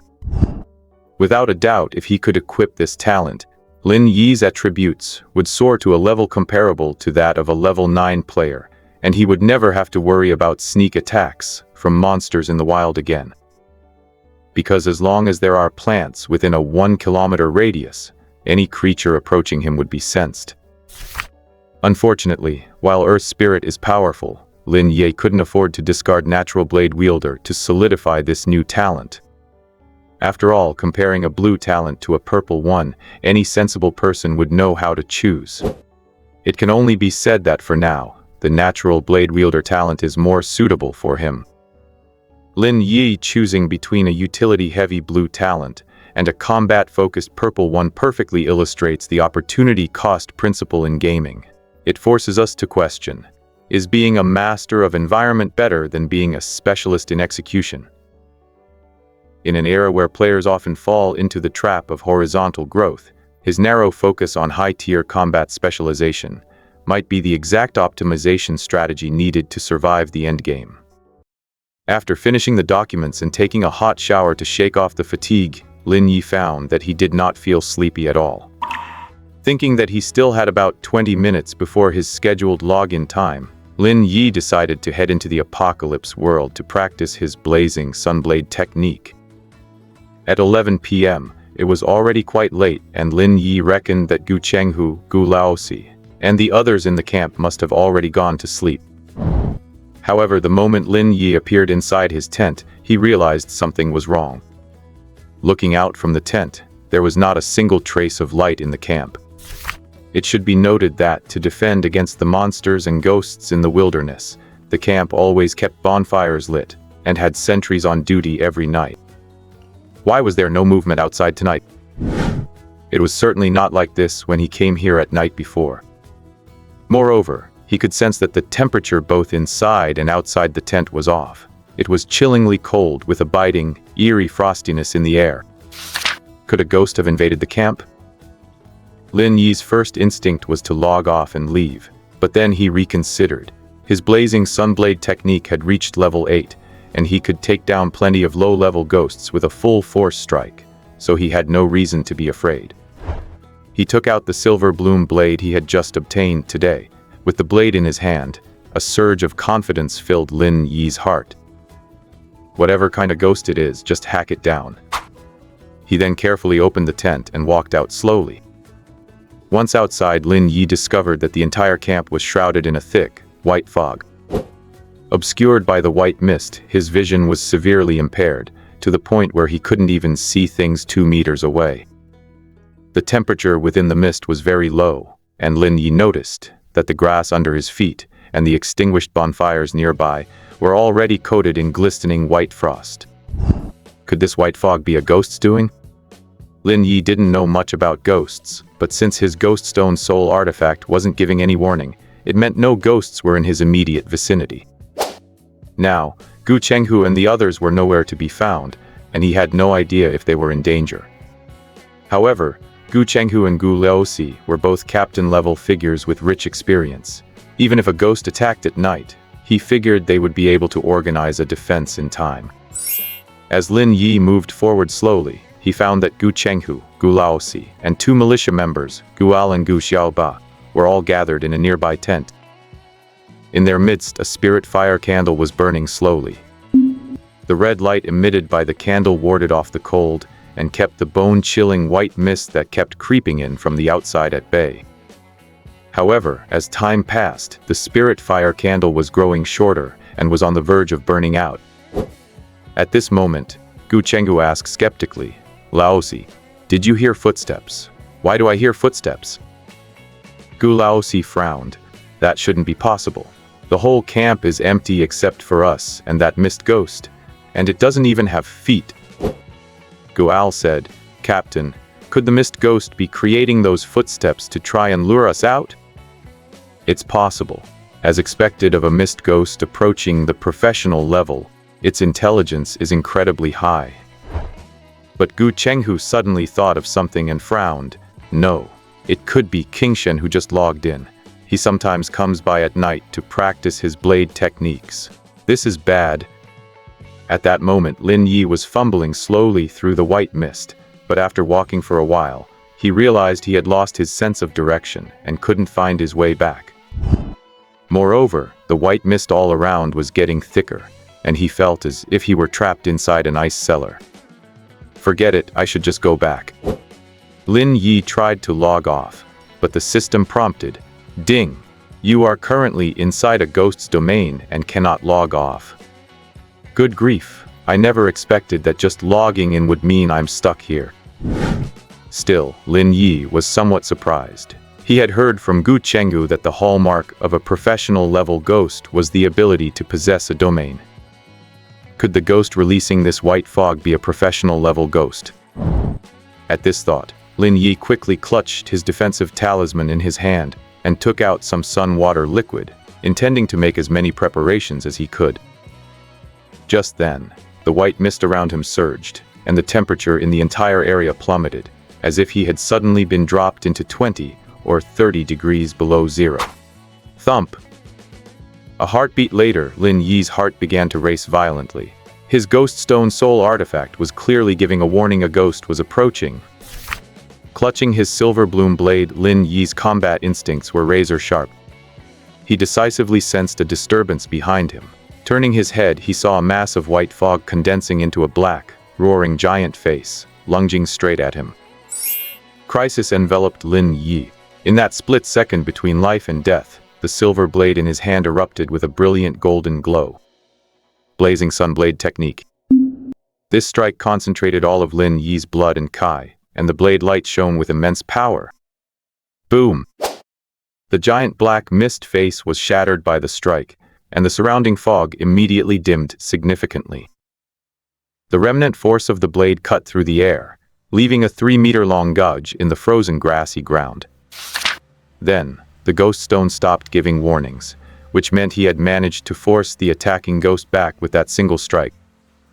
But then, footsteps echoed from behind him. Lin Yi turned around. Who's there? It's... Gu Chenghu barked a low command, quickly pulling Lin Yi toward him and bringing him into the tent where the spirit fire candle was burning. Lin Yi looked at the group, relieved to see everyone was accounted for, and asked, Captain Laosi, why are you all here? Gu Laosi retorted, You're asking us why we're here. It's so late. What are you doing logging in? Delivering a midnight snack for the ghosts. Gu Chenghu said, All right, don't yell. That Miss Ghost was just shattered by Qingshan's strike, so it likely holds a grudge against us. It'll be back soon. Hearing this, Gu Laosi was very surprised and looked at Lin Yi, shattering a semi-professional grade mist ghost in one blow. Qingshan, your strength is quite impressive. It's all right, but that one strike drained all my blood and Kai values, and the mist ghost didn't even sustain any real injury. Lin Yi took out his blood food and chewed on 2 small pieces to begin replenishing his blood and ki. Gu Laosi said, You're only at level 3, so being able to push the mist ghost back is already quite an achievement. Look at us. Gu Chenghu and I are both level 10, and even we can't inflict serious damage on it. We can only barely hold on by relying on the spirit fire candle. Lin Yi also understood the function of the spirit fire candle. It could disperse the darkness and act as both a deterrent and a restraint against ghosts. As long as the spirit fire candle didn't burn out, they would be safe inside the tent for the time being. Captain, have you notified the village elders? Remaining trapped like this isn't a sustainable solution. Lin Yi felt the temperature inside the tent beginning to drop, and the spirit fire candle was burning faster and faster. It was clear that the mist ghost had realized they were hiding there and had begun to mobilize the surrounding white fog to consume the energy of the spirit fire candle. Gu Chenghu shook his head. We can't notify them. This mist ghost is approaching the professional level, and the mist it releases forms its own domain that isolates space. Even if we set off fireworks within the fog, They wouldn't be visible from the village. Then what do we do? Wait until sunrise. Will the mist ghost leave then? Generally speaking, ghosts below the professional level are still very afraid of the sun. Gu Chenghu replied, "That won't work. We don't have enough spirit fire candles to last until then. Moreover, I'm afraid that if the 5th squad of descenders logs in at dawn, the mist ghost will still be here, and they'll be in mortal danger."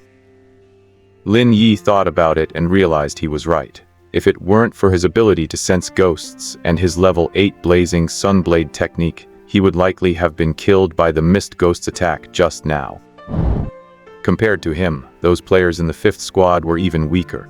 If any of them logged in before sunrise, it would likely be a death sentence.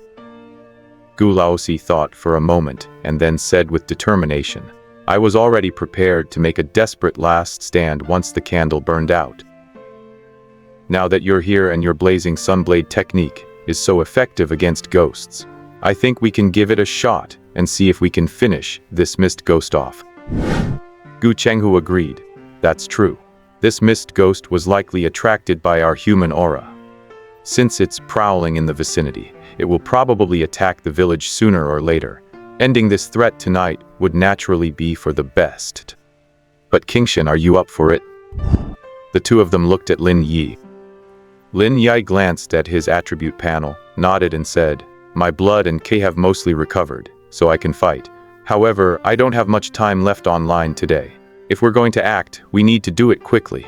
Otherwise, I don't know if I'll be forced to log off before we're finished." This survival scenario highlights the brutal reality of resource scarcity in gaming economies. When safety relies on a single depleting candle, the transition from passive defense to a high-risk offensive play becomes the only logical strategic evolution. Good, you kid really isn't afraid of trouble. You've got guts. Gu Laosi beamed with joy, then took out a few red divine talismans from the box behind him. These are the talismans that can pin down the Mist Spectre. There aren't many, one for each of you. Since the Mist Spectre dares to lay a hand on us, I'm not letting it get away today. Gu Laosi added viciously. Spirit Binding Talisman. Used to restrain specters, and can also force invisible spirits to manifest. Looking at the quality and color, this Spirit Binding Talisman should be a sub-professional grade item. Lin Yi thought these talismans were made by the elders of Goyuan Township, but then heard Gu Chenghu say, "Well, old 4, you finally decided to bring out the good stuff. If you have any charred talismans left, don't hold back. Just bring them all out." None left. These sub-professional talismans are hard to make, and the raw materials are difficult to come by. I only have these few on me. Only then did Lin Yi realize that the talismans in his hand were made by Gu Laosi. "Captain Old 4, you can actually make divine talismans?" Gu Laosi clearly enjoyed the look of shock on Lin Yi's face. He said with a hint of pride, "What your captain didn't tell you. I'm the next village chief of Guten Village, and my talent is exceptional, few can compare. The only reason your captain didn't like me before was because he was jealous. As for the ability to make talismans, for me, it's simple and easy. If you're willing to join the 4th team, I'll give you one every now and then." Gu Chenghu interrupted him quickly. "Don't listen to this guy bragging. The village chief still has many years to live. It won't be his turn for a long time. As for his divine talent, he was just lucky born with it." Although Gu Chenghu spoke casually, Lin Yi could still sense a hint of bitterness and jealousy in his tone. After all, Gu Chenghu and Gu Man had to venture out to find Tianshui City and survive life and death crises to advance as warriors, while Gu Laosi only needed to stay in Guten Village and use the temple to become a professional grade priest. In their generation, only Gu Laosi had the priestly talent. Once the village chief passed away, Gu Laosi would naturally become the next chief. Must say, gifted people are born with an advantage. But imagining the hot-tempered, foul-mouthed Gu Laosi as the future village chief, Lin Yi felt Guten Village had no future. At this moment, Lin Yi asked, "Captain Old 4, do you happen to have any specter ashes? I would like to borrow some in advance." He knew that ever since Gu Laosi and his group set up camp in the ancient Tom Valley, they had been hunting stray specters in the nearby wilderness. They should have plenty of specter ashes. Stray specters are third-grade anomalies, the lowest level of spirits, and they often appear in groups. These spirits lack physical forms and aren't very aggressive. As long as you smear sun tree sap on your eyes, they are easy to find and kill. Gulaosi was puzzled. I have some, but what do you need them for, kid? Specter ashes have a wide range of uses. They are not only a material for spirit fire candles, but also a key ingredient for crafting certain talismans used against specters. Gulaosi did have a lot of specter ashes on him, but they were strategic resources for Gutan village, intended for important future uses. I have a special talent. By absorbing enough specter ashes, I can sense spirits approaching me, so I want to borrow some to better deal with the mist specter later. A talent for sensing spirits? Gulaosi looked at Gu Chenghu, who nodded and said, "That's right. Qingshan really does have this ability. Not long ago, the shadow specter at Fufeng Tower was discovered through his talent. Kid, I didn't expect you to have not only the talent for sword fighting, but also the talent for sensing spirits. Fine, wait here." Since Gu Chenghu vouched for him, it must be true. Gulaosi opened his treasure chest again and took out a brown cloth bag. When the bag was opened, it contained nearly half a jin of specter ashes. Good grief, you have to realize that 1 gram of specter ash costs 50 contribution points. This amount of nearly 300 grams must be worth over 10,000 points. Did Gulaosi raid a specter's nest? Lin Yi was practically drooling. Don't be jealous. This is what I've painstakingly saved up over several weeks. While you players return to your world to enjoy yourselves at night, I'm still out in the wilderness looking for stray specters to kill. Seeing that time was tight, Gulaosi stopped complaining and asked directly, "How much do you need, kid?" "The more the better." Gulaosi frowned, but he was decisive, handing the entire bag of specter ashes to Lin Yi. "Fine, I'd like to see just how special your talent is." Clearly, Gulaosi wanted to watch on the spot how Lin Yi used these ashes. Lin Yi had no choice but to grab a handful of specter ashes and press them against his chest in front of everyone. Soon, the strange stone fused into Lin Yi's heart, began to beat, thumping, and emitted a faint red light. Immediately after, the specter ashes floated up at a visible speed, merging into his heart like glowing blue quicksand. Seeing this, Gu Chenghu didn't react much, but Gulaosi's expression changed. He remembered some ancient village texts he had read, which mentioned a type of soul artifact. It was a legacy artifact of Gutan village, said to be passed down from ancient times, capable of growing and strengthening itself by absorbing the power of spirits. Unfortunately, during a chaotic period in Gutan village, that legacy artifact was lost forever. The way Lin Yi was absorbing the specter ashes right before his eyes was incredibly similar to the description of using that artifact. Could the lost village artifact have fallen into Lin Yi's hands? Gulaosi suppressed the shock in his heart and no longer felt bad about the rapidly consumed specter ashes. At this moment, as more and more specter ashes surged into his body, Lin Yi felt himself floating in a state of ethereal bliss. Ding! The soul artifact strange stone is transforming. Mental power +2. Ding! The soul artifact strange stone is transforming. Mental power +3. Ding! The soul artifact strange stone is transforming. Mental power +4. The system prompted him several times. That half a jin of specter ashes had actually caused the strange stone in Lin Yi's chest to transform 3 times, gaining a total of 9 mental power points. Previously, Lin Yi had asked Gu Chenghu for 10 grams of specter ashes, which he had also used, but perhaps the amount was too small to trigger any transformation. Now, with the 3 transformations and the increased mental power, Lin Yi not only felt his 5 senses become sharper, but his entire being felt refreshed. That half a jin of specter ashes wasn't wasted. Seeing that Lin Yi had finally finished absorbing them, Gulaosi asked impatiently, "How was it?" Lin Yi felt it out for a moment, then replied, "Thank you, Captain Old 4. I feel pretty good. It seems I can sense spirits from a much further distance now." "How much further?" "Before, I could only sense the aura of spirits within 10 meters. Now, I should be able to sense them within 100 meters. Not bad. As long as you can help us deal with the Mist Spectre later, that's what matters. Gu Laosi nodded. He was increasingly convinced that Lin Yi had obtained their village's lost legacy artifact. But he didn't say it out loud. This matter was of great importance, and he would need to go back and consult the old village chief to decide how to handle it. But Captain Old Four, I used so many resources at once, I can't pay them back for a while. I'm afraid I'll have to pay you back later, Lin Yi said sheepishly. Gu Laosi smiled. He knew exactly what Lin Yi was planning. He was clearly trying to drag his feet and dodge the debt. When exactly is later? Likely when Lin Yi first asked to absorb the specter ashes. He already planned to default on the payment. All this talk of borrowing in advance and owing later was just a lie. Sure enough, these players are clever at taking advantage of others.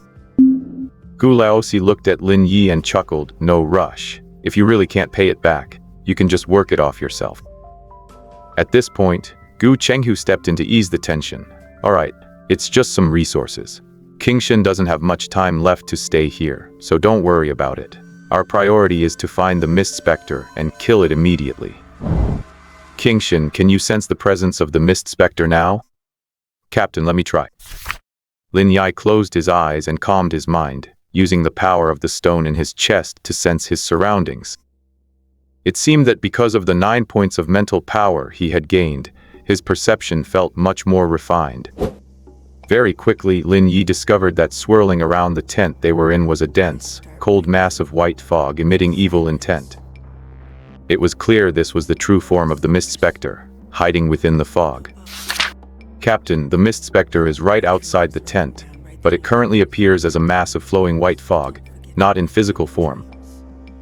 P.S. A 10,000-word update presented today. Thank you all for your support. Lin Yi's ability to turn a simple debt into a rapid power-up highlights a classic RPG trope, the opportunistic player.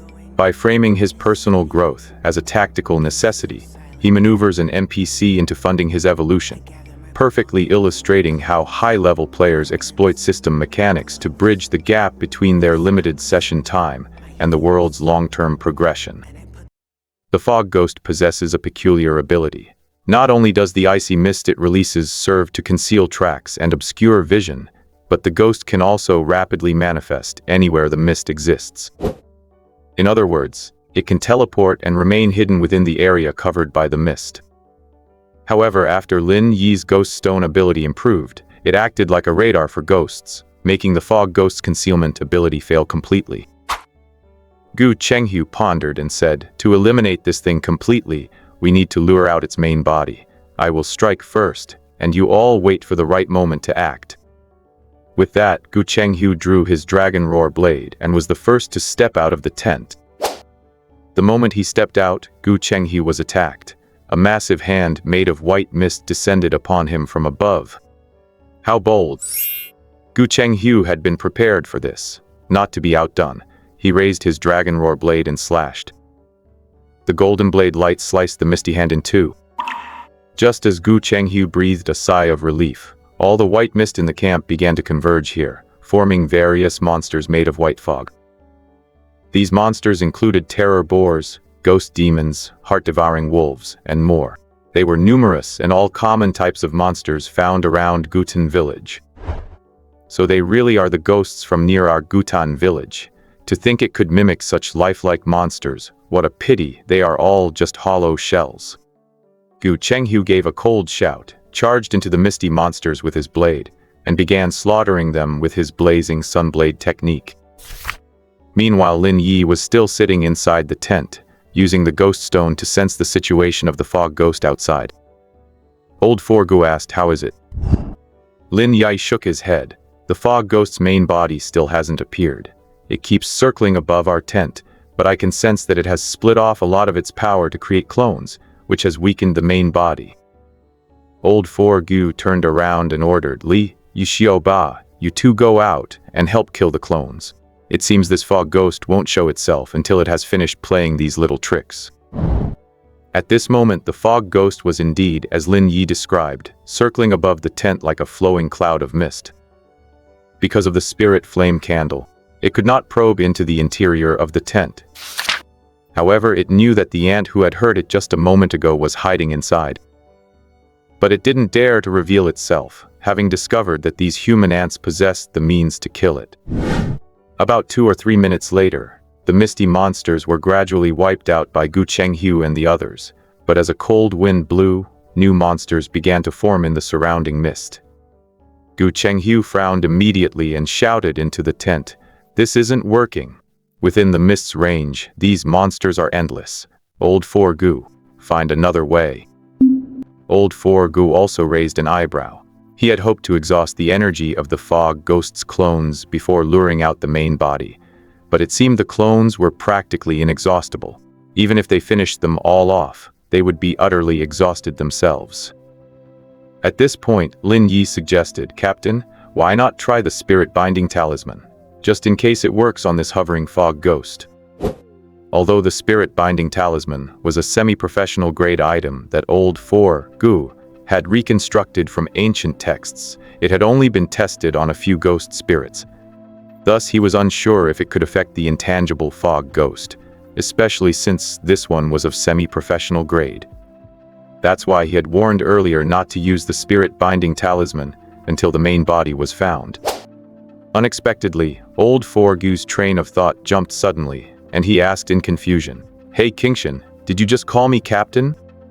"Ah." Lin Yi's brow twitched. He had just had a slip of the tongue.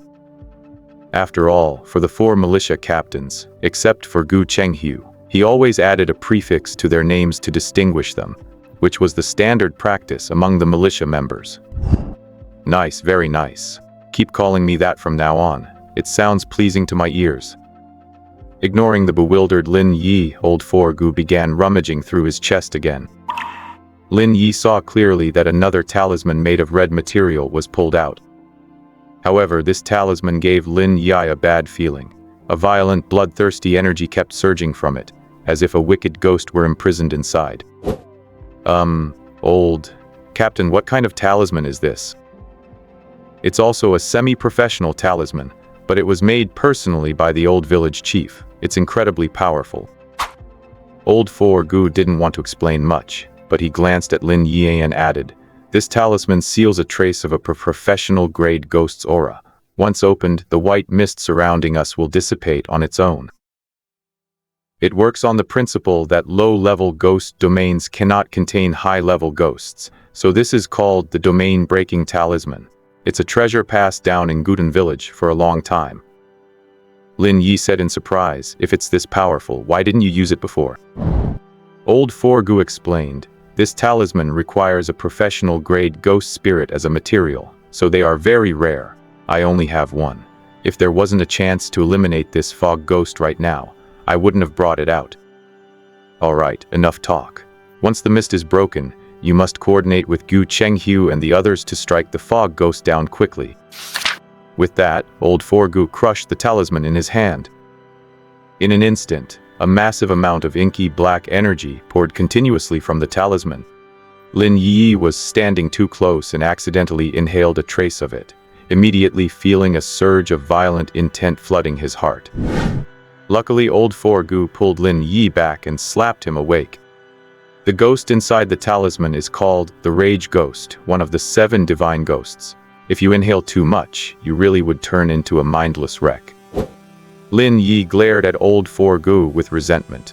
This guy seemed to have done it on purpose, not warning him beforehand just to make a fool of him, and he even had the audacity to slap him. Fine, fine. Don't even think about getting that half-pound of ash. As a higher-level ghost appeared in the fog ghost's domain, the fog ghost felt the pressure of the aura and, realizing it was in deep trouble, caused the white mist that had blanketed the entire camp to dissipate violently. Gu Chenghu and the others also noticed the change and immediately realized it was the work of Old Four Gu inside the tent. "The ghost domain is clearing.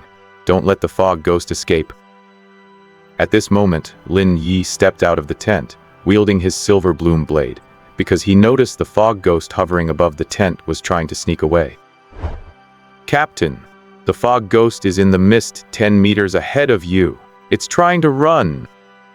"Got it," Gu Chenghu responded, his form flickering as he stepped forward. The dragon roar blade in his hand glowed with golden flame, and he slashed down. Arg! Within the thinning white mist, the fog ghost was hit squarely. The body of mist was first cleaved in two, then it swirled and converged again. Visibly, the fog ghost's main body shrank by a significant portion. Clearly, Gu Chenghu's blazing sunblade technique had dealt substantial damage to the ghost. After trapping us for so long, you still want to run? Gu Chenghu threw another spirit-binding talisman. It transformed into a beam of white light, pinning the fog ghost in place. Gu Li and Gu Xiaoba took the opportunity to rush in and land their own strikes. In less than 5 seconds, the fog ghost, which had been the size of a small house, was hacked into pieces, and its recombined volume had shrunk by a third. By now, the surrounding mist had completely disappeared. Under the night sky, the fog ghost's form was particularly conspicuous. Lin Yi no longer needed to point out where it was. Sensing a life-or-death crisis, the fog ghost struggled frantically to break free. Seeing the energy of the first spirit-binding talisman deplete, Gu Li threw out a second one. Gu Chenghu and the others rushed in to hack at it again. Lin Yi also stepped forward and landed 2 strikes. With the fog ghost now as good as dead, he was determined to seize the final opportunity to kill it and maximize his rewards. After the third spirit-binding talisman was used, the pinned fog ghost was only the size of a basketball, its aura weak, seemingly devoid of any remaining offensive capability. Gu Chenghu sheathed his blade and said, "Qingshan, it's all yours." "Understood, Captain." Lin Yi gathered his strength, channeling his remaining 30+ blood points into the blazing sunblade technique. The blade strike shone like a vast sun, illuminating an area of 4 or 5 meters around them.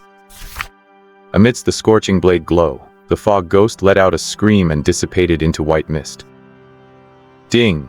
You have killed a semi-professional grade fog ghost and gained 150 experience points. After the fog ghost vanished, it dropped a large amount of ghost spirit ash, along with 2 shimmering items.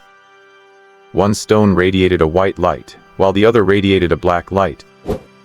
Dead spirit stone white contains a large amount of death energy. Contact with living beings causes illness at best and death at worst. This item is highly nourishing to ghost spirits. Fog Ghost Spirit Stone Green. A core item dropped by a semi-professional grade ghost spirit. It has many wonderful uses and is highly valuable. Lin Yi first picked up the black dead spirit stone, read its description, and immediately threw it to old Forgu in disgust. Just as Lin Yi picked up the fog ghost spirit stone to inspect it, he suddenly vanished from where he stood. It turned out that Lin Yi's online time was up, and he was forcibly logged out of the apocalypse world. The others were left staring at each other. Old Forgu bared his teeth, looking as if he'd had his food snatched away by a stray dog, and cursed, "Damn it, did that kid just run off with our loot?" Of course, Lin Yi hadn't just taken the fog ghost spirit stone. He had also swiped a spirit-binding talisman on his way out.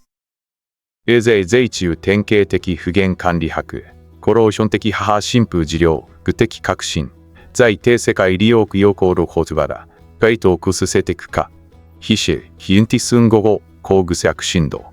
Early the next morning, the sky had not yet fully brightened.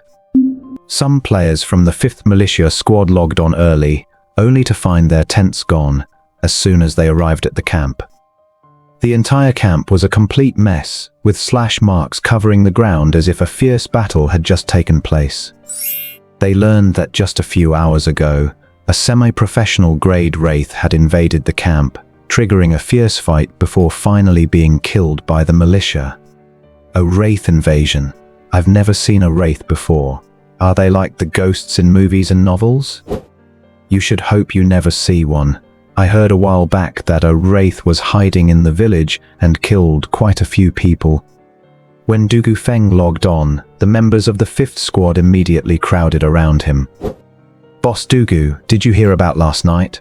A wraith invaded our camp." At the mention of the word wraith, he subconsciously shuddered, only feeling relieved after seeing Gu Chenghu nearby, who was busy repitching his tent. The old captain being nearby meant the wraith threat in the camp had already been dealt with. Brothers, what exactly happened? Tell me in detail. After listening to everyone talking over each other, Du Gufeng finally realized what had happened last night, and he couldn't help but feel lucky that he hadn't logged on. The invader was actually a semi-professional grade wraith, and the white mist emitted by the wraith had enveloped the entire camp, leaving nowhere to run. In the end, it was Lin Yi who teamed up with Gu Chenghu, Gu Laosi, and the others to take it down. Wait, since when did his brother Qingshan become this fierce? Even his good brother, the level 9 Chang Kongkuo, wouldn't have the guts to attack a semi-professional wraith head-on, right? Does just switching to a semi-spirit grade long blade provide that much combat power? If he remembered correctly, Lin Yi had been keeping his level capped and was only a level 3 player. The gap between level 3 and semi-professional is way too huge. To be honest, the impression Du Gufeng had of Lin Yi was that he could take down a level 5 zombie monster without getting hurt, putting his combat power around level 5. But even with all the progress Lin Yi had made over this past week, he shouldn't be capable of dealing with a semi-professional wraith. If he didn't know that Apocalypse had no hacks, he would have started suspecting that Lin Yi was cheating. Du Gufeng couldn't figure it out. He really couldn't get his head around it. As time passed, the members of the 5th Militia Squad arrived, and Gu Laosi had already started leading their drills. Gu Chenghu was waiting for Lin Yi to log on, but seeing that Gu Laosi had already led the Militia Squad deep into the valley to hunt corpse monsters, Lin Yi still hadn't appeared. Gu Chenghu started to get restless. Strange, Qingshan is rarely late. Maybe something came up to hold him back. As Gu Chenghu guessed, Lin Yi had indeed encountered an unexpected situation in the real world. After waking up early in the morning, Lin Yi was preparing to log in early to check the Mist Ghost Stone he had obtained yesterday. But while eating buns at the breakfast shop downstairs from his apartment, Lin Yi, whose mental power had greatly increased, suddenly sensed someone watching him from a distance. For several minutes, the gaze of the person in the shadows seemed to stay fixed on him. Lin Yi was certain that this person was tailing him. Could it be the authorities? Did Liu Bo leak the fact that he is an Apocalypse player to the government? Lin Yi's first thought was that Liu Bo had betrayed him, but after a moment's reflection, he felt that was unlikely. Even if it were the authorities, there would be no reason to act so quickly and start tailing him early in the morning. Besides, he had some faith in Liu Bo. Given their relationship, Liu Bo had no reason to do such a thing. If it wasn't the authorities, then who could it be? A member of the Black Card Alliance mentioned in Liu Hong's diary? But so much time has passed since the incident with Liu Hong, why would anyone still be watching him? Or perhaps someone has been watching him all this time, and it was only because of his significant increase in mental attributes and perception in the Apocalypse world last night that he was able to detect it. Although Lin Yi had many questions in his mind, he just continued eating his steamed bun as usual, without looking up to find the person watching him.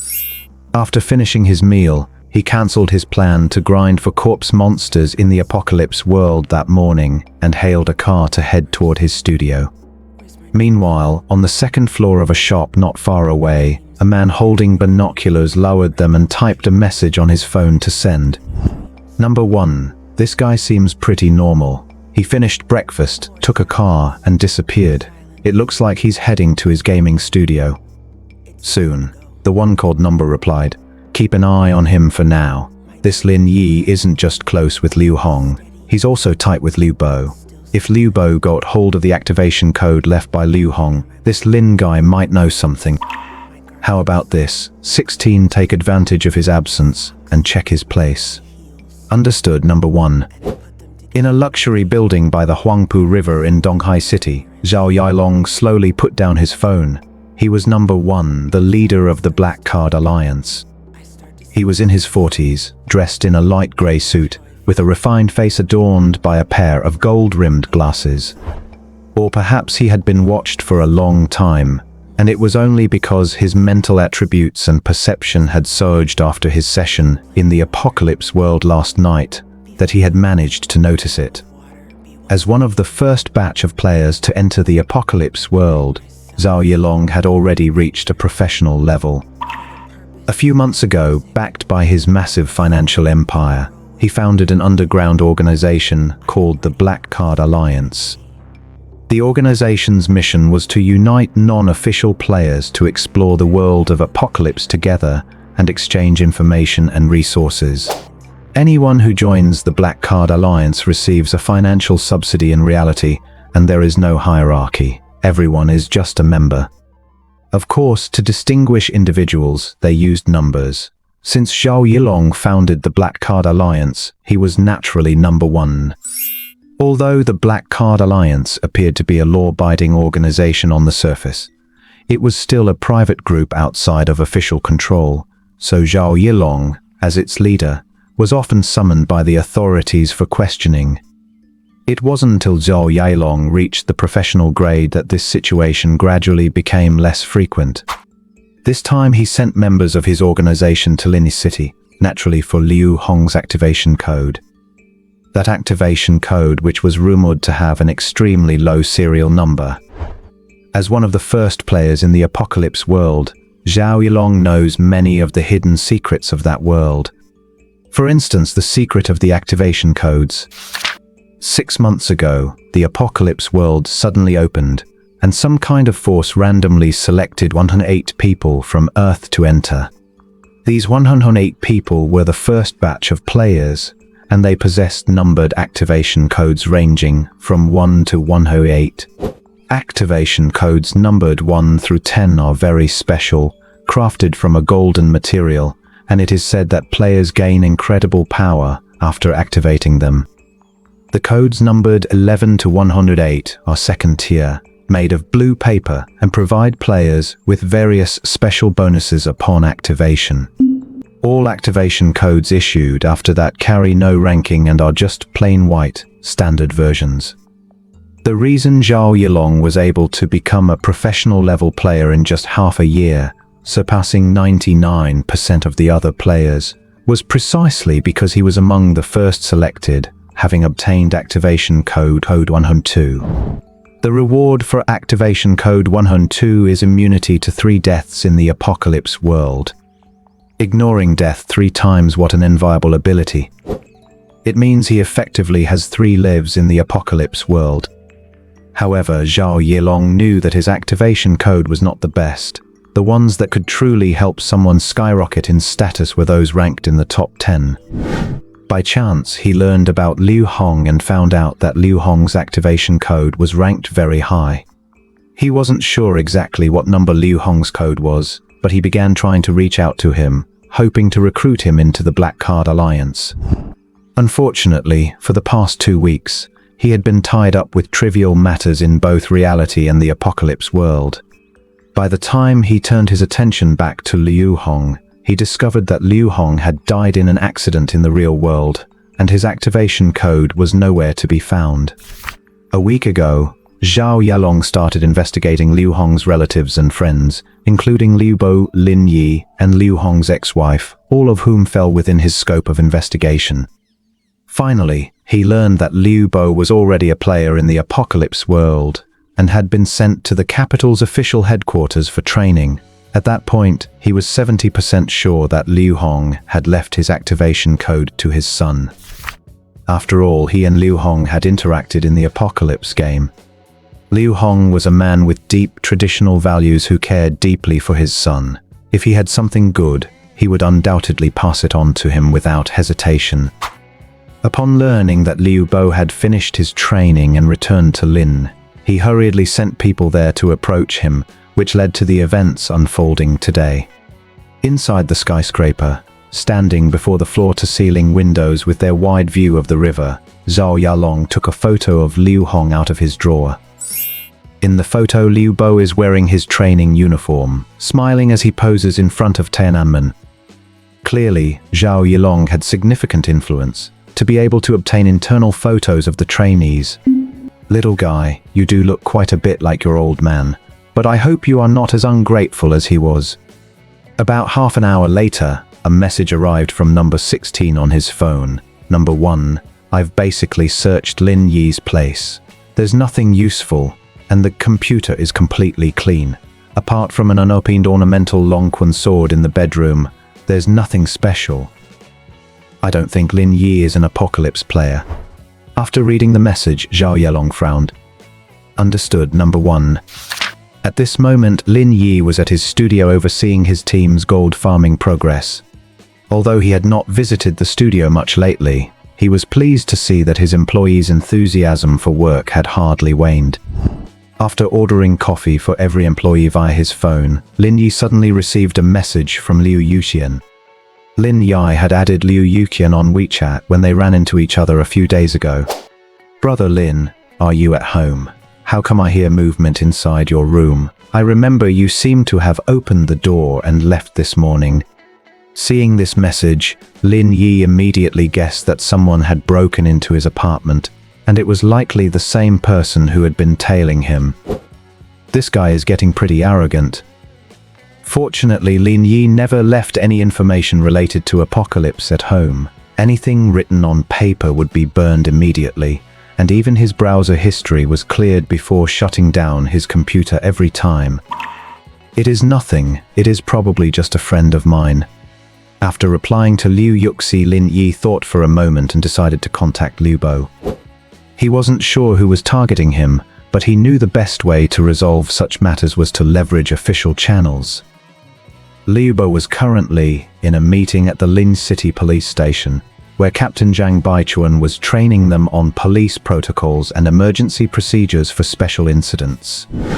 Seeing the message from Lin Yi, Liu Bo's expression grew serious. He quickly replied, "Brother Yi, don't worry. Try not to show any signs that something is wrong. I will find time to come over at noon." "Alright, do you need to inform your team?" "No need, I should be able to handle this myself." Lin Yi nodded. He did not want to alert Zhang Baichuan either, as this man was not only an experienced official but also a veteran player, at least at level 9 or higher.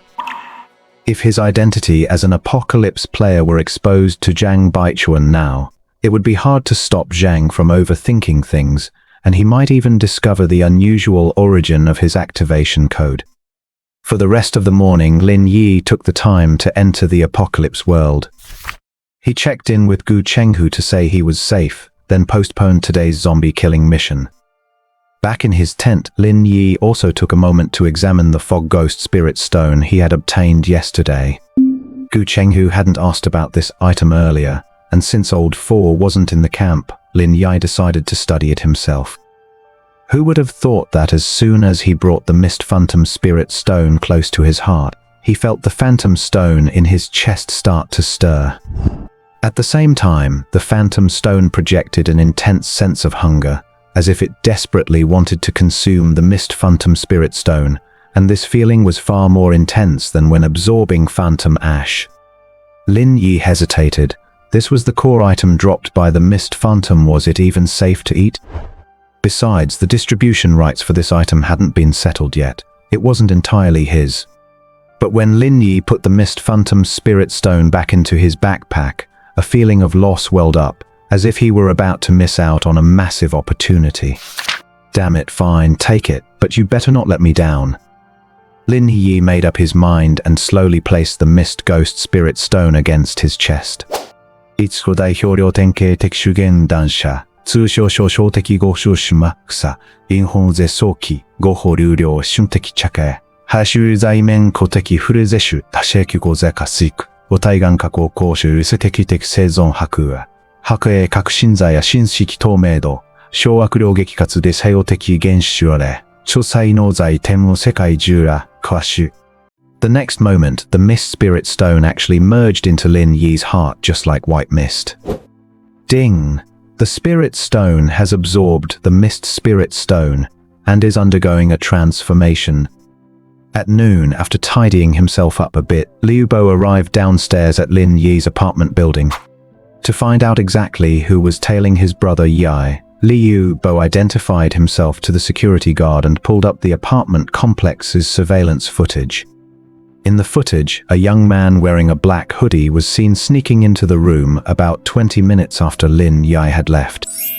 The young man in black stayed in the room for only a few minutes, did something unknown, and then quickly vanished from the complex. Although many surveillance cameras captured him, it was impossible to identify his features because the man kept his head down the entire time. Heh, do they really think this is a foreign country where covering your face means we can't track you down? Liu Bo sneered and then left with the surveillance footage. It was already 2 in the afternoon when Lin Yi received Liu Bo's message. Brother Yi, I found the person tailing you this morning. He's a player in the Apocalypse world and belongs to Black Card Alliance. The Black Card Alliance, the organization that has ties to your father? Yes, that's them. They must be coming for me. After all, I just returned to Lin Yi City yesterday.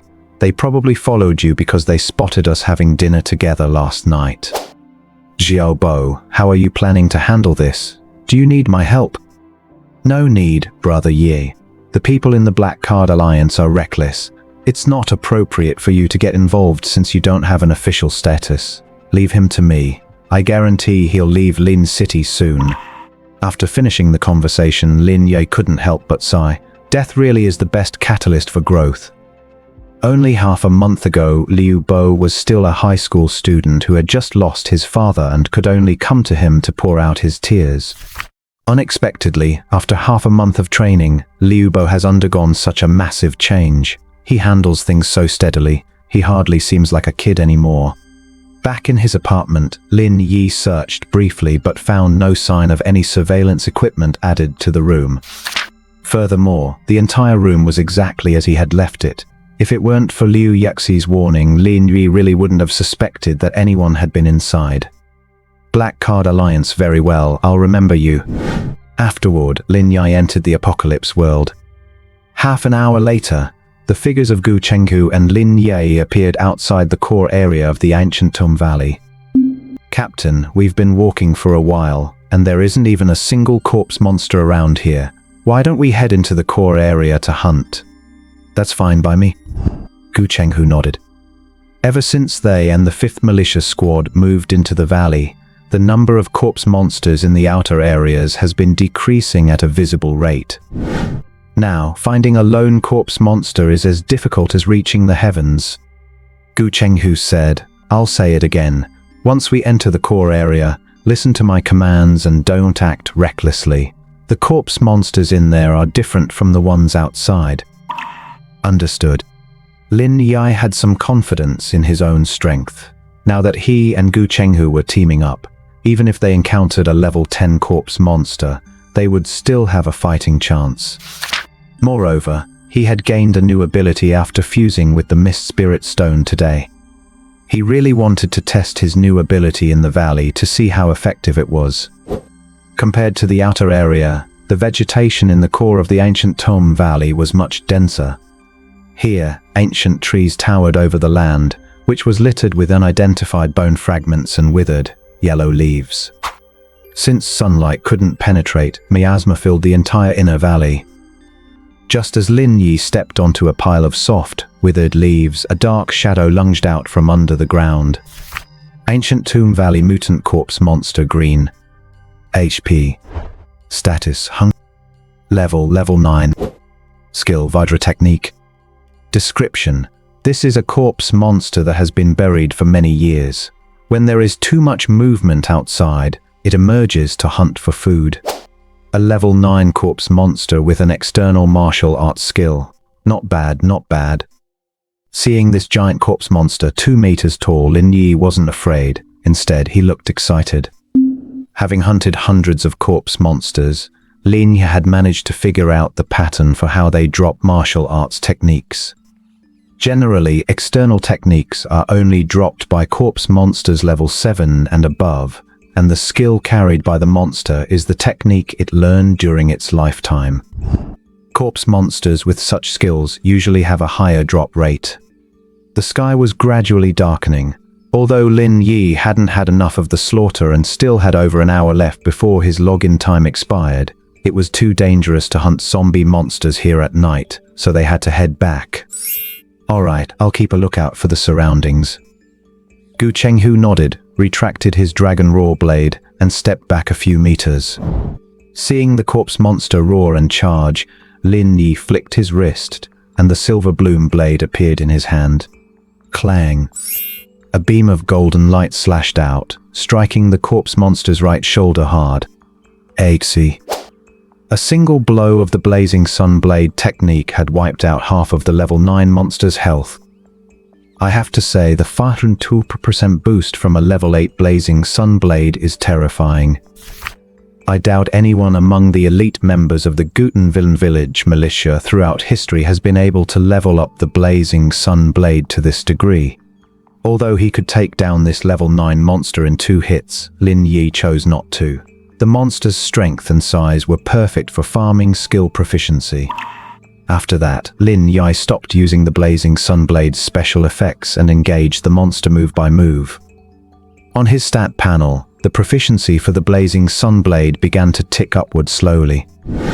A few minutes later, with a crunch, the level 9 corpse monster's head was severed under Lin Yi's sharp blade. Following that, 2 items were dropped: a green quality corpse oil chunk and another green quality material, a corpse monster sternum. Although he didn't get the martial arts book he wanted, 2 green quality drops were decent enough.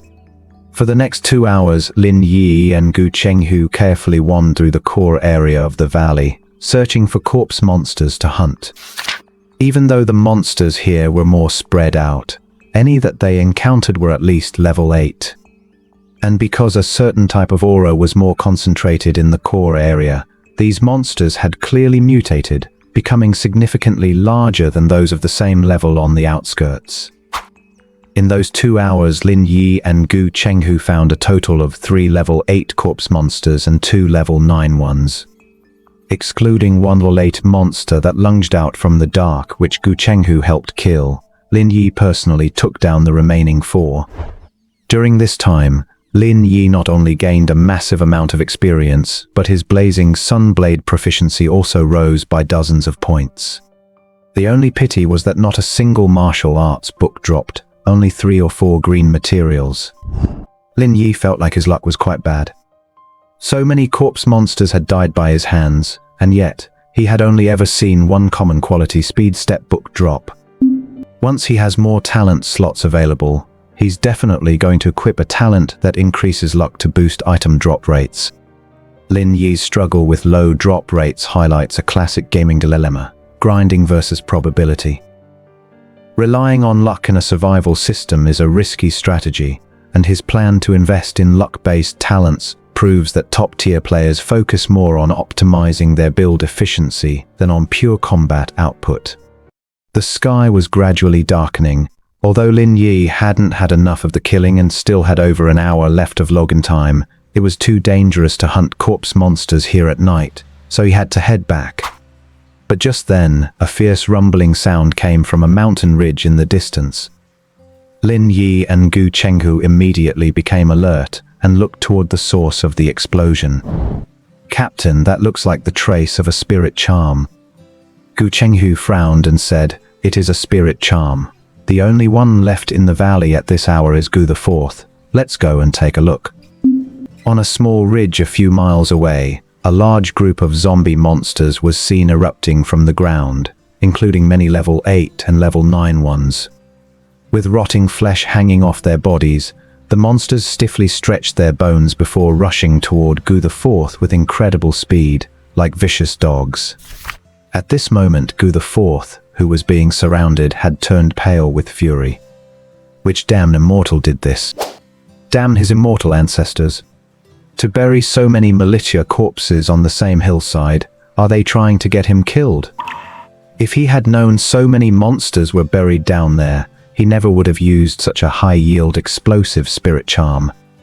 With too many monsters to handle, Gu the Fourth scrambled to release multiple defensive spirit charms, barely managing to protect himself under the siege. Firing off an emergency flare, Gu the Fourth could only hope someone would come to his rescue soon. Otherwise, the future chief of Guten Village might just meet his end in this valley.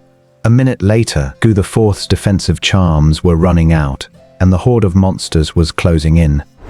Just then, a thick white mist suddenly spread from nowhere, enveloping both Gu the Fourth and the monster swarm. This fog. Feeling the bone-chilling frost emanating from the mist, Gu the Fourth felt his scalp tingle. It's the fog phantom from last night. Damn it! Could it be that the fog phantom wasn't destroyed last night? In a matter of seconds, the white mist became so thick that Gu the Fourth couldn't see anything around him. Suddenly, a large hand reached out from behind and dragged Gu the Fourth away. Gu the Fourth was scared out of his wits, but upon turning around, he saw the smiling, dark-skinned face of Gu Chenghu. Good heavens, Gu Chenghu, why is it you? What, not happy to see me? Should I throw you back then? Happy, I'm very happy to see you, Brother Hugh. Gu the Fourth, being a shameless man, immediately started calling him Brother Hugh. What's going on, Gu Chenghu? This mist is... Gu Chenghu pointed to Lin Yi, who was controlling the mist nearby, and said, the mist was created by Qingshan. I'm surprised too, I don't know the specifics, but the ability to generate it must be related to his fusion with the Phantom Spirit Stone. Gu the Fourth was shocked.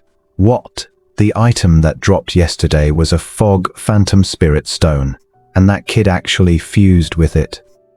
It is worth mentioning that the Fog Phantom Spirit Stone is the manifestation of the Phantom's entire set of rules, and this material is precisely what Gu the Fourth needs to reach the deity level.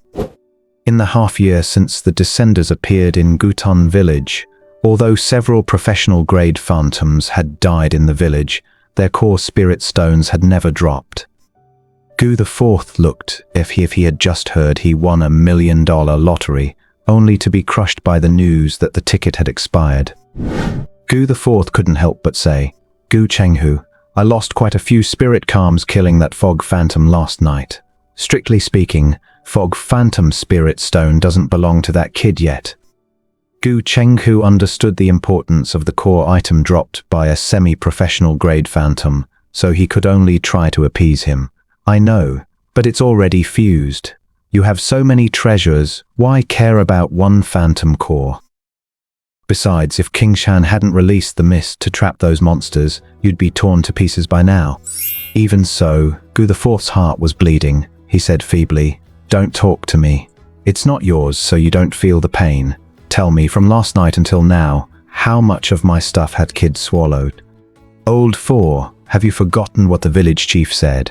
The Descenders are our future hope. Just treat these treasures as an investment. Besides, Qingshan never said he wouldn't pay you back. Just then Lin Yi, who was releasing the mist, suddenly felt dizzy, as if his mental energy was running low.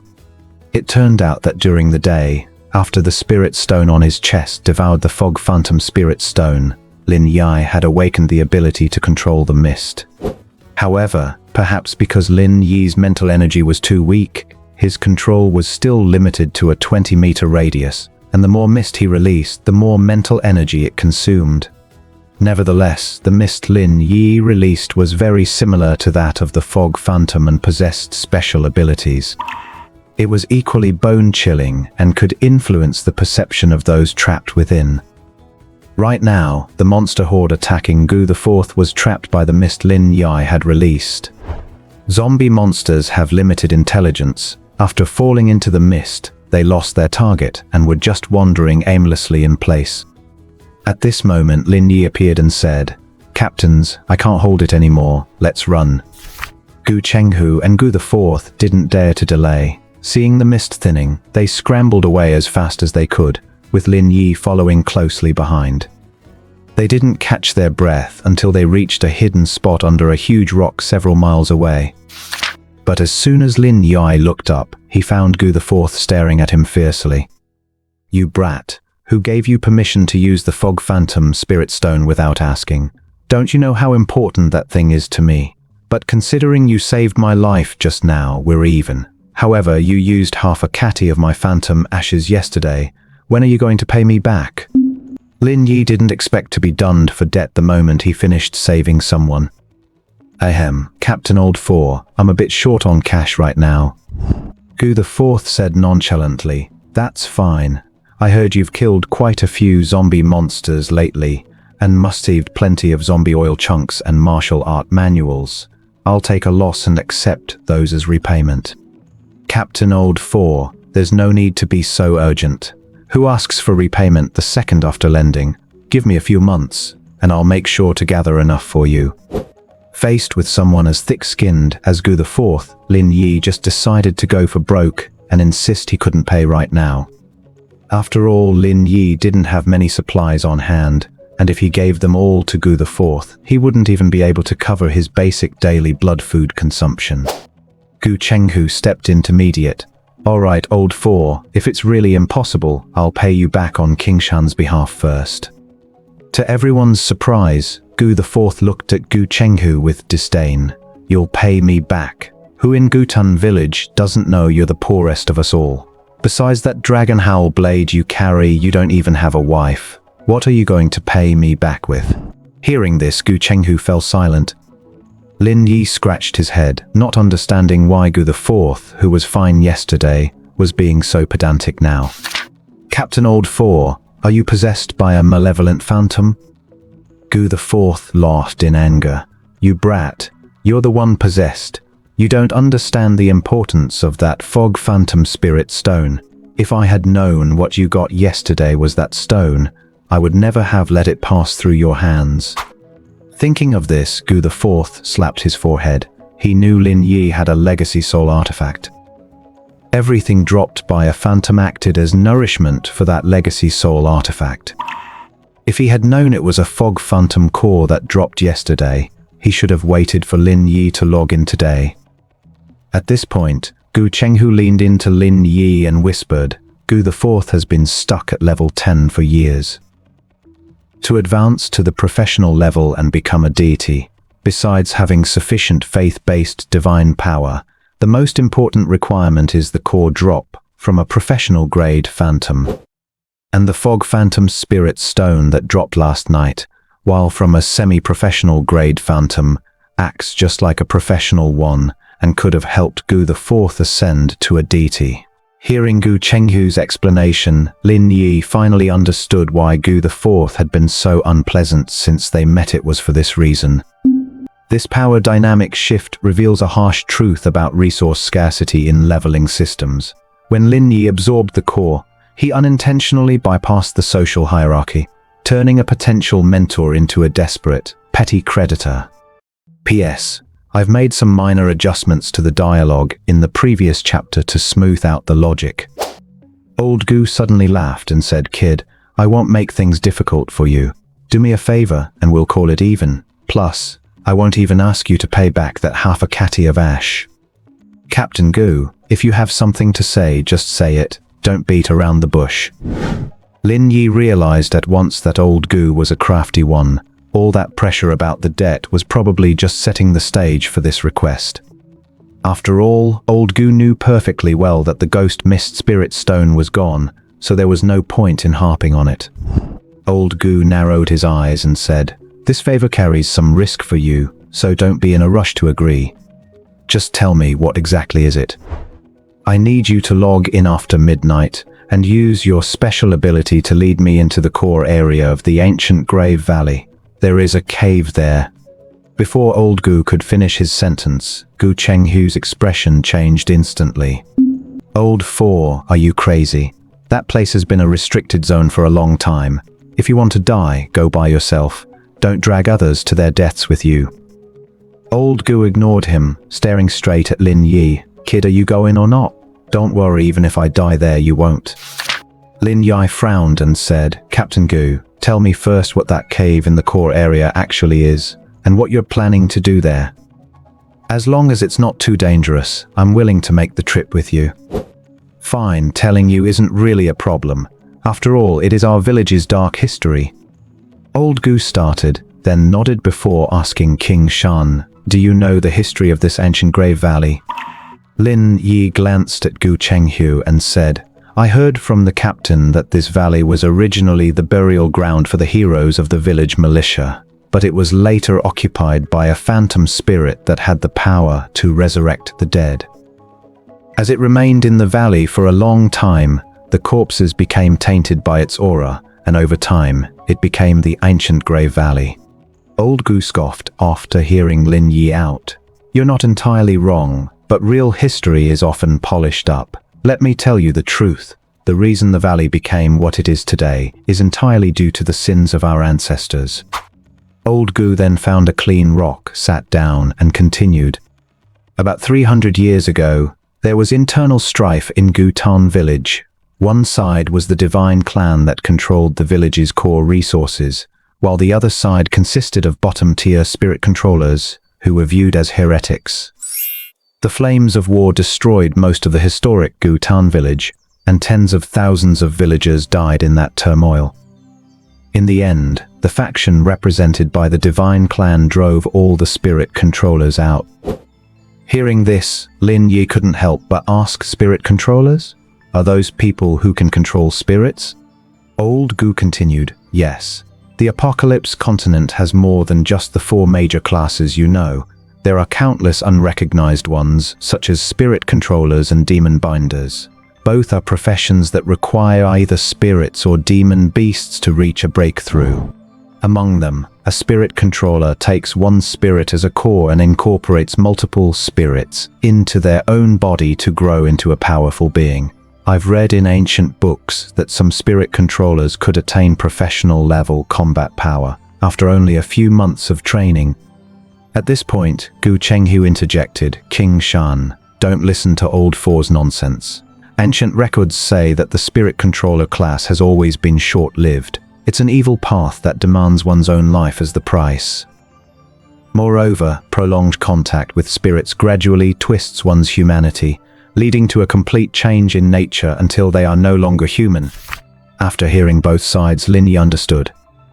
"So, Captain Gu, you mean that the group of spirit controllers from back then didn't all die off, but escaped into this valley and used some spectral methods to turn the corpses underground into corpse monsters?"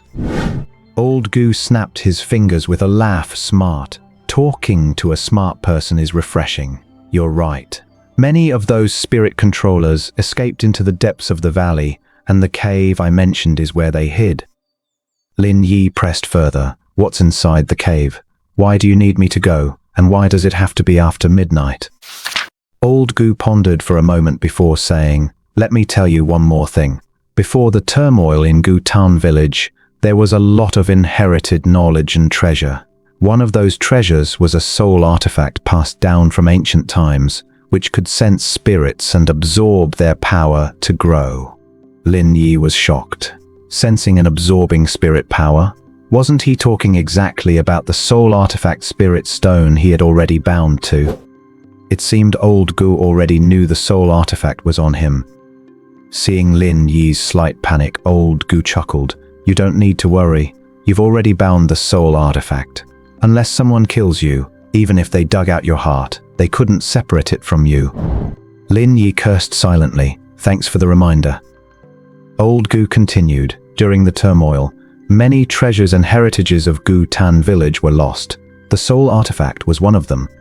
You asked why I want to go to the cave because that's where the divine inheritance taken by those spirit controllers is kept.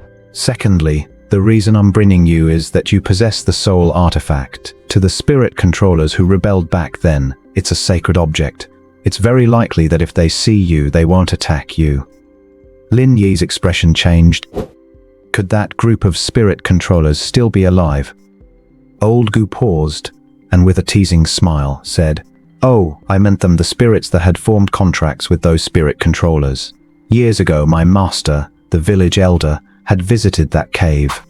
The old man said those spirit controllers had long since died, but the spirits bound to them remained, guarding the inheritance. Even he couldn't retrieve those items."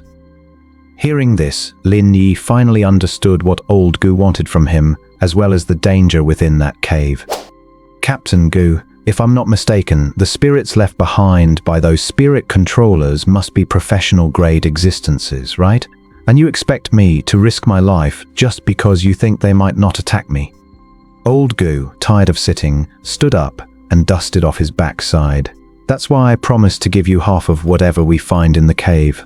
How does that sound?" "Doesn't sound good at all." Lin Yi shook his head decisively. With the almighty talent at his disposal, he could grow rapidly by developing steadily. There was no need to gamble with his life. What good are treasures in a cave if you're dead? After all, you only have one life. 心よくを一派典型的極めさ策略。くよりを新速フルショー、七角とお抱え。罪悪量集中、遠いよ生命、くゆふろほ当時、極非法的没性本にねか、再生熟眼化的生存の住み地。I knew your words weren't worth a dime, kid. You just said you'd help me, and now you're backing out. Calling you a coward wouldn't even be an insult. But there's one thing I forgot to tell you. The spirit stone soul weapon fused into your heart has a life of its own. I won't deny that the more you feed it, the stronger it grows. But one day, it will awaken and burst right out of your chest. Hearing this, Lin Yi was half convinced. The spirit stone was a soul weapon he had bound through the system, and based on the system's introduction at the time, this growth-type weapon shouldn't pose any danger. However, this was a world of the extraordinary, and the system wasn't as all-powerful as one might imagine, so it was hard to tell if Gu Laosi was telling the truth or not. But even so, Lin Yi didn't want to be led around by the nose by Gu Laosi.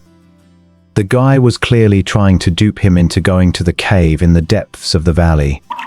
Perhaps Gu Laosi's next words would be, "The way to solve your soul weapon's flaws is inside that cave, and all you have to do is take a trip with me." Seeing that Lin Yi remained silent, Gu Laosi said, "Solving the problem with your spirit stone isn't actually hard. It's a heritage treasure of our Guten village. We have ancient records on how to control it and prevent it from awakening, but those records were taken away by the spirit controller back in the day, and they are right there in the cave." Lin Yi smiled. Sure enough, Gu Laosi's script was exactly what he had imagined down to the last detail. It was clear that Gu Laosi was most likely trying to scam. "Captain Laosai, if you're going to make up an excuse to get me to go, try to make it more convincing. I'm pretty busy today and I'll be logging off soon. As for the half catty of ash I owe you from yesterday, if you're in a hurry, I'll sell off everything I have tomorrow to pay you back. But it's getting pitch black out, so let's head back." After saying that, Lin Yi ignored Gu Laosi and started walking back toward the camp. "You brat, what do you mean by made-up excuse?" Seeing Lin Yi walk away without even looking back, Gu Laosi was genuinely anxious. At this moment, Gu Chenghu, who had been listening the whole time, spoke up. "Laosai, Kingshan is right. What you just said really sounded like you made it up on the spot. Even I thought it sounded fake." Gu Laosi was at a loss for words, but seeing Lin Yi's back disappearing into the distance, he quickly followed him along with Gu Chenghu. As they sprinted along, Gu Laosi turned his head and said, "Gu Chenghu, you're the kid's captain. Help me persuade him. It's been nearly 300 years since the turmoil back then, and you know 300 years is the deadline. If we drag this out any longer, we might never be able to get those legacies back." Gu Chenghu shook his head.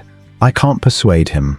If you knew Kingshan, you'd know he's not the adventurous type. Even if those spirit anomalies were sealed in that cave, it's still way too dangerous for the two of you, unless what? Unless you ask the village chief to come out and lead you into the cave personally. Otherwise, I don't see it happening." "How is that possible? The old man would never let me take such a risk." Hearing this, Gu Chenghu stopped and glared at Gu Laosi. "You know it's a risk. If you ever become village chief, I bet Gutan village will be ruined by you sooner or later." Gu Laosi stopped as well and said seriously, "I'm doing this for Gutan village. That lost legacy isn't just about the spirit priest class. It contains a complete inheritance for pathseekers. As a warrior, are you really content, Gu Chenghu? You know there are differences between the 4 great classes." I really don't have any interest in being a pathseeker. Warriors can split mountains, drain seas, and soar through the skies. That's been my dream since I started training in martial arts as a kid." Gu Laosi couldn't help but curse. "Damn it, I don't have the patience to talk to a blockhead like you. If Gu Lihai were here, he'd definitely be brave enough to go with me. He's wanted to be a pathseeker for ages." Gu Chenghu didn't back down. Honestly, if you two really go, that's not being adventurous, that's just asking for death. And so Lin Yi ran ahead while Gu Chenghu and Gu Laosi walked back, cursing each other the whole way. Along the way, they even joined forces to slay a level 7 corpse monster, but unfortunately Lin Yi wasn't there, so it didn't drop any loot. When they reached the camp, the two were still arguing, faces flushed, neither willing to yield. Look, two captains, if you're done, I'm heading out.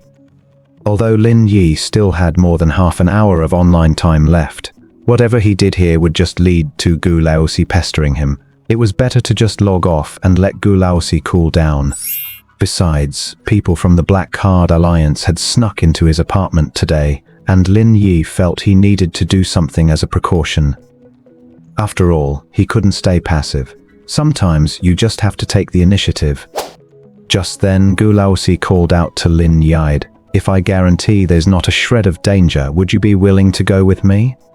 Lin Yi thought about it seriously and said, "As long as my safety is guaranteed, I can help." "Good, then wait for me." After saying that, Gu Laosi packed his things in the tent and disappeared into the night. "Captain, where is he going?" "He's likely heading back to the village to ask for the chief." Lin Yi was surprised. "Ask for the chief?" Gu Chenghu nodded. "Actually, most of what Gu Laosi told you is true. The legacy in that cave is extremely important to our village, and the soul weapon you possess is the key to obtaining it." After you revealed that ancestral soul weapon to him last night, he started thinking about the treasure in the cave, which is why he was so impatient today. "I suspect he was lingering in the valley at dusk just to scout the path ahead. We just happened to run into him." Lin Yi nodded in understanding, but still felt puzzled. "Captain, didn't you say Captain Lao Sai only needs one more spirit anomaly core to advance to a spirit priest? Then what is the significance of the legacy in the cave to him?" Gu Chenghu explained, "Kingshan, you don't understand. For the 4 major classes, reaching the professional level is only the beginning of being extraordinary. The path ahead is very, very long. Since the turmoil 300 years ago, our Gon village has lost the path beyond the spirit priest level, which is why our village's strength has never been great, and we can barely survive by relying on the temple. To Gu Laosi, a semi-professional spirit anomaly core is important, but it's nowhere near as important as the future legacy in that cave." Lin Yi finally understood. "I see. Thank you, Captain." Gu Chenghu smiled. "No need to thank me. I've invested everything I have into you, so I'll definitely tell you anything I know." After a pause, Gu Chenghu added a reminder. "But Kingshan, if you really do go to the cave with Gu Laosi, remember not to ask for other rewards. There is a complete Pathseeker inheritance in that cave. You must get your hands on that." This power struggle highlights the classic conflict between immediate gain and long-term leverage.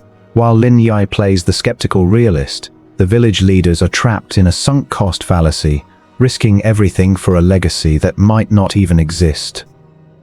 Whether you are in a gaming guild or a corporate environment, beware of those who offer you a roadmap to success only when they need you to unlock the door. The real question is, will Lin Yi control the relic, or has he become the vessel for someone else's ambition?